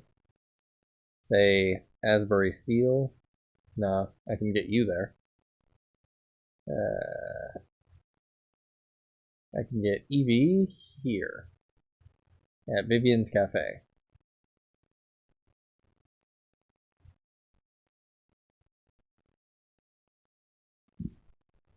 One more knowledge for one more steel. Steel and steelworkers fuel a booming economy. Officers follow the money, for better and worse. A swanky nook for some jazz music and coffee. Officers, nothing more. Ah, right. Stop that. Oh, hey, good news. He died. Buford had a fatal stroke on the golf course. July 4th, 1959. That is all. Ah, okay, so this finished. Well, the artifact investigation finished. And he died, so let's see. Telephone wire, March 28th, 1950 or 58. I can't tell if that's an 8 or a 0. 1:31 p.m. Muriel Sloan. That's paranoia, Dad. You're building castles in the air. You'd be best served reading the papers, love. The world's going to feck. What with wars and nuclear bombs and civil rights fracas. For crying out loud, there's anarchists. Anarchists, Muriel, in our own town harassing my bank. Lord knows I won't stand by to be a bottle in the smoke when it all starts burning. Buford agrees. I'm building a bunker by Mount Ulysses? That's madness. What'll folks think of you and us, your family? To hell with them. Madness be not thinking about the safety of your wee one in all this mess. You won't change my mind. Oh, to be sure, 92 years old, with a head harder than the Blarney Stone. I've already approved the larger plans and found the right spot with Buford. I'm working through the details with town officials and looking for a construction company to handle the project. You'll be grateful one day. A frail Finn Sloan tumbles downstairs in his bunker, December 3rd, 1957. And sounds like Doggo wants more water, so be back in a bit. Alright, looks like I've got enough plastic now that I'll be able to get up to enough snails to get you running your life. And that would be 4.4k, so only need 400 more snails.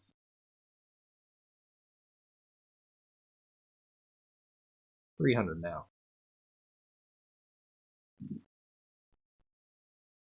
Old Madam Old Madam Vivian is about halfway there, I'd say. Oh, and you can start working. Great. Alright. Inventory. 26 bottles of spiced rum, 120 proof. 51 bottles of white rum, 160 proof. 13 bottles of apple brandy, 140 proof. To think I could be jailed for eternity for selling all this. Still, a hell worth having. C'est la vie. A tough day. A knot in my shoulders and nerves are taut as a bowstring. I must keep telling myself that no one would find the tunnel out in the rear lot. Only I know. Only I discovered that this old building, with its deep cellar, used to be an abandoned orphanage of all things. What was it I saw carved in the wood? House of Mercy or something. Sold cheap because of its dreadful history. Fairy tales. I'll have to ask the chickadees to unload these bottles as fast as possible. Safely, however. If I'm going to risk my something with this business, I need to sink my cash into more property. Bought and paid for, and then mine to sell to my allies. The girls should enjoy the fruits of their work. I admit, I do take great pleasure in seeing that old Irish fart huffing at my success. And something, at the Beziers? Binson, huh? I don't know. I still can't read that font very well. The Asbury Bulletin. Vivian's Jazz Cafe has lost its beat. Vivian's Jazz Cafe was raided in the late hours of yesterday's evening. A federal sting operation involving 3 agents had confirmed the distribution and sale of alcohol from the premises, and its owner, Miss Claudette Vivian, was arrested on charges of racketeering and corruption. Federal agents witnessed 18 instances of alcohol sales, and it is anticipated that Miss Vivian will thus face 18 counts of violating the National Prohibition Acts. Fines are not to exceed $5,000 for each violation and or 1 year of jail time. Local prosecutors and District Judge Chester W. Pembroke have not shown a shred of leniency toward prohibition criminals. According to the legal correspondent, Kerrigan Mulhugh, Esquire, I would expect Miss Vivian to be prosecuted to the maximum extent of the law, most likely resulting in the federal repossession of her illicit business as payment for fines in addition to 18 years of incarceration. Undoubtedly, she will be made an example of. Ms. Vivian could not be reached for comment, though onlookers report that she bellowed a celebrated battle cry before stepping into the paddy wagon. Viva la Resistance! And Dr. Newton Brown has unlocked. What are you doing here? And can you do anything useful? Ah, you can science. Good.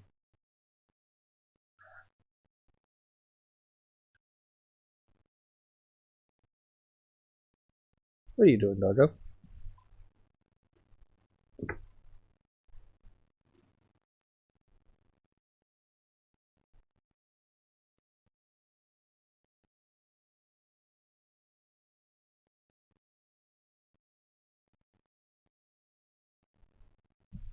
Alright, check on the snail count. Got entirely enough. So live life instead. You've got snails. They're multiplied. So now you're in control of your life.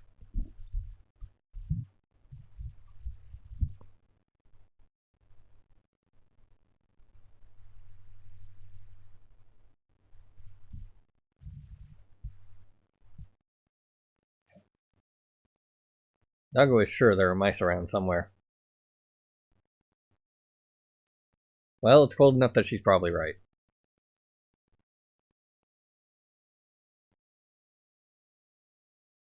Anyway, pause. Alright, that's a decent number of stories. So we got February 14th, 1961. Claudette Vivian dies in a car accident. Somehow. May 2nd, 1951. Base of Mount Ulysses, Asbury Pines. All excavation site measurements are complete at the base of Mount Ulysses, called Cloudbreaker by the Holocene inhabitants who trekked here after the last ice age. We've officially begun to dig. The great amount of pottery shards we've unearthed is extremely encouraging. My theory may yet be true. We are atop an ancient settlement of an advanced Paleo-Indian mound-building people, who may even precede the mammoth hunters-migrators from South America. The implications are incredible. The mystery is unbearable. I can hardly sleep. I eagerly await morning. Evie Reynolds. Hope everyone's swell tonight. We're 9 strong by my count. Since I'm seeing a couple new faces, I want to begin by saying thanks for coming out to this meeting of the Asbury Anarchists League. Let me catch you up to speed. I'm Evie Reynolds, founder and head organizer, and I started this group after working for the International Anarchists for 5 years out in Paris. I've read Marx, Kropotkin, Bakunin, and came to understand that this country's wars, racism, greed, and corruption stem from its capitalist roots. Roots that have to be hacked and ripped out of the earth. Why do I believe this? Because I saw a good businesswoman, Claudette Vivian, tossed in jail for the rest of her life after doing more for her community than any public servant. Because a dear friend, Marge McGowan, died young and left her daughter Dory to fend for herself as the state shrugged and funded pointless wars on the other side of the world. Because the rich make nothing and grow fat off of our aching backs.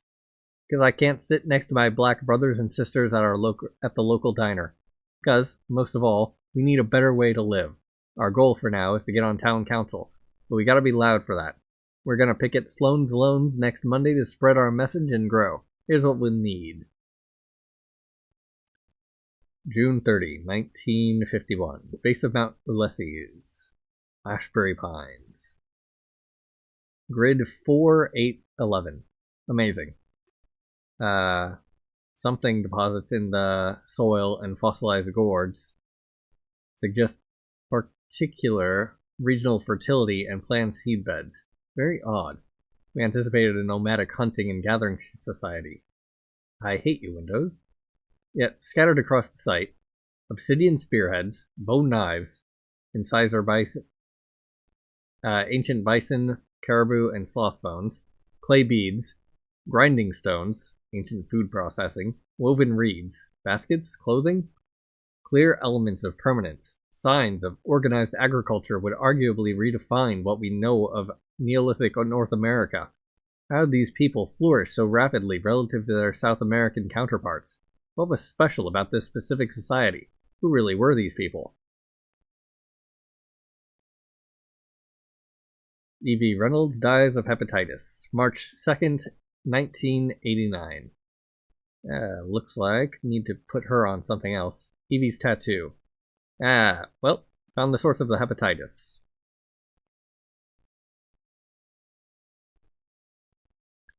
Telephone wire. E.V. Reynolds. Comrade Charles, I need you to keep quiet and listen. This is my one allotted phone call from jail and... No, listen. I've been detained for allegedly planning to overthrow the government. Lies! Yeah, of course it's bogus, but I've been expecting the fastest fist to come down ever since all that news about federal agents rounding up members of the Communist Party of the United States. Eugene Dennis and his comrades? Yeah, them. For sedition charges. I accept it. Stop. My fate is set. Do not, by any means, play into their hands and have our brothers and sisters do something rash. Then we'll pursue justice. No, I'm afraid that's impossible. No quality defense attorney will come within 10 feet of me. I'll get some schmuck and the jury's gonna eat me up. Charles, enough. I said I accept it. What sentence are they pressing on you? I'll probably get 5 years in federal prison. I'll be alright. Just keep our cause alive. We can outlast. The focus is on us now. It's the spotlight we want. Make our voices heard. And that's 1951.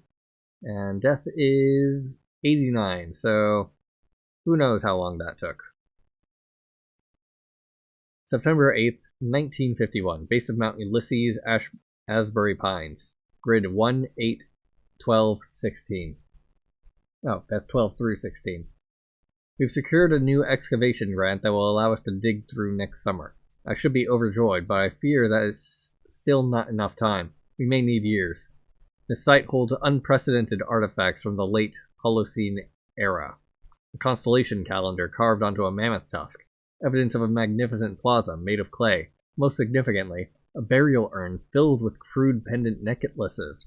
Various carvings on these pendants suggest societal hierarchy, or perhaps societal distinctions based on skills and roles. This site may prove to be the biggest archaeological discovery since the moat-building Kasarabe Society of the Deep Amazon. What on earth happened to these people? Hey, doggo.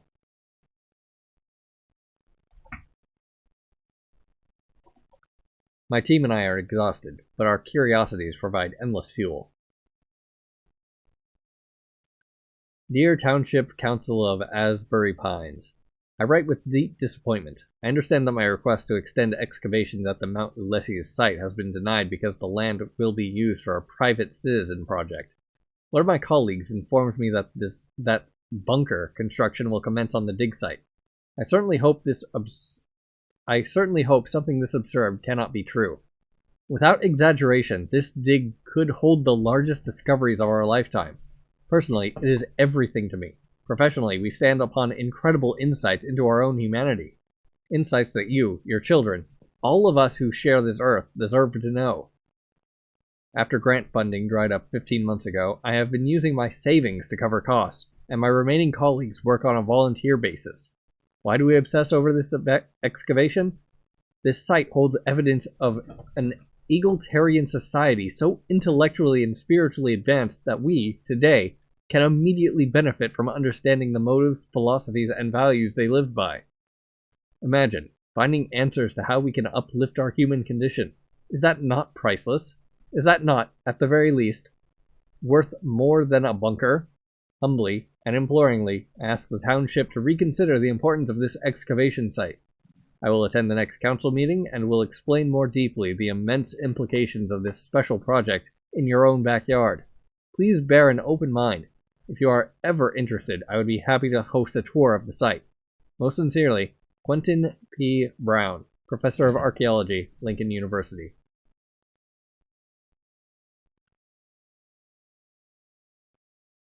And then all the way over here, we've got exactly 2 things, and you are now story blocked, of course. Put you back into religion.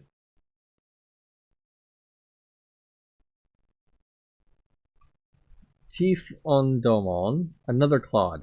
Young and strong, sure, but not much more. Seems like only moments after I awoke in a strange shanty room, he barged in with a soldier type and a bearded old man.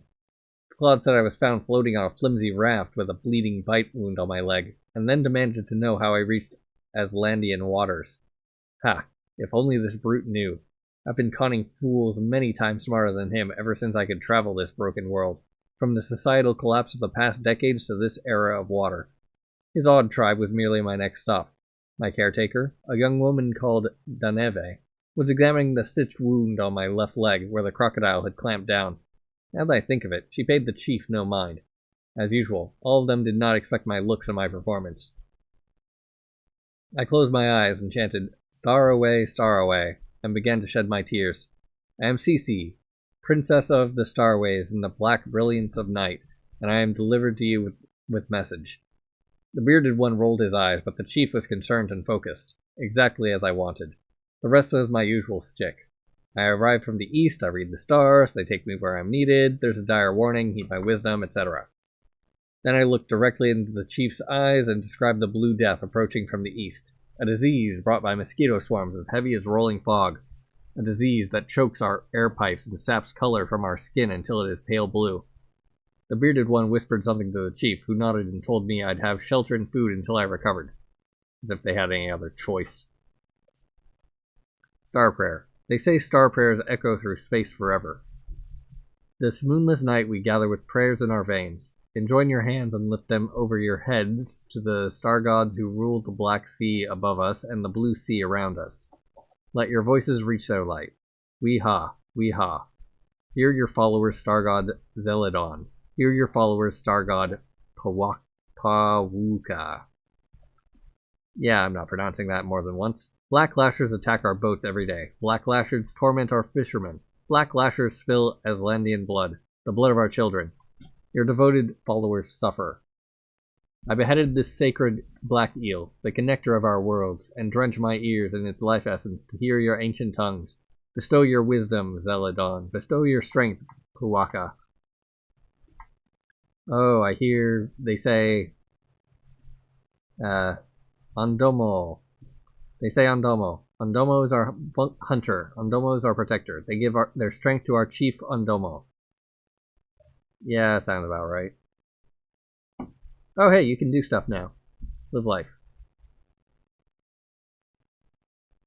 That will progress into slightly further in the future.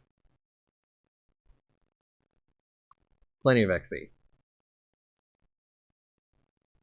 Alright, and you have gotten a thing. A lesson from the ancient peoples of Mount Ulysses. Our editors note that the following is a full-page ad paid for by a Mr. Quentin P. Brown, who is not affiliated with the Asbury Pines Bulletin. Open letter to the good people of Asbury Pines. My name is Quentin P. Brown, a professor of archaeology at Lincoln University. My fascination with the early Neolithic people of North America brought me to your town about 3 years ago. Since then, I made one of the most important discoveries of our generation. And it wasn't Miss Dagny Truitt's blackberry cobbler. Dear neighbors, at the base of your Mount Ulysses lived an ancient people who can teach us something enlightening, a people who valued the cultivation of something we all aspire to grow, empathy, or, as we know it, love for thy neighbor. How did such people transcend the strife and squabbles that came with surviving a time of mammoths, dire wolves, and warring migrators? What was their secret? Help me find it, for all our sake. In the face of modern stresses, I understand how easy it is to shrug off the past as trivial facts. We, as a people, are taught to keep our eyes looking forward like a horse wearing blinders. We focus on the idea of progress in all our environments, growing a family, advancing a career, protecting a community, empowering a nation. But movement without direction can keep us trotting in a circle, an illusion of advancement where there is none. Why, not long ago, the people of Germany thought they were furthering a mighty cause when in fact they were advancing baseless ideas of racial hierarchies. You see, our ideas of progress change our culture, and culture changes our daily life, but not always for the better. So how can we ensure our progress truly drives us to better places? Understanding cultural shifts from good to bad or bad to good is the compass that can guide our human evolution in an uplifting direction. Understanding means taking off the blinders and looking back to see where we've been, learning all the ways we went from good to bad, and, even more importantly, the ways we went from bad to good to amazing. Be honest with yourself. Do you not feel that war is wrong? Do you not feel that inequalities cause harm?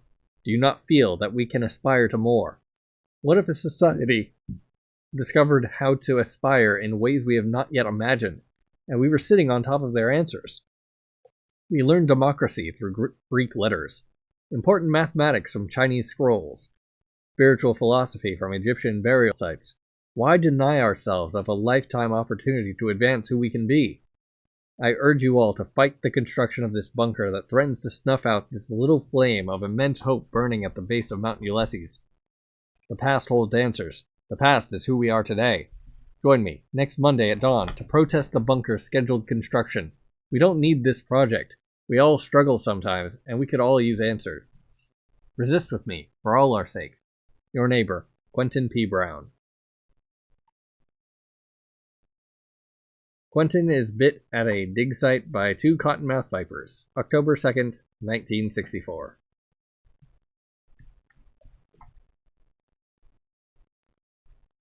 I think that's every single thing at the jazz age that I can do.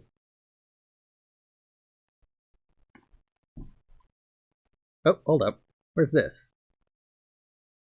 Asbury Pines Police Department. Office of the Sheriff. Reporting Officer Deputy Sheriff Rodney Snow. Date and time of incident, October 29th, 2000. Reporting offense, assault/attempted murder. Incident report. Officer's description of events. High-level emergency. Manhunt for suspect underway. 3 neighboring township sheriff squads are assisting. Pure evil. Makes the stomach turn. Sheriff and I rushed over to the Mount Ulysses trails following a report that a young girl was pushed over the lookout point. Ambulance there already. Victim is Everly Holcomb. Paramedics report the girl is stable. Victim has broken left arm and lots of internal damage to her right eye. Rushed to hospital with parents. Stephen and Nancy Holcomb, parents, only witnesses there, said someone pushed the girl off Nazi Nanashi Outlook about halfway up the Mount Ulysses Blue Trail. Suspect described as hooded figure jumping out of nearby bushes and pushing Everly. Parents went after girl, and suspect escaped back into the woods. Parents can't recall the attacker's description for our sketcher. Likely male. Wore strange flowy clothes, dark green color. Sheriff called bloodhound units from all neighboring counties, currently leading search parties, combing through forest. 2:56 p.m. Doctors pinged me and confirmed her eye was lost. Poor little thing. Her life's harder now. Scarred, not whole. Forever looking at your not whole self in the mirror. Just because some sick person. Searches found nothing so far. Officer's summary of events. My blood is fire. Not resting until I cuff that fucking perp. And then here we've got young Everly. Where did all of this come from? Notification log. Finished examining artifact. Old Sloan. EV, CC. New artifact, EV's tattoo. New artifact, brush set. CC story unlocked. Community event. And okay, so Quentin Brown finished. And that unlocked Danny. Quentin Brown finished. And that unlocked everything else. New Fungaki story unlocked. Queen Aerith unlocked. Finished examining artifact. Evie's tattoo. Okay. Let's see. We got no gods, no masters. Quentin's brush set. We can put Quentin into that.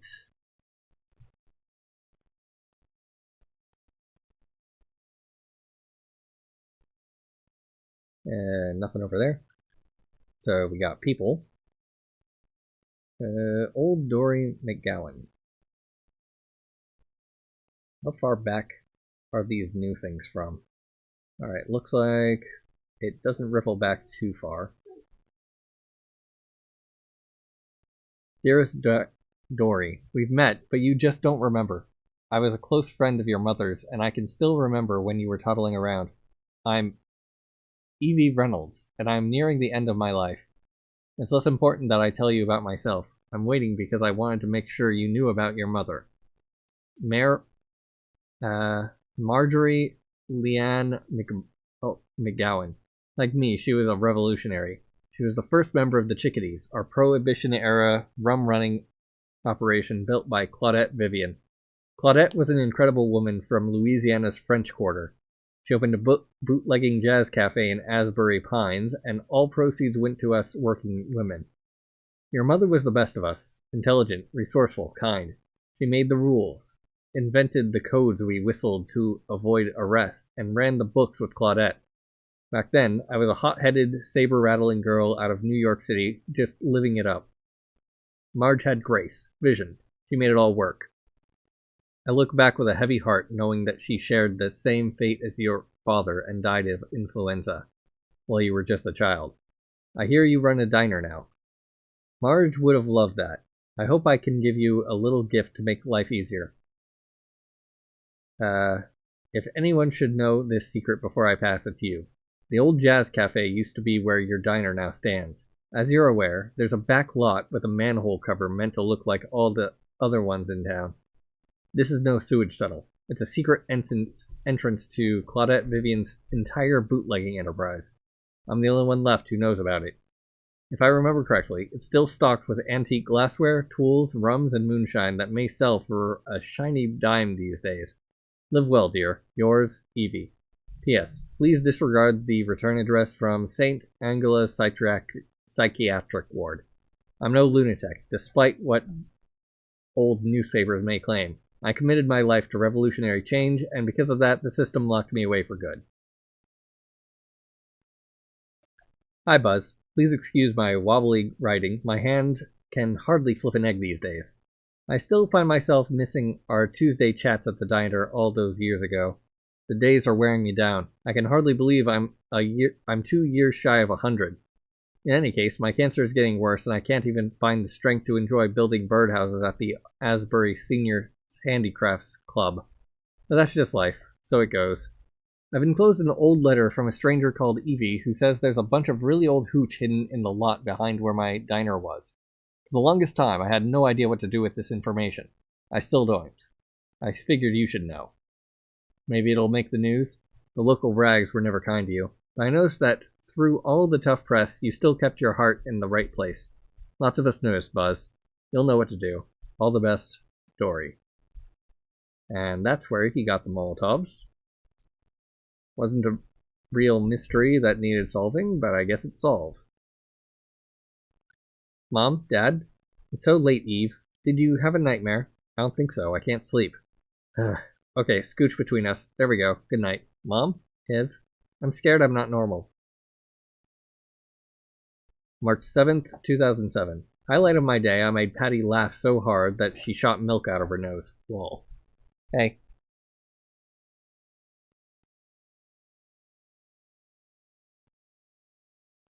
She took the cushions off the couch. But I draw the line at trying to eat the couch.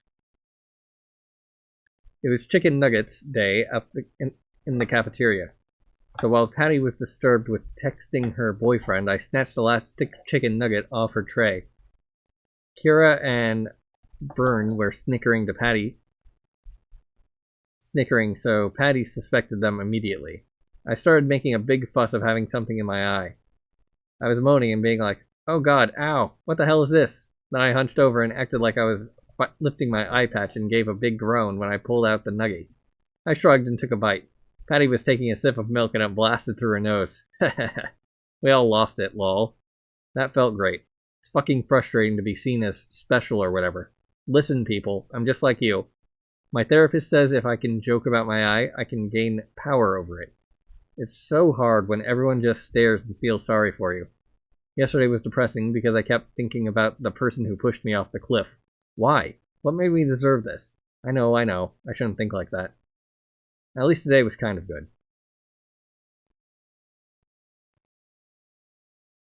And here we've got Danny. Welcome, seniors. Smartphones out of sight, please. Alright, you can call me Mr. Pratis, pronounced Praytis, like if someone combined praying mantis into one word. Weird, right? Senior year is a doozy, I get it. I'm sure you're all ready to be done with grade school, but I hope that this final social studies class will teach you as much about history as it will about yourself. Yeah, you. That tired thing staring back in the mirror when you're brushing your teeth. But wait, you're thinking, how can a boring old history class teach me about myself? Consider this. We aren't so different from the people who lived across the world thousands of years ago. They were intelligent like us, felt fear like us, felt love like us. They had complex thoughts and dreams. Some of them were influencers too, believe it or not, evolving the arts, tastes, and definitions of beauty. Their base perceptions are extremely similar to our own, and if we choose to believe that all of us in this world were actually more alike than we are different, then history is no longer random facts, but a look into who we are and where we can go. In this class, we're looking back to see ahead. What I'm handing out are copies of a letter from a local archaeologist called Quentin P. Brown. It was published in our local newspaper a long time ago, even before I was born. My dad showed it to me, and it made me want to teach social studies and eventually run for mayor. I talk about this piece so much that my poor kids at home have nearly memorized this thing. And I'm dorky enough to come up with a rhyme that sums up the piece. In the past we are found, saith Quentin P. Brown. Now, who wants to read first? Alright, anything else? There we go. How to journal. The Neve says to date the writing, so that means I begin like February 22nd. 2101. Too big? Oh yeah, it's fine. And then I write to you, my little book, like you're my seagull friend? All my whatever thoughts and secrets will exist as history? How surreal. It feels like the time I took a mindbender shroom and explained birds to a crab for a whole afternoon. The Nive gave you to me yesterday for my birthday. Sheets of her latest invention, seaweed paper, bound by a seal leather cover. Another incredible innovation by the love of my life. My life. Oh yeah, let's see. I'm loopy-headed happy that I have Denive and our baby boy Quan. Denive will teach him to read languages of the old world when all was dry. Perhaps the land will return to us sooner than later. Water levels dropped to 9 feet this year. As my tribal task, I took on the fuel rum shop after Dad passed 2 winters ago. My work on the antibiotic mushroom paste led all the village leaders to agree that I'm worthy of this job. I'm not sure what's worse. The stinging stink of rendering fat all day, or the fact that water-brained Warwick was assigned to me as an assistant. I'm sure Cece or his love of seaweed rum had something to do with this. Cece is chiefess of Aslandia for 2 years now, ever since she goaded Ondomon into hunting black lashers. He became too proud after he managed to kill 2 grown sea beasts. Trying to outdo himself, he was knocked overboard by a frenzied herd and shredded. His poor wife and son are now lowly fisher aides. No one needed to hunt those deadly fish.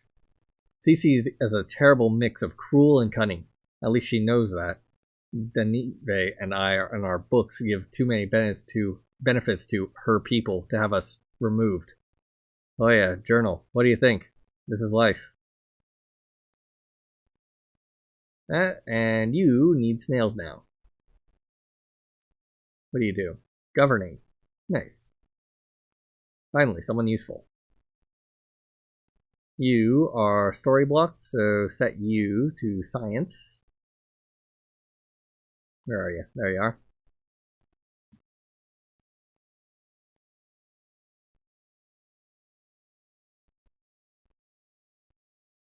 And eventually, we'll get over to here. Ah, need more snails?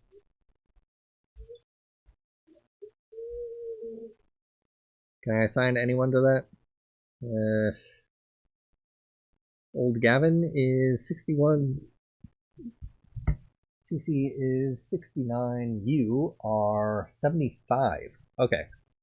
Set you to doing that. And pause. Doggo got her good night treat, and now she's whining that she wants to go back outside, but it is way past sundown, so that's a no. Reef beneath. Aslandians don't know how or when the oysters arrived. The bivalve mollusks spawn rapidly, clinging to the Smeed, concrete structures flooded by the shallow sea. Their new home, plenty sturdy to support countless families of bone-hard shells that grow heavier with age. Within a year, the vibrant beginnings of a vast reef had formed under the rope bridges and pine docks that connected the stilted huts of the people above. A nursery soon flourished for crabs, shrimps, herring, and bass. Then a complex ecosystem emerged that attracted mackerel and seals. No one knows what brought the oysters that started it all, but before eating them, an Aslandian always whispers a quick prayer. Thank you, Smeed, that gives us feed. Alright, put old Danny here instead. And Leia there. Wait, how much is old Danny's skill? Okay, never mind. Leia does go here, and old Danny does go here. Because I need plastic more than I need electricity. Both of them are running low, though. Alright, might as well take you off and put you on living life.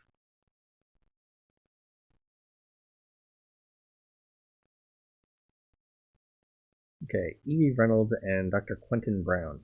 Can Dr. Quentin Brown... Science. Yes, you have a 36. And this is only a 12 for regular Romina, so you go there. You are new Romina, and you are 23. Anyone better? No. Dang. Would love to put you on, like, religion or government.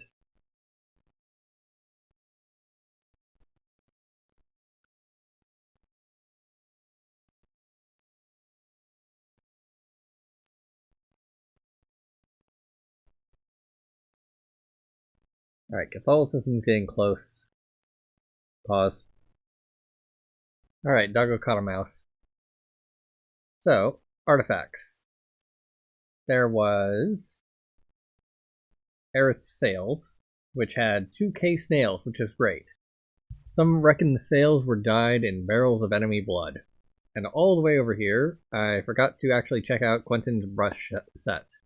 Tools for revealing our forgotten selves. And I'm not seeing any other artifacts to find in this area. However, now we've got you. CC is mulled by Queen Aerith's Polar Bears, October 15th, 2112.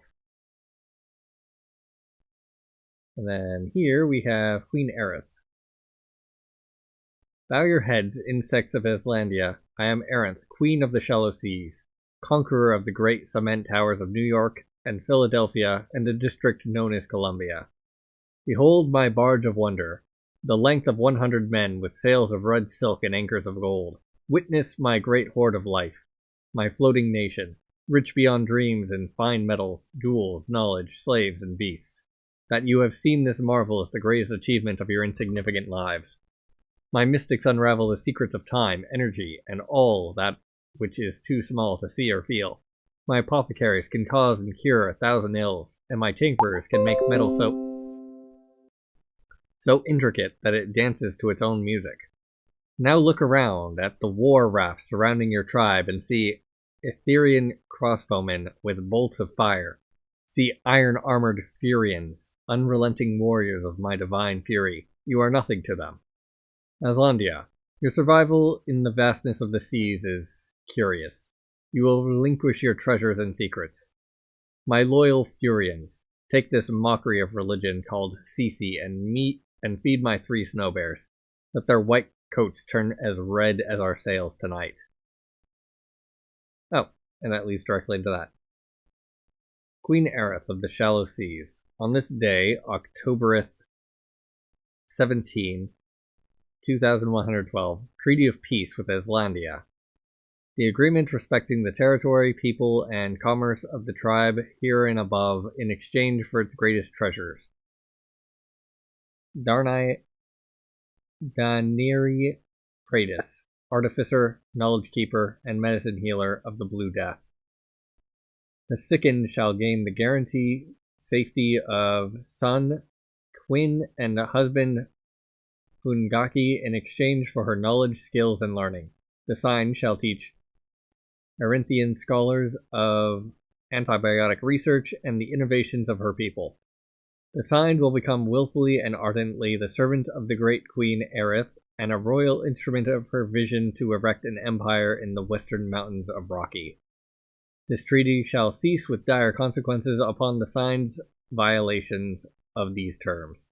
In agreement I sign, Daniri Praetus.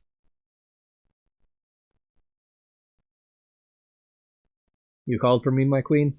The Islandia tribe. They offer nothing to my new world. Thus, they are rivals. How many of my warriors are needed to annihilate them? My queen, the treaty states, your tongue, captain. Would you prefer to use it to answer my question or have it removed and fed to my snow bears? Forgive me. Islandians number 43 men and 52 women and children. Less than 20 of these men are of fighting ability. I can ensure destruction with 25 Furians, 5 crossbowmen, and 2 bomb canoes.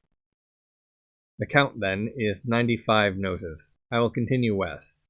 Stay behind with my warriors and hide for 3 days on what they call Seal Island. Let our enemies grow a sense of calm, then destroy them on the 3rd night. Double back to me with a nose from each slain Aslandian. You shall have 95 noses, my queen.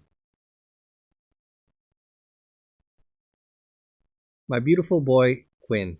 By the time you're reading this tear-soaked letter, I've already left with the great bars, and I've emptied myself of happiness.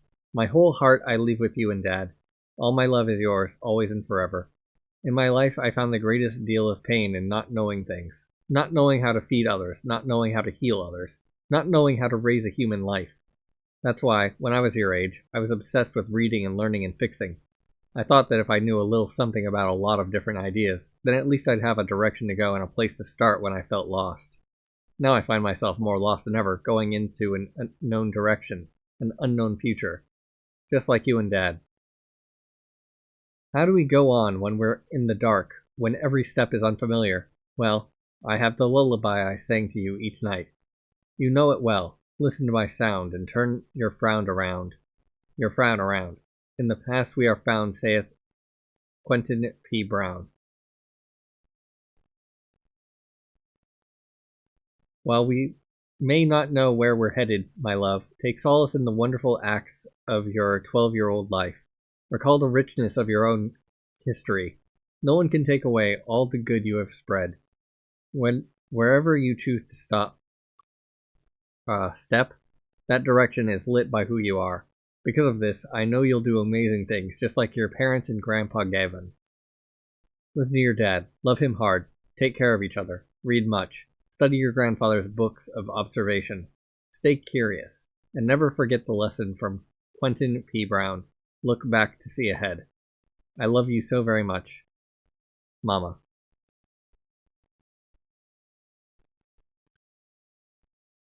May 19th, 2114. The Neve is hunted down after trying to escape. October 15th, 2120. An ambitious Furian captain poisons Queen Aerith's wine. Well, what else is left? There are no more things to use. Sloane requires prayers, which I cannot access. You are idle. What can you do? You can govern. Okay, government, I guess. Toss you in there.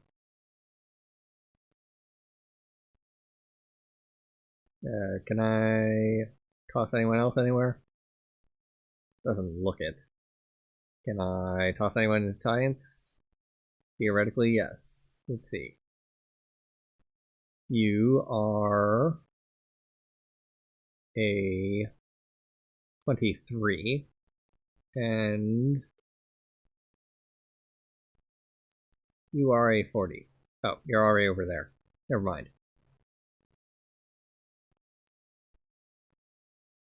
Let's see. People. Looks like everything is done that I can do there. Maybe I missed something in the notifications. Let's see. Finished examining artifact. Event unlocked. Event unlocked. Story unlocked. Finished examining. Finished exploring. New artifact. Finished artifact. Alright, any plants or animals I can do? Oh, hey, yeah. The gull. I forgot. You live life. The plants, yes. You also live life.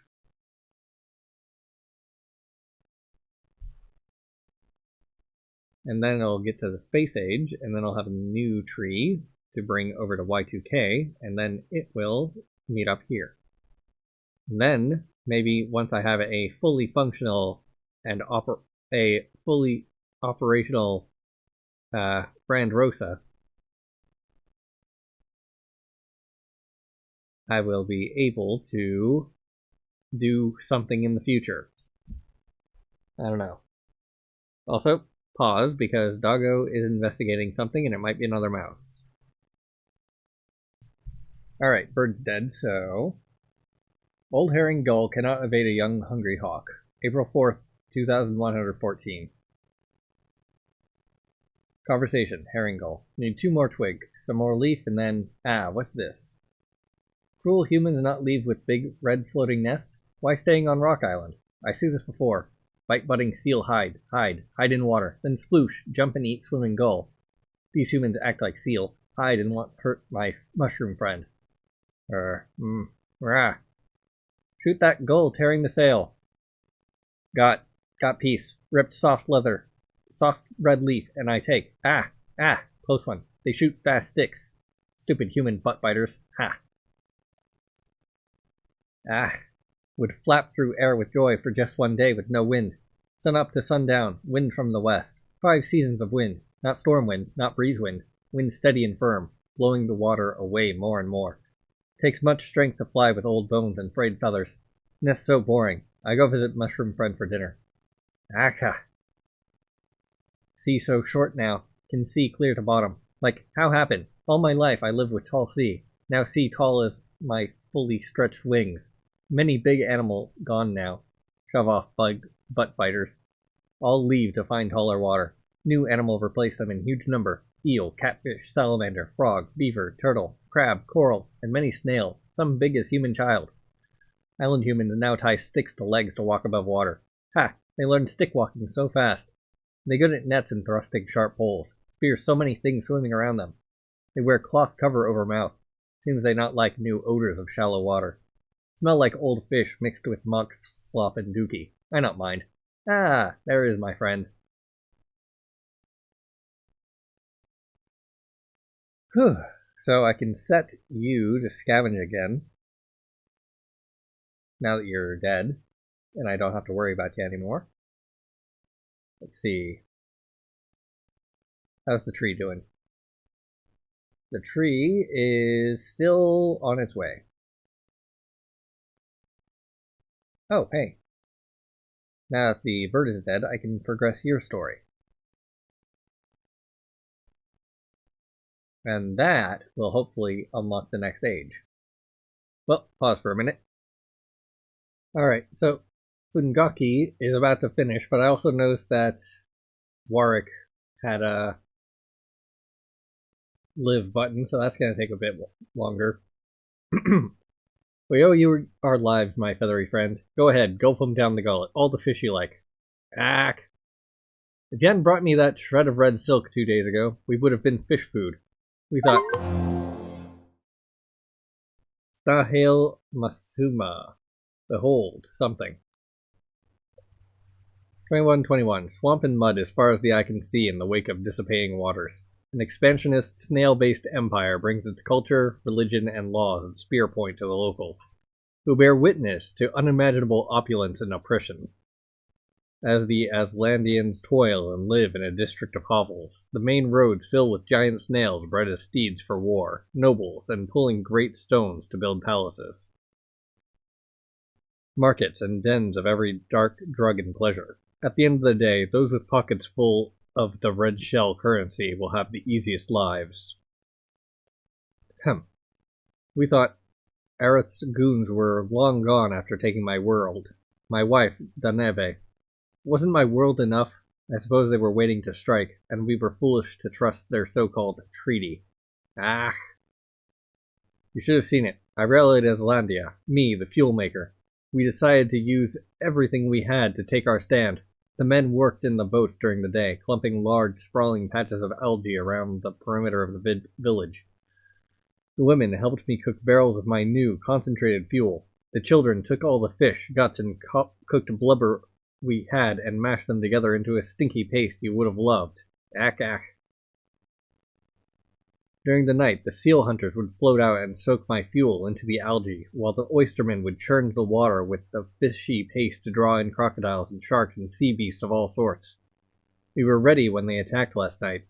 As their boats approached, they slowed in the algae clumps, and we lit them up. You must have heard the two huge explosions. Some sort of weapon to destroy our cement buildings, I imagine. Their warriors jumped overboard into a feeding frenzy, and those who attempted to crawl out were met by our harpoons and knives. We didn't lose a single life. Can you believe it? Aka. You're right, old buddy. Time to celebrate.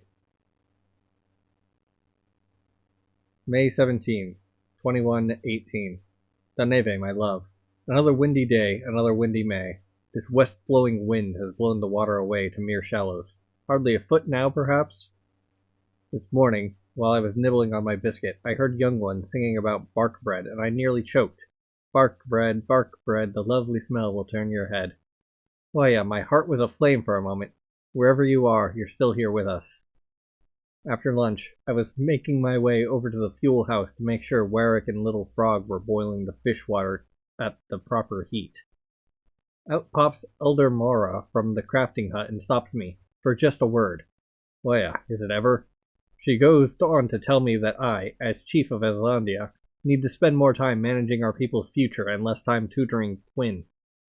To shut her trap, I said, so teaching the next Danave, our next inventor, is an important work? She didn't forget my tone.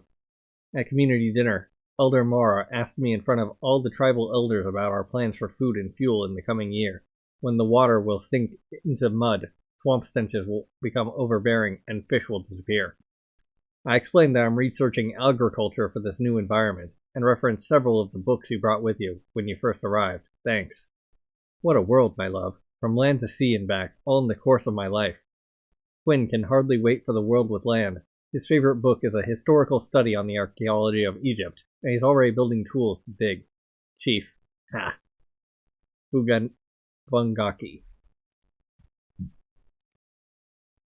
Mudfoot worker. You have science and artifacts. Alright. You need experience. So, scavenging zone? No, I do not have scavenging zone. Dang. Perks. Science, I got gunpowder. Nature locations that use food require one less food per action. Production flow. I cannot do anything with this yet. Let's see. Experience, maybe? Previous era, 0%. Wonderful.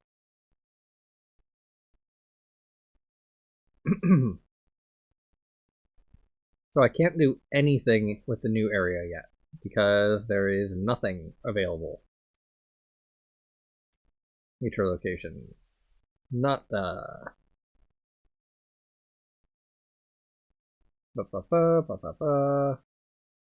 All the artifacts are done except for 4 there and 3 there. Okay.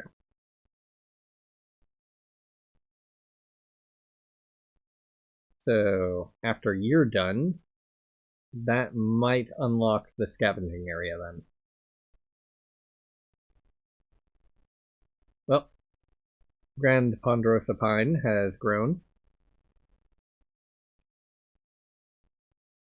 Still gotta wait for this, and then it'll hit here. Y2K. A new government has been unlocked. Obtained the perk. Finished Government Elder Council. So, Elder Council goes into Masuma Absolutism. In arrows that produce snails, a small supply of 20 snails is generated every 20 minutes. All laws are born of the principle that debt must be paid, whether in Masama shells or blood. Well, I mean, I guess I'm putting people onto this because that is the one that just unlocked.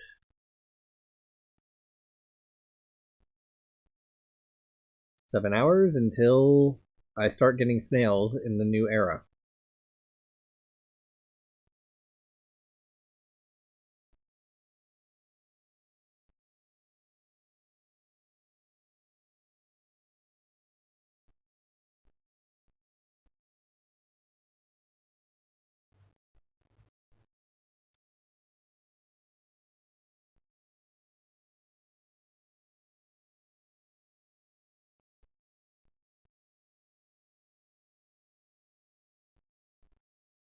Have government working on all of them, except for you. There we go. Get you working.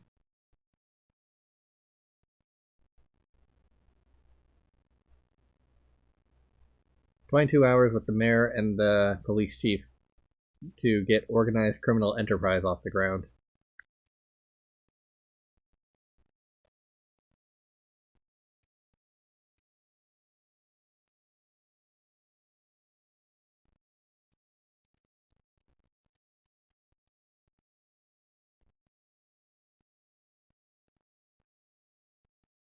Alright, pause, and eventually we'll get to the Dust Age and Sadie Sloan.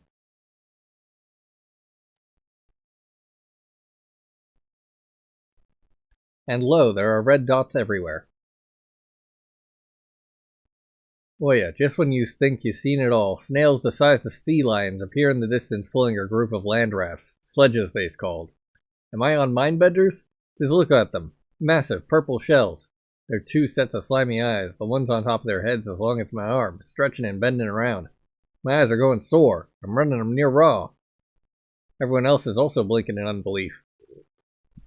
What's the biggest snail I've seen around here? Maybe 3 feet tall? And these beasts would be taller than any man, and moving at the speed of a fast walk, all while pulling loads. Some of us getting scared. This is Aerith coming for revenge. Others getting hopeful it's Denave doing another unthinkable miracle. My gut's got a queasy feeling. Well, Bullshit, look at these tracks in the mud, 2 fists deep, all from the biggest sledge, hauled by 4 great snails. A long pole coming out the back with a purple flag. What looks like a picture of a snail shell filled with spears on it. Strange looking tribe. Got their hair made up into a puff, like they copy on the look of snail shells. Must be about as many of them as there are of us. Fungaki goes and greets their leader, who ain't want to get off his sledge and walk in the mud. I gotta know. There, that snail handler's looking bored. Boya, how you's got these snail beasts? Can hardly trust my hearing. He say he breeds them for size, speed, and purpose, like for work and war. Apparently snails only take a few months to mature, so it goes fast. He says their empire done this across many, many years. They're emissaries looking for a foothold to keep expanding empire business. Warwick is gored by 2 frenzied boars in the Judgment Pit, September 16th, 2123. Well, that doesn't bode well. Lord Sharoff, Twin Praetus, and Lael. Got a scientist there, a religioner there, and a governor there. You remain sciency. So, scavenging zones. We got Judgment Pit stands. 69 for you. pleasure dens. So put you in there because you got 66.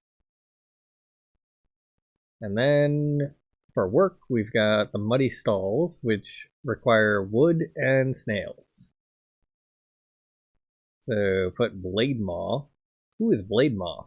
Have I seen Blade Maw? Ah, Blade Maw is a new animal. Interesting. You are Reptile Beast, age 7. You are nature and working and scavenging and life and living. Very good working.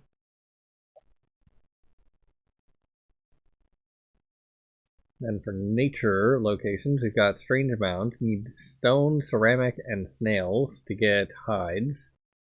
And then just ceramic for experience.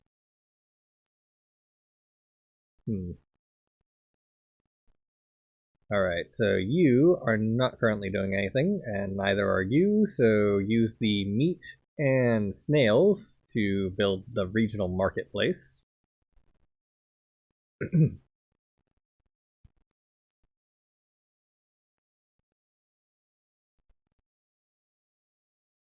Experience carries over at 0%, so there's absolutely no point in doing any of that. Let's see. Oil. Just disappears, I guess.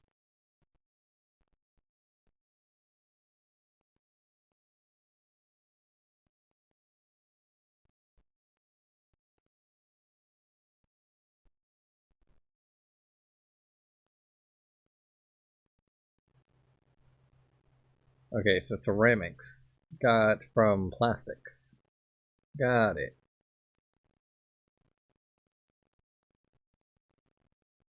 That's a 10% and then a 5%, so yeesh.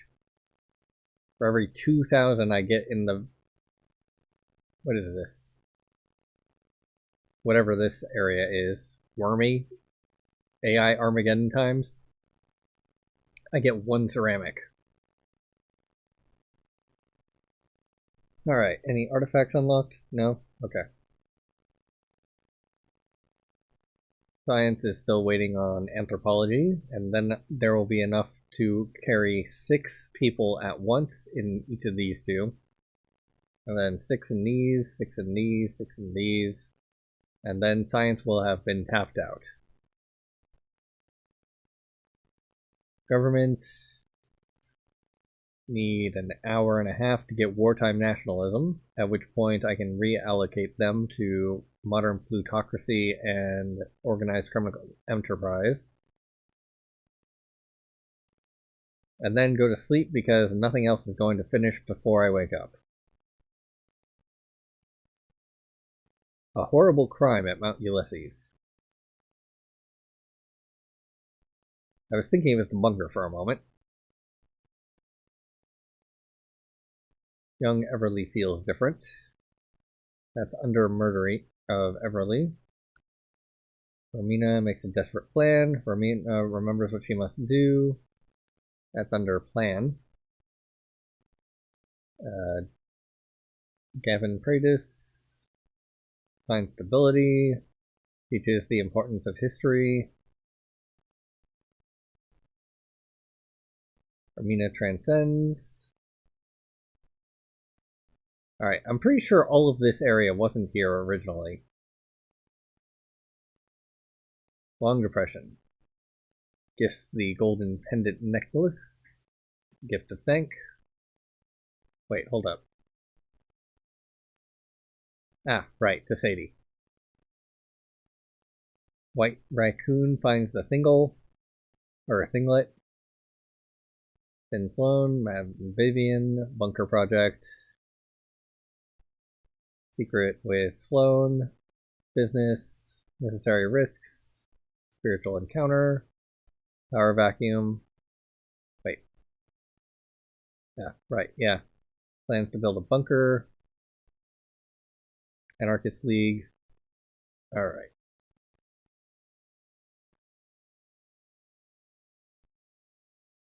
Stubborn Magnificence.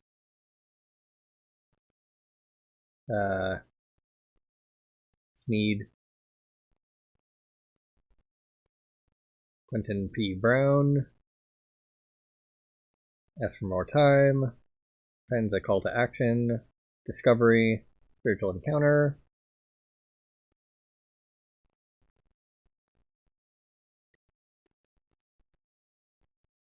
Jehovah Jim. Cruel invader.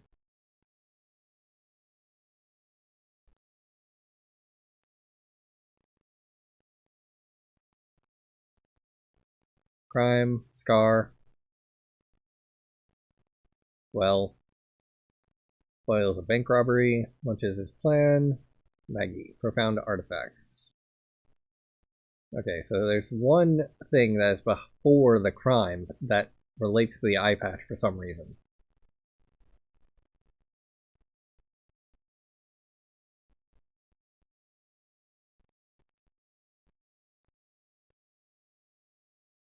Yeah, I'm not clicking through all that. Not while I've got a 12-hour limit.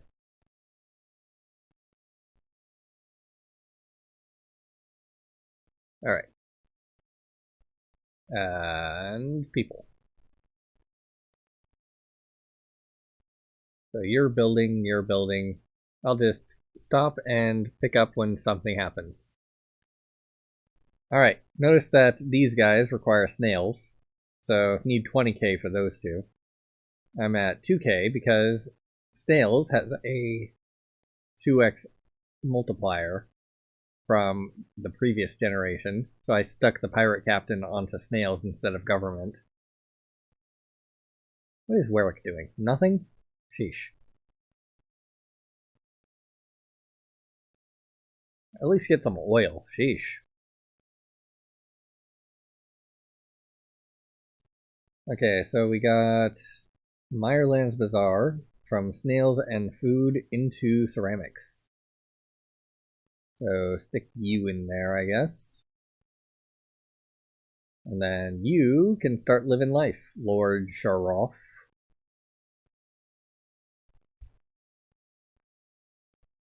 I've got a decent snail income now.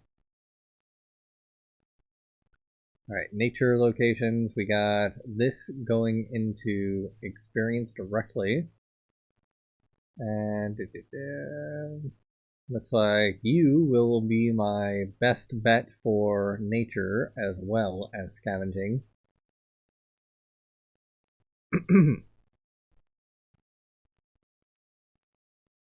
This is gonna take 4 more minutes? Sheesh.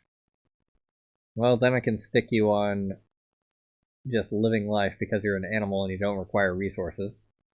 And then when you're done, fueled by red Masume shell currency.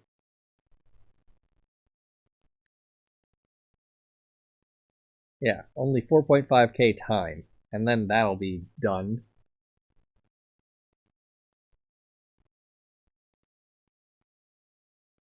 Then can you just do working, or could toss you into nature exploring.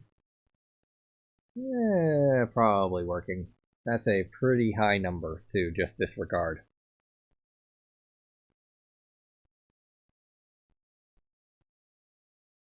Alright, pause. Pretty annoying. Nobody likes pearls. When a grain of sand or other minuscule irritant nestles between an oyster shell and the meaty tissue that connects to it, the oyster obsesses with reducing the irritation by constantly coating it with nacre, the iridescent composite that forms its shell and grows the pearl inside. For an oyster, life with a pearl is life without peace. No better are pearls for the people of this shallow sea who feed on oyster meat. Pearls are the main cause of cracked and chipped teeth. Too small to even serve as marbles for children, these lustrous, annoying beads are tossed back into the water. Laughable to think they were ever prized. Stone. Where am I supposed to get stone? Forgotten values and technologies sealed in a concrete tomb. 22 snails. Oh, right. It's, Sneed. A sprawling city quarter of brittle shanties and desperation. Mudfoot District. Let's see, click U there, I guess. You are no longer able to live because you are out of snails.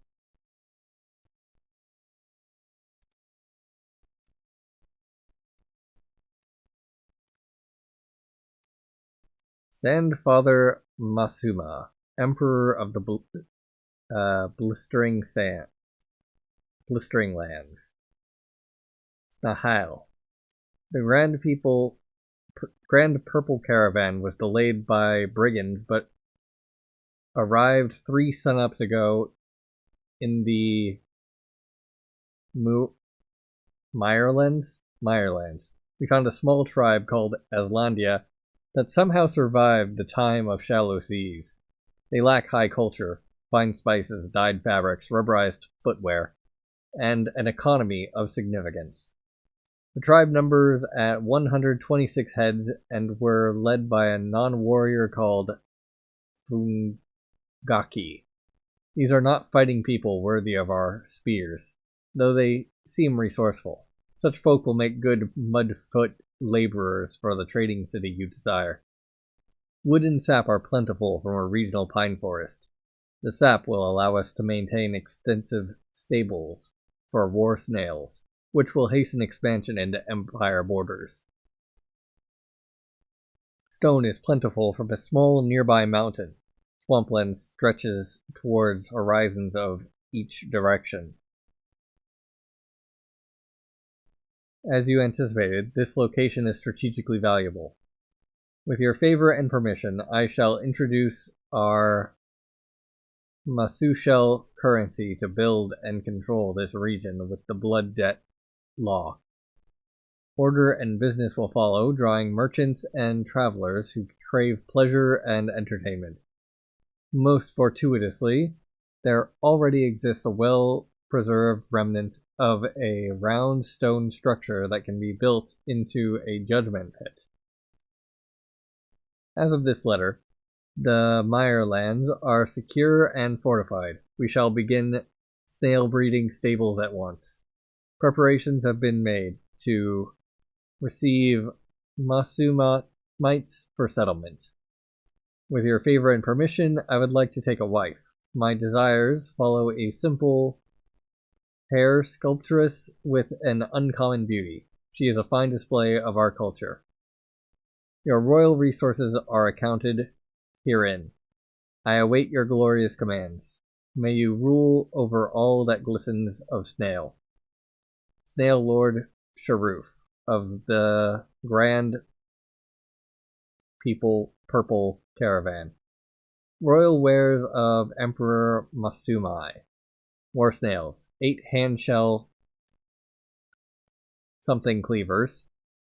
3 something anchor turrets. Labor snails. 6 sea something. 6 lit something. 7 sledges. 28 rolls of dyed fabrics, 18 barrels of rice wine, 11 reams of rubber, 9 elbows long, 2 barrels of sour spice, 1 barrel of ginger sting, 4 barrels of sweet dust, 8 pots of Bolden milk, 3,124 masu shells. Blah. Man, that's hard to read. Judgment Pit of the Mirelands, where debts are paid. Judgments for the month of Venumbra. Time, noon, third sun. Main event. Scandrays, Mudfoot versus Geed the Blinder. Unpaid brothel charges. Crime. Okay. Unpaid bar charges, high theft, unpaid loan and interest. Year versus Dexus the Burner, Flawless Great Bear, Bloodsnout Boars. Warwicks. Leather.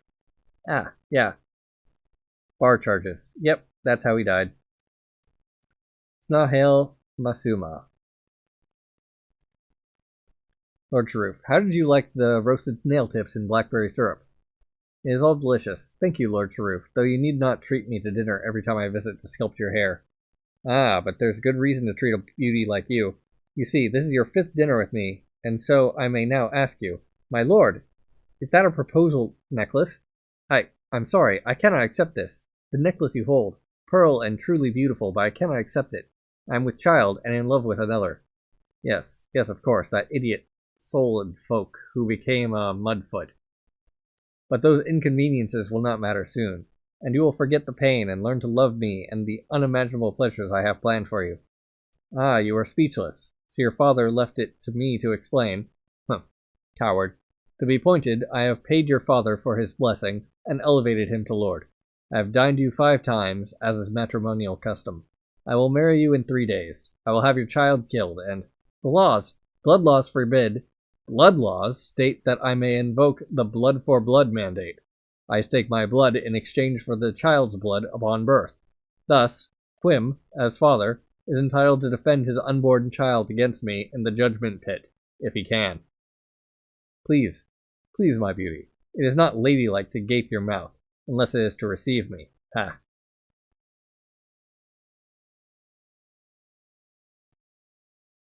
Alright, so XP. I've got 3,000 there. I can put you to work in that, or I can put it to work on you. Fungaki is probably more likely to not lead to the end of the era. So toss you in there. How's Scavenging doing? Judgment Pits. Okay. Currently working. Blade Maw is currently living.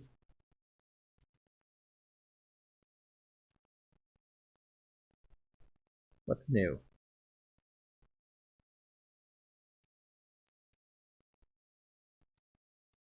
Oh, right, religion. Catholicism finished. All people gain +2 to every skill that they possess. So I got 1 on casual Buddhism and 1 on weak agnosticism. That'll be 15 hours. Southern Baptist takes 3 more hours. Mormon fundamentalism takes 2 more hours. And High Church Lutheranism takes 3 more hours. This will also take 3 more hours. And it leads to 2 more. This leads to 1 more. But these I can redistribute between the rest once they're finished. So that'll be 1 of each into those, I think. And then everything else into this, and 1 into weak agnosticism, probably. Alright, people. What am I missing? Oh, right, yeah, nature locations. No, never mind. What story has a red dot by it? Snail barbarism. A fearsome beast takes rest. Ah, right, Blade Maw.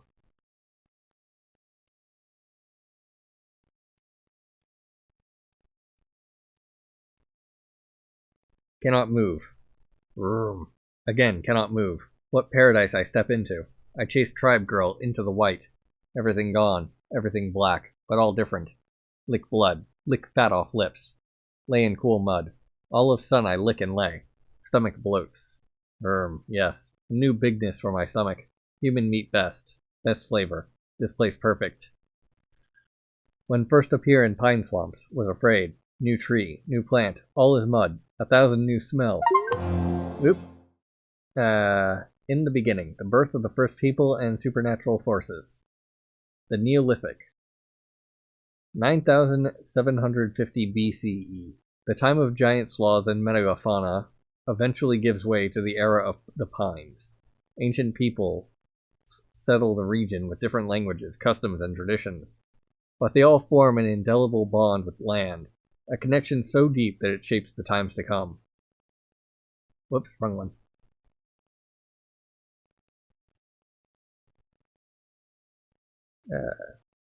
When I first appear in Pine Swamp, was afraid. New tree, new plant, all is mud. 1,000 new smell, 1,000 new flavor.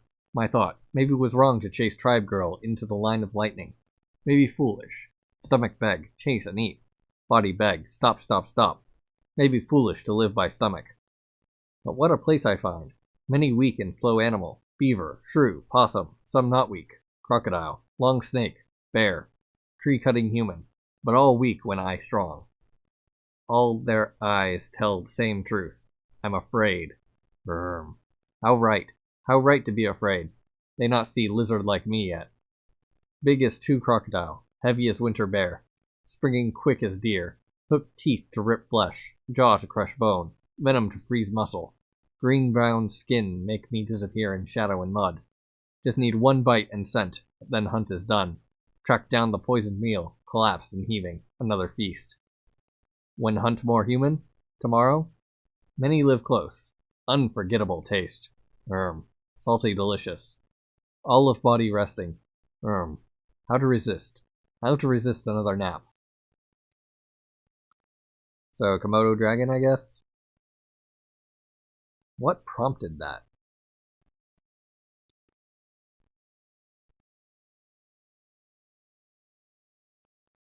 It looks like it's the Blade Maw story that unlocked.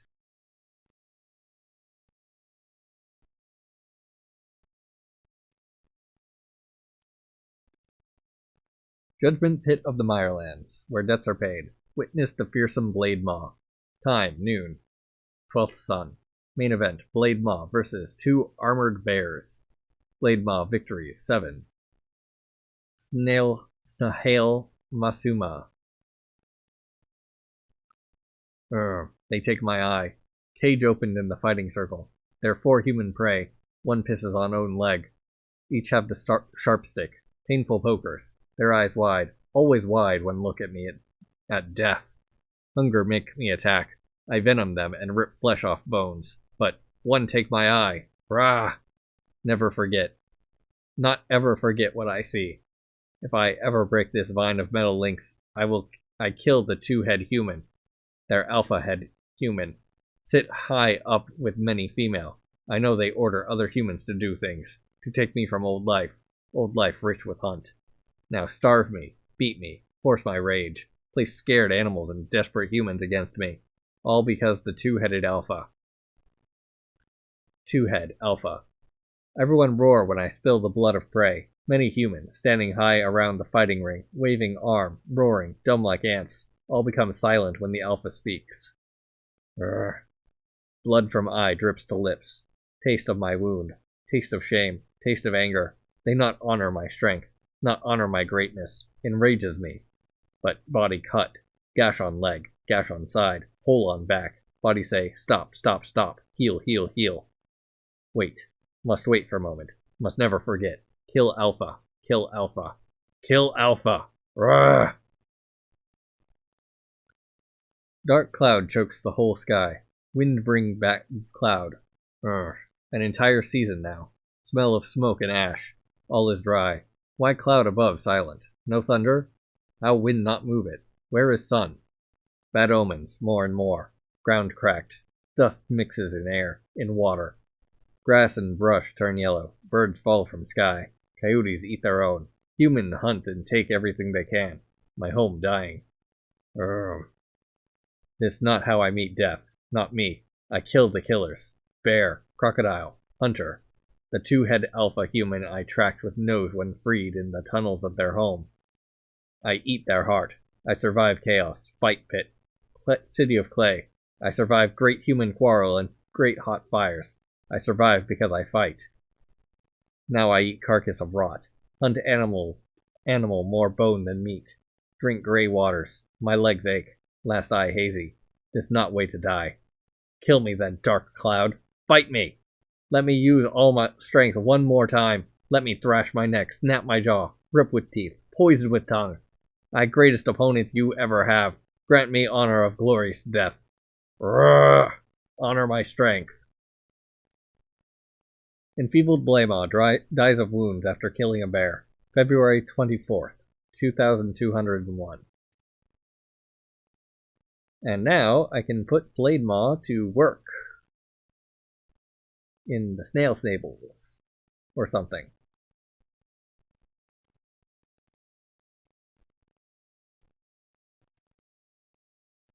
Yeah, snail sables.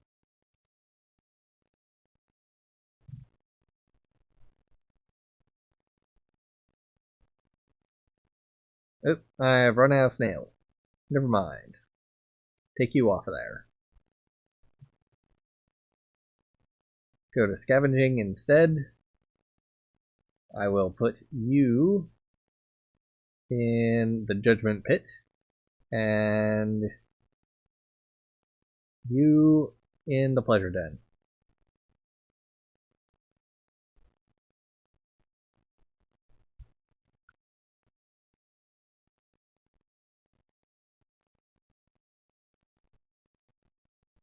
Is that a silk tunic? You must slow down, blend in some. Oya, don't make me remind you about your mother's curse. There's a price to pay for being, how should I put it, too useful. Here, this is good. Wild cabbage stew with oyster mushrooms and snail breast. You worry too much, Papu. I've never seen someone worry about with each and every breath, even about little mosquitoes, and they can carry death. Death, gloom, fear. Papu, I'm among the highest paid engineers in this growing city. 2 years. In only 2 years, I rose from mudfoot to sold folk. By the looks of it, you seem to enjoy how we eat, how we fall asleep with warm, dry feet. Oh, bullshit, Quinn. This is all so small, a false pearl, just distractions in a corrupt society. Lord Sharoof allowed me to plan our settlement, assigned me to develop our well and waste system, promoted me to foreman of his secret arena project. Oya, oya, oya. Sit, my boy. Heh, you burn hot like your mother. Your mind is vast and deep. I see more potential in you than any snail lord in this empire and all others. So I don't like to say this, but you must hear it to protect yourself. Sharoof doesn't need you. He uses you. But where are you going? Quinn? Artifact Logbook. Findings and Musings, Volume 3. Asubra 2188. Time of Snails, TOS. October 17, 2126. Historical Time, HT. A remarkable discovery today. I noticed a strange mound in the pine swamps by the base of Greystone Hill, once submerged and known as Seal Island.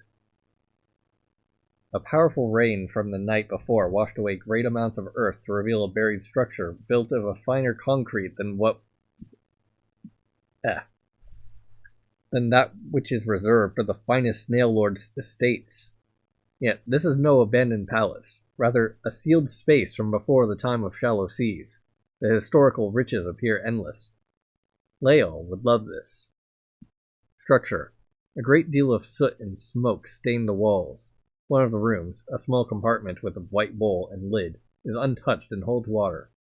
An ancient well, perhaps. The place was ransacked long ago. A room filled with metal shelves is completely empty. Tables, seats, and all types of furniture are upturned. Sleeping mats are gouged and moist. Mold has long claimed this place. Writinings. Magazine pamphlets.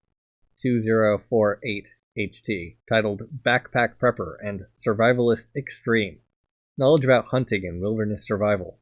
Merchants advertised knives, vests, boots, and weapons. A few sections on cabin design and fishing.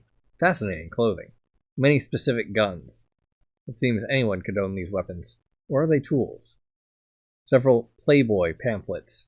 2037 HT, filled with nude and near-nude women. A brothel advertisement, perhaps? Beauty appears to mean hairless skin, large breasts, perfect teeth.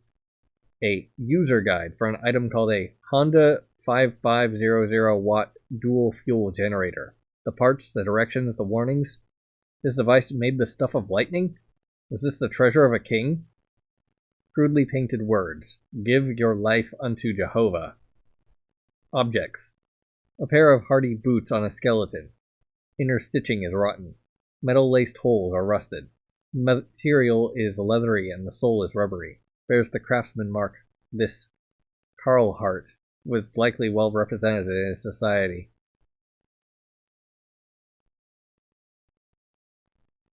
Carhart? Carhort? I don't know. Under an overturned metal table was a gun for a single hand, long-barreled, heavy. The grip felt natural. Inscribed in the handle was Maggie. I believe one of the magazines may hold the secret of its use. A metal black box called IBM Power 20 server. Removing a panel revealed a nest of wires and green plastic dotted with highly intricate patterns. I did not know whether to laugh or cry. How did an ancient culture with such capability come to perish? My grandfather's book of observations, even in its many volumes, rarely mentioned such incredible devices.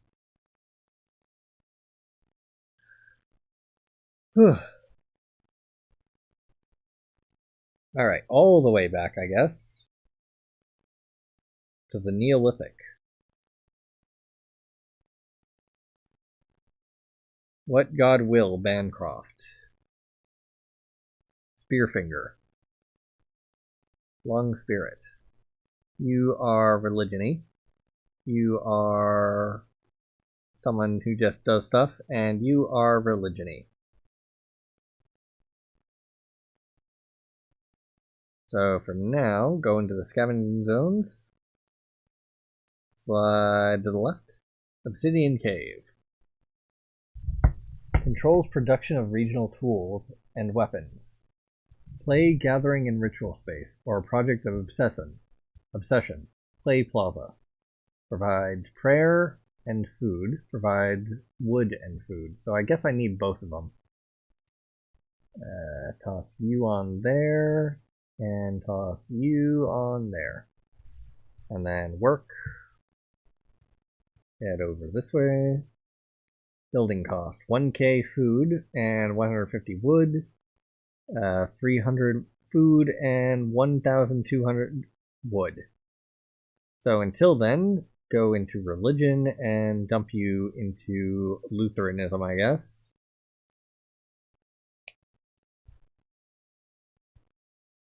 Nature locations. What's new? Nothing over there. Over here we got requiring stone, requiring hides, requiring stone, requiring ceramics.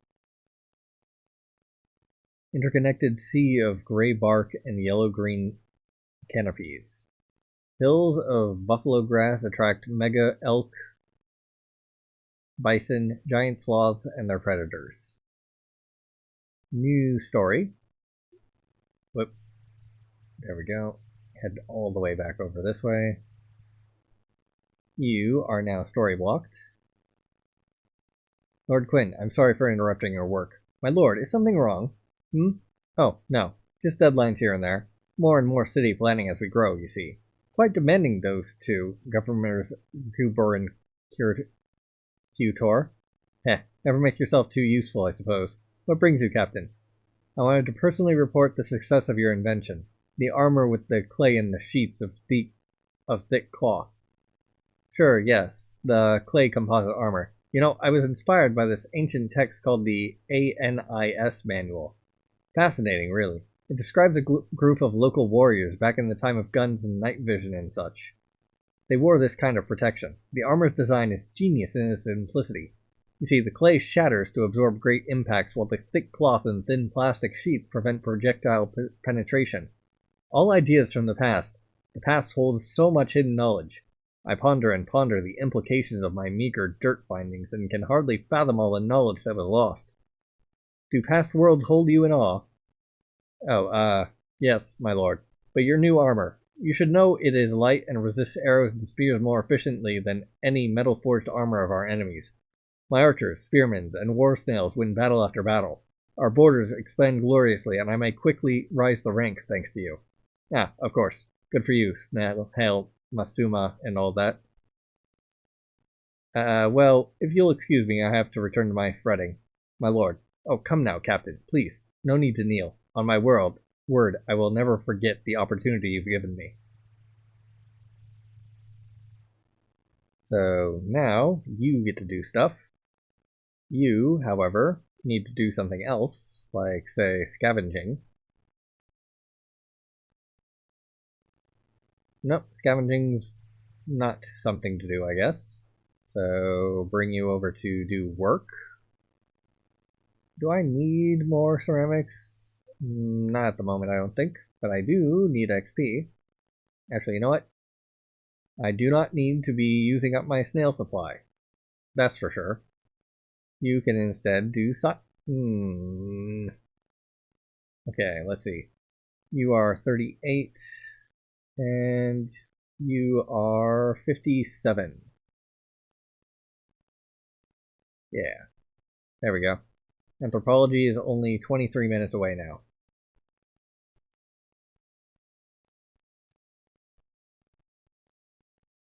Alright, need 1k snails. How many snails do I have? 1k snails. Perfect.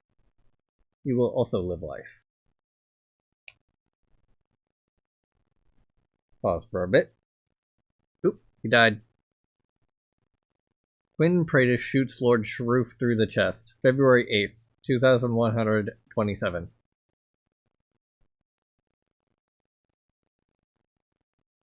Well, that escalated fairly quickly. And then not at all. Okay, you're for governing, so go into government and toss you here into modern plutocracy.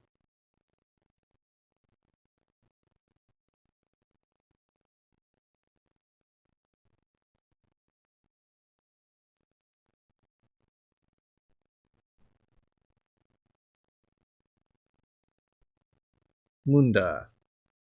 3784 TOS. Hoya Denive. There is no end to brutes and heartaches in this world. Aslandians were resettled at Spear Point to the outskirts of this growing settlement called the Mirelands. We live in huts of sticks and dried grasses patched together by brittle clay. Our floors are damp and cool. This invading society brings its own measurements and calendars. It separates itself into Mudfoots, Soldfolk, and the Snail Lords. Snail Lords own magnificent snails for riding, and rarely tread ground. Soldfolk are wealthy enough to own rubberized bootwear, and the poorest are Mudfoots, whose feet remain damp and unprotected from the mud and swamp left behind by the shallow sea. Ashlandians are all Mudfoots. We are coerced to take on various sorts of hard labor for a meager pay. Woodcutting, foraging, brickmaking, washing clothes, building. Oh yeah, I've cried so much over our pain that I could flood a new sea. The rich fill themselves with fresh foods, music, drink, and perverse indulgences that would make old Warwick blush. Their currency is made of shiny red shells called masu shells, which would be laughable were they not such awful little things. This money brings a ruthless blood debt law. If someone cannot pay what is owed, the debt must be paid in blood, through combat. Though my heart yearns for you, part of it is relieved you are not part of this world. Snail Lord Sharoof is dangerous, the cunning and charismatic type, like Cece. He recognized my competence and influence among our people, so he made our boy Quinn an engineer for building and planning our people's settlement, and granted me position as stable head for common labor snails. Truthfully, these snails are gentle, simple creatures, fenced with salted posts, fed wet weeds and grasses, bred rapidly, easily compelled to follow the sweet scent of sap. They excel at hauling and lifting great weights with pulleys. Friggin' hell. Sharoof gifted me a pair of rubberized boots. I'm an example, he said, that hard work can advance your life. A cruel joke. I gave the boots to old Warwick. I'll write again soon, my love. You are Fungake. Fungaki. There we go. Sheesh.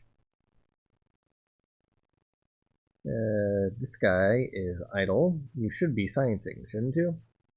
You need 40.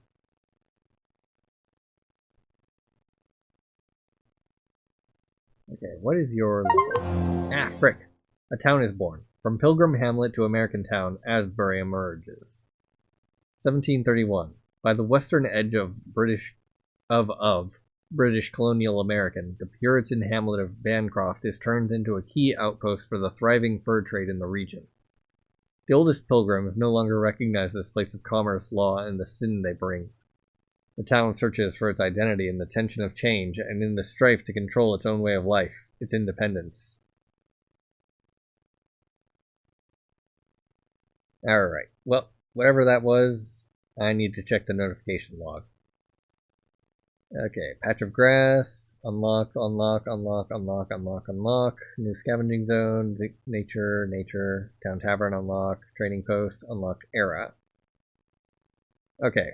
Fungaki is the one that unlocked the new era by getting a new community event. Let's see what that was. Oh, story blocked. My beloved, I've hardly had time to rest the old rump this past week. All the moving and ceremony and political dancing. Oh yeah. How do the wealthy have patience for all this stupidity? To think, all because our son is now a folk hero snail lord. I was deeply depressed the whole of the time leading up to the duel. Quinn kept assuring me he had a plan for his fight against Lord Sharuf in the Judgment Pit. I can hardly stomach this insanity about blood codes and blood whatnots. Unlike myself, Quinn slept peacefully before the day of battle. He was not focused on himself. I wish this fight were sooner, he said, so I can free Lael of that vile Sharuf. And there he emerged, our little boy, in the Judgment Pit with dirty robes and muddy feet, standing in the very arena he created. After its use as a blood theater was revealed to Quinn, he was burdened by such resentment that he gave up all the status and wealth he gained as an engineer. He has your heart, my dear. Strangely, this horrible place for death was built on the preserved ruins of an ancient round structure with the rusted plaque reading Asbury Library. I believe you told me of this once, Denive. A library. A palace overflowing with books and knowledge. If there is such a place, I hope you are there, my love. Lord Sharuf then entered the arena to the roar of a crowd drunk on rice wine and bloodlust.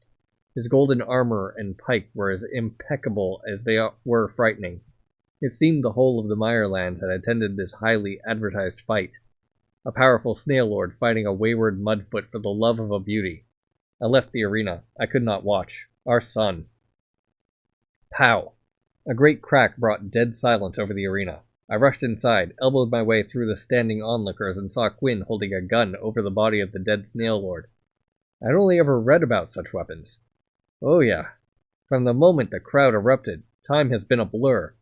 Per the laws of the Masuma Empire, Lael gained all the property, goods, and riches of her deceased husband. She quickly remarried Quinn, who was then forced to take the title of Snail Lord, a silken prison. He must bear himself royally. He cannot change laws, and he must publicly show gratitude and loyalty to the Emperor Masuma. Quinn, or should I say Lord Quinn, gave me an entire wing of his new home, Sharuf's former palace, to maintain a study for projects to help the Mudfoot. Researching land drainage may be a good place to start, don't you think, my love? Your Fungaki. Snail stable hand.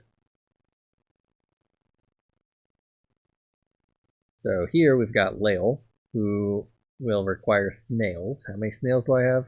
Oh, wrong one. 1.6k. Yeah, not worth doing. Ubor and Qutor. Hides required. Grandsons of Snailfather. One at working.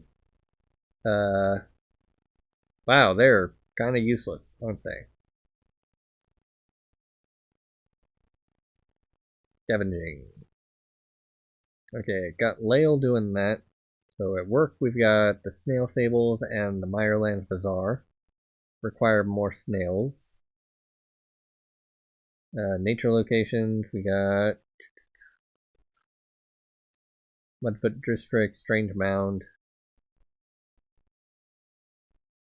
Rolling Grasslands, Aspen Forest, Town Cemetery, Turkey Shrublands requires money and stone for each of those.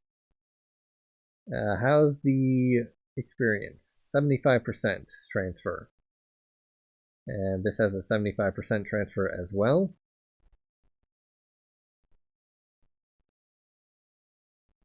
So, scavenging zones.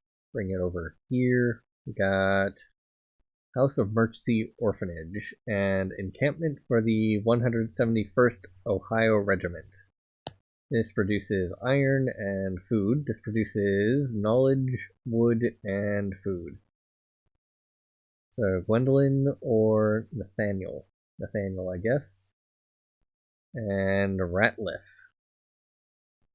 produces iron. Okay, so new artifacts. Ngaki's rubberized boots. Fungaki will begin that. And then head over this way. We got nothing there.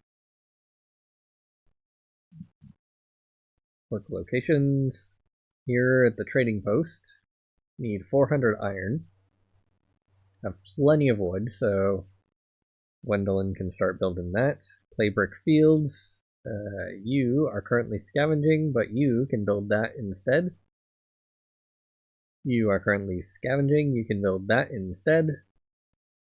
We got the clay brick fields and the Cherokee longhouse, so that will hopefully, at some point, get stuff made. Ooh, hey, a new plant. We got patch of grass and daisyweed. They are colonial, and they require experience from colonial.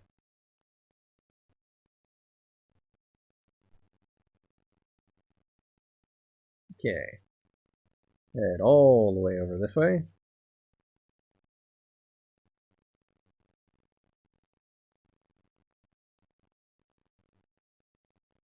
Yeah, I think it's time to pause. Alright, Legion of Scientific Mystics, Neo-Transcendentalism. Living actions are an additional 10% faster. All characters gain +5 to life skills for Conservative Judaism. Alright, toss you in there, toss you in there, toss you in there. Mainstream Protestantism. Scavenging zones produce +1 resources, +2 resources. Flow of wood, flow of oil, +2 experience. All scavenging is 5% faster, +10 scavenging. All animals get +2 to everything. AI astrology. Scavenging across zone actions are an additional 10% faster. Put you there, and let's see. You there. Outright nihilism. +10 science. Alright. Pause again. Talk on what's out. Alright, science. AI information, science. All characters gain +10 to nature. Marketing psychology. Nature locations produce $1 per action in addition to other actions. Basic fuel refining. Nature locations actions are an additional 25% faster. Crude microbiology. Nature locations produce +1 food per action in addition to other outputs. 32, 38, 49. And that's the highest skill users, so not too much longer to go for those. We'll probably be done with all of these before the religion one goes through. That gives plus science. Alright, government. Modern plutocracy is done. Absolutism is done. Democracy, wartime nationalism done. And organized criminal enterprise done. Armageddon spoil system. All characters gain +15 to work skills. The depleted and destroyed world has built but one law. What your group takes is now yours. Yes, you go there. Technocratic monarchy. Work locations require 80% less resources to build. A bit late for that. Let's see, we got 64 and Danny, I guess. Humanistic mutualism. Work locations produce +4 resources per action.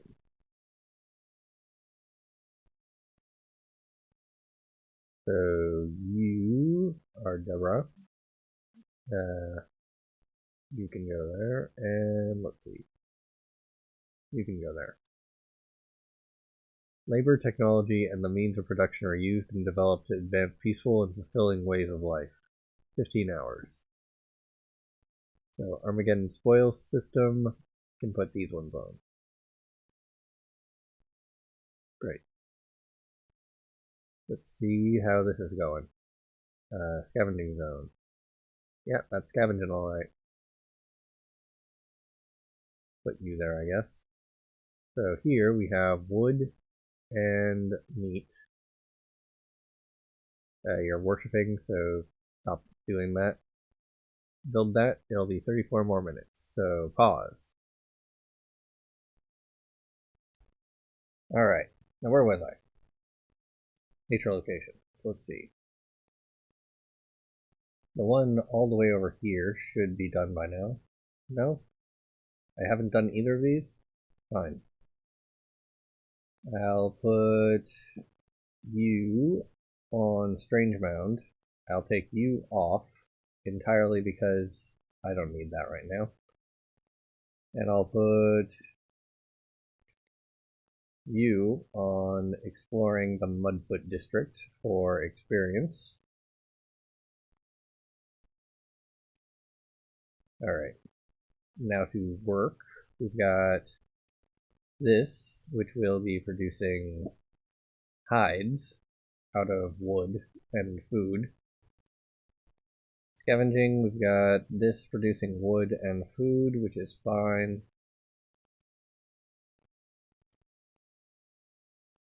Prayers. This nature location is going to require hide and stone. And it's going to require ceramics. How am I going to get ceramics? Yeah, probably from this building.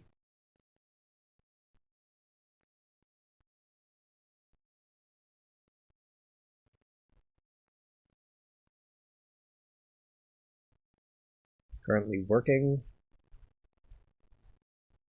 Now you are putting that work to use.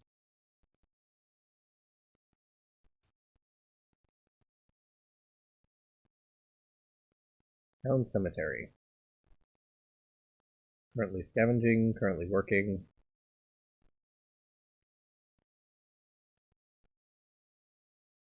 Turkey shrubland. Okay. I'll put the grass to work there.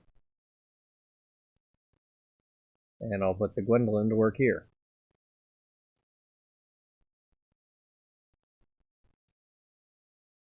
They don't like you and they'll let you know.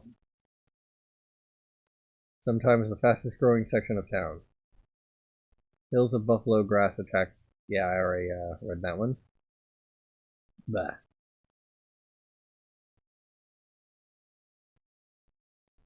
Perks.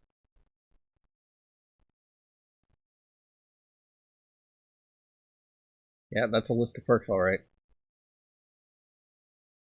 Okay, so we got 950 XP here, 1100 XP here, and it's mostly being carried over from previous era.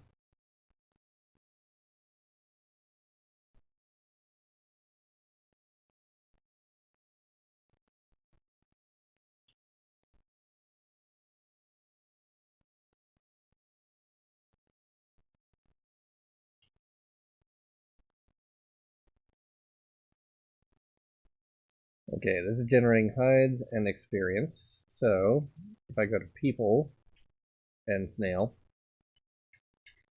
then I should be able to... Oh, hold up. I've got plenty of snails now. I can just put you to live life and you to live life. What were you doing before? Probably religion? Yeah. And then when you two finish, that'll probably allow Quinn to advance along the experience line. Don't actually need experience. You just need to explore for the sake of exploring and getting the scavenging or nature zones stuff.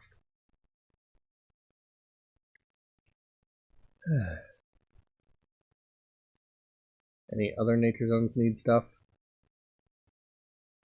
Yes, these ones. So I could use another one there, but it's probably not going to happen. Any animals? Nope. Any new plants? These ones. However, they require experience. 14k for the both of them. 14.4k, more precisely.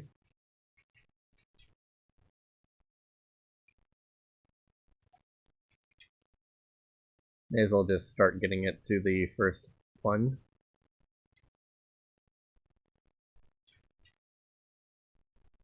Pause. Alright. Got a couple of artifacts appear. So Layla's on that, and Sharuf's on this one.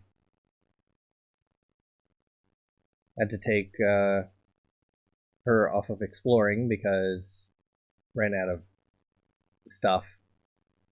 Can put her back on now, I guess.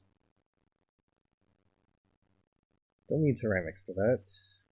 And that's still building. Oh, only 4 seconds left. Great. Drying grounds. Takes meat and outputs ceramic and stone. Nice.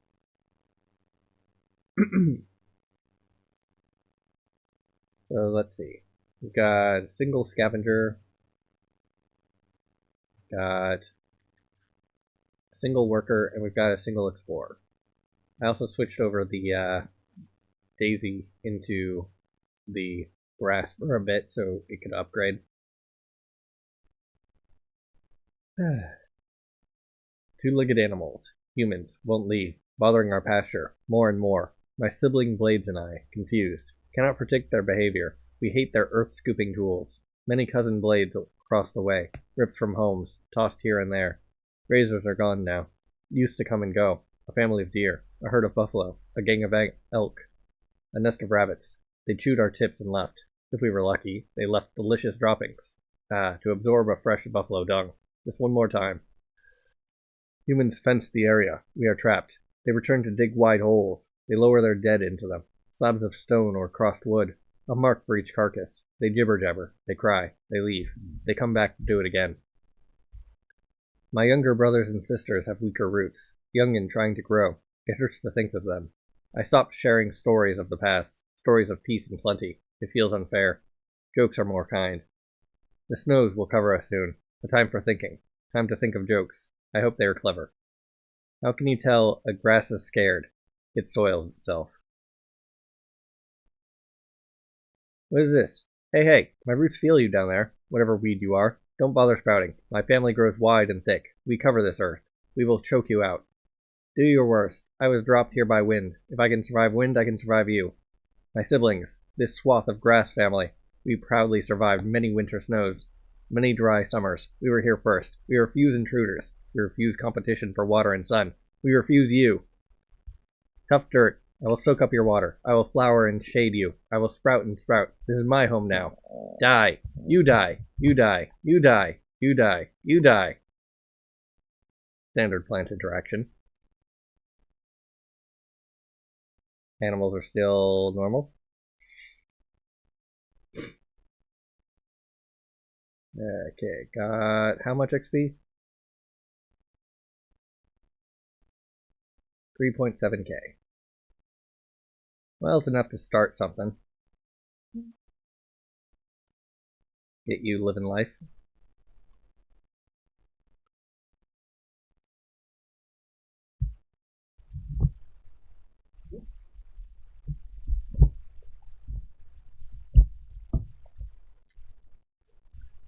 Yep.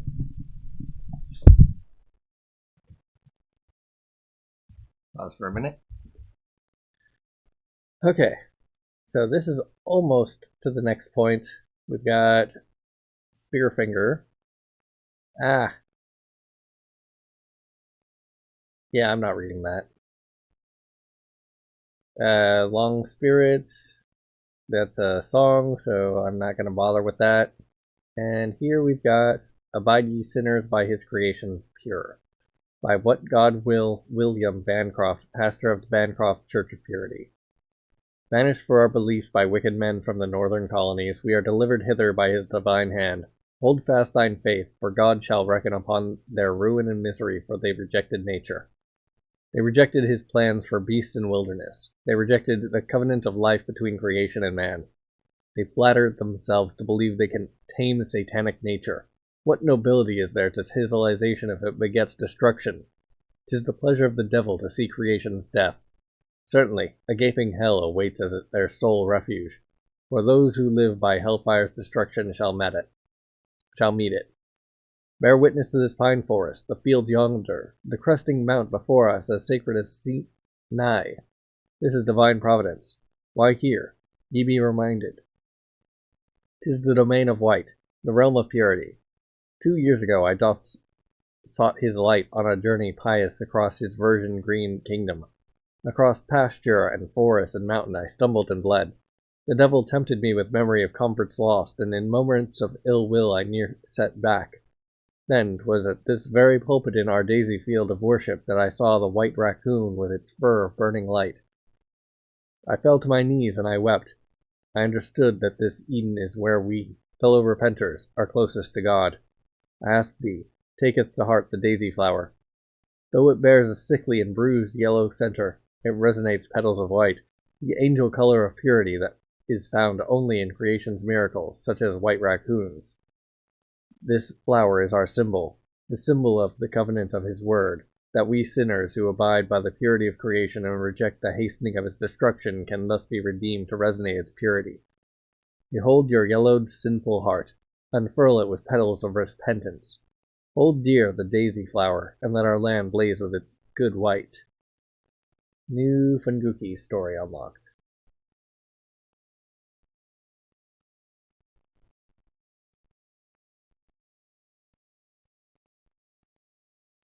Kaijuli 14, 103 TOS. Before I die, I will find you, my love.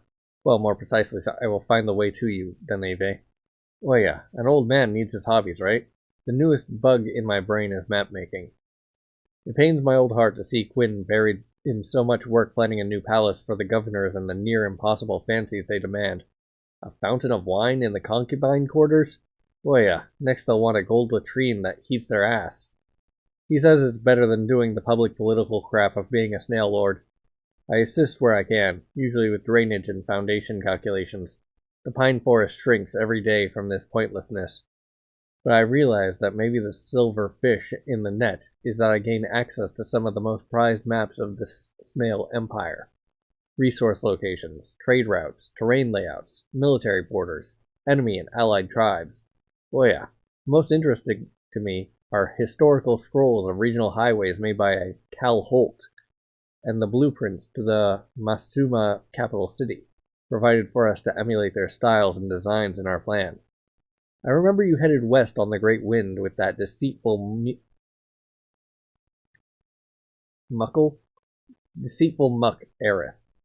This empire's borders haven't seen the one you're in, yet, though I believe they'll meet based on these constant victory announcements bellowed through the streets. I'll be ready to locate you, to be with you. Oh yeah, a little excitement for tonight. I found some mindbender mushrooms on my walk in the palace gardens. Do you remember when we gulped a couple caps and discussed the souls of stars as we watched moonlight dance on lapping water? Your Funguki. Snail stable hand. Who's this? Navid Pratis. Ah, okay. Well, that explains it.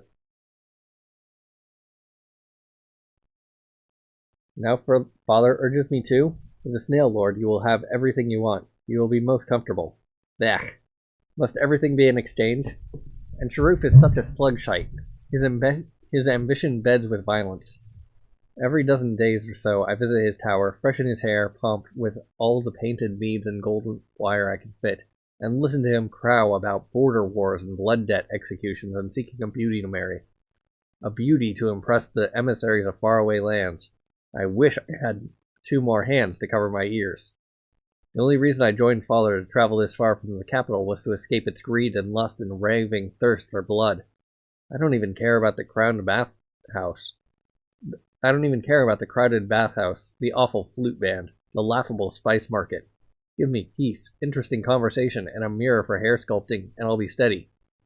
Of course, father relishes his promotion to master of currency in the Meyerlands. His pride is the size of a grass-fattened war snail. I understand it. He alone breeds the red Masuma snails, hollows the shells and dries them, paints the face of Masuma on each, and hardens the lot into currency with his special pine resin. Important work in the Empire, I suppose, but so heartless. There is no poetry around here. Money, money, money. Earn it, spend it, sleep, repeat. Everyone lives for money. Except that odd slug who gave it all up. The builder of the judgment pit. What's his name? Right, Quinn. A poor storyteller of unburied items. Children adore him. I've never seen a man willfully relinquish his position from soled foot folk to mudfoot. Perhaps I'll offer to pump his hair in exchange for a peek into his mind. I am starved for something interesting.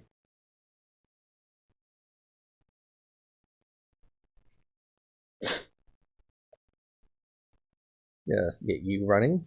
That's just hides. Let's see. Hides are at 10k. Yeah, that's plenty. Emyas Narhum. Now we speak. Allo Mother Enya of living beings. Allo Father Snahum of sun and rain. May this prayer rise to meet you upon this smoke of burning hair, cut from my head like stalks of wild rice that feed us from the mud. I do not pray often, I know, but I am reminded of your life-giving gifts as I am pregnant through the touch of my beloved Quinn. Happiness lifts my soul. Worry weighs my mind. Quinn is home to my heart, a peaceful man who lives for sharing knowledge and understanding the mysteries of the past, though I have not told father of our love. My father is a strong provider, but a narrow thinker who bows to the rich folk lords in hopes of slaking his desires for status and comfort. Please soften his mind and heart. I know this wasn't the plan he had for me. I asked for protection for my child. I asked for protection from men with hearts as cold as masu shells. Allo Mother, Allo Father, may this prayer rise to meet you, may this prayer rise to meet you. And then here's where Quinn shoots the guy. These dark, snowy months sour me. How is it so hard to leave my bed? My body feels paralyzed in discomfort, misshapen like frozen mud. My mind is writhing. I'm irritable. Mother Emya and Father Snahun, are you pleased to see me this way?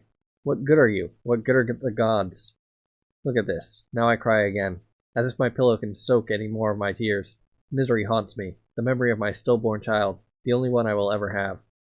Had I known that Sharuf, that devious snakeshite, was poisoning my womb at each of those dinners, I would have killed him myself.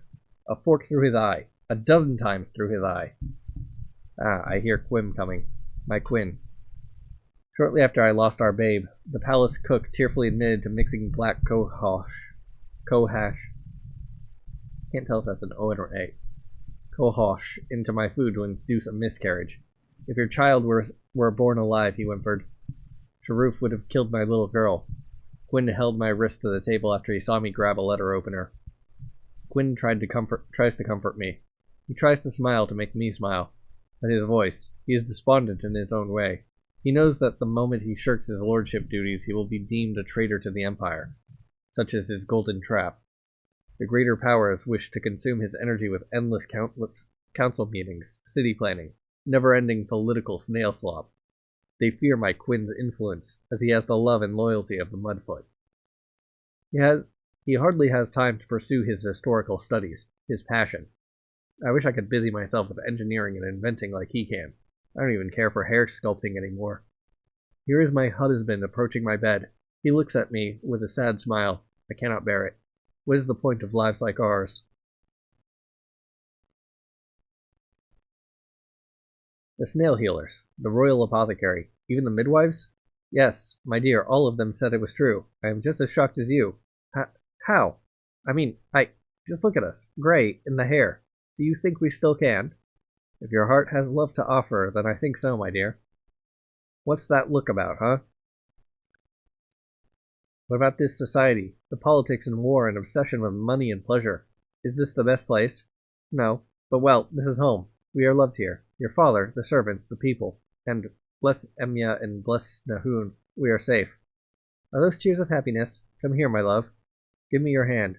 There, do you feel it? The warmth in my womb? That's our little miracle. You servant. More foxgrape wine. We're celebrating our arrival.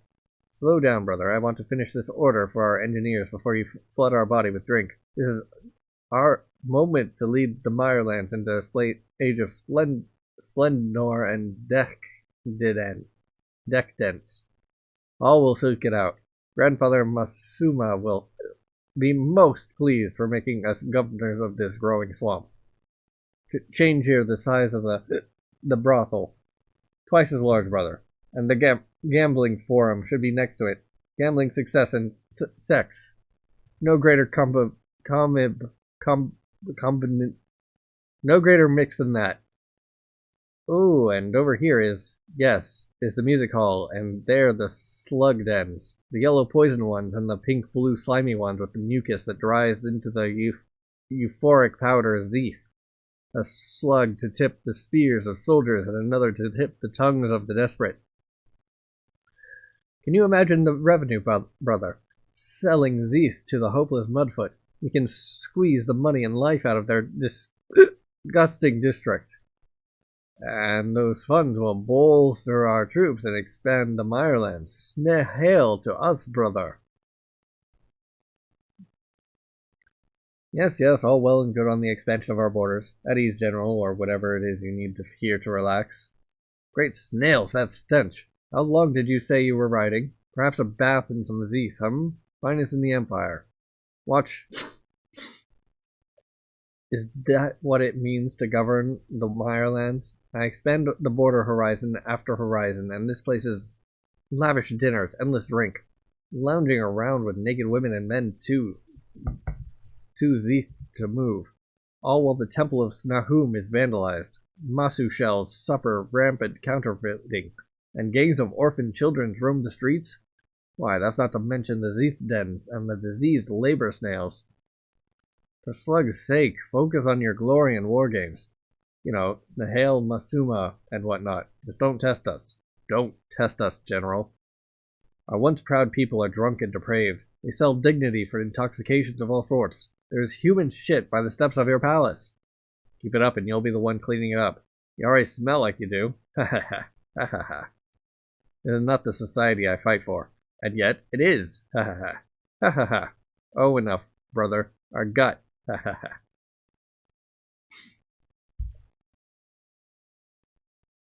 Blade Maw tracks down and guts Gubor and Qtor. May 8th, 2173. A bunch of stuff just unlocked. Let's see what caused that.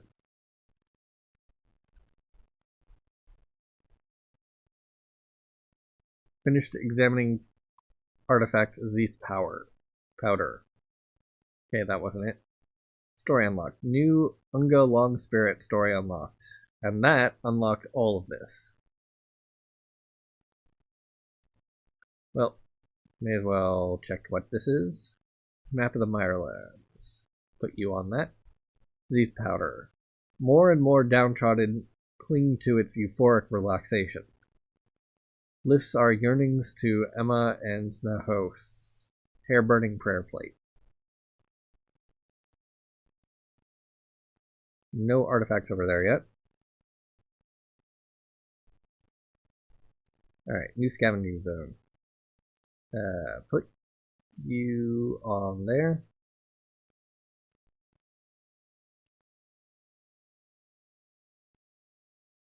And let's see.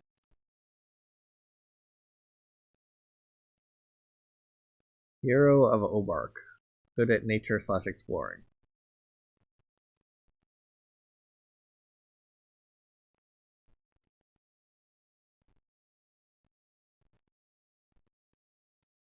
Well, I can't find a place where they're nature / exploring.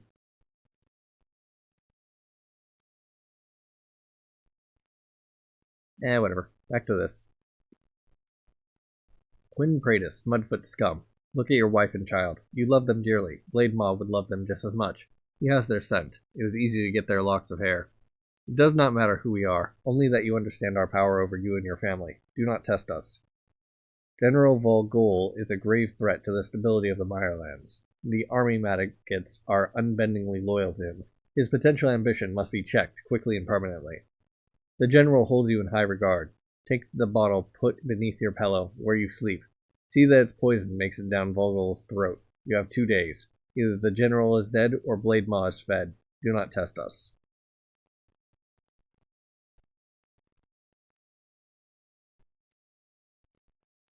Mamu, I fetched the pine bark you asked for, but does bread actually...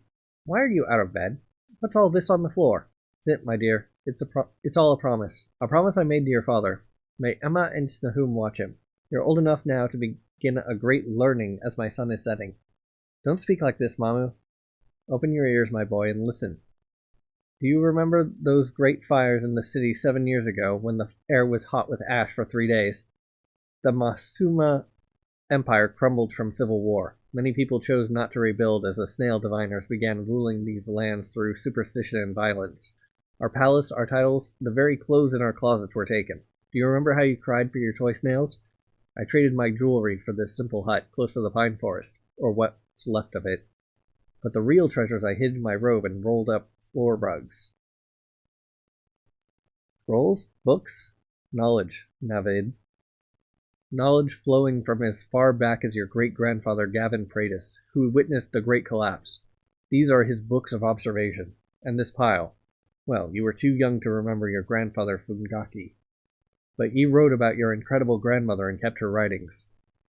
This was a letter from her to your father Quinn. Your grandmother, Denive, was also taken away by brutally ambitious people. Ah yes, your father's maps and artifact logs, when he had the time to feed his passions. All of your ancestors mention this Quentin Brown oracle. He sounds rather wise. But, Mamu, what do I do with all of this? My dear, it is up to you what to do. But the real trick is remembering. I hardly recognize our world anymore. The world of mud and money is now dry of both. I'm not sure how, but I'm convinced this knowledge before us will help you in this broken world. Just look at this lovely little song from Gavin's book. Imagine making biscuit bread out of pine tree bark. What's he mean by power generator? What the snail slop is a magazine, exactly? Why not just call it a book? What's the point of hiding the meaning of things in their odd names? Fifth time I'm reading through his artifact logs and I just can't retain the knowledge. It's like my Papu Quinn was using these dreamed-up words for artifacts instead of describing their ideas. His maps, on the other hand, are perfect, simple and pure, as knowledge should be, but all this written knowledge is bungled by oddities and faults in our very language. Though the poetry documents of great-grandpapa Gavin Pratis are strange and amusing. Language is music, vivid and coursing with feeling. Soothes the mind in a way, allowing it to live the words instead of comprehending them. Aha! Here it is. A hidden little piece from great-grandpapu. Gavin's book of observations called the Quentin Virtues.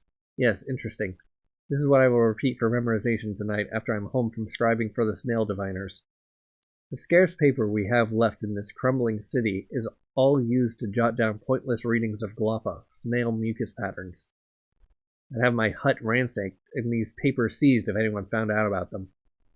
Without anything to write on, I suppose repetition has been working well enough. I find myself remembering useful information to share with neighbors, edible mushrooms, practical uses for pine sap, stories from the shallow sea and the age before. Word spreads.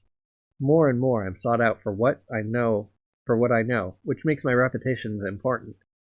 I have a time for a little remembering before work. Quentin Virtues. First virtue. In the past we are found. In the past we are found. In the past we are found.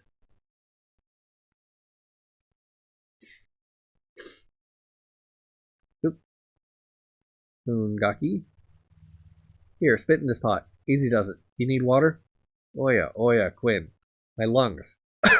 I'll not be long to see your mother. Enough with such thoughts, Papu. Focus on breathing. In, out, steady, easy. My boy, know this. You are my whole pride. Show your son, Navid, how to think big. Remember, your mother's letter, her lessons. Quentin. Remember, under my bed, the box, my maps, of towns, of buildings, far away, nations. Keep them hidden and safe. They show... Papu, please, I will get the snail healers. I don't... Listen!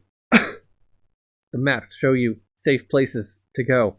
I spent decades mapping to find the Nive. Ha. And look, here, she is, above us. I need you, Papu. She looks so proud of you. Papu. Old and feeble. Bungaki comes of 2 bronchitis. February 23rd, 2167.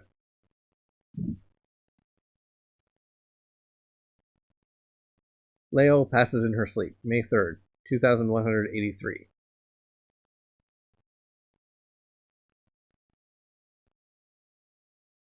Gate guard. Whoa, no stay in here. Quentinite monks ain't not allowed in the village. Poor priest orders.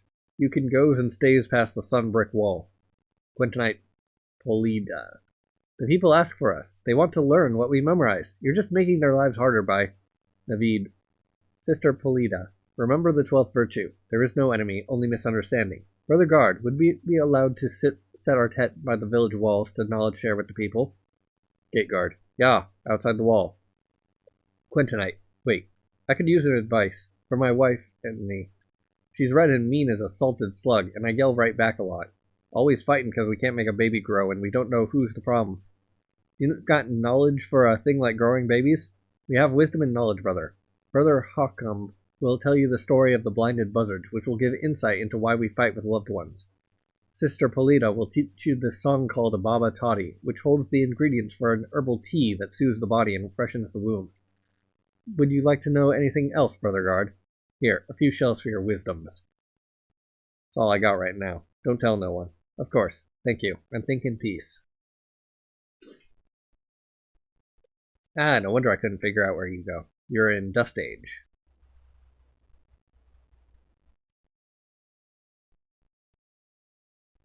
Oop. At last, we have wood in the Dust Age. Alright.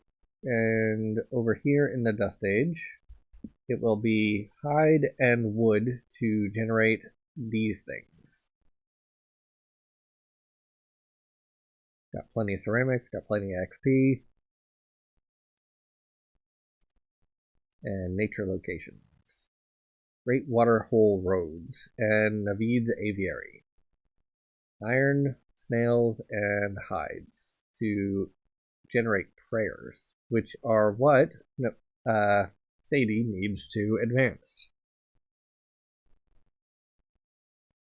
Okay, plants. There's a mesquite seed. Where are you? All the way over here. 7,600 and... Oh, yeah, experience. I think it's drawing from the snail barbarism section. Just check the people section, see if anyone else is using experience. Well, you will be using experience, but it'll be Dust Age experience. And Quinn will be using experience, 3k.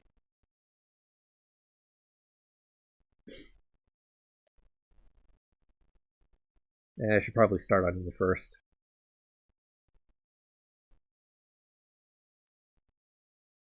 Alright, you and you and you, well, just you two, because you're useless, need to get to work on government and something else. Let's say religion.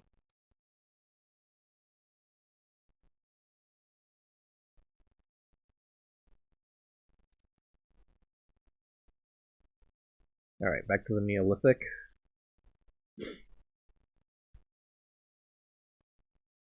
When young warriors toil with making spirit shields, then it is certain a great fear has invaded our people. First there was a sighting by the chief children.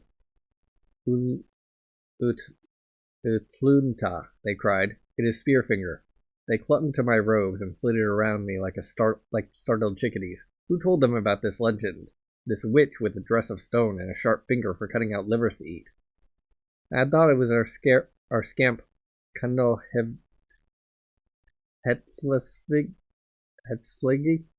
our old storyteller, giving the younger ones a fright by saying that the hungry witch lurks in our woods. He denies this. He denied this, but he denies much. Then Ostenako, Bighead, the most serious young man, woke me suddenly in the afternoon 6 moons ago. He said Spearfinger approached him and his friends who were fishing in the red stream. They ran at the sight of a strange woman in a dress that shone like wet stone in sunlight, her left hand bearing a claw-like finger. That was the first time I heard his voice shake.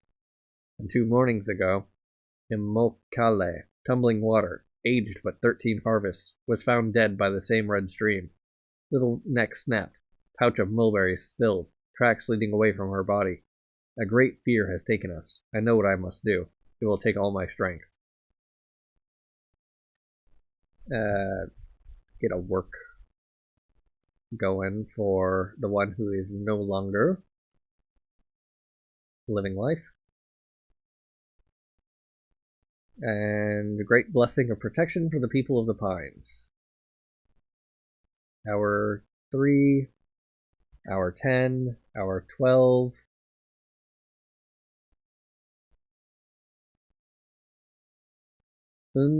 Unega Long Spirit sacrifices her physical being in a powerful blessing. June 1st, 899.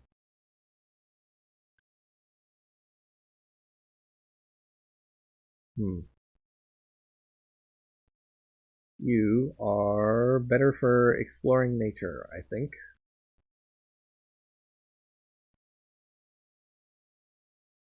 Well, everyone's better for exploring nature.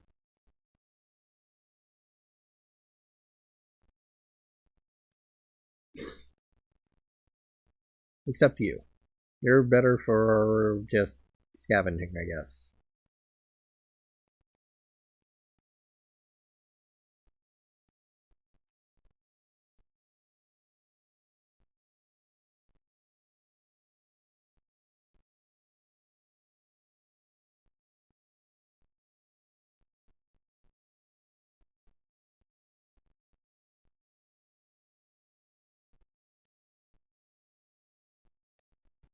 Hem.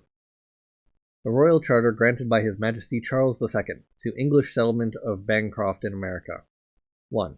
Charles II, by the grace of God, King of Great Britain and Ireland, defender of the Anglican faith, hereby recognizeth settlement Bancroft and its subjects in America.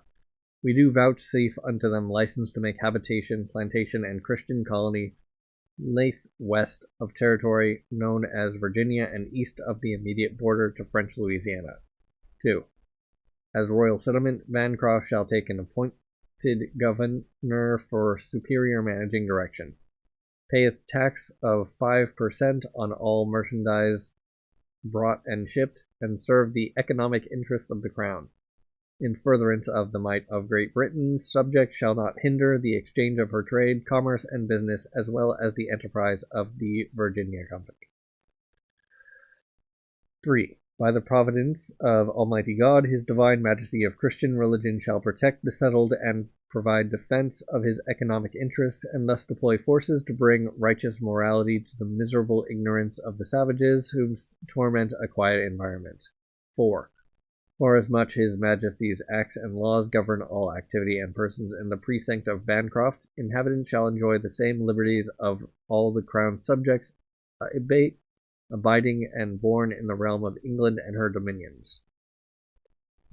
Well, I missed what that notification was. Finished examining artifact map of the Mirelands. The greatest weapon is information. Alright, so now someone is idle. Bungaki. Science. There you go. Back on science. Basic fuel refining.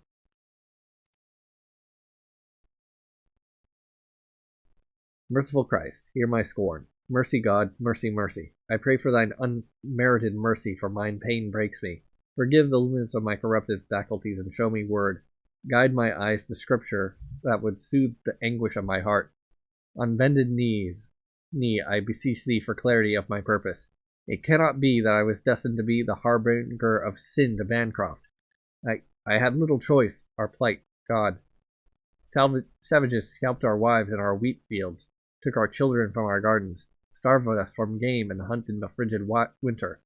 They thought us murderous trappers, descendants of those who killed one of theirs called a brave wind. Absurd. Every last soul would have perished were it not for the protection of the crown. And so, by no motivation of greed or want, I offer our settlement to His Majesty, who thus granted royal charter. When did we deviate from thine path? Did we sully thine Eden? I dwell on these wretched thoughts as my weeping eyes witness sin that spreadeth great and undying like plague. The royal soldiers bring drink and whoring. The traitors bring markets and greed. Greed brings conflict, bloodshed, and the very horror we had long rejected, the thoughtless destruction of nature and thine creation. What divine plan is this? Where is thine Son Jesus to upturn the merchant stables and take back his temple? Are our spirits unworthy of salvation? My faith. Mercy. Grant mercy for this miserable daisy, my God, one that is all sickly yellow, shaken of its pure white petals. Will dies of a heart attack from a fiery nightmare. June 4th, 1691. Well, that kind of gives away what's going to happen to Brave Wind.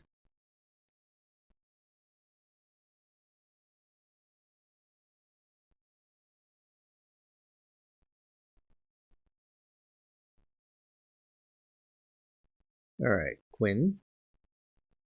Spears down. Release him, guards. Quinn, you sneak around my camps late in the night. What foolish games are you playing with your life? Forgive me, General. I have urgent information that troubles me. Information that helps you. Guards, give us the room. Now then, speak plainly, as a friend. Governors Guber and Tutor threaten to kill my family if I do not poison you with this. Please, let me finish. The governors fear your influence over this great army, which I am told is the largest snail forest in the Empire. I have no intention of poisoning you, but every intention of arming you, for immediate action. These maps I brought. Look, these will ensure victory over the Mirelands and the capital itself. My father mapped every major building, street, alley, and sewer in this city, as well as the tunnels beneath the governor's palace. The perfect place to release Blade Maw when you storm it. On my way to you, I already gave the lizard beast the royal robes that hold the scent of the governors. And look here, Father pieced together a layout of the capital, its gates, roads, fields, and farms. A siege need not last but weeks with this information. You suggest I become... Yes, this is your time. Ha! Your cleverness never fails to astound me, Quinn. You attempt to manipulate me into insurrection, flatter me into mutiny, have me blanket the land in blood, all just to save the lives of your wife and son? Well, I'll need assurances then. If I undertake this plan, which has crossed my own mind, then you must stay by me. I understand your influence, too, is great. The many Mudfoot especially respect you, almighty slayer of Sharuf.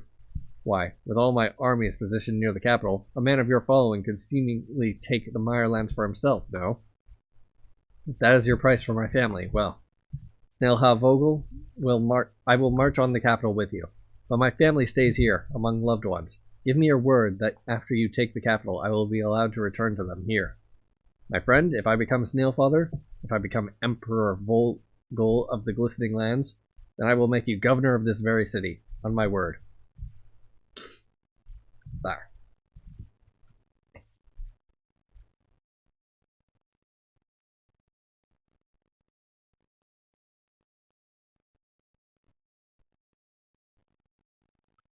Okay, so this is almost done, which means that you will die in the capital, probably.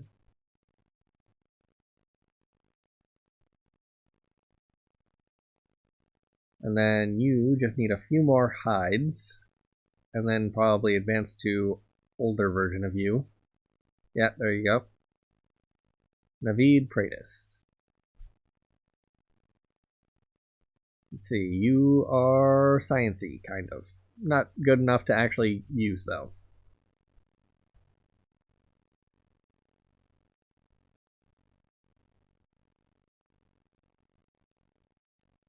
Put you on there to get some hides.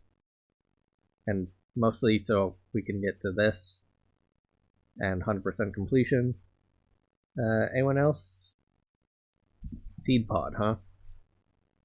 Currently living. Well, once it's done living, can toss that onto the Mudfoot district. No more, no more. Please, wind, cease your gale. Let me settle in this night-cooled dust. I need rest, water. How long have I been tossed in the gusts? I remember an otherwise pleasant morning on Mother Tree, dangling and soaking in fresh dew. Then the ground trembled. Nests fell from branches and birds burst from the canopies in frightening numbers. I clung to my home branch. Carack! Unimaginable thunder! The mountains on the horizon suddenly flared. roared black smoke into the sky and spewed rivers of fire. The explosion caused such a great wind that mighty trees were blown bald. I was swept away in that horrible wind, which uprooted plants and fungi and flung small animals across distances I didn't know existed. I was desperate to leave its grasp. I am losing life.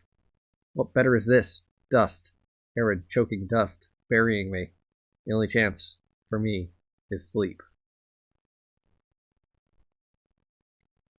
And something just notified me. New Quinn community event unlocked. Yeah, that's probably the death. There we go. Quinn Praedis is killed during the siege on the Masuma capital, August 14th, 2173. Alright. You are scientist? Okay. Toss you in something, probably.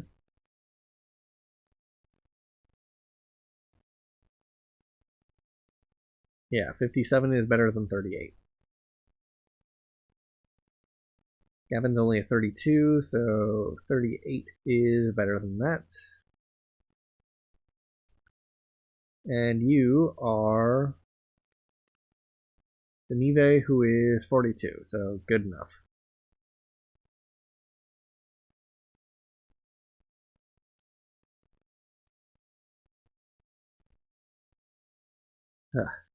Alright. So, snail barbarism era is completed. Just got to finish the plant advancement into the dust age.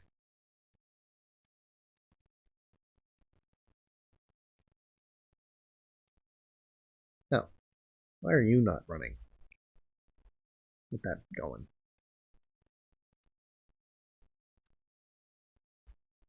And then I can toss it into exploring in snail barbarism, and then dust age version can start living life. Wait. Right. Experience.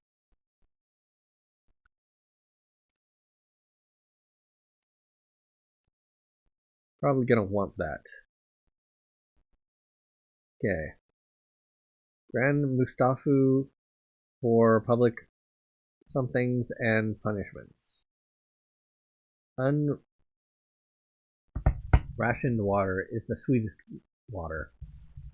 Public well. And then in the work, we've got village defenses and meat processing stalls. Naveed can start building that. It'll be 21 minutes.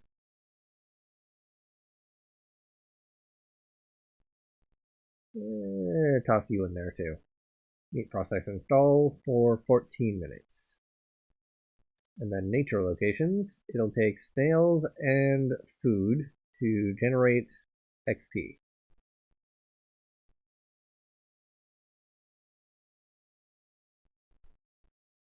Have plenty of food, have plenty of snails, so that'll just run.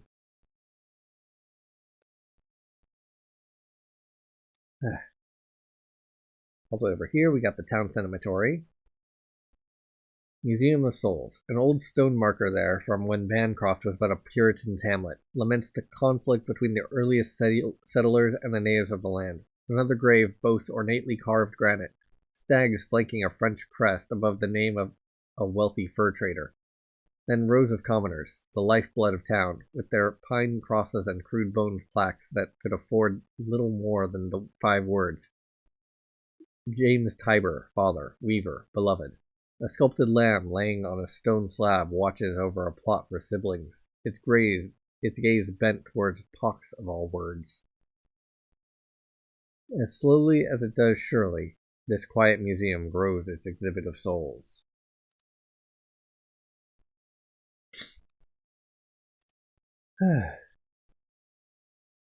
Back to the Neolithic. Brave wind. Up until Anili, up there in the sky, do you see? Ani Susa, 7 brothers. These stars move each night, but really, they never move. Good nose. You choose some yopo with your big brother, and now you're high up on the mountain, eh? Psh, Tohisu, I'm fine. Look, I can flick your ear in the dark. Oh, you little bison shit. You never, strike a man's watal. Nee. Did you see the long tail of that falling star? No. It is strange. The stars move every night across Elohi, but in greater time they stay on a circle path. From last summer to now, they do not go anywhere. So what? Well, deep understanding. Produce 1,000,000 experience. Well, what if we also are Wagave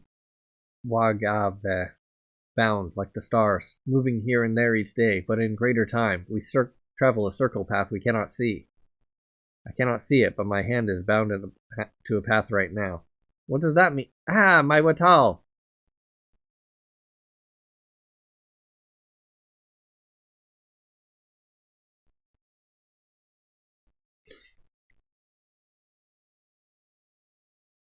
Hmm.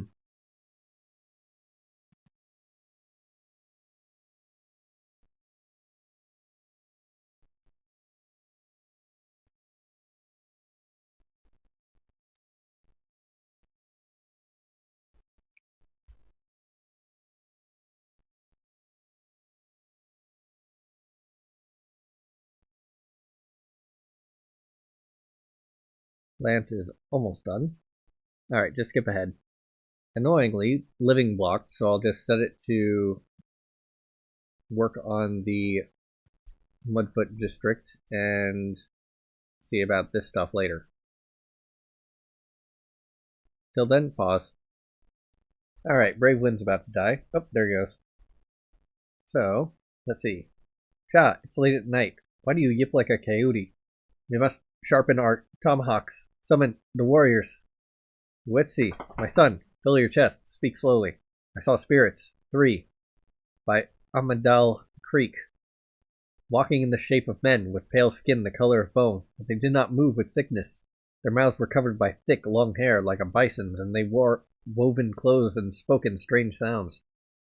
Eroda, I cannot even shape the sounds of my own tongue. And they carried sticks of some sort of ulang negative, like magic. They pointed them at Brother Beaver, who was killed after the sticks released a mighty crack. The sound was vast and filled the pines. It reminded me of a great rock falling from a cliff and splitting it. What did they want of Brother Beaver? Oh, father, it was Lostvidivi, most terrible, an insult to the great creator. I watched as Beaver was skinned, and his flesh and heart were strewn on the ground. The 3 spirits did not thank the creator, but laughed as they tossed Beaver's skin into a sack with other pelts. They kill with uhelsti, with gladness. What if they find Nuff Boy? Fear spreads like fire on dry pine. Keep fear in your heart. Do not speak on this any more until we sit before Uku, our chief. Come, we will go to the Bark Lodge and meet him now. You will tell the chief what you saw, and you will speak like a man, slow and strong. Great, wonderful, ancient spirits. O great spirit, word. O ancient beloved Unaga long spirit, I seek strength, not to live, but to die with clean hands and straight eyes, without fear, so my spirit may meet you without shame. Protect brother Kavitli, raccoon with coat white and pure as mountain snow. It is with honor I freed him from the trap that snaps like cougar's jaw. Hidden in the creek waters for Brother Beaver, by the evil pale tricksters who kill with glee. It is with honor I take their punishment. Proudly I lay dying, pierced in the stomach by a stone, shot from their loud sticks of evil magic. Let them trap me to this cave. Let them take my skin, bloody and dirty. I accept the path of my star. I cannot see. May frustration rot their hearts, for Brother Raccoon, with his fur as perfect as clouds, shall never be theirs. Brave Wind bleeds out from a gunshot wound. November 4th, 1582. Still can't expand you. So I guess I have no choice but to go into the next era. Actually, wait. I do have a choice. I can put you to work on something. Neolithic. Drop you in there. Work. We've got this creating that. Put Spearfinger on that, I guess. So plants, we've got in the Neolithic, the grass and the daisy. Pity, you made it through. Oopsie. Huh? Oh, and I will again, many more times, no matter how freezing the winter. We'll see, Oopsie. What happened? My roots are breathing. So many tunnels. Humans buried more dead, right beside us. They kill each other, all the time. Who knows why? They bring the worms, Oopsie. The strong get stronger. Wait, why say Oopsie? What is Oopsie? Why laugh? Your name. What name? Your name is Oopsie. Huh? You're a daisy weed that doesn't belong. You're an Oopsie daisy. Wither and die. Another story. Oopsie sleeps. Misses excitement. Awakens in spring. Can't wait to boast. Jealous Oopsie. Oopsie will say, I don't care, but the care is there. Must remember this story. Story of thunder sticks. The humans returned, some in red, some in black, some in skins. A thin snow on the ground. The humans in red chased. Other humans fled. It was a fight to death. They used thunder sticks, the power of the sky, all in a stick. Humans in red crouched, behind the stone slabs. They then stood, sticks ignited, flashed, boom. Sour clouds formed, covered the air. Humans were struck. They fell in pain. They bled. One collapsed on me. I felt the hot breath. My roots drank the blood. Next day, another human in red brought a horse. Horse pulled a big wheeled box. The dead went in the box. I thought, oh, these are gods of the world. They rage, they thunder. How surprising then. Their breath, their blood, the taste of them. It was all familiar, like any other animal. Oopsie, I have a story. The best story. No need. Perhaps just rest. The humans, they dug up most of you. I see the roots of your siblings, unearthed, dry, everywhere. Heh. Scared, eh? Scared to know about all you miss, hey? I must be lucky. They didn't scoop me out. Maybe my flowers? Humans keep dying, keep burying, keep visiting. More and more. They bring stemmed beauties, wreaths, all die eventually. This place of death. You'll remember this one, Oopsie. This one. Please, save your energy. Your roots. They're cut in the earth. Mangled. Focus your roots on soaking water. Your blades on drinking dew. Feel for loose dirt. Grow. Try to grow. Listen, I have a story. About... Okay, yes, tell me the story. Then focus. I have a story. About a patch of grass. But there's no plot. Oh, wither and die. Grass? Nearby digging destroys the roots of buffalo grass. May 1st, 1802.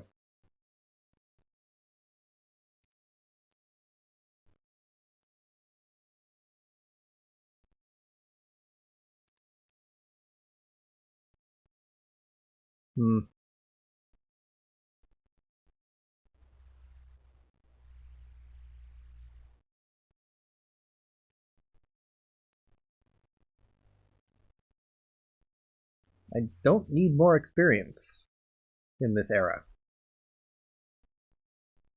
The only reason to do nature locations is to get the completion percentages. Town cemetery. Convenient idols.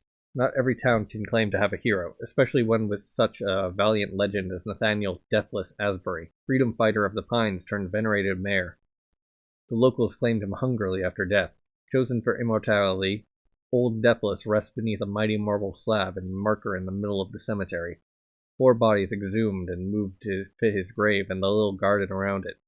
Would he be revered so deeply, honored so intently, if they knew not whom he fought, but rather whom he loved, how he loved, as if there is a right way?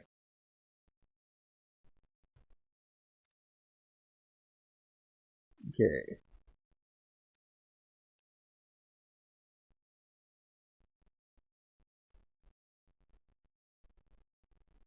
Skill 100.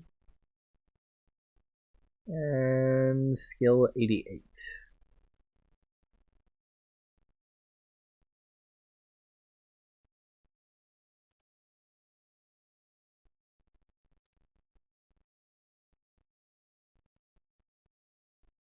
Put you on crafting hides, and that should eventually get the thing going. Here we've got stone being made into cemetery and shrubland XP. And then the people get you living life, I guess. Officer Ratliff. British officer. Decent at scavenging, I guess. You are currently exploring. There's more than enough experience to go around, so dump you in there as well. Once one of them dies, then hopefully it'll have unlocked something. Pause. Getting one of these up to the first level unlocked this guy, so you're off scavenging and back to living life. Back to pausing. Whoop. Apparently something opened up. You know what? I think I'll just stop recording here and start again in a new video.